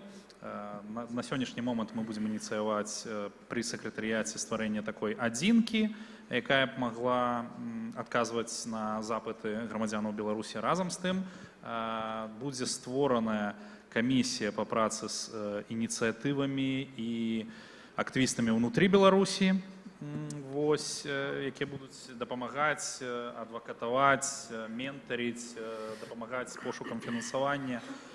Я думаю, што гэта тыя канкрэтныя рэчы, якія мы будзем ужо рабіць бліжэйшым часам. Дзякуй, Артур. Татьяна, калі ласка. Вы знаете, я когда слышу вот такого рода заявления, прибрать клоунов, да, сколько вы можете бла-бла-бла, когда начнется праца, да, и так далее. Я всегда думаю, боже, какая же у нас с вами глубокая травма лукашизма, когда все должно быть тихонечко, гладенько, без скандальчика. О, боже, он мне жопу показал. Подождите, ребята, так мы хотим демократии или нет? Пожалуйста, пусть Транспарентность, дабы дурь каждого видна была. В следующий раз вы не выберете. Это про это. И еще, ведь читать срачи в чатиках гораздо интересней, чем разработанную юридическую документацию на 24 страницы, где у нас 180 поправок. Надо запятые расставить. Не без Саши Кныровича будет сказано. Я очень хорошо к нему отношусь. Мы вообще были друзьями до революции. Вот. И сразу же ответ на второй вопрос представителя американской диаспоре. Коллеги, в 2019 году в Америке вообще никто не знал, где такое и что такое Беларусь. Она появилась на карте мира в 2020 году. Если бы выборы были в 2020, то у нас было бы, конечно же, 1 миллион как минимум выборщиков. Но прошло 4 года. И давайте мы не будем путать вводные условия 2020 и 2024. То, что мы живы и не сдаемся, уже определенное достижение. И что у нас еще вокруг нас столько удивительных людей со светлым взором. Дякую, Татьяна. Евген Каляласка. Ну, праца ўжо ідзе, прымаюцца заявы, фармуюцца органы, як бы чат, ну, ідзе там нейкая дыскусія, нормально. Да, нехай, мы хотели открыть чат, вот, теперь кожны, як сказала Татьяна Мартынова, дурь кожного будет одна, Каляласка, читайте. А как популяризовать, ну, социальные сетки и так далее, як бы. Запустить туда озаренка. Андрей Каляласка. Ну, мы так само працягваем. Все-таки у нас комиссия по адукації науки працує другий год, і ми займалися ось моніторингом і адвокуванням програми Каліновського, яка була у кризі, і працягваємо цю працю. У нас шэраг ужо праектаў рэфармавання сістэмы адукацыі і навукі. Гэта тое, што, безумоўна, спатрэбіцца, калі наступіць час X і будуць змены, час на тое, каб зрабіць такія рэформы і якасныя дакументы падрыхтаваць не будзе. Таму гэта трэба выкарыстоўваць і рабіць зараз. І у нас ёсць намаганне, дарэчы, канцэпцыя рэфармавання адукацыі. Вось там у кастрычніку будзе першае такое вось імпрэза, прэзентацыя вынікаў нашай працы экспертніцкай, куды мы прыглашаем таксама ўсіх. Па-другое, у нас створана група па мабільнасці і легалізацыі беларусаў, якая менавіта тычыцца першага пытання, звязанага з дыскрымінацыяй, стыгматызацыяй і беларусаў. І мы запрашаем таксама ўсіх на абмеркаванне стратэгічнага пытання, вельмі істотнага, дарэчы. Мы плануем зрабіць слуханне, ініцыяваць слуханне ў Коордынацыйнай радзе адносна пытання таго, як мы стратэгічна бачым вось такое самавызначэнне беларусаў на гэтай міжнароднай прасторе. Таму што мы да гэтага ехалі на 2020 годзе. Але час змяніўся, а мы не.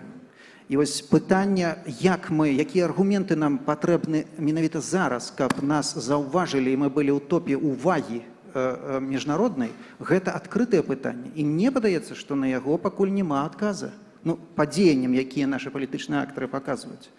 Таму я вось лічу, што гэта вельмі істотна. Тая менавіта бла-бла-бла, як вы кажаце, без якога, без сэнса якога мы агульнымі намаганнямі зможам выпрацаваць, ніякіх разумных і эфектыўных дзеяннях не мае быць не можа. Таму бла-бла-бла гэта словы, у якіх выпрацоўваюцца сэнсы. Вось гэта менавіта мы плануем зрабіць у бліжэйшы час таксама.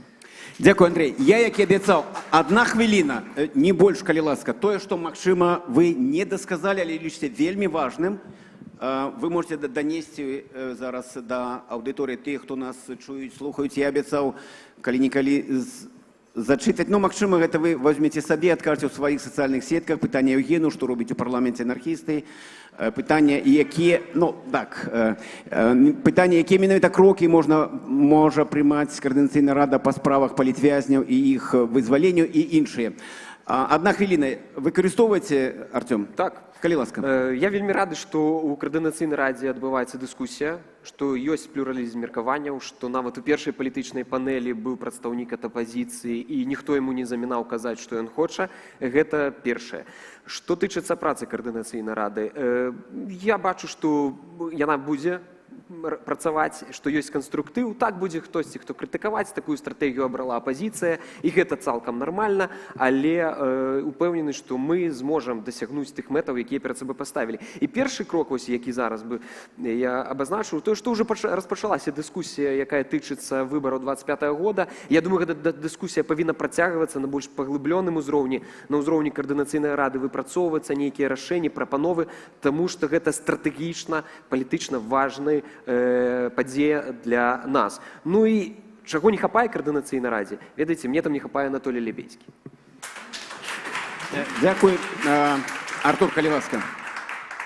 Координаційная рада і яе фракцыі, нягледзячы на ўсе нашыя адрозненні ў стратэгіях і падыходах да вырашэння разнастайных праблем, павінны працаваць у першую чаргу для беларусаў і беларусак, якія знаходзяцца як у Беларусі, так і за межамі Беларусі.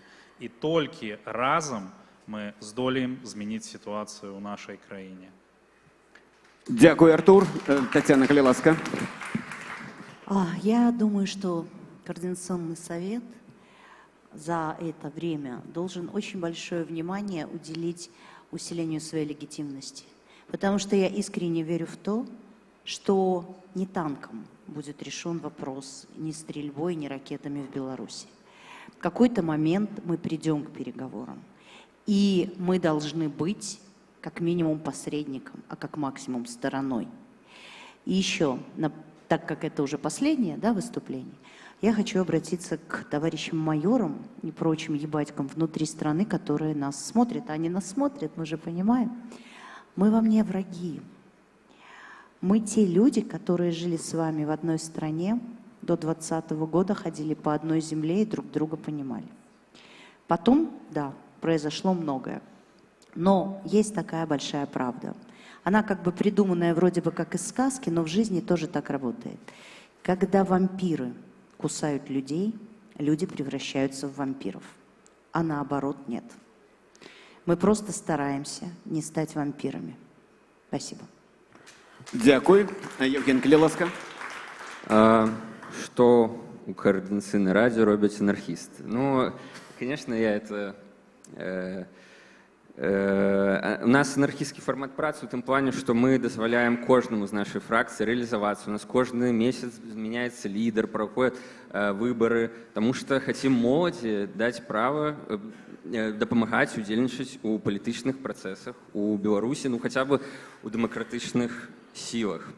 І узгадваючы працу Координацыйнай рады 2, у меня, конечно, вялікія пытанні, як доўга пратрымаюцца іншыя фракцыі, кааліцыі. Вот наша фракцыя, одна з немногіх дажыла до конца. Таму, не глядзячы на тое, што анархісткая. Так беспредельщики всегда живут дольше. Дякую. Андрей, калі ласка. Ну, я б сказаў, што галоўнае першае это выйсці з інерцыі wishful thinking, з нашых жаданняў бачыць свет такім, якім мы жадаем яго ўбачыць. Цвярозы дыягназ сітуацыі, якой мы зараз знаходзімся. І адпаведна гэтаму знайсці, то бок гэта патрабуе безумоўна скепсісу, разума нашага, калектыўнага разума. Адначасова трэба не страціць волю, тая, якая нас можа аб'ядноўваць у агульнай справе. І скепсіс розуму пры аптымізме волі, мне падаецца тая формула, якая можа быць формулай поспеху. Дякую. Ну што ж, такая была дыскусія. Мне спадабалася заключная частка. Яна якраз, на мой погляд, сведчыць, што ёсць добры патэнцыял. Няма чырвоных нейкіх сцяжкоў, праз якія нельга прайсці. Можна знайсці супрацу.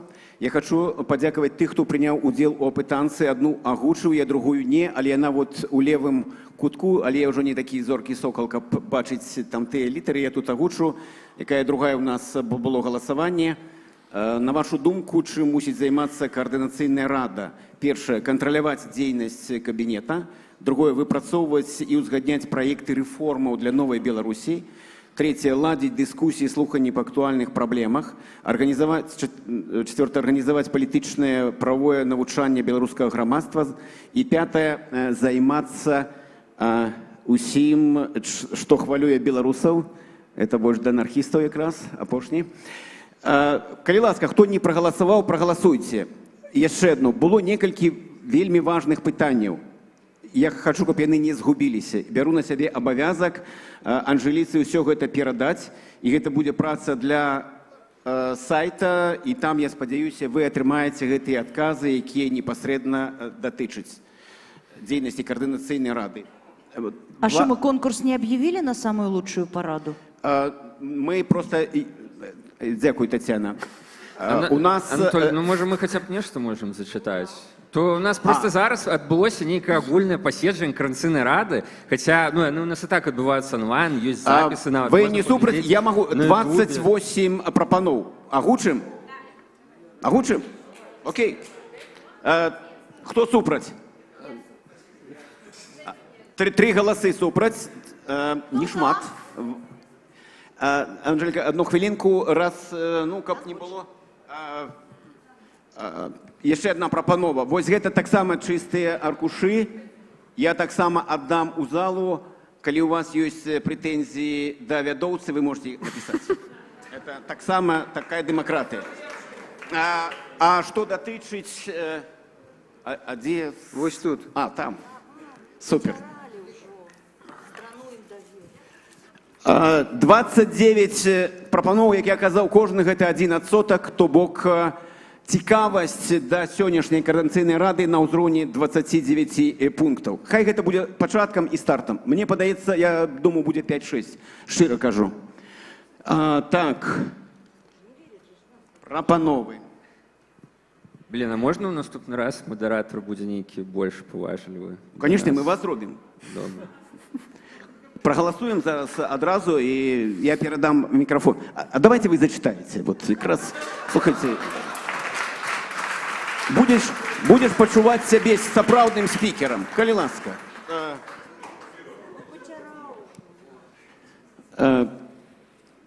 На 3 хвилины передаю спикерство.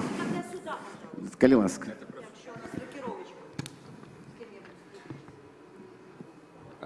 Так, актыўнасці для беларускіх дзяцей, не пакідаць дзіцячыя пытанні, фокус на дзіцячых праблемах. Стварыць арганізацыю, падобную на Міністэрства эканомікі. Так, ну, уже ёсць, трэба проста прадстаўнікша. Так, чаму КР не аналізуе законотворчую дзейнасць нелегітымных органаў Нацыянальнага ўсхода і ВНС? Важны напрамак. У нас будзе створана прававая камісія, думаю, нам уже гэтым заняцца. Ці будзе КР спрыяць стварэнню сістэмы дэмсіў альтэрнатыўных судовых структур, кантрольнай палаты, трыбунала і іншых інстытуцый? Ну, каб іх ствараць, трэба ж мець нейкую уладу. Евген, а можна ты просто зачитаешь, а не будешь комментовать? Ну, я теперь модератор, я теперь вырашаю.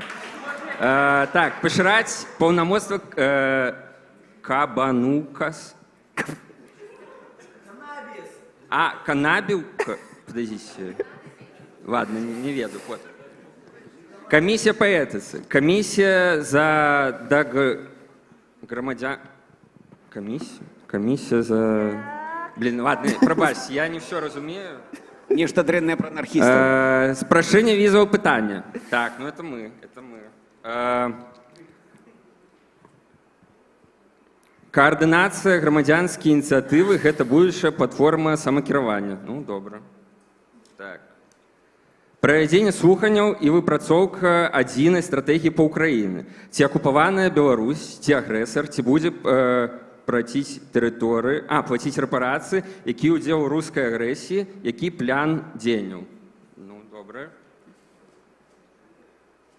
Працуйце не на дэм-поле, не на тых, хто выехаў. Працуйце на звычайны беларусы. Няхай просты чалавек стане вашай мэтавай аўдыторыяй. Ну, мы працуем на белорусов. Так. Пожалуйста, хватит делиться на белорусов в Вильне, белорусов Варшавы и прочие города эмиграции. Вы так заняты соревнованием между собой, что забываете про Луку и про то, что люди все еще сидят в тюрьмах. Станьте серьезней. Так, наявность адзінага ворага вымушае Наяўнасць адзінага ворага вымушае да яднання большасці і меншасці. Тактычныя разыходжанні не павінны пераходзіць у стратэгічныя. Ва ўсіх адзіная мэта — новая Беларусь. Згодны, думаю, усе. Заняты созданием Белорусского университета и начать переговоры с УКО. Что?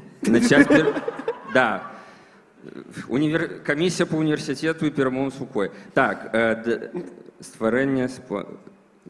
Ладно, прабач. О, добра.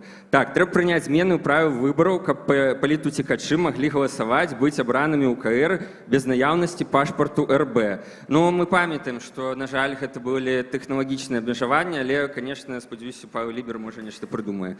Так, даволі не проста размаўляць, а можна... Ну, хопіць размаўляць, а пачніце працаваць. КР жадае пераехаць у Дом ураду ў Мінску, выгнаўшы адтуль Лукашенку. Ну, мы все хотим выгнать Лукашенко. Так, для связи с белорусами внутри страны это важно. Придумайте, пожалуйста, что-то, что в определенный день, в определенный час специально для них были телеграм-канал, YouTube, что-нибудь, где они могли бы конкретно о белорусах зарубежья, могли узнавать новости, проблемы, но главное, что они для нас, наши родные белорусы, мы вместе с ними. Они с нами. Рассказывать о КР, о перспективе новой Беларуси. Так. Затверждать белорусскую латинку, якости единого стандарта написания имен и топонимов на мовах с латинским письмом. Ну, цікаво, да. Стварать ликвидный финансовый инструмент для компенсации за конфискацию маёмасти. Распрацаваць дорожную мапу уступлення Беларусі ў Еўразвяз. Мартынову в президенты. Зрабіць КР пляцоўкай координации дзеянняў. Ладзіць больш практычна скіраваных дыскусіяў, брейнштормаў з удзелам не толькі дэлегатаў КР. Беру под опеку Юрия Полевикова и его семью. Избирался в КР в европейский выбор. Начните слушать друг друга. Вы теперь представляете не отдельные блоки. У вас общая задача. Ну, да. Я вибачаюся, просто не все розумію. Так, ставьте интересы белорусского громадства выше своих. Хопить спрашаться на кожной сустрэчы. Стажировки для новых политиков Новой Беларуси. Помощь НАУ в давлении на режим. Санкции, Международный суд. Супраца с іншими парламентами. Нет.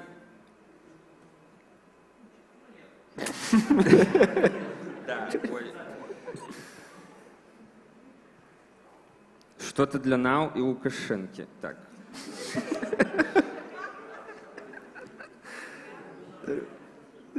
Необходно вести размову не з уладай і Лукашенком, а з беларусамі, народам, грамадзянамі, каб кожны беларус ведаў, што КР існуе і працуе для яго. Так, ну я, прабачце, все, что смог. Дякую величезный. Вот так наражаются спикеры. Я прошу вас еще 1 хвилина и 1 хвилина. 1 хвилину я даю зараз спикерцы координаційної ради, каб зробила на фідбек на ту частку нашої дискусії, яка відбулася. Калі ласка. Дайте мне руку, я до вас хочу просто стать. Чему? Потому что одно з повідомленняў об каханні да спадара Анатолия Лябіцкіх это от мяне. Потому что у нас, я хочу просто сказать, без жартов, поддяковать нашему модератору. Это, насамрэч, была самая крутая модерация, мне здаецца, за весь час конференции. Дякую вялікі. І чаму я аб гэтым кажу? Вось другая пытанка, аб якой вы казалі, менавіта аб тым, што такое координацыйная рада. гэта ўсё яшчэ прэтэндэнт на званне протапарламента, таму прашу, не судзіце нас строга. Вельмі ганаруся тым, што сёння адбывалася тут на сцэне, вельмі ганаруся тым, што ў нас такая класная ідзе дыскусія, і вельмі радая таму, што мы падпісалі і платформу, і нашы дакументы аб супрацоўніцтве, наш рэгламент з офісам Святланы Ціхановскай і АПК. І мне здаецца, што вось такая супраца, ўжо рэгламентаваная, і вось з такой энергіяй, з якой да нас, як мы адзін да аднаго зараз адносімся, як вось Анатоль з намі працуе, мне здаецца, што ў нас будзе поспех, і ў канцы гэтай кадэнцыі мы зможам сказаць, што мы наблізіліся да гэтага звання протапарламента, і я ад вас не адстану, спадар Анатоль, вы нам будзеце дапамагаць у гэтым, бо вы вельмі дасведчаны чалавек, і я хачу, каб вы з намі ў гэтым працавалі і дзяліліся сваім досведам. Дзякуй вялікі. А вось гэта ўсё я забіраю сабе, ўсё мы гэта апублікуем, канешне, дзякуй вялікі за вашу цікавасць, дзякуй, ўсё гэта мы запісалі.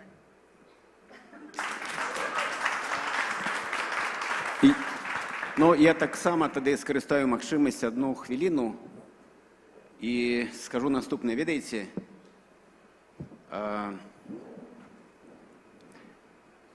я як палітык шчаслівы, таму што так склаліся зоркі, лёс, і я быў сярод тых, хто галасаваў за дэкларацыю незалежнай, вольнай еўрапейскай Беларусі.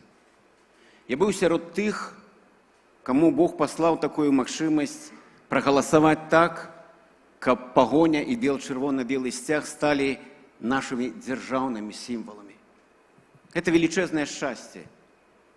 І я вельмі шчыра хачу, жадаю, каб гэтыя людзі, якія былі вось тут, зараз, і тыя, хто зараз у каардынацыйнай радзе, каб у вас у бліжэйшай перспектывы была магчымасць паўдзельнічаць у сапраўдных выбарах і каб вы туды прыйшлі падрыхтаванымі, каб узяць вось гэтую эстафету ад тых сапраўдных парламентаў Верховнага Савета 12-13 склікання і несці наперад, як адна каманда. Гэта абавязкова будзе. Жыве Беларусь! Жыве!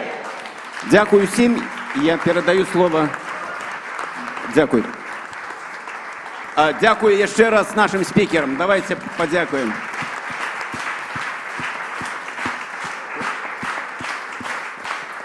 Дякую, спадар Левецька. Дякую.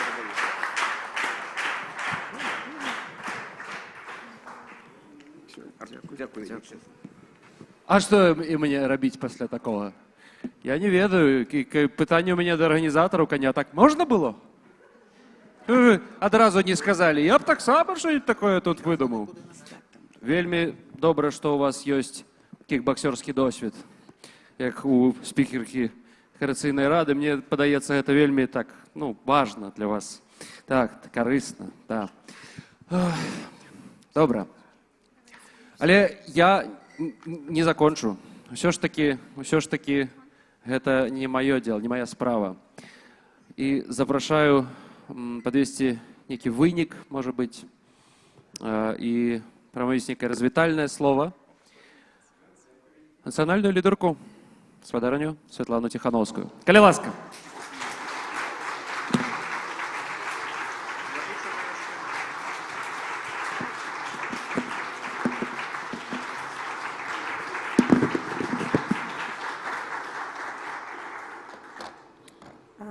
Дякую. Перед тым, як я пачну, я б, знаете, што хацела сказаць? Мне вельмі сумна ад таго, што была такая вельмі цікавая, жвавая апошняя панель.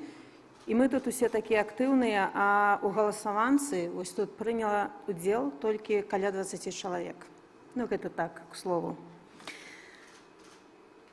Дарагія сябры, перадусім дзякую вам за тое, што мы правялі разам гэты час у межах канферэнцыі «Новая Беларусь» 2024. Хочу подзяліцца з вами адной гісторыяй. Учора на канферэнцыі да мяне падышла актывістка і падзялілася назіраннем. Вельмі, як мне падалося, цікавым назіраннем.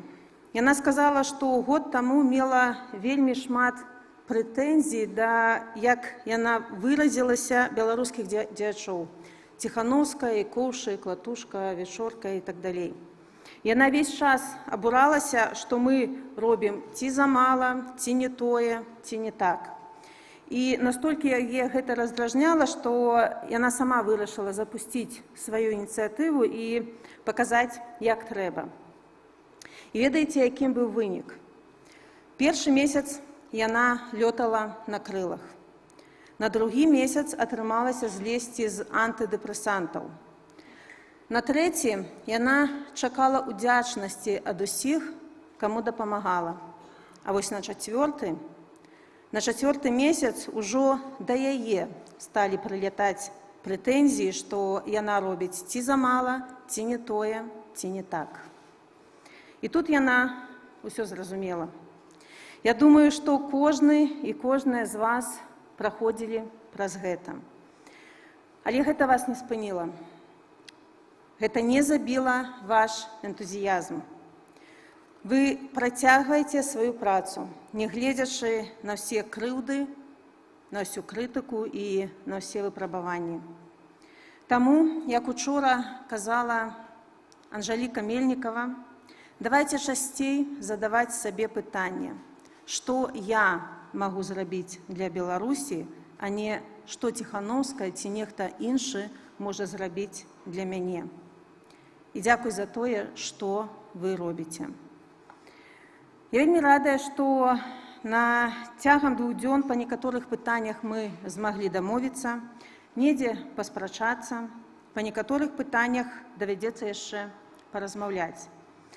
Але дазвольце мне падсумаваць некаторыя вынікі нашай канферэнцыі. Першае, мы прэзентавалі новых прадстаўнікоў склада кабінету. У бліжэйшыя тыдні новыя прадстаўнікі павінны будуць прайсці працэдуру ўзгаднення ў Каардынацыйнай радзе перад тым, каб паўнацэнна заступіць на свае пасады. Але я радая, што далучаюцца новыя людзі і спадзяюся, што гэта дасць кабінету новае дыханне. Другое. Мы прынялі пратакол узаемадзеяння ўнутры дэмакратычных сілаў. І гэты дакумент асноватворны. Гэта правілы, па якіх мы будуем не толькі нашу супрацу, але і давер унутры дэмакратычных сілаў. Мы зафіксавалі ролі і абавязкі кожнага інстытута дэмакратычных сілаў. Трэцяе, мы прынялі платформу 2025. Гэта агульная рамка для нашай працы. Гэтую платформу падтрымалі як палітычныя структуры, так і грамадскія ініцыятывы. Платформа адкрытая для падпісання, таму новыя ініцыятывы, якія прачытаюць, вывучаць, калі ласка, далучайцеся. Зараз трэба напомніць гэтую платформу дзейнасцю. І я чакаю, што кожны возьме на сябе частку працы шмат і кожнаму знойдзецца месца. Мы акрэслілі прыярытэты 25-го года. У першую чаргу гэта вызваленне і дапамога палітвязням. Абарона інтарэсаў Беларусі і беларусаў. Інстытуцыялізацыя дэмакратычных сілаў. Еўрапейскі выбар. Дапамога медыям, грамадзянскай супольнасці і беларусам унутры краіны. Прыцягненне рэжыму да адказнасці. Не даць рэжыму перагарнуць старонку, не даць яму замарозіць сітуацыю, пакуль людзі ў турмах, а краіна паняволеная.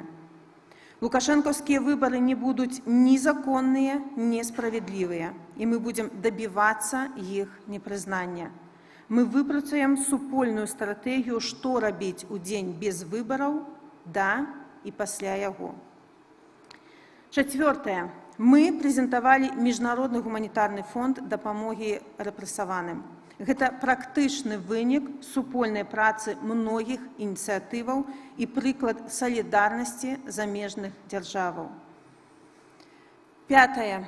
Па выніках канферэнцыі і нашых з вамі дыскусіяў былі распрацаваны праекты дэкларацый аб падтрымцы палітвязняў і аб падтрымцы незалежных медыяў. Аргкамітэтам прынятыя дэкларацыі аб прыярытэтах замежнай палітыкі, аб аднаўленні справядлівасці і аб выбарах 25 году. Ужо сёння яны з'явяцца на сайце. Гэтыя дэкларацыі адкрытыя да падпісання як удзельнікам канферэнцыі, так і партнёрскім арганізацыям. Дарагія мае, дэмакратычная Беларусь – гэта перш за ўсё людзі. Беларусы і беларускі – гэта вы. І для мяне асабіста ваш давер – гэта найбольшая каштоўнасць і матывацыя. І я хочу падзякаваць кожнаму з вас за плённую працу. Дзякуй усім арганізатарам, валанцёрам і перакладчыкам.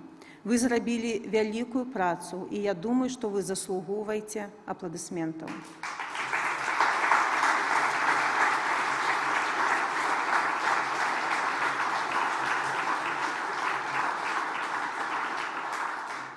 Дзякуй офісу, кабінету і координаційнай раді.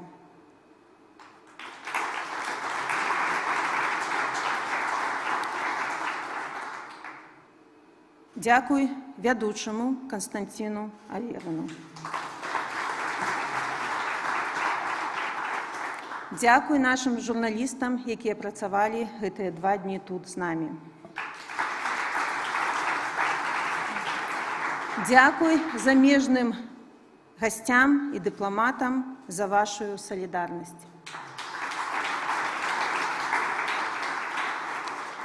Дзякуй гледачам з Беларусі. Нягледзячы на ўсе абмежаванні рэжыму,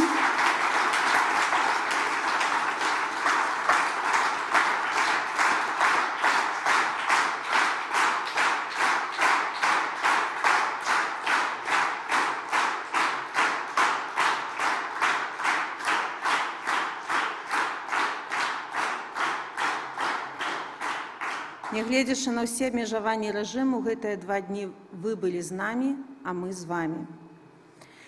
Дзякуй усім удзельнікам, усім вам за тое, што вы змаглі пачуць адзін аднаго. Дзякуй мадэратарам за падрыхтаваныя дыскусіі і, як сёння пісалі, Анатоль Фарэва.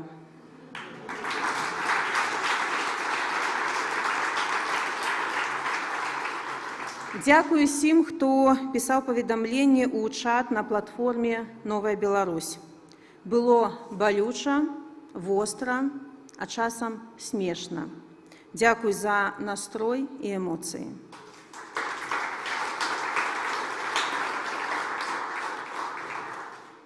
Спадарства, я дзякую, што мы крочым разам праз усе выпрабаванні. Я разумею і болі, і сумневы. Я ведаю, як цяжка і страшна бывае ўзяць на сябе адказнасць. Як перажываеш за ўсіх тых, хто табе даверыўся. Але калі ты ўзяўся, то рабі. Бо адолее шлях той, хто ідзе. А мы адолеем наш шлях, калі мы будзем ісці побач і разам. Дзякуй. Жыве Беларусь. Пачакайце, калі ласка. Пачакайце. Чакайце. Вось вы усім падзякавалі, так? А я учора вось... Ведаеце, ёсць такія людзі, яны скептыкі ува ўсём. Ну, для іх Бітлз гэта, ну... Ці, напрыклад, там... Ну, што ўсе любяць там, вось... А? Тейлор Свіфт, ой, не, гэта не музыка ўвогуле. Ну, такія скептыкі, такія на ўсё, так это ставяць пад сумнеў і так далее, так далее. І вось у мяне такія сябра, я яму учора сумесную нашу фотку закінуў. Думаю, што ён вот напіша мне? А ён не любіць нікога. Ні Лукашенку, нікого не любіць. І ён так палетеў, о, ну перадай ей, што не глядзячы ні на што, ўсё ж такі яна маладзец. Дзякуй. І ад яго таксама, і ад усіх, хто тут прысутнічае. Таму што, канешне, мы ўсе ведаем, як гэта непроста. І асабліва непроста, калі вось гэты партрэт кожны дзень. І з вамі, і з дзецьмі. І такіх вельмі шмат. Таму дзякуй за вашу сілу, сябры. Дзякуй вам, спадарыня, нацыянальная лідарка.